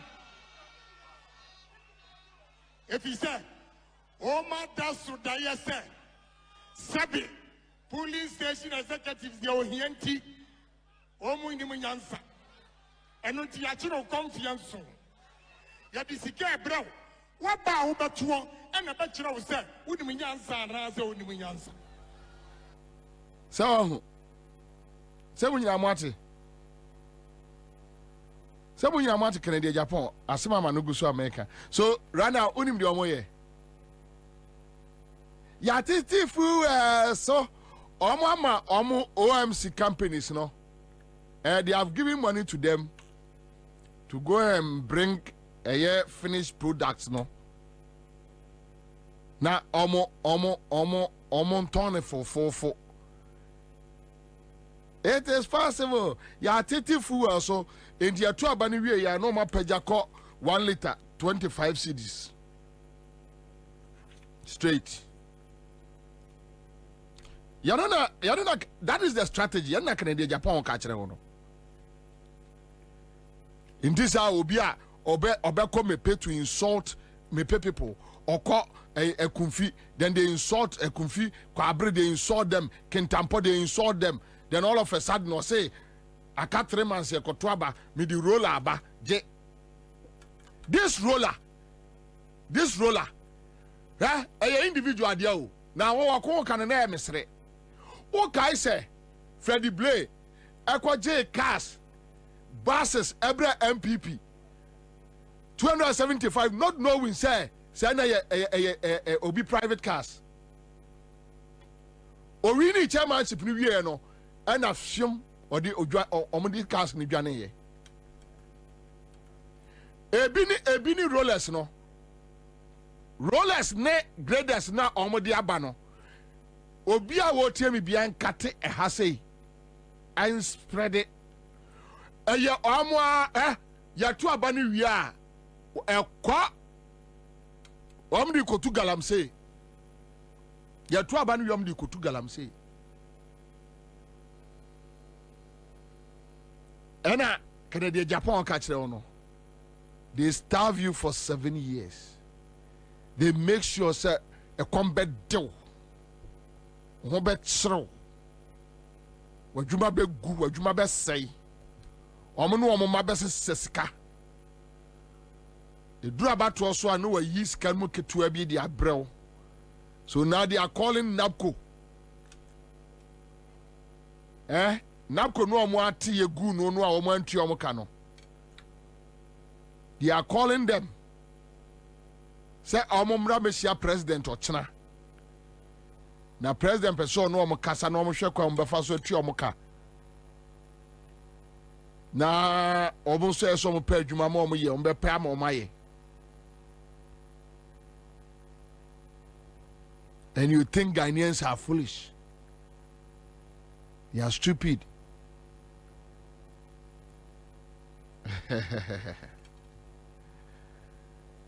Father Abraham Herbal and Spiritual Hospital. Ehwa ne edom beko. Father Abraham Herbal and Spiritual Hospital. Ewo Fanko Barrier asofa. Mo amonim Star Oil Filling Station hono. Pa cho se munimo. Yare ni bo a eyesunsumu yare. Jese Eja Abraham. Message say why? Eja Abraham no de nsa abonso maka ketrema so. Wasi yare bia bi sunsumu de hunamu de cancer, stroke, diabetes type 1, type 2, fibroid, and your GIA, kidney, liver, prostate, ulcer, candidiasis, piles, sickle cell, epilepsy, BP.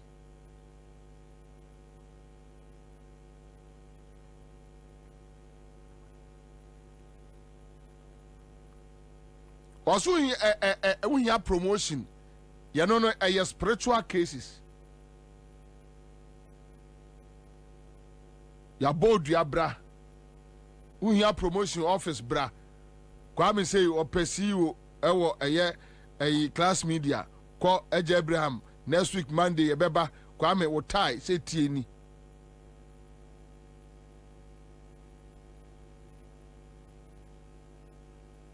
Open mo afri broni ho unya saketi say na nko pese broni mefa no emfa no nko Germany. Eja Abraham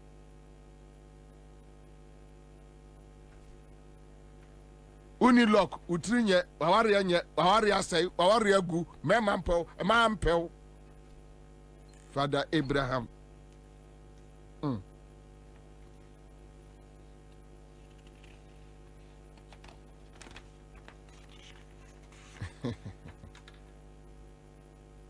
All sayade or sayare.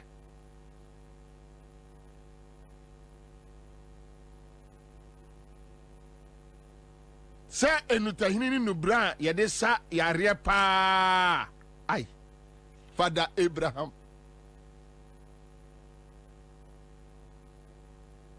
owo semina bi for guys wodi dware a olololo for guys o pese man on love o pese me man on love fa bi dware breaking soap which soap semina ba ku your friend abefo mposturo ai fa bi dware commanding soap ya no kwa me utimi fra agogo bram 10,000 no dream ka di free osu no di aba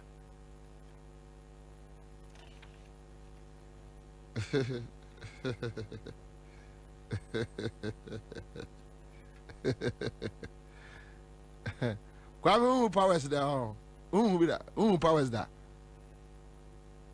AJ Abraham also fansa bonso ka me ketrema so opo ba na ha wonwi na ha e wonwi ne bi gu na chi sei fa semuna ni dware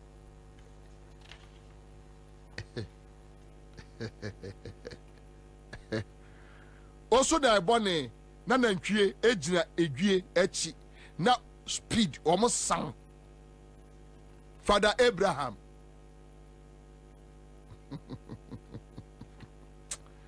unim bibi Samra ba ku ye friend kanayo yes samra ba ku sa na ye friend no epu ahuro puku fa dware ne si abonten wotie makufu ado tu fra gonya no so command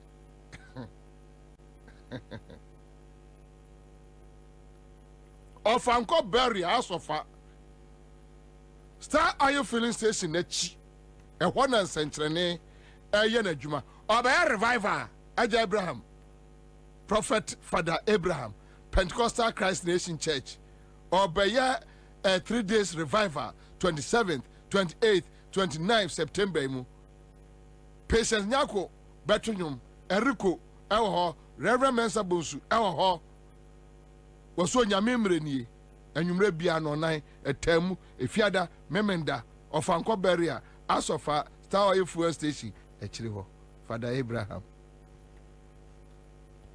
friend was 0244 371 695 Accra stretch baso nyame adwa 21st eno chiro say I am eating you are eating how do eno chiro me kwaje for guys adro ni bi nkwaji bi aha wa himas ka so me kwaje for guys wo pa wo una me kwaje for guys adwo si ama me kwaje for guys na me dware wie na me hu hey wa himas ka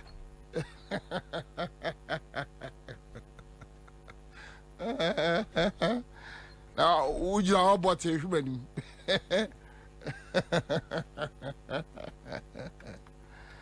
she easy diagro bro Accra stretch 21st of this month. Yes, stretch. Yes, stretch.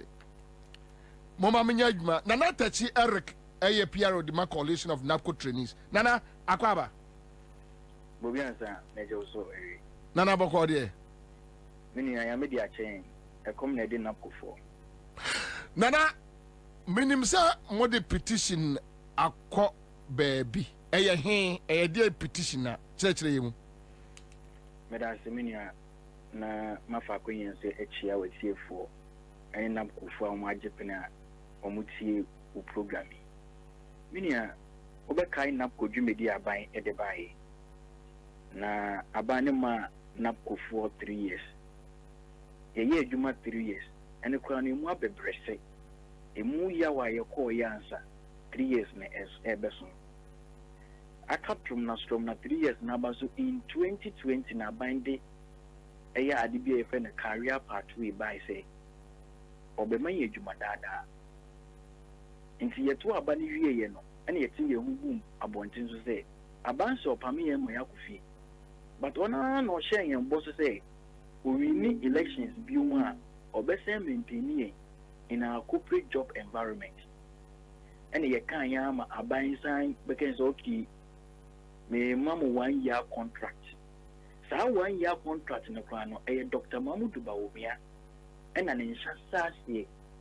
Osinam Kufuina and go back to their corporate job environment and ko ye adwuma na aban no ene various institutions that we post to omo ko ye no to say Ghana Education Service, to say Ghana Health Service no 24 directors need din komo no more outline vacancies e wo ho se na be ya 1 year additional contract na dia mo omo ne be so no you who vacancies they are employed in Bobie.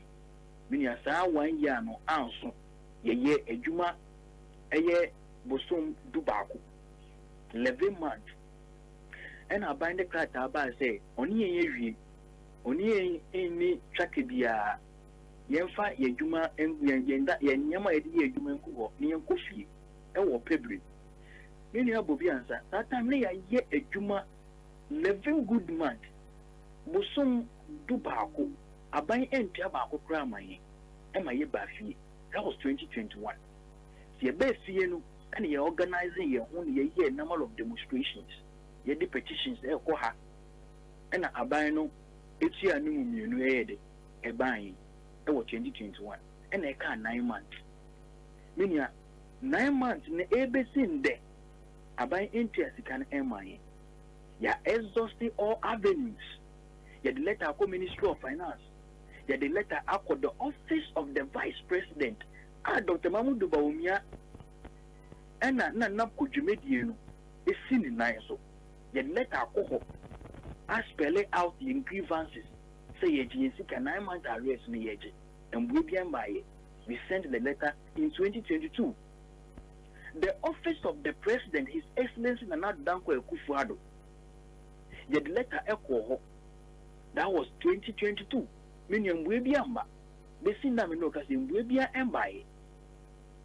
Now say share the level of frustrations anger na kufo ekomwa. Recently, na kufo the krata akodai Ghana Police Service on person we demonstration at the forecourt of the Jubilee House. And then I leaders who say 67,000 NAPCO beneficiaries on more program. So, okay, so we a demonstration at the forecourt of the Jubilee House. When we are unemployed, looking at the level of frustrations, and war my assembly. And who say, Yafan Semgun Katazun Koma National Peace Council. Not after National Peace Council also embrace because the situation a threat to your national security and stability. 77,000 Lubna 1 year Jumaye na abane de omoka 9 months from 2021 no tiaye na woman corruption scandals upon corruption scandals na omo akuma eyeden ehuru. It is a share level of frustrations now. National Peace Council, what is your responsibility? Your responsibility is to maintain peace and stability. Sani eti dia baby anap konsem na koduno eya asefem enti no se also asomdwe na o enhia then finance film yetoto srel ne aban kakasa se na kofo level of frustration anger amu komunu eya asefem eya dangerous eya threat to our national peace and stability enti aban ebe srel wa mprimprin ya Willis is canon moving to an apple no national de Embra. Not demonstration one more plan is almost at the forecourt of the Jubilee House, Embasso, because we are in a critical year.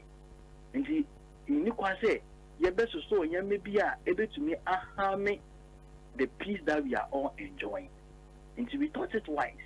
Say a car by a day, Bubiaza, I 2-1 na Moakasa, media, Wakasa, Bino. SC na so or de ama mbebunu no one say up a rain mandate no ye be petition peace council no de na no atum na ya share development be be e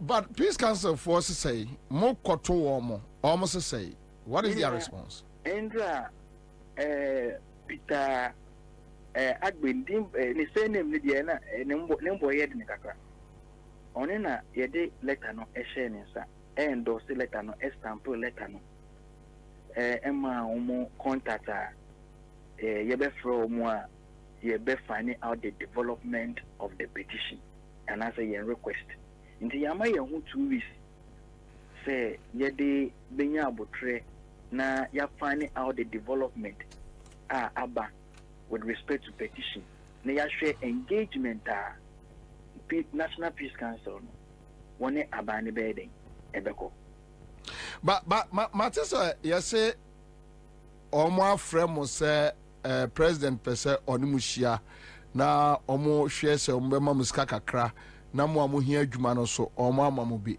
no kre me no kasa me ye public relations for the coalition no krata bia tisa embedi mensa enye no kre say aban arechi say opeso hia no ne yen kasa no tia sika man no mo munye adwuma no so mo eye bostem kasa ena ekwa abonten enye no kre menya lete bia etisa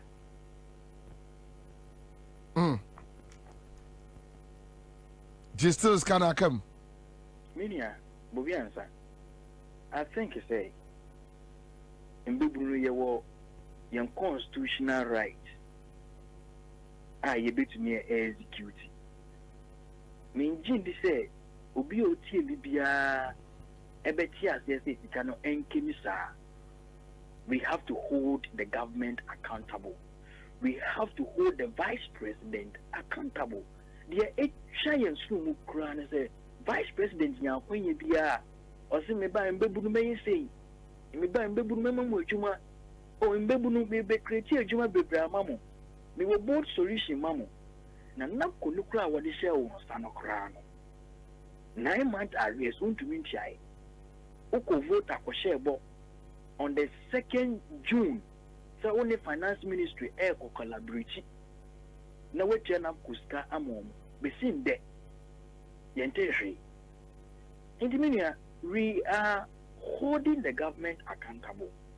Yeah, masika way and Kim. It is our right. Where in Africa, where in Europe, na obebunu obeye juma for 9 months. Na abai on tianeka and their journalists for ni be clear can say napkufo almost enfia here one more threat violence meaning let the buy then the interest here threat violence but the simple na ebekruha so people should hold the government accountable meaning the sense ka ban tia yesika mayen kebedu bebi kura ayeden edri eye mfese abani betia yezika ma ye yakase ye tie yenwa egu abonjin so aye demonstration ala there be but abanu ye insensitive so obi a oni adwuma ye obi a onye adwuma obeye adwuma 9 months na aban untia no ka for 3 good years nansia Africa Games ya omuye common tag how much amount of money no mutia and namko trainees for omuhi so omuhi eya omuya sa ban so oni score debate ai but adika krebi ombe bia si come debate to so no uyem kra be den ebe show and this ye kasi ye koye peaceful demonstration at the forecourt of the Jubilee House ye preach violence Bobie Ansah ye preach violence ebia sika no mu ntua inia tia mpe bibi mfa ntom so the attorney say whatever they do then they be hold you more accountable. Dr. Mahmoud Baumia on and on shed na ko jumedia ni so or president did you be holding accountable maybe obaka ka se bia e be refer no se na kufuo no unti omoka ye di nyama kura be gwa kwema bebi omukwa akoye omo rally kese no na kufuo constitutionally ye be organize ye ho ne ye de eye cars actual so say pay our arrears.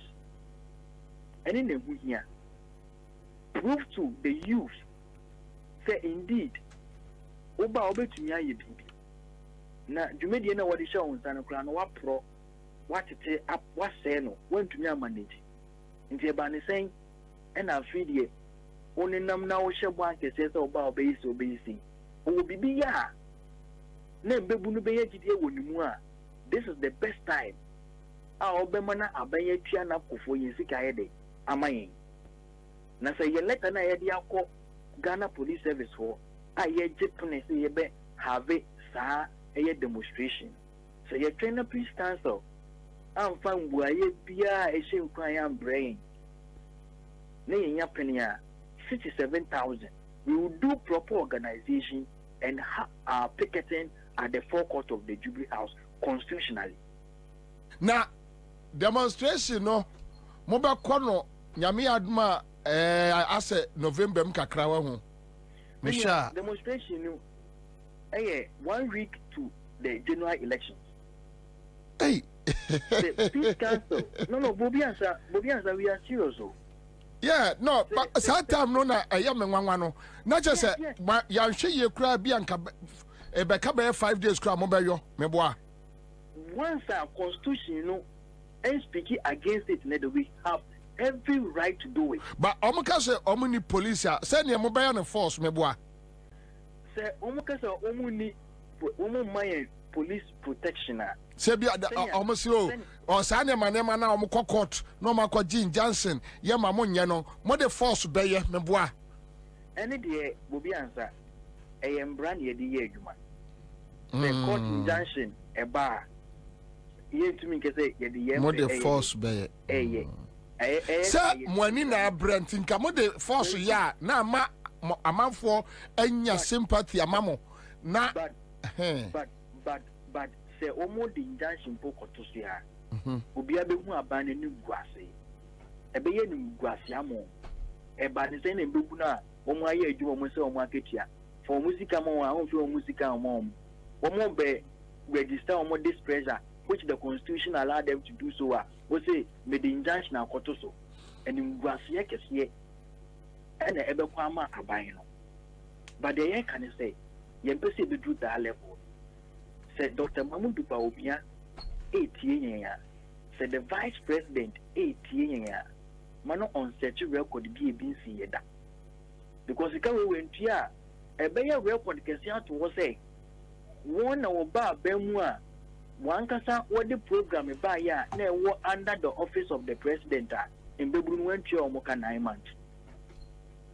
Not any regulation regulatory body. Not any ally legislative instrument. NAPCO was built under the office of the vice president. Inti a by president no nijumedi.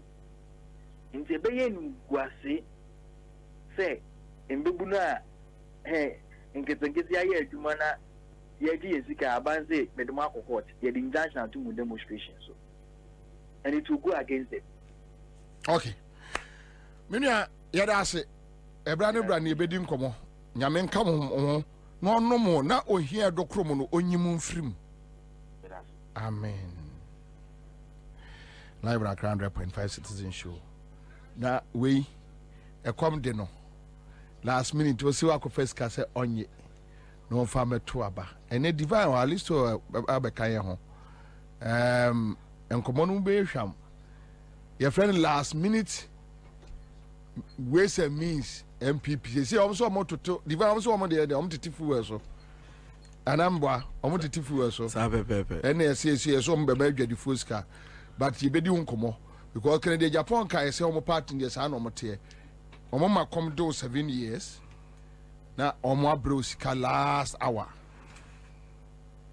near the election aka ho. I'll be back.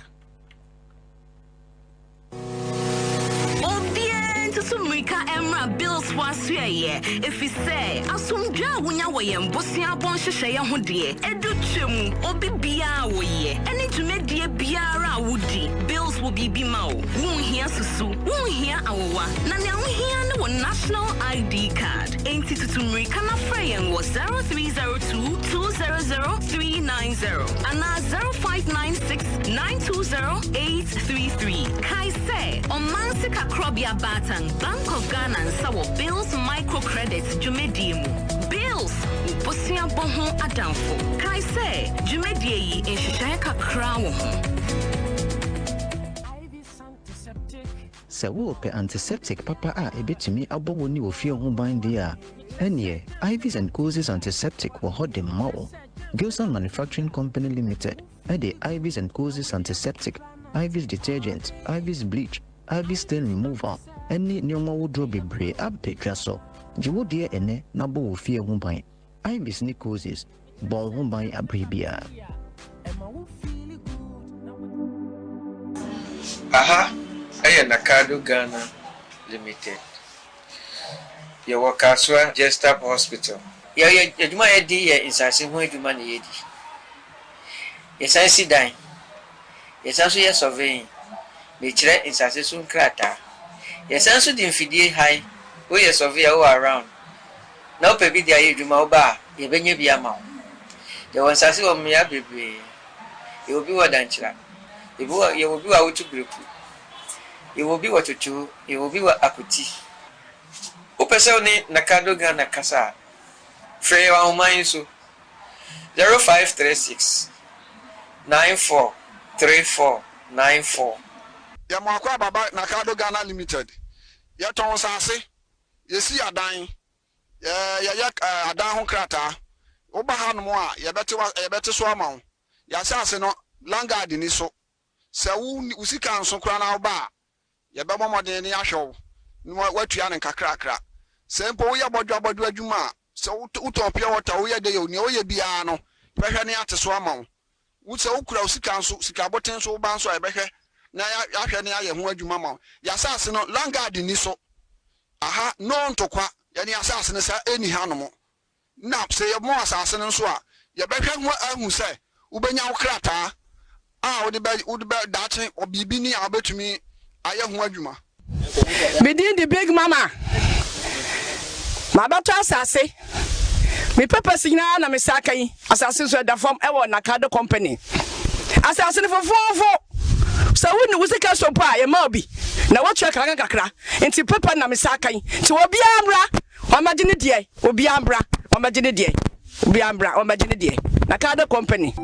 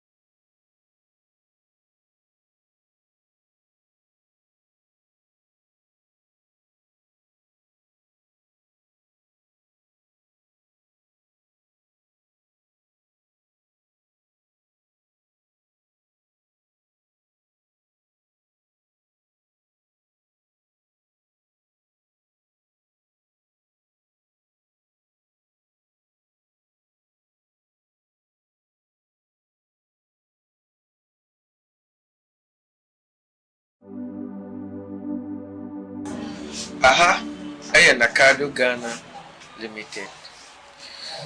Your workers were just up hospital. You might be in Sassim to money. Yes, I see dying.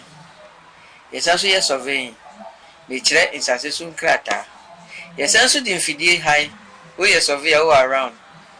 Now, baby, the age you bar, you be a mount. There was Sassim of me, baby. You will be what dancer. You will be out to group. You will be what you do, you will be what akuti. Upesoni Nakado Ghana Kasa. Frey wa umayinsu 0536 943494. Ya mwakwa baba Nakado Ghana Limited. Ya ton sase. Yesi adan. Ya adan ho krata. Oba ha no mo a ya bete so ama. Ya sase no langard ni so. Se wu sika nso kra na oba. Ya be momoden ni ahwew. No watua ne kakrakra. Se mpo wo ya bodwa adwuma. So utopia water we de yo ni oye bia no behwe ne ate so ama wo wo se ukura usika nso sika boten so ba nso ebehwe na ya hwe ne aye ho adwuma ma ya sase no langard ni so aha no ntokwa ya ne asase ne sa eni hanom na se ye mo asase ne nso a ye behwe ho ahu se ubenya wo krata a wo de ba dache obibi ni abetumi aye ho adwuma Bedin the big mama my daughter Ansah. Me purpose na me saka yi asase so da form e wo Nakado company. Asase ne fofofo. So wonu wusika so pa ye ma obi. Na wo twa kakra. Enti papa na me saka yi. Ti obi amra, o ma gine die. Obi amra, o ma gine die. Obi amra, o ma gine die. Nakado company.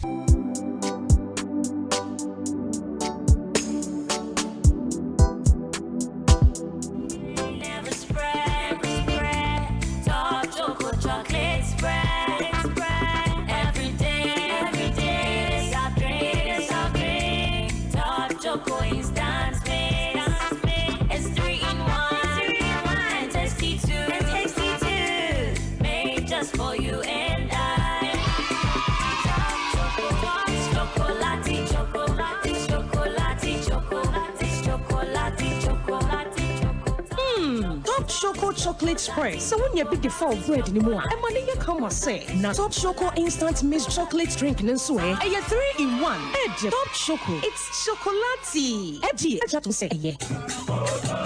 Accra, time now to build. Yeah, it's that time again. My sister says she'll let the brothers wear some kambu. Lion Fun Road from Ayimensah Tobu. All the way to the Lodge Tavern at Patriotism. Class Media Group proudly present the 9th edition in the 9th month of the year. Cross-tread. Yes, stretchy. Get ready, sweat it out with exciting aerobic, mental health and fitness education. There'll also be free health screenings, dancing competition, wash and win competition, and so much more. Come, let's walk, stretch, keep fit, connect, have fun, and shake off all the stress. For participation and sponsorship, contact 0242 125-303 or 0555-251-645. The 9th edition of Accra Stretch is a CMG-powered event and proudly sponsored by the Lodge Tavern, your adult contemporary alternative leisure center, Belacqua, Take Me Along, Greenfield Scientific Herbal Clinic, God is our healer, Greenfield, your last stop, Tango Prime washing powder, be spotless, be bright, Flora disposable handkerchiefs. Choose wisely. Choose Flora tissues. Top Choco chocolate spread and Top Choco 3-in-1 chocolate drink. And your chocolati. Bloom Medical Services, your one-stop destination for comprehensive medical care. Connect deodorant. Connect. We make you beautiful more and more. Connect. Let's connect you. Multiple quests where quality meets excellence. Gilson Manufacturing Company, producers of IV and Kuzi antiseptic. Always protected. Madel's Kitchen. We serve you with love. Smart View Eye Care. We care for your eyes like never before. Smart View Eye Clinic. Experience the difference. And Chicken Man Pizza Man. It's flaming hot. Love at first bite. The 9th edition of Accra Stretch promises to be the ultimate showdown Of your favorite CMG presenters. Who will pull the biggest crowd? Mark your calendar. It's Saturday, 21st of September 2024 at 5:30 a.m. sharp. Live at Mensa Toll Booth. And remember, admission is free. No fitness event brings thousands of people together like the Accra Stretch. Accra Stretch. Yes, stretch is stretching. Stretch is stretching.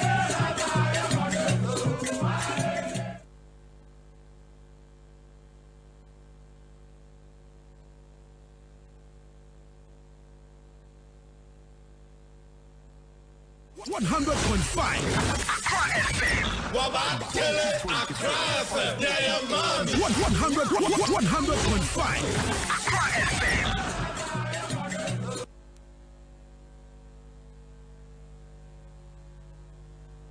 Oh, and Nana, Bobie, Ansah on Citizen Show.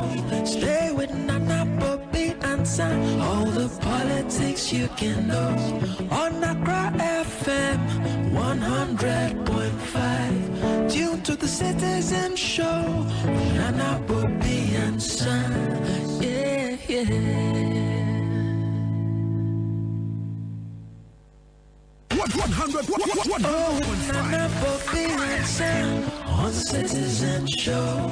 Stay with Nana, Bobie, Ansah. All the politics you can know on Accra FM 100.5. Tune to the Citizen Show. Nana, Bobie, Ansah. Yeah, yeah. All right, so that's it live on Accra 100.5 Citizen Show. Divine Akwaba. Boko de Minia.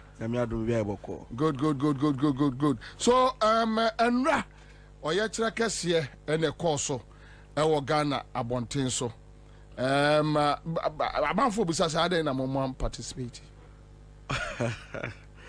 Yo bledi ka maminchi a etiefo jo so ne. Ne omo nso omo hweye. No crane say Enra demonstration no you participate here. PPP as individuals and as the party.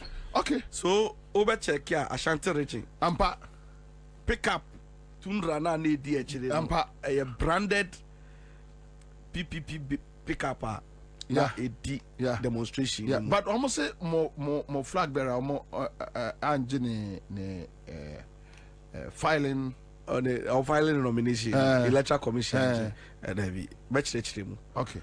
The only say Andra Osha demonstration no a course no. It was a national call to duty. It was beyond NDC. Say you know someone here NDC say NDC asemwa then you don't understand the issues. Yeah. It's just that NDC for now amasam so and I discuss it, but it goes beyond them. Until ye decided ye say until but last week your national secretary crap issue statement say ye subscribe it, we agree to the call by the NDC say we should conduct a forensic audit. Your voter register the musene be ya ye be cleaning near making sure say integrity of the voters register no adia ye nyina be safeguard. Until no demonstration no ye adwin say ensu de ho be gina mu bi. Until no a crowd in the torso. It's difficult to say be our be pinpoint say who was who oh crowd who say crowd be red and white. But me no me share that say for clarity sake me share that share branded party apparel like atare party PPP na me share until na me share the gina mu a fitiano pa clean to enumre no adwin say be bontoa na ende me ba say no na me koshia me namfo bi no mo ye debate gigi and MPP for no omuni electoral commission for na succeed in a certain attempt to be on say omun diffuse the impact of the demonstration, you know, to make it look like say NDC for chire bi dodo na we so ya assembly na ade no kra electoral commission so ma ya wie no crow when say on the electoral commission game now all bono. So why yes smart? I'll be doing so be net no. But no credit say omuna asho mu trimu pos on bet say Ghana for. Yeah. Omuno my margin say omu be say ni amenyo bi net omo. The kind NPP for and now Monsieur NDC for and now conduct omo omo audit and omo say no transfers be akoso ema data no a shaky kakra into no yeah question electoral commission say no they don't trust ejuma no my no unim say baby anka electoral commission beka so onjin tum but omo the evidence small evidence no the electoral commission electoral commission admit sampa there were flaws any anomalies omo ankasa kwa no admit say aba register ni mu into no omo bedi hu juma na omo say ameno ka say electoral commission say omo di hu juma wie odi ever ni say omo di hu juma wie say electoral commission no your source of data for all events political parties any stakeholders in the game no na ya catch us okay usu we clean here and if a new one ne bra na no so yan electoral commission say there be wo mo fa wo de na wo se work wo identify no fa bra and unim trick no say sir over 200,000 transfers unauthorized transfers na my no omo pese omo force NDC na NDC form de nem right so omo de ba na se ever ne say 50,000 na omo clean only the 50,000 they are say on say clean amamo no omo ja back door 150,000 na ho no ya no gum na no gum aha nti no ye pusu omo so omo famra na omo nya omo adwin say omo de beba. It is this call behoves on every right-thinking Ghanaian. Say they will mount pressure on the Electoral Commission to do what is right, because that's the way I econo. And ya di babe di agro beka say vote we di ye ignore tie. Oma shada a transfer in kakra into no kakra no ma fa kakra. It usual police station. My imagine say see more than 750 every police station. Over 750 no. Normal pardon the kakra with 30. Normal pardon baby kakra with 50. It we say oh yeah 100 dey brosu 30 pe. 100 brosu 50. When it's about to tell no can nyina na o amalgamate the various numbers are. Omode ahihye mu wo miambia na you get to know say na mana kosoro na se beso na mano so all of these schemes no ade a ohun say electoral commission ni ye tiendro demonstration ni de ye ginemu ba ye impo no ye sanso another press conference as a political party ye be about this voters register and then to also let Ghanaians know because it looks like say yankasemu a bet say mahama no ye de keke there are some things we on my hands we identify from our angle. We have to let Ghanaians know say it is some political parties who have also identified that. Share Minya Bako our Autu Senya West or Kocheki Nidin. Where who need in your crater animal. And to him say you sue Electoral Commission for some short code no. So okay, ye who the America said that's what ya Kocheki ya nearby voter ID na manishemwa. And then Nidin Akopiemu or Budada. And it's Juma code no. Code na Juma, but information no entirely. Maybe another information. Okay. Ya share no Bodada no Oti region. Buem constituency. So imagine so be aware Utu Senya West Utu. No question ni na 7 December obeka say or even poor minister obeto aba. Let's say okobe say 3 days so. Ya executive director ko check in din. Na ni already 3 years. Date of birth no already 3 years. Again, unim say the microphone check on phone so no. Ebi mu check ya. You bet your age, near specific age. Instead be our 30 and not 30. Unim say ebi mu so the normal check ya. There sounds actually say as at the time of registration. You are the key. This information no ni nyina no entirely and fa pepepe. Enti no sa call we there. You be cause we shaky electoral commission and then the international community must be involved in this because this process of cleaning the register no it goes beyond any political party because at the end of the day so be kotuna bana reflect no who the change no voting for na say obi subverting no edi ebufuo any oye neni gidigidi na beba yes you empane saa endra demonstration ko bia hwe mi hu ade bi na me say the power of numbers mi hu number sada me makọ demonstration akwa but this particular one I'm telling you and it is organic oh ebi on my rented crowd ebi on my the be feast region kakra ye the bia fi kaso kakra but this particular way no it was organic and it was so like you appear fi baby at their will now him and ra DBC police for him say you do parliament house or no omo blocky ayi kwan say obi anfamu enko electoral commission ti ka demonstration no ebe ende ewo animu ha ewo conference center animu on parliament on ya na say ya wie na leaders for no eko e no mu ni police for coding kita ho say omo no mu lead demonstration no ombe mana e peaceful omo guiding crowd no so they will guide them asembia amba uni say police for the now tintin omo mamu nko uni say e honu mu ana ayi organizers for no catch police for no say say sada mo be dey an ye yenja amu na mo de mu njina ho uni say and 5 seconds na police for blockade dem omo ye no ni nyina yira the power of numbers me say nipa ne ka mo ho no within 5 seconds na police for no bia yira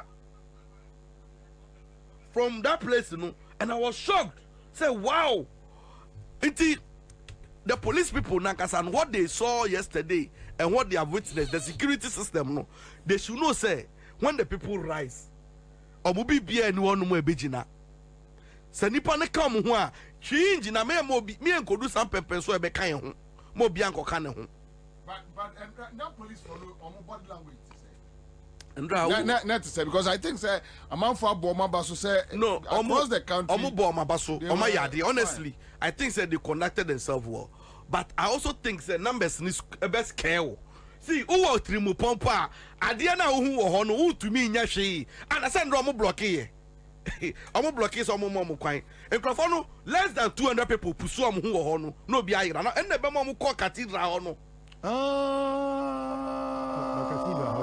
Yeah, kono. I remember say yeah ko cathedral no. There was this policeman ono kwa ne man who say kwanda.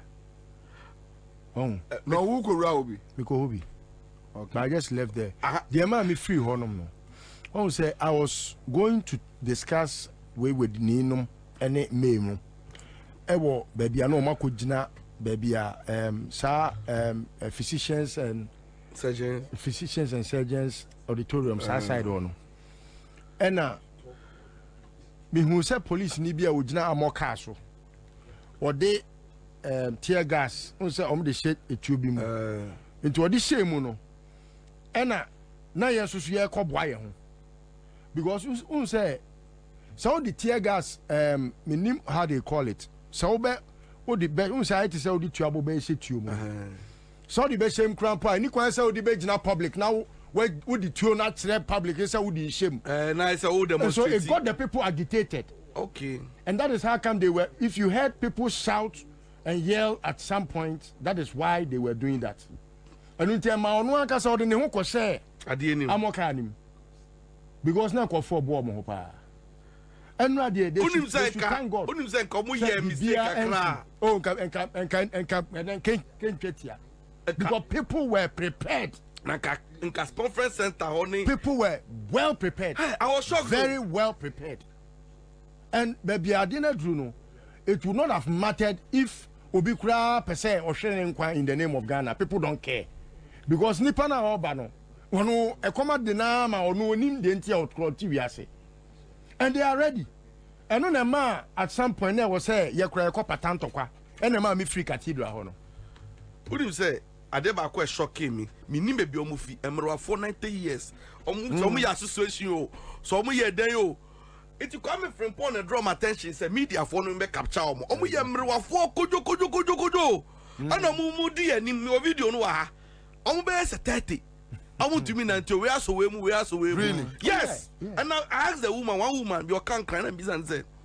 Into what brace won trafie ɔse ɔno n'ani fiye a o start is o follow Ghana ɔse ɔno ɔhɔ na Kwame Nkrumah usa na Kwame Nkrumah be di ade nti no ɔhwɛ de Ghana ba ɔse de asi no hu bi da nti pa sa obetena se ɔse ɔno da be no bewu mame ba akɔ se ɔno nche no wewu ɔkɔ wɔ kwempo no we ha no but the sin no say like ɔno te sɛ ɔtenkwam na ɔhu sɛ amamuo ɔno ɔhu ɔno ɔso ɔhu fiti Kwame Nkrumah so various governments any the way people protest but I say even what has happened under this government you can't dey actual microphone protest no e shocking no into not say protest we e koso any the way aban ne ne nyama no omo nyina omo ayetisa association so omo fi hin okukre embrowafo kojokojo eno omo nyina de omo beji demonstration mu bi na ndra no o hwe ahokeka any the kind of energy na mi po mi nya me ho mi ho gina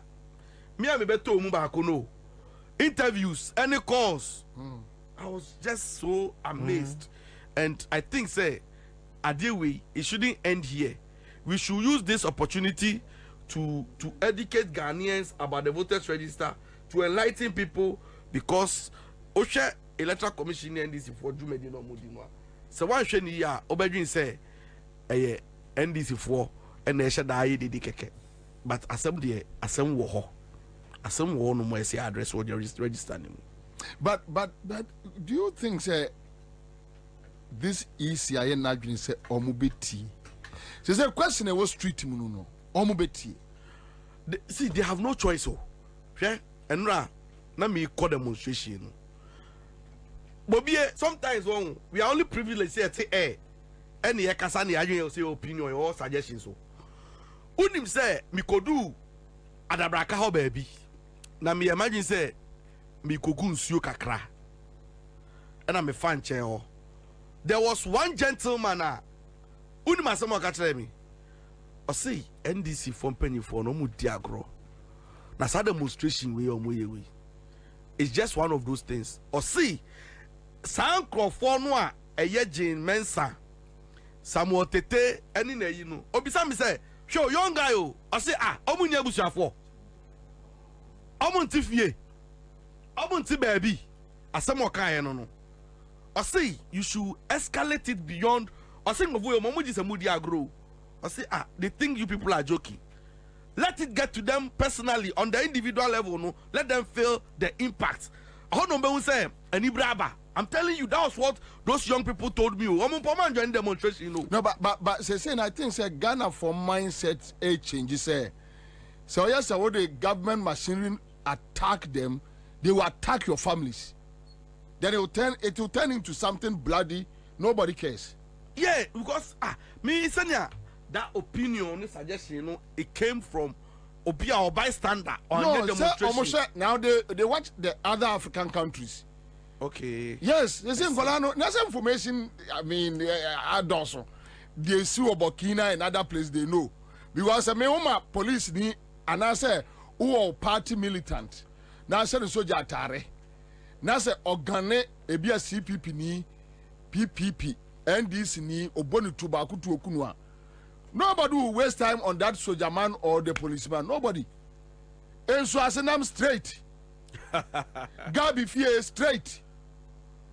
But anywhere your family can be found a dead situation. And I see. I got astonished. Yeah, say, Ojinaho, uno say NDC penny for omu but it's not enough. Or say, don't you know them where they live? Or say, but how can you subject the whole nation like this? This in a very disrespectful manner. Omu can't send me actually wa untie oya wadie. I say, unim asema ka kire me. Unim say or draw my attention or say, na dano papa no call sa Electoral Commission papa no call TV3 no ne samije mfiti ho no. Oba ehu so be pie. I was shocked. Asama obisa me no say but the man was there. They know where they are. I say TV3 ho no no. Obe pie no na nkama kire ne bibi. Asama o kan. Nkola na ni abre o.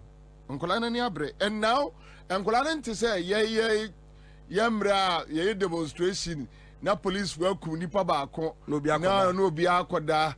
No. Omo ba hwe ofie wabusuafo ofie.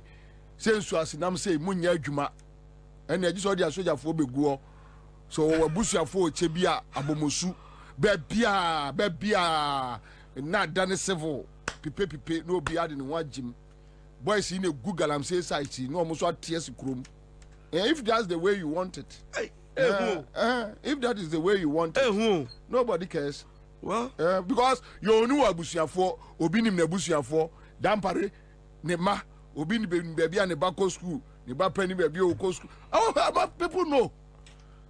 What do I say? Or Pompe Pra or Busia, or any pan and Nam, Crofonium no, or Unim Nebusia. So this time around, nobody will waste his time that Soja Nibia kum.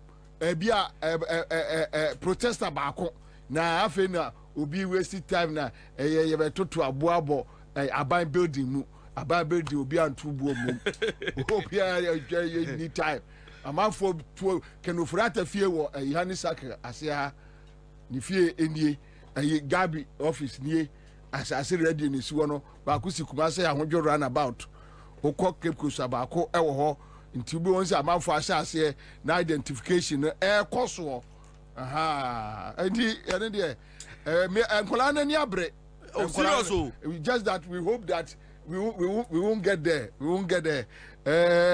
prof mami 101 o we hear 101 anytime I'm available anytime pacho anytime me producer nyehu adwuma mama But probably Mammy Musa Mammy Musa some quick one. Mammy Musa some quick one. Mammy Musa some quick one. Your friend say, more make a man for say prophet Niger Gazy how betray. But the Yadia Memanako, my Busa and Sa question way because me ready prophet Amwakwata. And prophet Amwakwata say MPP for Tata Unia Penny Osubempa. Yeah. And the woman see Tata no. Omune ma Osubempa say and come cry any quite say Oshe. The Yamenka in our woman, Amakwata Neka Yamana make. Yeah. And me producers a video in there.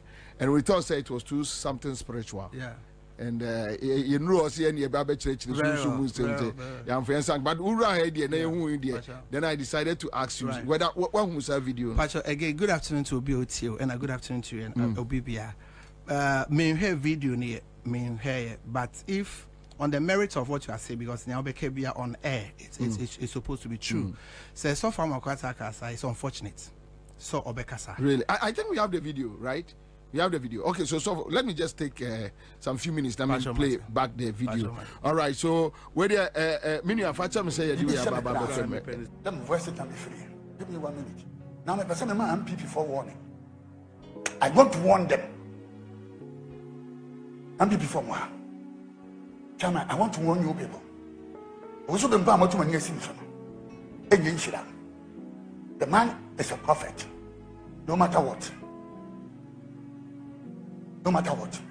When you put the national at 2016, and my mama, red carpet. Ade, the Debian person would not. And then the Debian person would be paying 50 for Ade. 2021 or Tijinai. The Nipa, but yes, yes, I know I am. You Yamaka Chila Bimadek, say Papana was funny, or your default. No matter my grandpa is a prophet. Into every respect, no family. Now, Oma, Masada, a creative you got to radio. So, Edina, Omoyan, I am one. I know, said Belmiantesa or Belmia, Echo Nason. You make a reconciliation. I'm on San Ponco Yadia, and yet. A dear Hanwa, Abraham. I'm a prophet. The idea me and Yamadan. Then Transform Fan you be. This man has fought. Endlessly. 2016 now different to him to Ghana. This man stood up. The Yamenka up in park. Him say Obekania and Yamen come said there is unfortunate because I also believe so or in Comseni. Until a fellow Comseni must not say so. So can we then project no, even if the all can a true crown and that he must say MPP for no pushes off also been more or shan come and Yamen can say on set. And I say in commission Joel chapter 2:28 Bible say nyame ho ba wo so a ehyew ema wo ka nti ye nhyɛ compare say MPP ni epushie but it's very clear say MPP for who say umbe lusu now it's very clear say December 7th Ghana for beto ama John Mahama into they are doing everything me oh yeah the video be sending me want to me with radio and TV they were attacking software Usubempa. You see Dana normal really? Oh of course they were attacking massively Dana almost Sanchez software Usubempa na say Western case ni say ombe lusu and ombe lusu into software Akwata no ka mintie ni here intimate speak to but so can sadia is unfortunate say MPP for the pushes of Usubempa mo share and come se bi because maybe this is of Usubempa or a D4 yeah so Mame Busa question way so Usubempa ka say in 2016 yeah so ka say John Mahama Ansah wo moja yeah do you believe it? No, I don't believe it. I don't believe it. So why are you defending him? No, what I'm not defending him, but to the substance of say, so for Mwakwata say, MPP for a pushy, so for Usubempa or Senkom. Whichever way, he said certain things that even you, very man also, of God, you don't believe. Very also. So let's take out the issue about MPP ne pushing, but he said certain things per Mwakwata that. Well, you see, say we say obisha nkoma home. We ya the nyame asem we measure with the word of God. Yes. I believe say so for Washenko over the years. Say so we president ex-president no Nensa wo moja and all that no. Yeah. I think say on it's now one-on-one. I think say be obeka one or two things say it's unfortunate common here and there. So Osheda. No, mean to mean cast or sheda and as one sheda because we'll be friendly young coupon no be any angel now. But me met me as I can say, Miss Menia be Miss Me D4, but we moja be any President Mahama Ansah. Some patriotic I say, moja be any President Mahama Ansah and I say some days to mean to scrutinize Moon and Majuma. Of course. So why can't you say that look, this one maybe any part share that the point I'm making is that mean to me can say or share so share that so one share that obechi an because ni ebeke bia no nyame bebu ye ho akomta sem patriotic say me betna condemn so for Usubempa or say nyame say anytime somebody say nyame say no there is a clause so ka so no ankasa say there I can acid where me so much share margin but or say nyame say and I me so make a sure say me so be a D4 but the message of God moja be a new be answer so even with him saying in Nyame no, yeah, you as a man of God, you don't believe that in Nyame. No, what I'm saying is grant a cross in Nyame with Genesis chapter 4, Genesis chapter 3, Genesis chapter 5.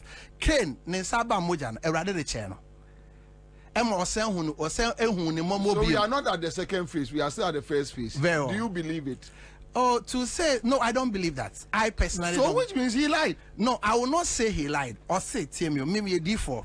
And I'm a suffer or sing nyame say I have not seen that because you be a bekebi and obebu whatever akonta. Okay, so now another prophet within Muhammad circles catch Ghana for say yeah a young people for the catch and say onka but no so no so for makon the eka some patriotic say into he I mean obechi an kasa na say I cannot answer but he is for worried that and Crawford use Obusubempa. Then, to be honest with you, and then the first timer, made say, won't to me. No, Omo did not temper massively. Omo did not, and it's unfortunate. It's unfortunate. Massively, minimum that. Massively. No. Last 2 weeks. I think. And last you know I am aware. Last I mean they took him to the gutters. What was the issue? The issue, let's say Omate say stuff Usubempa could share the former president and some pastors. Is it true? Minim say Oma could share and some could share. And they took him to the and it's the nature of MPP. Kufo MPP wasn't like that. It's the nature of this current MPP. That if you don't go by what they want, their whims and caprices are, they will come against you with all their arsenals available to them. And they've done it to almost everybody. They attack Bishop Ajinasari. They are not exceptional. They've attacked everybody. But you see, Omunye ready, Omunchomo write notes now. How do you say? They are handing over no because I know and nothing. You see, this time nothing. The Lord told me, he said that I will not give the nation to Ishmael whilst Isaac is there. Omani or Ghana in Yankopondia. Anyway, D4 or man, we are watchers in the nation. I know they will come after me like the last 4 years they came after me, but we are speaking the mind of God. Some of my brother prophets, the asantiness in them is not allowing them to speak the mind of God. Meaning what? You see, some of them, there is so much of the MPP-ness in them that it restricts them. Say about me and the baby when you come back, what is it? Apart from say Reverend Kwesi Boateng Beka say when who say about me, but who say Odiphobia Beka say bim. There is so much of tribalism in them. There is so much of asantiness in them, the MPP-ness in them. Okay, so with Kwesi Boateng, Yami na akasachira na say tribalism na akasachira. Obi me dey say Bobie ni aye kebiano. You damn it. He bet you into me so because nyame say I leave it to the person because obi friend nyankopon no nimon but me de nyankopon akatre me and now in painful a different painful or man bebre afrem omo frame bebre efreme it's a prophet catch on Crawford catch a pro NDC phone catch almost say away the election at the omodia near isi baby this election NDC for there. Prof, minimum say what time is but I want to find time. No, don't worry. I'm available any day, anytime. Any day, anytime. And I will encourage say a bought your D for home by say a bought your Ghanaians don't know how to protect their heroes. Ghanaian people that have achieved Ghana man, especially this MPP for almost say Obia. And I encourage per video maybe you'll be sorry say so for also be pan into Michian baby Obia and yeah, I'm telling you, some ways that we can, but that's a great man of God. And so for also be 2016 and come to member power. Even the last election, there's a lot that went on. I'll move from area still. Into Pacho Minjan and contemporary Pemo. Prof can say and rock crowd who bibi. No, I'm mature. I saw a very big man of God. A very big man of God, well-established prophet of God, coming to me say, Prophet, John Muhammad a winning election, and then minyane wa meveshimo, and I mature, See, this election is a done deal for the NDC, but I always saw all that they should not be complicit. Prof, Ansah Nabekon, let me ask you this very critical question. Yeah, it may sound so disrespectful. Yeah, but forgive me. Feel free. Don't you think you guys, you prophesy based on the trend where the wind is blowing? No. You just sleep and you wake up and you start telling, you read newspapers, you see, check the dynamics. No. That order me be how 101 be a phone lines now. I'll prophesy. I'm relatively a young man. Yeah. I'm a blessed young man. Yeah. What will let me say push this agenda? I'm the first man of God to say nyame se we Kwame Domanimbra. I'm the first man of God. I'm the first man of God. I know. And I've gone through a lot. My family have gone through. I've lost almost everything. So there is nowhere in the world that if I want to go, I will not go with ease. And Namie me by the message of God. So at least let me tell you, Bobie, Bamia sent people to come and talk to me. Really? Yeah, of course. He sent people to come and talk to me with office. And I said they'll come and deny. No, I have the video. I taped them. But really? There's Jubilee has sent people. I'm saying it on your station. They send people to come and talk to me. They've approached me about 2 or 3 times. Same Patriotism I say with offer. So why won't I accept that offer if it's not of God? You see, we don't say things by trend or anything. No. Some of us say Michelle come at the age of 14 years. We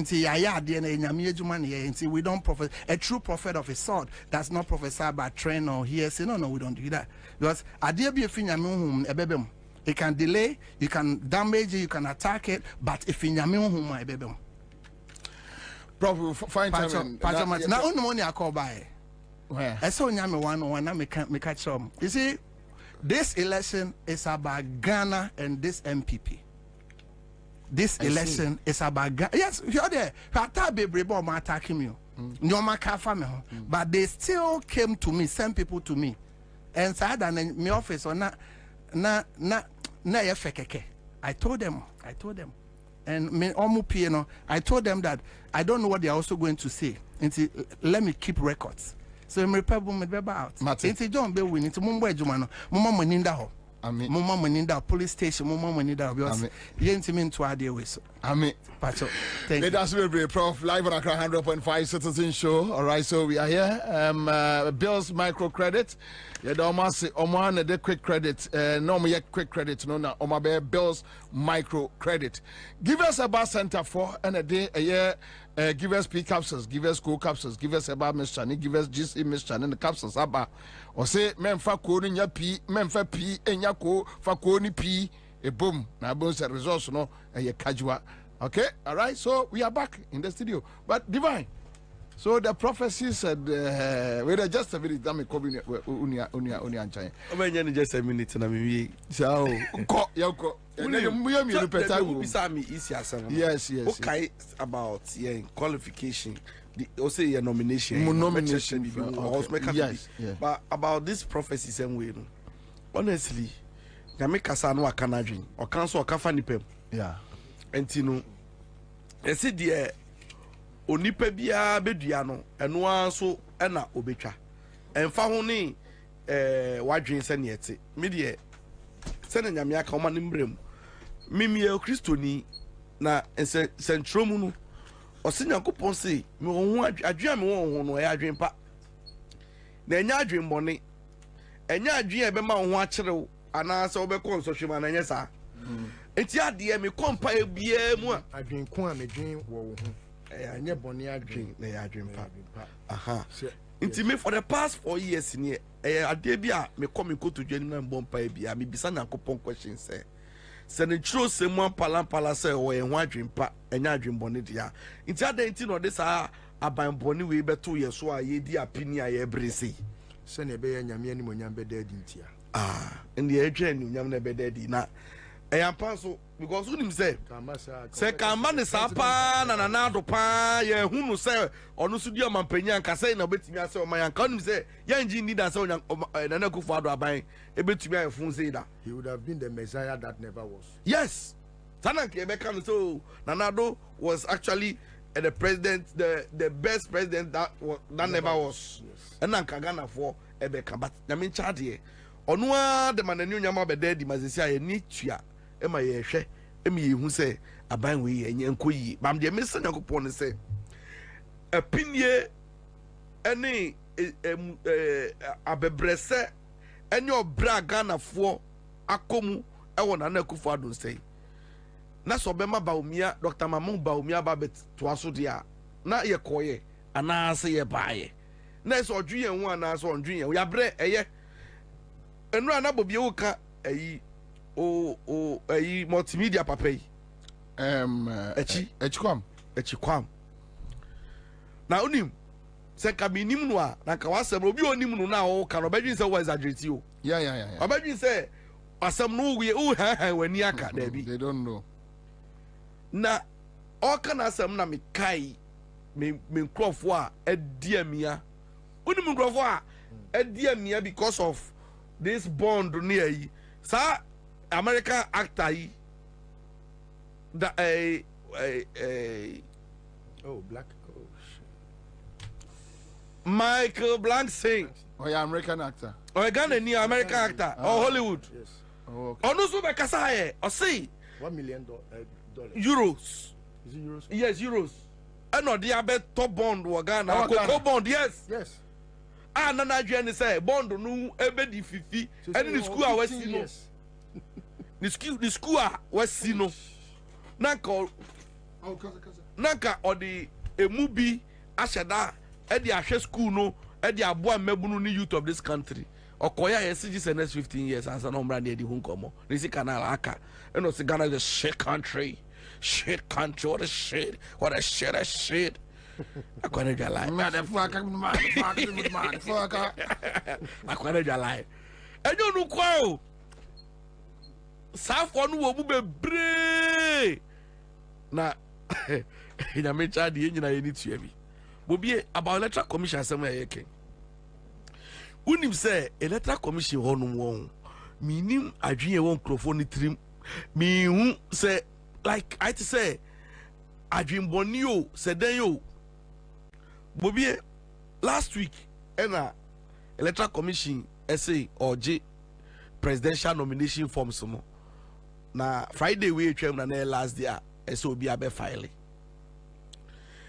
now be kaya citizen dazi ebe tra ka cho say omo ho no mo na electoral commission efre all the various political parties say emergency meeting bi aba na obi ambe state eda oba be filing the presidential lay you know ma hunda obi abeba all the political parties chose when young people before you choose Friday which was the last day say be file 13th unim say you could do honum na min charge your copies of images of log visitors logbook na da hono you could do honum you signing in me do honum me signing in 320 Bobie you could do honum no na other presidential candidates more than 8 and about mo so mo ba be file sada no and obi so ubetumi di nipa 8 and na ewrem unim se edu honum ye okiu mu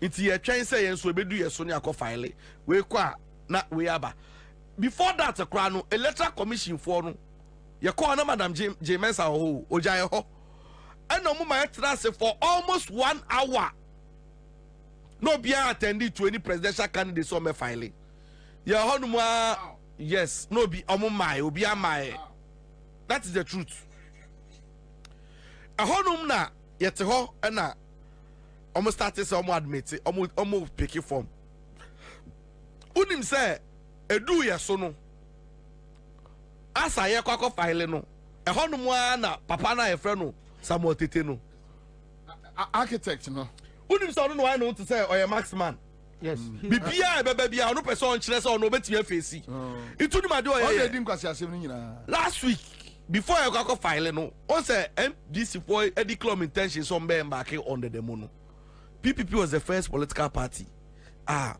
omo say omo support it for the forensic audit no on joy it's your honey nya call be say mo be file me yahwe oh really yes it's ya kono ni ya let it ya saka form no ya no frenching because ya pese better as money bia wa chiri unim se ewura mu after mo tete first comment or te hono mu or see let the media capture let it be on record say they entered the room at 5:54 5:24 it's on a set ground so no dada or see mo ewura mu 5:24 enti form na mo dey ba no by 5 o'clock no dey ya age form say wie enti no mo 5:30 ni dey gidi obeji but ono dey afia so mo kwadwe hu say on be accept form no na say omo accept form no imagine aha ana yen lawyer no executive director na kajon said no on to be in kasa anchire because yamba ahanum 5:34 5:24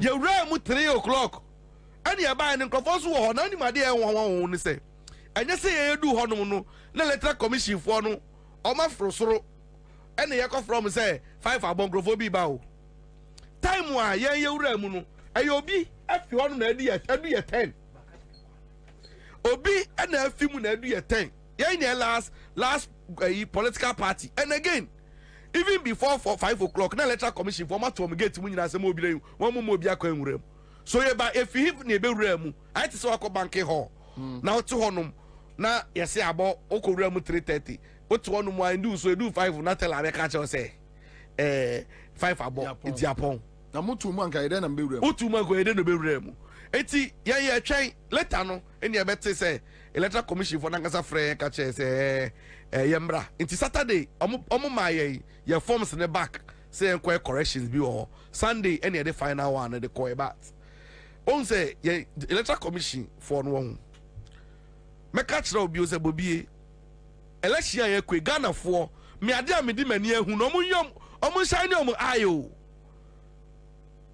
listo ubeje di say sa political parties ni bi omo bo omo din say omo admit omo forms no no mo complete here ebi mu kra apply for extension fans omo failure mo form yes see enka ho ase aheda ye twen omo so mba be now so mba be announcement no on ye be reveal and those people are supported by Yanomo Iti ama failure mo form di bibia mo ma catch electoral commission searching. It will be a presidential candidate. Omo fail form me no kra no. Omo jatu mu ano. Easy for from kromu fi omo because omo nyaka say make sure that you put these people on the ballot at all costs.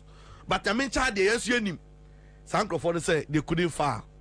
Iti ni etwen safo no amombra na mo form din betudwa. Ehon na mo bete oga na ba ya ready for everything because the comment by Samotete was one prejudicial. I just say obia buya ya ten who ya nimu ano ya na adwen say you people I'm not going to smile with you omuna na nim including so kai happen na boss man sin tiase say e ya ko hwe video no onya make his comment na boss man sin tiase e na boss man e ka chen say but you know we can do this unima dey plan no ma ye no Samotete no nya ko ma papa into want to be nya ho abotre e na oba ye no be rush kan ye it in case say o ka o a table no man so obvious say o my imagine say say omunye yemboni. I see. Yes, it okay and na commissioners net to say they were shocked. But we will face them, I'm telling you. Same way. Say yeah try announcement no. Bobie o de obeti yenka. Say election way. Ube hu yen ba eni ballot to of course. I'll come back to you live at Accra 100.5 Citizen Show. Mohammed Mesbahudin says Bobie I like the way you moderate the show. All right, God bless you back, Mohammed. Samia Koi says, Uncle will be mark my words. Baumia will be throwing in the towel. By the time the results start trickling in, JDM will win massively. Mohammed can say, Abayam Fun say, Abayam Fun, and about me and Abresano. Nana, so EC matters are rising. Last minute interventions. Ya titifu we so. Hey, the role you went to collaborate to insult them that if they want to vote for NDC they can vote for them. Now quite want to be for quite entertaining. Then 3 months time no one for roller any grader some de ba Abraham heavy kwai. You insulted the Kunfi people that Oma vote to tell ni pentina won for development in Maho. Then you tell these people may they roll an Abraham. You went to me pay to insult them. Someone to Abama, then you are telling these people, say, my bro, then Kennedy Japan went to Kentampo to insult them. Yamao, immigration or a director, Mwenianso, into a astrotef no me, Ghana gas me a board chairman. Mema, Sikano Mdebano, Memo Monfama. So then, after there, all of a sudden, last minute say yes, say I'm say be major before Sika Ediga. Anyway, with the election issues, EC matters. Yamo Janko. Oh, Karam, I mean, far Konya we so na men chetie for na men mo abaso ne adwumaso we na men chia divine. Me pacho one guy be Mohammed Mesbahudin or say divine opwasempa and he will find time and come here to look for you. Kachen sebe so medana sebe panase. Amen. Kache yanko. Para elections and matters are rising. Karana, what do you expect them to do? They are also moyeno. Because a can be also no omo person omo win election. And omo who say a quite be as so no ombelusu. Enti adwen boni abe create and I all try to make sure say any more be ya ebe entice Ghanaians. Ama omo atimi adi wo machi na se ekoba se omo nya votes ni bia omo atimi awie bia ka ho because you cannot steal all the votes. What you say? And then you must have some votes, and the few that you get, you must also steal a few to add to the existing organic votes. what you say enti their decision, you know, that is how everyone who is very desperate will do. And so me enyam nwa say omo yes sir. Na kwara I will say from day one enyoma nyansade no ebo nipa binom because untimi nwe bone nyansa mautrim. No way. Immediately adwen no bone bebe mu no unyansa nyina yira.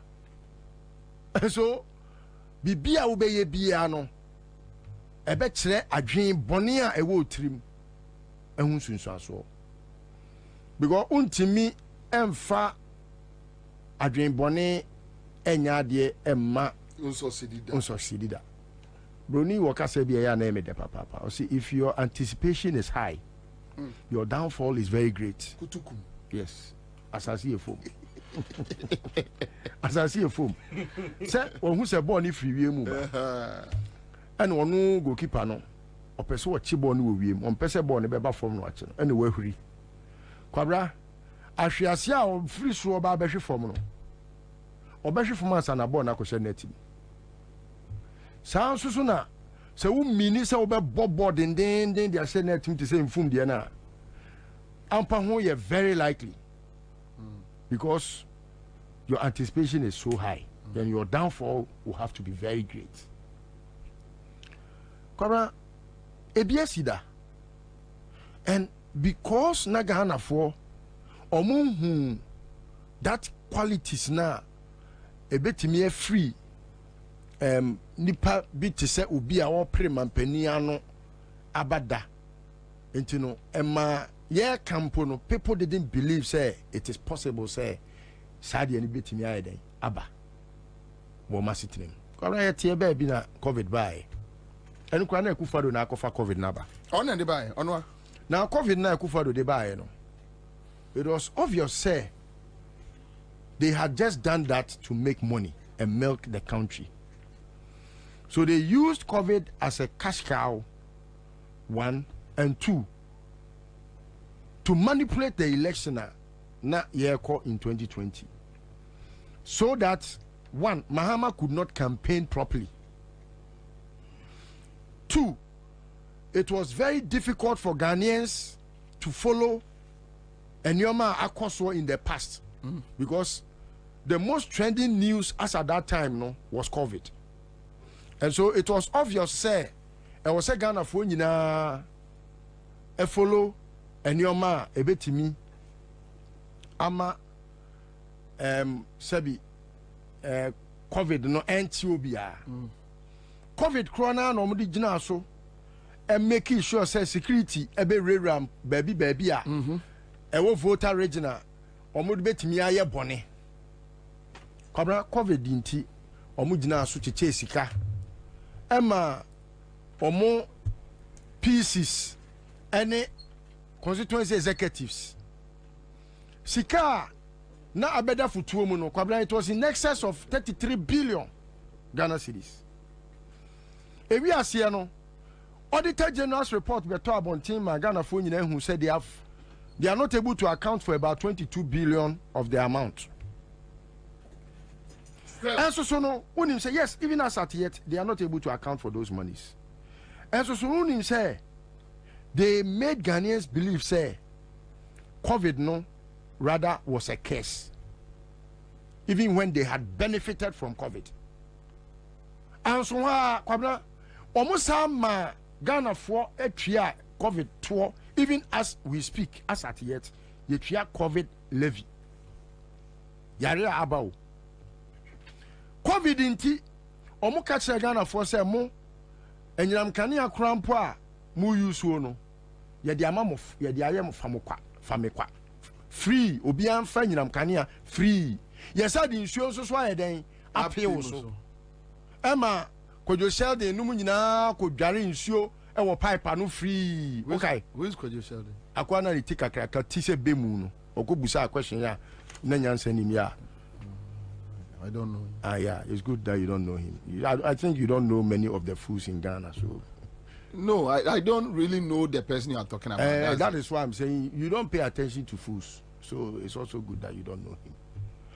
Enunti Sabriano na eyade a omode da Ghana for. Na Kwabena ade we me predicted no, I think about some 6 or 7 months ago. Because there is someone that works with Bawumia, even as at yet, I can call him and know where they are. They gave me the intel, say, Gentia no moto to petrol buomu, ama petrol buo sro at that time. Na, afe obia entimin to petrol no. Na, eyadea omo ye, na omo di ekushin, anase omo di accrue some money bia, omo di begu futuum. Na ye kotoa ba about 2 months to election no. Na omo tete petrol so. No maka say say petrol bo ba from. Eno no na ada Ghana for say bi omo dwen say ya adwene te say Bawumia. Ye de amia. Na ya adwene ntime enwen. Enti ehu say say dollar no say ebe dollar ye second part on way. Eno the best amount to election no. Dollar no we go on pass. On be jam kakra. Because ombe hu say dollar na eba from ebeka say on say Bawumia ebe ba no nto on say nioma ebo kofom. And in fact, plan omo ye no, they had done that at the time Bawumia nye flag bearer. And Bawumia be flag bearer no, omo ye say kombe execute no kakra. But Kwabena on say dollar na akoshen konfo bi pass no. It's not easy for them to bring the dollar to town. And ebio BDCs ni OMCs ni bebre yomo adia. Enti no ye wadie bi a omo de frap fuel okọ Ghana gas adia ama aboa papono ma ye yie pa. I know persons that deal in those things. Adia ne friend no adi we kra do baby anam refuel. Adia ye de sanitizer no. Electoral. No, enya ethanol. Yeah, don't you for alcoholic. Yes, ethanol ya alcohol. Eno so ya alcohol. Eno you need some the month anyway. Your friend bibi I will remember the name. Eno no Kwabena say bi omo ko bu bia fuel tanker mienu egu tank farm bi mu ahon. Na omo akobu eno be se nwotwe afra. Enti ebe te se wato petrol. Petrol na wato no. Na ho den ente se original petrol ebi a wakoto. Because sir condescent. No, that's not what I know. It's something I remember. I remember. I think someone will also text it to you. One more mutie and be brain. And no more different fuel. Nafta. You didn't know. Nafta. Omo de fra fuel. Kwabena nkofo bebrebe ka see workshop no yes ade no. Na a whole syndicate. And yes adwuma no. Na syndicate no Kwabena yadafo bi kraka ho. Na say na wasachira. Enti omo yes adwuma no. The make sure say fuel ne bo no. Enya pepepe te say de omo krefra manane a omo beton.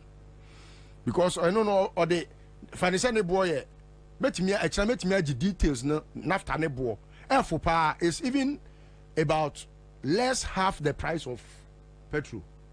If I say petrol 1 gallon biya no nafta half and a woman 1 gallon bo no what so by half. What I say? And I didn't so papa. Yes, a bit me my car nako. But with time no carbon beba o car nti be say car no. Enti chairman for engine be say. Me kama obi a onim petrol mu bia no. Opa petrol no pa fa gallon koto. Na fa be si fie. Ade a chia wo say petrol na to ne color sesan eno ye 1.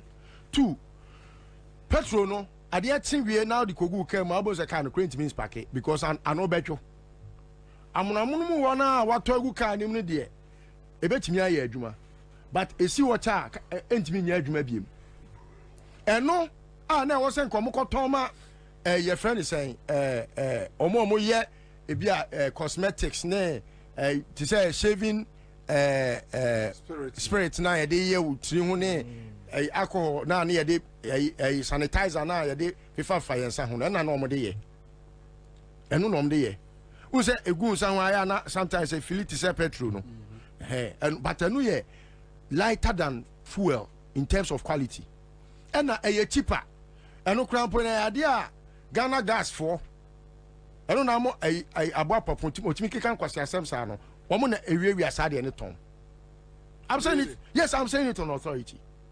Minimum conform yes our business ni bi minim bi Kwabena metimi aso so sisi e do akọ baby but omo ye ni say omo de fra fuel na do mo nya fi omo ko wia omo to obi ho na ebi ho so omo wia etifa ni se fuel bia no e wo tank farm bi omo de fuel te se ba bia bust for e save fuel no ebi a wakoto tank farm no tank ni si ho into the original fuel be say 5 gallon 5 tanker eguma no the naphtha no be say 8 tankers egum dia fra no wano wabu ade no afra wie no wabu aba beton ama Ghana for MPF for nyina ya we huge ade American no Kwabena a huge ade a Asia koso me no ka say koso emre bi kura obi be ka kire me say Lord Comey on say no oje fuel also they call outside border no aton no Ghana ha no Emma I think say news this is public knowledge Emma okoye sa ayini bi ena nipa ko ne frɛ me bɔ mamane Emma omma ye kodi ade na chi say ye they call filling station bi mu Kwabena these are things that I have documented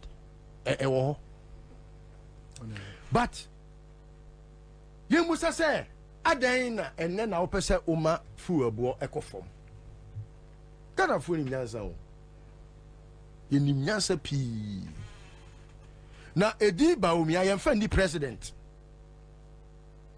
edi ba omia no because obi a wotimi ma ne ho kwan ema ye ne te say zombie to the point say enne oh sasamye uku story na trendy with Asamweja no about sika na konta akogye a ode koma Asamweja na ankoduru no all that story asotro $5 million Samia uku akonta Samia so mokof omene Asamweja ekosin san krata Samia uku akonta ne yiri nua na so ono ni nua ba ono ni nua ba kunu that's what I have been told. Okay. I don't know Ninu Abano, but that is what I have been told. And so I stand to be corrected if it's the other way around. Say or no Ninu. Ena na konta no ena omo oni Asamwejan ekosin san krata say Asamwejan start here dey bia my youth no follow Asamwejan na omo pese odane ade ne ye ba omia campaign enti okay I'm say no pay me follow Kevin analysis bi yes you know na work okay so it is a Kevin Taylor sa sika no $5 million no akodi na kontare ho na akoye se akonta fo anim koje na fabra fie eno na nka Asamwejan ehwi akonta asum no ono kura na France let's can free sika o mo de ba omia di na akogye $5 million yes they are receiving more but was the money meant for Asamwejan ono na any project ana musumo kwa ko pay investment the ababe share project na oye ni $5 million and or buy in what you say it's in the project now ya on nam Ghana ha or koba no enu ntina sika ne maaya na okohia ba omia a okoka ose ne che na ose youth enti de ba omia ka se obeya mamunie no Sani tape na Samuel Jan be ye no. Okay. And then Samuel Jan no ankasa sa te eya obonwum a o sere nkofo. O say obonwum. And ne nwum no me yama. Me yama. Me nsem say yamente. Oh, enti no. Sani oma ni nyina ye nyoma e kire se Bawumia is a very weak candidate. Me yama. It's a very weak candidate because his decisions about choices, who does what, only control. He is not firm. He is not that person who is even decisive to know what is right for what. I see. And you know he will be the son of the running mate. Apart from the choice, the personal choice in life, one the political choice. Say Samia Wukuwe, this froster, wait. Share this fraudulent behavior way or managing a campaign. It is a cabo. A dear in a cabo won't you in a dear. These are, and this is criminals. I are criminals, no man, I are form of cabal. And no Mudiba Umiachi. Criminals. It is an Anabi. This is someone who was selling shirts. Shirt we SME. Nanabi, no Nana Tonton. Or ton shirt, or the Mamaji Naka. Only Capreba. Wait, wuna ne ho propra kapre ba we. Oh, say na be dey meaning. And Samia Ukwe. You know every one of them. Only kapre don kuma wono $30 million. Na bi ni obi a wahuna wa club no na soja di nachi. Ghana am for so ma Jimmy papa. Mutimi detail soja ni so oni na bi kwasi apani we achi no onko club.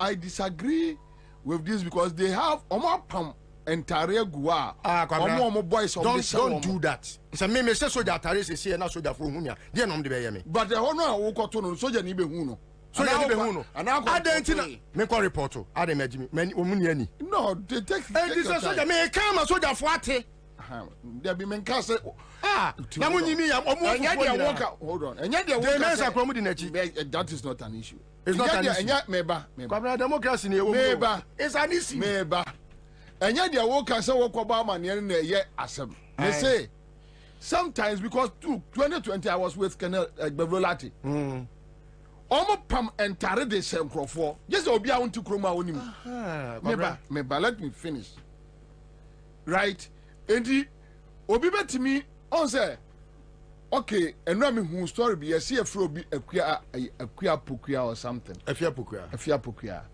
to be honest many boss story ne so 3 days ago I thought say afia pokua Peace FM me aminu aba then yesterday and I say afia pokua so abeka say nya ono afia pokua no another person they another afia pokua from Kwawu. So you see but people were sending her threats, insulting her that what did you do for them and all that.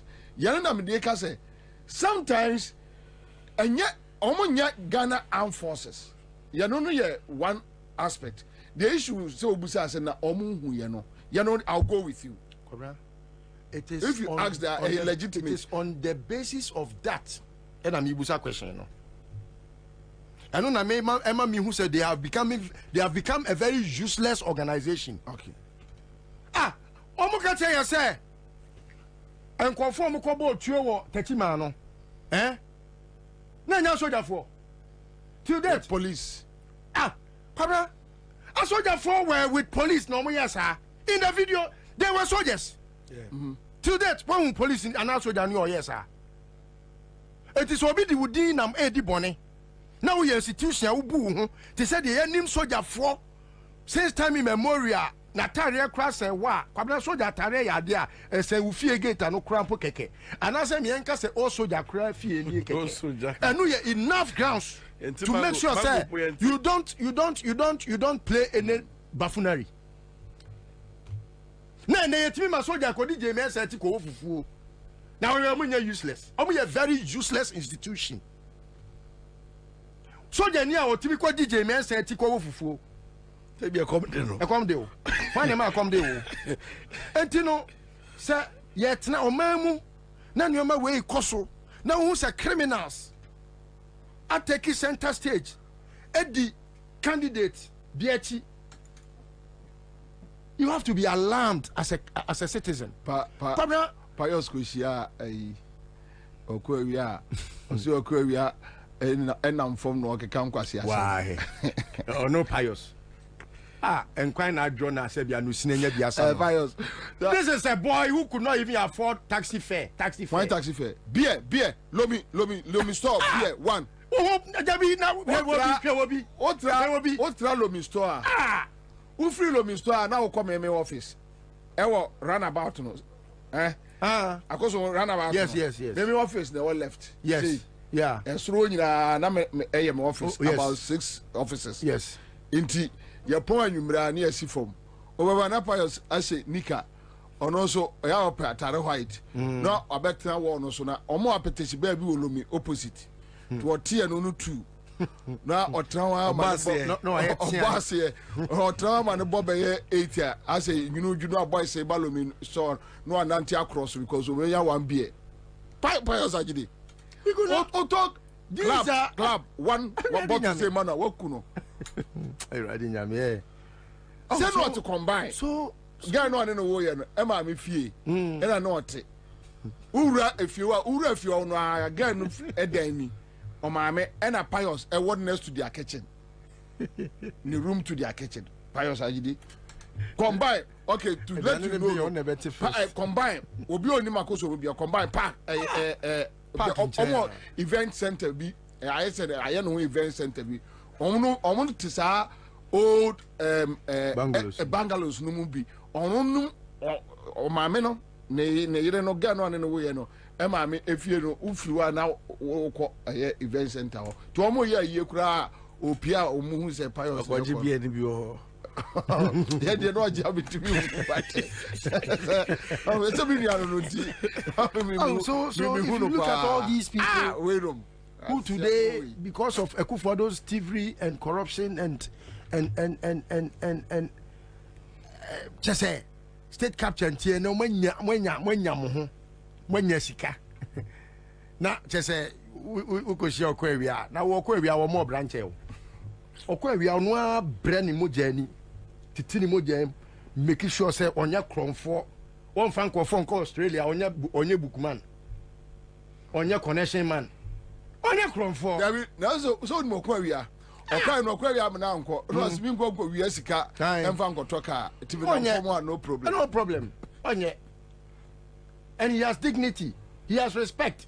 Ono for bu kwewia che pious kronfo we awenga kra osaya but pious is one of the people the whole Ghana can so be ko jail. Oh yes, he will go to and it's a must. Pious ajire pious me woni MPP ni kura di nkoma no ma ka kire pious de mamu nya no pious mamu nya no pious ni nipa everybody is eager to see pious yes ono say going to jail.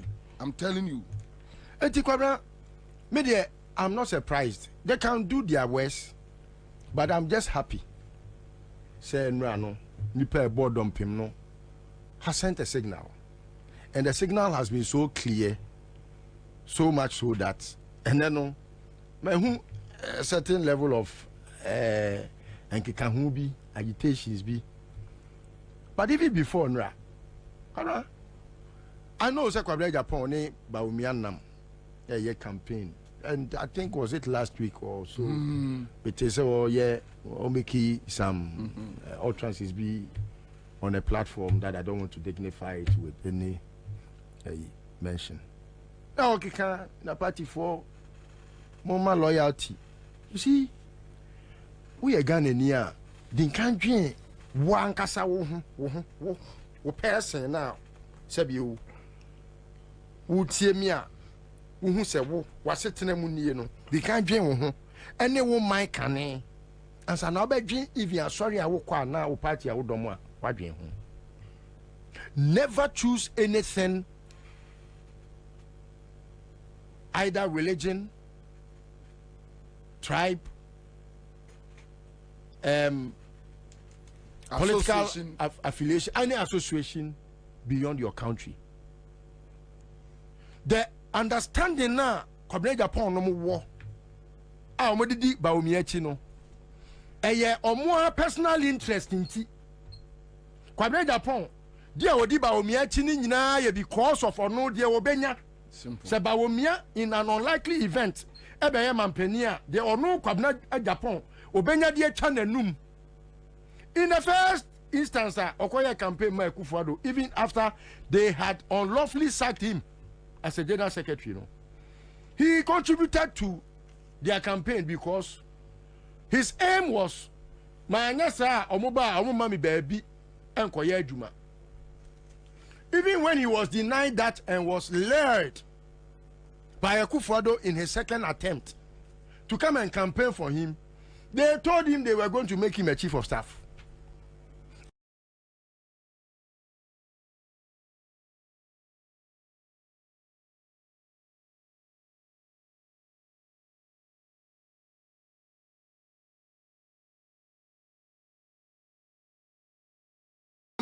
Eastern region oko gufu ye no ye okobo Muhammad Haley Mahama no because na de nyame ehra no ye moni dua ana omo ye ya na omo ba aba mu no dabi Petroleum Commission he ya initial na omo dabi e be fe be won ye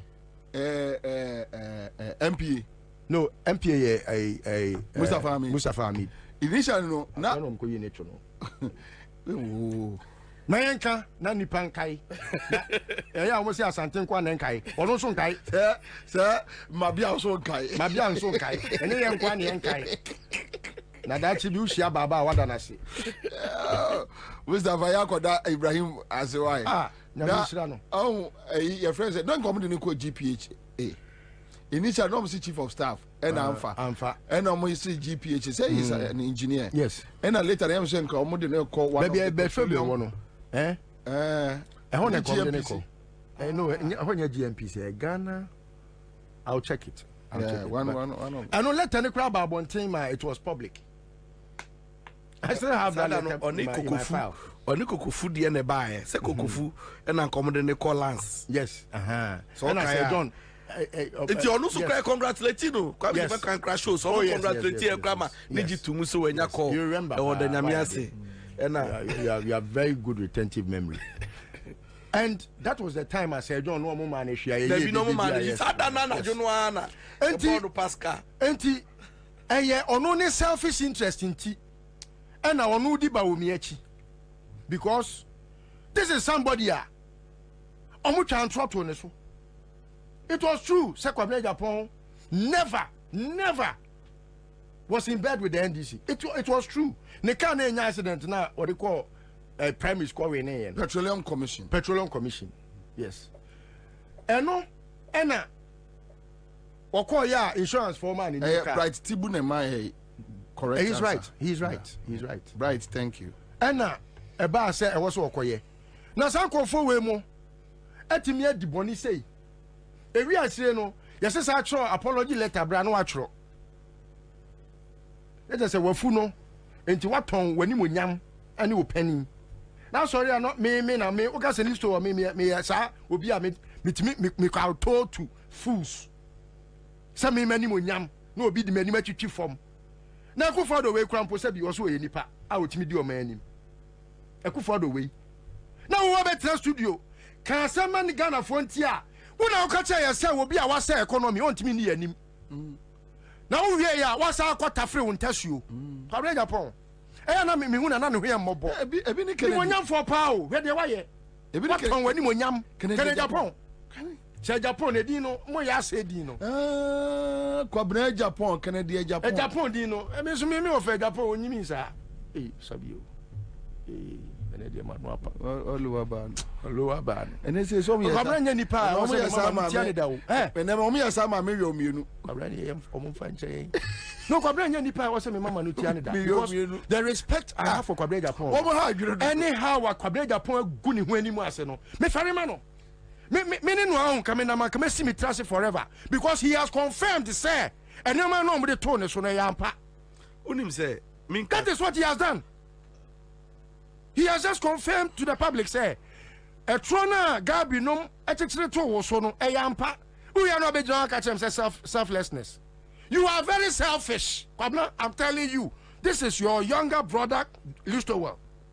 I am telling Kwabena Japan, say, well, you're very selfish. Or look for no one selfish interest. You don't think about this country. You look for a word loyalty. How loyal have you been to this country?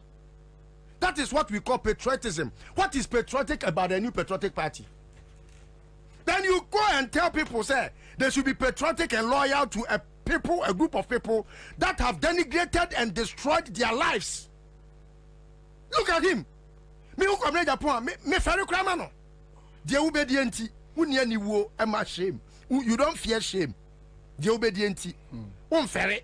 You go about try to make people look as if say the omunim nyansa nti omo kotwa ba ma ba omia de wudi na ti na ye friend ba omia no ne so fa so ma Ghana man ene de.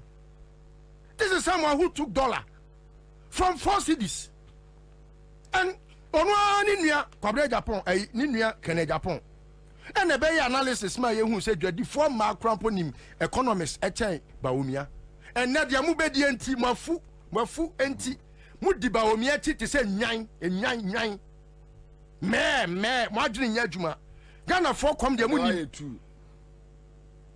me say te say man ka so mo ye nwan. Okay. Te say nwan. He says he be used to say is the best.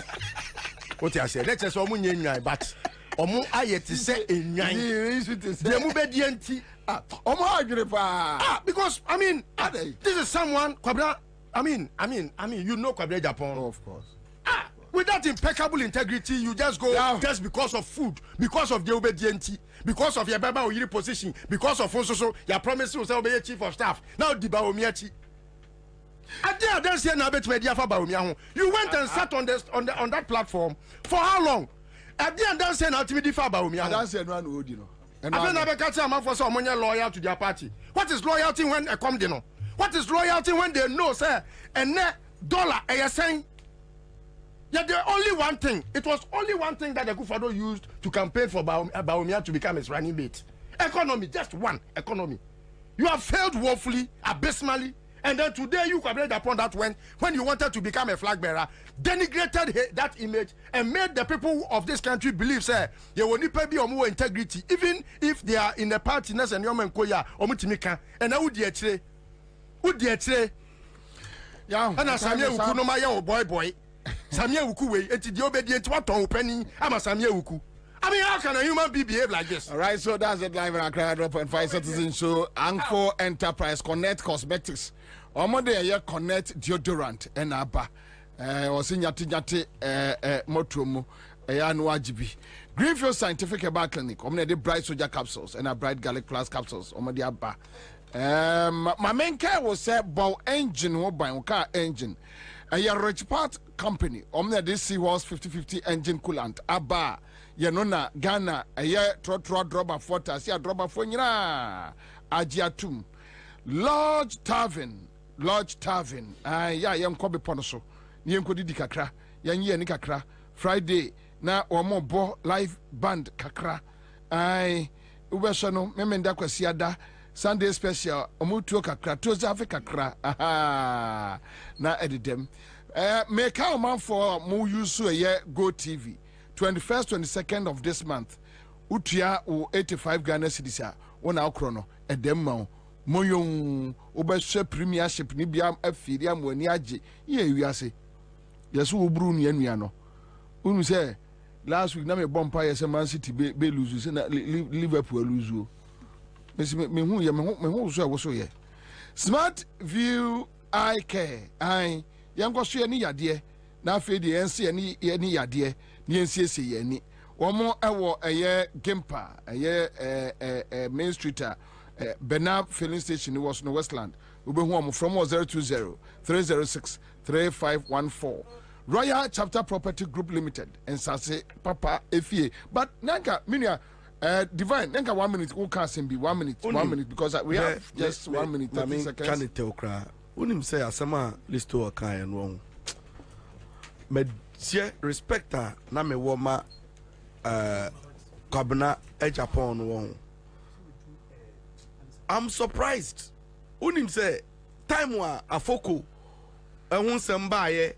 I was one person now I fought for them, say the Kufuadu. They didn't treat him so well, and especially when there was no evidence of misconduct and And you know, one time when me true me chairman no time we declare time encounter with the media or declare intention to contest as a flag bearer of the MPP no. The speech on my no him say up till today a speech last time na Bernard Avle almost celebrating that speech in say a speech be a chile obia or door or mine. And then when he spoke in the speech, the man here outstanding, profound, how he was describing Baumia, how he described his stewardship, how he described the way I'm mismanaging Ghana, and the fact that we needed to rescue this country. Yes. Then all of a sudden, what are you telling me about the Ashemi Crown to say, or no such a stage Buatopa? Can you imagine? Hey, Bubunimu, hey, Bubuni Sisi, Dan Michano, no, Bubuni Sisi. The message in our own partner say Atopano na. There be a card cross message in so now so have a join Atopa campaign. We na po Buatopa. About me Buatopa, also so Buatopa. Wouldn't respect I mean one man come Japan. I'm shocked. Sisifiano na only be an answer. Sisifiano. Arazo oh Sisifiano be. Oh what Sisifiano be. Hey. Wouldn't say Kwabena Japan shocking me.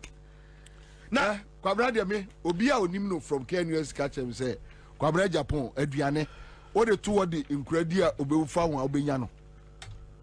Wouldn't say, the mate from KNUS told me integrity, respect, be Pierre, me wama papa way, just say, I was losing now because I thought, say, and I come here and I do. A brava boy, iti.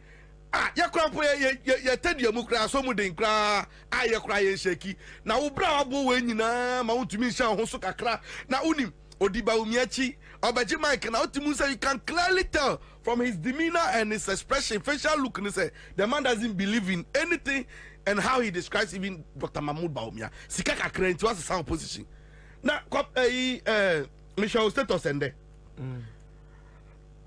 Canada Japan oh, send you describing the party full soldiers and even Baumia, how the government has treated them, and then the kind of bad governance, the misgovernance. If you saw, on Mercedes Cabrera, on Mercedes Cabrera, on Mamma watch the movie Anomaba, now what best and where Jimmy now Canada Japan, and that would I know what they are drinking, say, but you three say, Unimska when you Unimska Baumia and Okodinate.